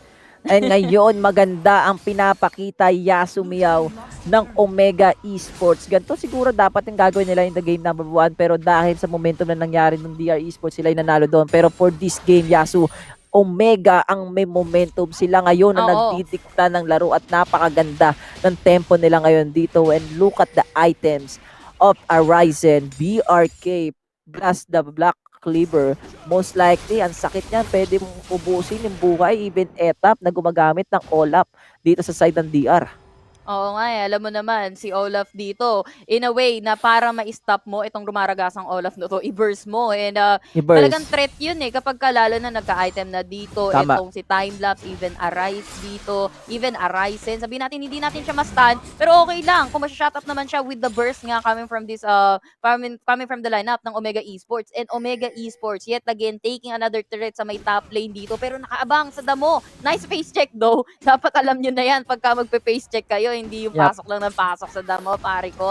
And DR Esports talaga nagpapatagal lang sila ngayon, nagfa-farm sila ngayon, and trying na makakuha ng mga items dito para palag-palag na mamaya. Pero malamang kasi papalag to kapag third dragon or kapag contest na talaga ng Baron. Pwede rin siguro sa third Dragon or Baron nga, tama nga yung sinabi mo. Baka doon nga talaga sila magkaka-contest dito. Pero as of now kasi because of the first tower destroy sa side ng DR Esports, nagkakaroon ng pressure sa kanila kasi yung mga jungle sila, hindi nila alam na baka ma-occupied na sa side ng Omega. And look at this, Impressive, naghihintay sa may bandang damo. This is the white tie Lee Sin, mga kaibigan. So talagang masakit manipa etong champion ni paring Impressive. Especially ang ganda ng mga sipa niya dito. Pwede natin siyang tawagin si si Bruce Lee ng, Bruce Lee, no? ng Wild Rift dahil sa mga panipa-nipa niya. Pero mapapansin natin dito yung rotation ng DR Esports, medyo nagkakaroon sila ng onting safe play. Talaga sinusuro nila na magkakadikit-dikit sila dito, and look at Hero this, the entrance hero agad yun. entrance will be used. Medyo advanced thinking yung advanced thinker yung ginagawa dito ni Arise, dahil if ever na hindi siya magano doon, pero mamaya na yun, tumama dito yung pating sa kanyang re-rectal. Pero mukha mo papatay yata dito si Devil J. Ang sakit ng ikot-ikot ni paring Arise, and look at the title wave. Ladies and gentlemen, Gospel with the calling, pinagbabaril na dito yung mga miyembro ng Omega Esports, and look at the dash, the 3-man to run, the killer instinct, and time lapse is here. Gospel and the rest of DR Esports is down, and etap na lang ang natitira. What a spaces mula kay Stronger and Timelapse to dodge the damage, and that is our official Team Ace Yasu dito sa game number 2. Nako, gusto mo ng Crocs, but at what cost, men? Nakuha nga nila dito itong si Lolong, pero ubus naman sila doon para sa side ng DR Esports. At least na-prevent nila with the teleportation and chance, no, coming from DR Esports dito, yung pag-a-attempt ng Baron ng side ng Omega Esports. Pero at that team fight, maling-mali, na halos ibinuhos na nilang lahat. Actually, binuhos na nilang lahat kay Arise, Chum the Waters, and tumama naman yung tidal wave. Pero at what cost? Kasi wala na din sila dito. Si Etap natunaw na din Yes, siya yung frontliner dito. Siya lang yung makunat na frontliner dito ng DR Esports. Sulit din yung dakaling dito ni Gospel. Pero the moment na nabumagsak itong si Etap, men, wala na, aklasan na, back na, kasi nga, wala na din si Devil J, walang makapag-go sa backlines doon, and even Rox, nabato na din yung kanyang mababato doon. Edaf na nga lang yung natira, napatay pa. Kasi even jumping under the turret, ang habol, ang layo ng habol niya doon, still failed, kasi buhay pa din si Stronger doon All in all, DR Esports, they lost a massive casualties, gold as well, dagdag pa yan sa side ng Omega Esports, and mukhang hindi na nila makokontest nga ba itong Drake na to. Ragnarok. Pero Yasumiya, gumamit na ng Ragnarok. Anong ginagawa ni paring Etap doon? Para sa coaching, walang preno. Nag-Ragnarok, dire-diretso sa impyerno dito. Yung ating Olaf sa side ng DR Esports, at tatandaan nyo na yung ibig sabihin ng Ragnarok ay tawag dito, distraction. Yun na yun. Diba? Distraction. Kasa siya na distraction literal na Ragnarok talaga, pero ngayon Yasumiya, because of the advantage of BR Omega Esports, this is gonna be a 4v5 situation. Pero kita nyo naman sa may bandang BR pit natin, sinipa dito na impressive ang kanyang isda. Tapos nilang flash in plus na killer instinct, he will fall as well. Pero Devil J, ang gusto nila walang iba kundi sa Baron, pero Gospel dito na nagsashine ang Gospel ng DR Esports. This is gonna be a 3v2 situation, mga kaibigan. Nasa ng aqua natin, inangat, pero Arise, gagamit siya ng kanyang Stacy, pero meron pa rin naman siya dito kahit flash papano. Pero Gospel with the flash as well, plus the damage na meron siya, ubos yung 4 na miyembro ng Omega Esports. Kaso, sila yung magtutuloy dito ng Baron, pero wise decision nga ba yan? Kasi teleportation, nakita na rin sila dito malamang ng side ng Omega. Actually, si Nami pala, si Rox pala yung gumamit nung Scryer's Bloom, no? Pero I don't think they have enough damage to take that Baron. Napaka-risky nun kasi yung death timer ni Impressive, buhay na siya nun at that time. Pero okay lang din naman kasi DR Esports at least nag-winions yung minions nila sa may bottom lane. Men, dalawang tore na yung bagsak at the bottom lane ng side ng Omega Esports dito. Pero we can't deny the fact na DR Esports, they are still struggling sa ngayon. Lalo na sa mga pasukan dito ni Etaf. Medyo mistake. Yes, desperate moves man. Pero ano kasi, may time naman na pwedeng hayaan na lang kesa yung isa-sacrifice mo pa yung life ng isa. Kasi nga, Etap lang yung kanilang frontliner dito. Again, pag napabagsak dito si Etap, men, baklasan na tayo. Alam mo si Etap kanina, kala mo siya si kala mo siya si Cholo Ano siya Stairways to Heaven dire-diretso siya sa sa hagdanan papuntang langit Si Cholo, tsaka si Jody. Tama ba? Alam ko yun, di ba? Stairways to Heaven. Stairways to Heaven, hindi ba si Johnny yun? Hindi ko Hindi ko alam. Iba ata Basta yung may napanood ko. nagbabike. Basta Basta Stairway to Stairway to Heaven. Heaven. Dire-diretso siya. Nagulat din ako. Akala ko may GA itong si Etap. Pero sabi dito ni Oo. Etap, it's all part of the plan. I'll be the shield para sa dito sa All mga according teammates to ko. Keikaku. All according sa aking calculator. And because of that, nabuo sa kanya yung damage at nagkaroon ng time yung DR Esports dito na makapag-clutch kahit paano. Actually, yung clutch doon from DR to BR. Pero ito na, Yasumiao, Omega Esports, they will go for the scattler para magkaroon ng onting vision dito sa BR. While Devil J, ginagawa niya nung game number 1, which is the split push dito sa game number 2.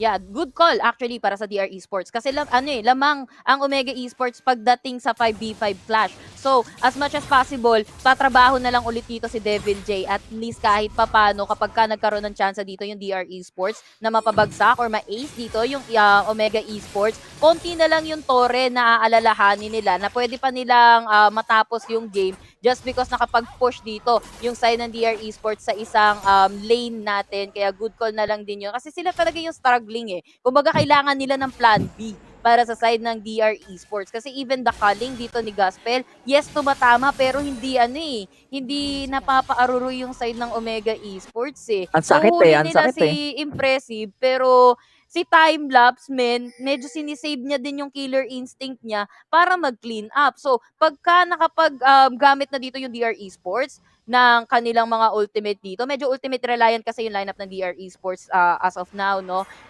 Tas saka pa lang papasok itong si Timelapse kasi alam niyang wala nang patakas pero ito men. Naku po, mali ka ng tumbling mo, Diego. Pero patay dito si Stronger. Meron nagtipi dito mga kaibigan ng Devil J. Eto na ang pating. Tumambling na ulit si Paring Eto. Pero kita mo naman yung damage na binibigay dito ni Paring Devil J. At Arisen, ang lolong, pinatay na mismo. But the teleportation is there. And DR Esports, Yasumiao, they will go for the Elder Dragon. This is an Infernal Elder Dragon. While Omega Esports, they will just push sa gitna ng DR Esports. Yup, Elder Drake para sa may inhibitor turret, worth it nga ba yan? Pero kasi ayang tanong na yan masasagot kung mapapatay nila itong si Timelapse at saka si Arise. Pwede nilang maburger yan kasi napapaligiran na nila itong dalawang to. Kaso nga lang, enough ba yung time na yan and the damage? Tidal wave. Ito na? Nako po, ito na yung naka-earth only dash mula dito kay Gospel. Dash. Akala mo siya'y kumanta ng pash at pash yung ibang membro ng Omega. Patay si Timelapse, Yasumiao. At ngayon yung DR na merong Elder Dragon, ang laki ng chance na pwedeng burahin ni Gospel yung dalawang miyembro at actually tatlong miyembro ng DR Esports. Pero look at this, Arise with the run but not connect. Kita mo naman si Cardo Dalisay dito, pinagbabaril na yung bato at mapapatay rin siya dito. Arise will fall down. Eto na si paring Edap, tumama ang kanyang pating. Yes, Shark, baby shark. But Renekton, Arisen with a 2v1 situation. Devil J, ako ang demonyo sa sarili mong mundo at ubos ang Omega rito. Yeah, tama ka doon, Berting. And meanwhile, Omega Esports, literal na nag-audition sa DR Esports. And from Elder Drake to Baron, naku po, dalawang important objective na agad yung nakuha dito ng DR Esports. And I can tell you, men, Omega Esports is shaking right now kasi DR Esports, men, kita mo yung double assassin na to, si Edap at saka si Devil J. Si Impressive, men, hindi man siya mataba pero natutunaw agad. Yup, grabe yung damage dahil yung Yasu sa Elder talaga, yung Infernal kahit sabi mo nakuha ng Omega Esports yung mga batang dragon, ang nakuha ng DR Esports dito yung pinakamatandang dragon, hindi ko alam kung sino yon, pero that is the Infernal si Shenlong. That is the Elder Dragon. Yasumiao, take note, Infernal Dragon pa yon na parang may execute bonus na pag low HP, automatic patay yung kalaban mo. And take isipin mo, this is a Lucian na lock item. Tapos yung ibang players ng DR is most on the burst damage as well. So talagang sobrang sakit. Yeah. And I think ito talaga yung iniintay na moment ng DR Esports dito yung mapunish yung Omega Esports. Kita mo, worth it naman yung pag-aantay nila actually kasi nagkaroon nga ng item dito itong si Gospel and even Edap and itong si Devil J. Yung mga execution nila. Pero ito na naman, Impressive, men! Oh my God! Impressive! Napakagandang mechanics! Bahagi mo siyang injection ng Omega. The Sonic Wave plus the safeguard. Isama mo pa yung kanyang sipa na akala mo NBA player. Inalyop si Gospel pabalik sa nakaraan at wala yung dalawang miyembro ng DR Esports.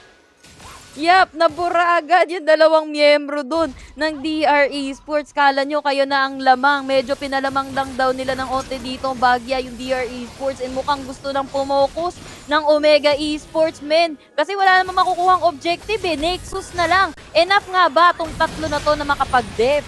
Oy! Time-lapse, pero gumamit ka sa champ. Pero kita mo naman yung ating tidal wave. Yasumiyaw. Omega Focus Esports, na lang, men! they will Focus, go focus! for the Nexus dito. Focus! And we have a game 3! Omega, Hindi no! pa! Isakit na lang! Hindi Omega pa! Esports! Oh my God! ang boxing! Winions! Oh, Winions, no! Berting! Enough nga ba? Hindi pa kasi. Oh my God! Hindi Pwede pa sila enough yung bumili. Minions. Min. Teleport. Ito na nga. Ano nangyari doon, Yasumiyaw?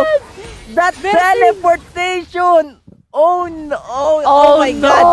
Oh, DR OMG. Esports! DR Esports, men. The posing. Ano ang post na ipapakita Ano? nyo sa amin? Nakatalikod, Berting! Talikod! Iba! Oh my God, iwan, focus. And Yasumiyaw, Wow. look at them! Pang boy band! Ang boy band ng Wild Rift, DR Esports, 100% win rate dito sa group stage natin, Oh my Yasu. God. Isang hit na lang yung base. But the clear waves mula sa kanila ay nandun at the burst as well. Yep, what a game. Oh my God, di ko alam yung sasabihin ko, tol. Men, alam mo kung ano nangyari doon? Medyo desperate moves na. Well, I guess Omega Esports, sabi nila 5 tayo, 3 lang sila. Kaya natin. Actually, 4 lang pala sila doon kasi nagde-def etong si Galio. And then, jumoy na lang siya later on. Pero it's already too late, no? And yeah, Omega Esports, they have the numbers. Pero kasi, I think na underestimate nila yung damage from this piece and kay Devil J na Akali. Na underestimate nila doon. Nandun din yung tidal wave na clear yung mga minions nila at the same time.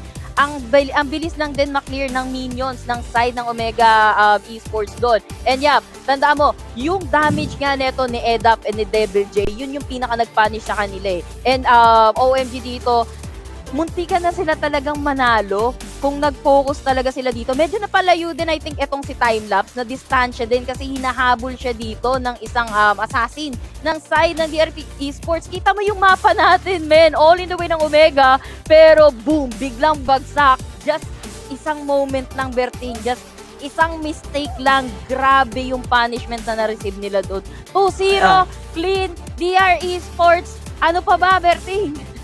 Yasumiyaw, gusto ko lang sabihin, impressive. He did kung ano man yung siya kaya. naging impressive, man. Well, for me, sobrang impressive. Literal talaga na impressive. With the last kick of Lisin, insect doon, plays. the injection play, ang tawag natin doon. Injection plays. Nagulat si Gospel doon with the Sonic Wave sa kampi niya, plus the safeguard and the flash, tapos sinipa siya pabalik. Yun yung time, yun yung chance ng Omega Esports na ipanalo yung game, but yung death timer talaga ng Wild Rift is sobrang ikli. And Omega Esports, isang hatake na lang, isang one hit na nga lang, nga sabi ng kaibigan natin, tapos na yung game but walang minions sa game natin, walang minions sa game number 2 and DR Esports. With the comeback, 100% win rate, Yasumiyaw, and look at the Oppo A94 play of the game. They deserve to be here. Sila deserve talaga nila yung last series para dito sa huling araw na ito. Oo, men. Tama ka doon, Berting. Deserve talaga dito ng DR Esports. Pero ito nga, no, sa mga replay natin, sila yung egul eh. Pero ito, kita mo, impressive. Tunaw agad dito si impressive. Chum the Waters, nag-connect yan, di ba? Ito yung talon, men. Ni Edap, iniwan niya na eh.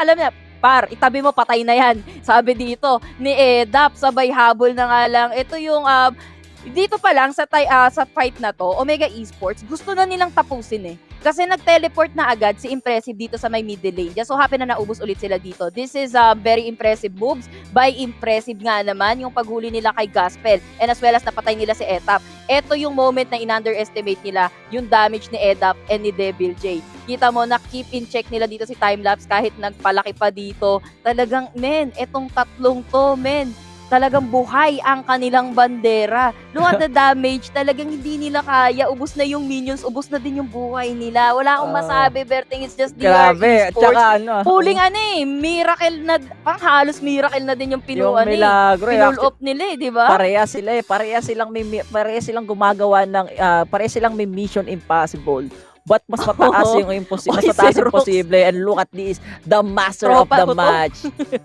For the side of DR Esports, walang iba, the man, the myth, the legend, one of the best support as of now dito sa ating group stage. Walang iba kundi si DR Rox, or tawag nga ng iba, si Dr. Rox. Using the Nami. Look at the items na meron siya, the water egg, meron siya dito ng ating Hard sa teleportation. Grabe. Ang ganda rin ng ginagawa dito ni Rox. I think, hindi ko alam kung ito yung first time na makakita tayo ng MVP na support dito sa fall season natin. I think actually, nung sa summer natin, meron na tayo naging MVP na support. Pero dito si Rox yung magiging support MVP natin, men. Sa kanya ang spotlight as of now. Iba si Rox. Dilawang buhok, parehas kami ng buhok. Pero Blue Rox, na kaya? Blue na ba ngayon? Rox is Rox, no? Yeah, with the 100% Yasumiyaw. Ay, grabe. Ako talaga, pang finals. Alam mo yung pang grand finals yung laban nila. Omega Esports. Sayang, one hit na lang. Isang one hit na lang. Tapos, ang boxing. Kaso, inawat ng referee. Sabi, tapos na. Time na. Biglang nabuhay si Gospel and Rox Yun yung pinaka crucial talaga yun. What can you say, Yasumiyaw, sa game number 3 natin? Game number 2 natin. Yep, indeed. Ang masasabi ko, men, halos wala na akong masabi. The game speaks for itself na, Berting, and wala na talaga, men. Since DR Esports, egol sila, pero walang egol-egol kapag sila na nga talaga ang basagang Nexus. Hindi tapos ang game hanggat walang basagang Nexus, men. Kinol mo na kanina, pero wrong call yun, pare ko. Kasi sila pa rin talaga ang huling halakhak. Pero syempre, that has been the game. And of course, alam namin na na-enjoy nyo yun ng sobra-sobra. Flawless win pa rin talaga para sa side ng DR Esports dito. And bukod sa mga wins nila, men, abangan din natin yung mga power post nila, victory post kada tapos ng mga game. Kami ang naging caster nyo. Ang nga pala si Yasumiyan. Kasama ko dito si Berting Magiting. Babalik tayo sa panel natin. Kaya dyan lang kayo.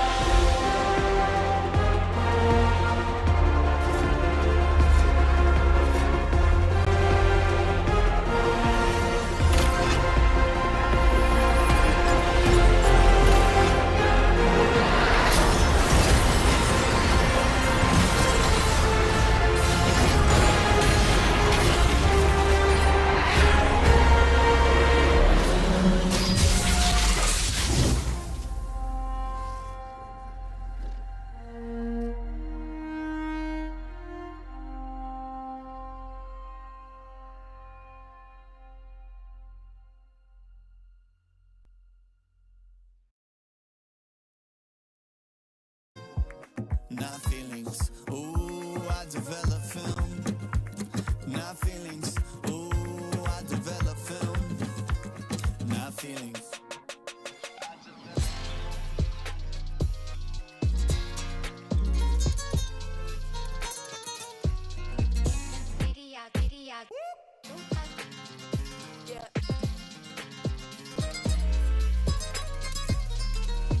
You know I'm gonna take the shot, take the shot, take the shot. You know I'm gonna take the shot, take the shot, take the shot. Pull up and take the shot, take the shot, take the shot. You know I'm gonna take the shot, take the shot, take the shot. I develop film, not feelings. Ooh, I develop film, not feelings. Ooh, I develop film, not feelings. Ooh, I develop film, not feelings.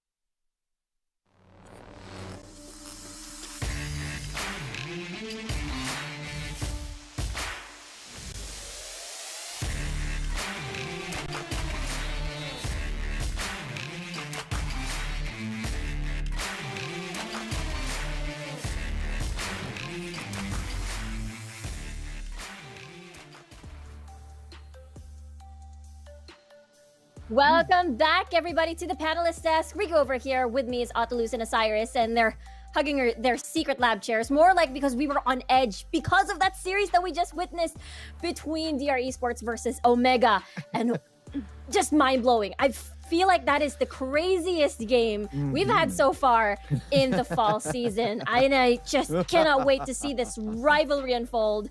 Osiris, you're laughing. I would like to ask, what is the evil laugh? Throw him to him first. I'm still on a very high. So okay, go ahead, high. Osiris. Okay, Osiris. I mean, that was so evil as it feels like it was Geno Forces being faced off with Omega, and I mean, that should be the standardized winning moment. The teams should have their own small skit or play, just have what we saw from Masters in Valorant. So I think I'm really loving how DR Esports are having those kind of skits or plays that kind of entertain us as well. I mean, they're really happy, but they contained it by sitting on their chair and they're turning their backs in, and what a surprise. I mean, this is a solid banger, and we are correct. This is the cherry on top as how well DR Esports and Omega played it teeth to teeth. And I mean, we expected this, but we unexpectedly, with the battle of the Nexus, with the base to base, with the coast to coast plays from top to bottom, everything is wild. Yeah, this is game number 2 where Timelapse was slowly getting his footing on the right side of things, right? But this was the fight I feel like that decided almost everything. This was Timelapse going in with the killer's instinct onto the waiting hands of Gospel, no less. And that's, play the music! That's the wrestling music for Lucian, right? That's the entrance music, because he would just tear your team apart with the items, especially with Cyrilda's Grudge already available, more utility. This was when we were shouting of, you know what, they are melee champions, and with SG, it's just a very good utility. Yeah. Yeah, 100%. And again, gotta hand it to Edaf with all his crazy chum the waters. And this was the part where it looked pretty dicey because of that kick from Impressive. It was just so good. It was. Yeah. It was very good. Definitely a game saver, right? Yeah, it was really close at this point, and then you can see once again that client trace chum the waters, that it finds the target, the homing and look for the right target. And he just Edaf gave a gift to Timelapse. It was shaking. Yeah. It was shaking in the rift. Yeah. And you can see even the Ragnarok just making sure that they can put the nail in the coffin. And at that point, it was really another history play into the books of fall season. And everyone agreed at this point that this is one of the exciting games that we saw. And repeatedly being surprised by Icon series, and we saw Group A and B. It was fairly close, a triple threat, but this time around we are seeing double numbers across the board, and this is the surprise that we're getting for the last day. Yeah, C and D are definitely one of the closest, and what we've witnessed, I feel like it's such a huge preview, a very intense preview of what's to come for Group D in the second round robin. But of course, we have a very special guest to get to know more about that match that we just witnessed. We have Edaf from DR Esports. He was the FIZ player from earlier. And hello, Edaf. Congratulations for winning that such an intense series. Salamat po. It was just like everybody.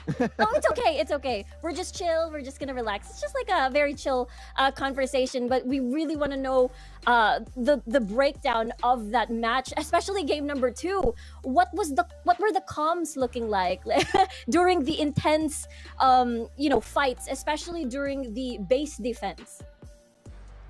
Yung last clash po talaga namin parang, kasi nga po yun nga din nasipa po si Gospel. Impressive, napakaganda ng kick. Tapos po, ang focus lang po namin doon, i-delay po namin yung minion kasi naka-baron po kami. Ni-delay po ni Rox yung minion, binabak niya po yung minion. Tapos po, nung nasa base na po, inaray ko po i-burst yung Kaisa kaso hindi po namatay. Tapos, yun nga po, yung Omega, pinilit na po nilang basagin yung nag-all in na po sila sa throat. So luckily naman po, hindi nabasag at nanalo po kami. Yan po. And you guys finished everybody off. Like, is like everybody talking in the comms like all over? Is that how it looked like? Everyone shouting? Pinaka-ops po talaga namin, priority po na namin, lahat po kami, minions lang po, kailangan namin mapatay yung minions para di sila makapush. Ayun po. So full focus on that defense, on the minions. Really, really good job. Super intense. I bet it's super sweaty. How about you, Osiris or Otulus? Actually, let's go for Otulus first. What was there? Anything you'd like to ask Edaf? All right. Well, first off, who does the choreography for your victory poses? Because that's very interesting. And are you willing to go for the Ginyu Force pose one of these days? Maybe that's a request from me. Pwede naman po, pwede. Basta po panalo kami, magagawa po namin. Lang po. Love it. Yeah, go ahead. Para lang, kasi nga po, tagal na po ng DR Esports, tapos first time po namin makapasok sa PPGL. Kasi last po, kung summer, wala po kami nun. Kaya po parang, ini-enjoy lang po talaga namin itong PPGL. Kaya po, may posing pa kami, ganun. Masaya lang po kami. Lang po. That's great. Yeah, that's great. Like, there's a lot of energy, a lot of personality, and we can tell you guys are having a lot of fun and winning at that too.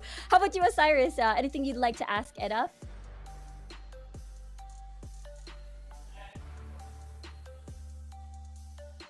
Hindi ko po siya marinig. Okay. So yeah, Ay na po. one question. It feels like you have the same surname with Etaf. So are you brothers or cousins or some? Ay, Are you hindi somehow po. related? Nagkataon lang po, hindi ko po alam. Pero pareho din po kami ng province. Hindi ko nga po alam, baka kamag-anak ko po siya. I think it's fate. I think it's fate that it happened, right? Both of them are having the same surname, and both of them are having a very good performance for DR Esports. Very cute. Etaf and Etaf. Well, before we let you go, of course, any shout outs, any dedication, any message to fans that you like to do on stream? Una-una po salamat po sa mga fans namin sa DR Esports. Simula po dati, kami po yung alam niyo naman po, kami po yung pinakaunang org dito sa Wild Rift. Dito po sa Pinas. Salamat po sa mga suporta sa wala po dati, hindi po bumitaw. Hanggang ngayon po nakapasok na kami sa PPGL. Salamat po. Thank you rin po sa wait lang. Thank you din po sa mga boss namin sa go ahead. Thank you po kay Boss Dance po, kay Boss Angela po, kay Boss Buds, sa lahat po sa management po. Salamat po. Titiwala pa rin po kayo sa amin. Salamat po sa patuloy na suporta sa amin. Gagalingan pa po namin sa susunod na laban namin. Asahan niyo po yan. I love it. I love it. I love it. I'm sure the fans and as well as new fans, especially after tonight, are going to be looking forward to the second round robin as we see you guys match it up once more. Thank you very much again, Edda, for your time. And I'm sure you guys want to relax and celebrate with your team. So thank you again and take care. Bye-bye. Congrats again. Thank you. All right, there we go. We managed to see, their growth. They couldn't qualify summer season, and now look at them. They have defeated Omega, and I'm sure everyone is going to be so excited to see them back again in the second round robin. I'm still feeling my heartbeat really, really hot. Out to lose, you're laughing. Anything you'd like to share? Secret lab. Never going back. I love my secret lab. That's it. Yeah. Secret. Like, is this the official pose now? my not so secret love for secret lab is just over the top. This is going nowhere. It's gonna sit in here, and it's gonna take it away from us. And we loved it. I mean, it got this back support for such oldies like me and oldies. I'm young. I love how we were just laughing and like not saying anything about when I said oldies and when Osiris said oldies. We're just really funny. We're a really funny group, but I'm pretty sure a lot are very, very hyped after this weekend. I think the overall theme today has been the upsets. We've had a lot of 2-1s, we have had a lot of close games and a lot of long games. Let's check out the standings, of course, and take a look back at the overall happenings for today. As we take a look at match 1 earlier, Mirmooo has managed to score their first point 2-1 up against Fennel Adversity, which is another amazing upset. Match 2 though, Leonite Esports versus Lakan. It was them going 2-0 over them. Jamie's Esports, on the other hand, versus Chasing Dreams. It is still a 2-1. One of the longest games we've had so far in the fall season, by the way, 13 minutes. And of course, the match that you just witnessed, DR Esports versus Omega Esports. I'm sorry, it's 11 p.m. already. Yes, 2-0 with an amazing finale of that base defense on straight to the nexus of Omega Esports. Anyway, I have to ask you, Ataluz, which match has been, I guess aside from the DR Esports one versus Omega, which other match have you been so happy about today? Invested in definitely Jamie's Esports and Chasing Dreams, because both of them just showed what they're made of, right? Even though the win went to the side of Chasing Dreams, Jamie's Esports can say that, hey, you know what? We belong into PPGL. We can take a win against the best teams. And that's the momentum that they will have to bank on, especially heading over to week number 4 wherein they will face against each other. Yeah, and as for me, I enjoyed all games. To be honest, it was fairly close, and it is a very good setup. Moving into match 4, and I mean, this is what a banger to end my week. Yeah, most definitely. Sunday, it's gonna keep us. It's gonna be in our minds, in our hearts, till the next, stage of the Icon series. But let's take a look as well at the Globe Cup standings and see how everyone has fared after the weekend. And of course, we get to see Lakan Esports and as well as Fennel Adversity already tied 2-1, by the way, with 150,000 Globe Cup points. And another tie follows with Leonites Esports versus Mirmooo Esports with both 75,000 Globe Cup points.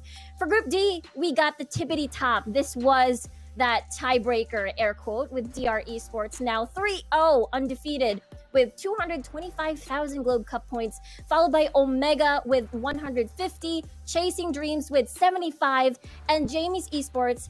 They may have yet to score a point, but they still have a chance at the second round robin, which will happen in 2 weeks. So very excited to see how the scores, how the standings are going to move around as we head on over. Of course, for those of you who are fans of Group C and D, we'll have to wait a little bit more before we get to see them back on the screen, because next week it will be Groups A and B. But of course, we'd like to. It's been a long weekend. It's been a long day with a lot of intense matches. Ataluz, any final words before we end the show? Just so happy with what we have seen so far in patch 2.4, right? Entering this weekend, we have so many questions that now leading into a week for Group A and B, right? At least now we have something to expect. And now it's going to be a different game altogether for Groups A and B because they have more time to prepare. Just an exciting time to be a Wild Rift fan overall.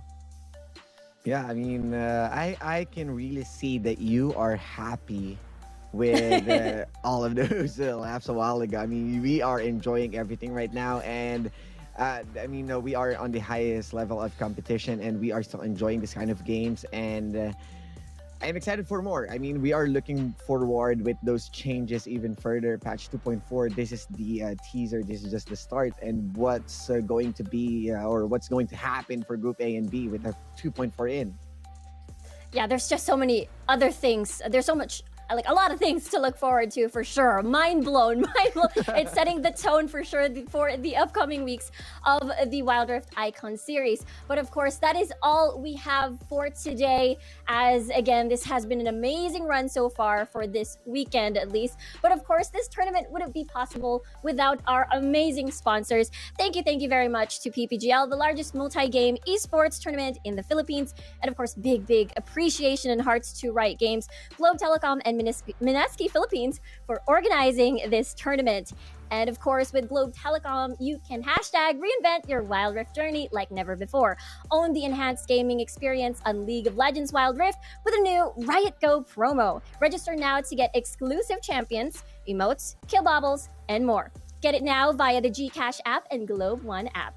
And of course, thank you very much to Oppo. Experience gaming at full speed with Oppo A94. With its Helio P95 chipset, 6.43 inches full HD plus AMOLED screen display, 4,310 milliamperes and 30 watts VOOC flash charge 4.0, victories and ranking up will be easy peasy. Live life at full speed with the Oppo A94. At syempre, nandito na ang sekreto ng mga gwapong gamers. Kahit buong araw na naglalaro, hindi mo ang na-GG, fresh pa rin. At para fresh all day, bring your clay game with new Master All-in-One Clay Face Wash. It cleans 99.9% of germs, controls oil up to 12 hours, and helps prevent pimples. Alright, here. So make sure you use Master, okay? All-in-one, bring your clay game with Master. Sekreto ng mga gwapo.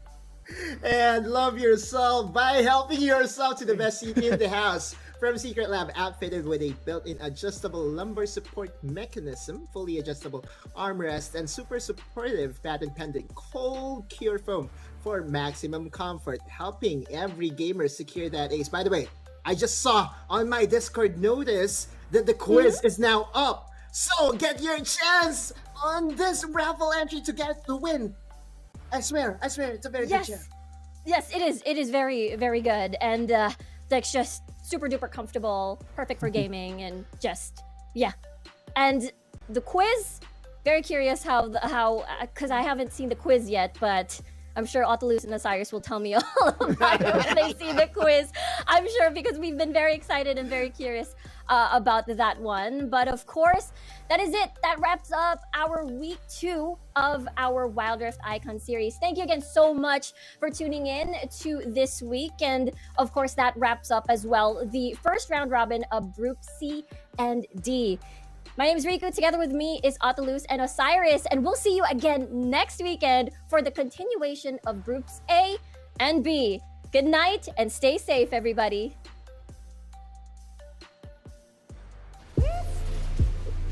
Yo, Mark 9.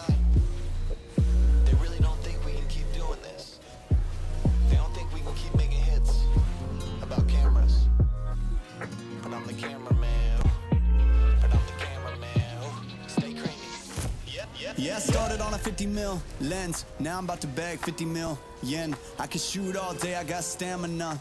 Turtleneck on with my camera, yeah. Stay creamy, man, that's what they say. Shoes laced up and I came to play. Yeah, I'm first team, I'm a superstar. They call me Cream, like Abdul-Jabbar. Yeah, you had to face it, let's get back to basics. I'ma take the shot like it's a vaccination. I don't have the patience, I'ma shoot right now. Yeah, we undefeated and you gon' lose right now. Like click, click, click, click, swish. I can switch it up anytime like this. I'm a videographer and I'm on the verse. So when I shoot my shot, I don't miss. I'm gonna take the shot, take the shot. Take the shot. You know I'm gonna take the shot. Take the shot. Take the shot. Pull up and take the shot. Take the shot. Take the shot. You know I'm gonna take the shot. Take the shot. Take the shot. Yeah, kid noon, I've been shooting my shot, ooh. The into it, I've been moving the rock, yeah. My shit's wet like I've been using a mop, ooh. You get there, yeah, I've been proving I'm wrong. I've been taking shots and now I'm starting to stutter. Vision getting blurry, I should check my shutter. I'm the cameraman, I need my camera madam. Shoot my shot like a Mansell Adams. I develop film, not feelings. Ooh, I develop film, not feelings. Ooh, I develop film, not feelings. Ooh, I develop film, not feelings.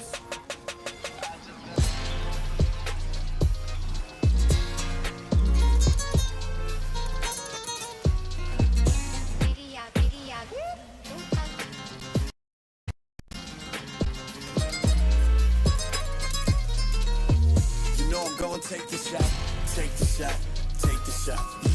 You know I'm gonna take the shot, take the shot, take the shot. Pull up and take the shot, take the shot, take the shot. You know I'm gonna take the shot, take the shot, take the shot. I develop film, not feelings. Ooh, I develop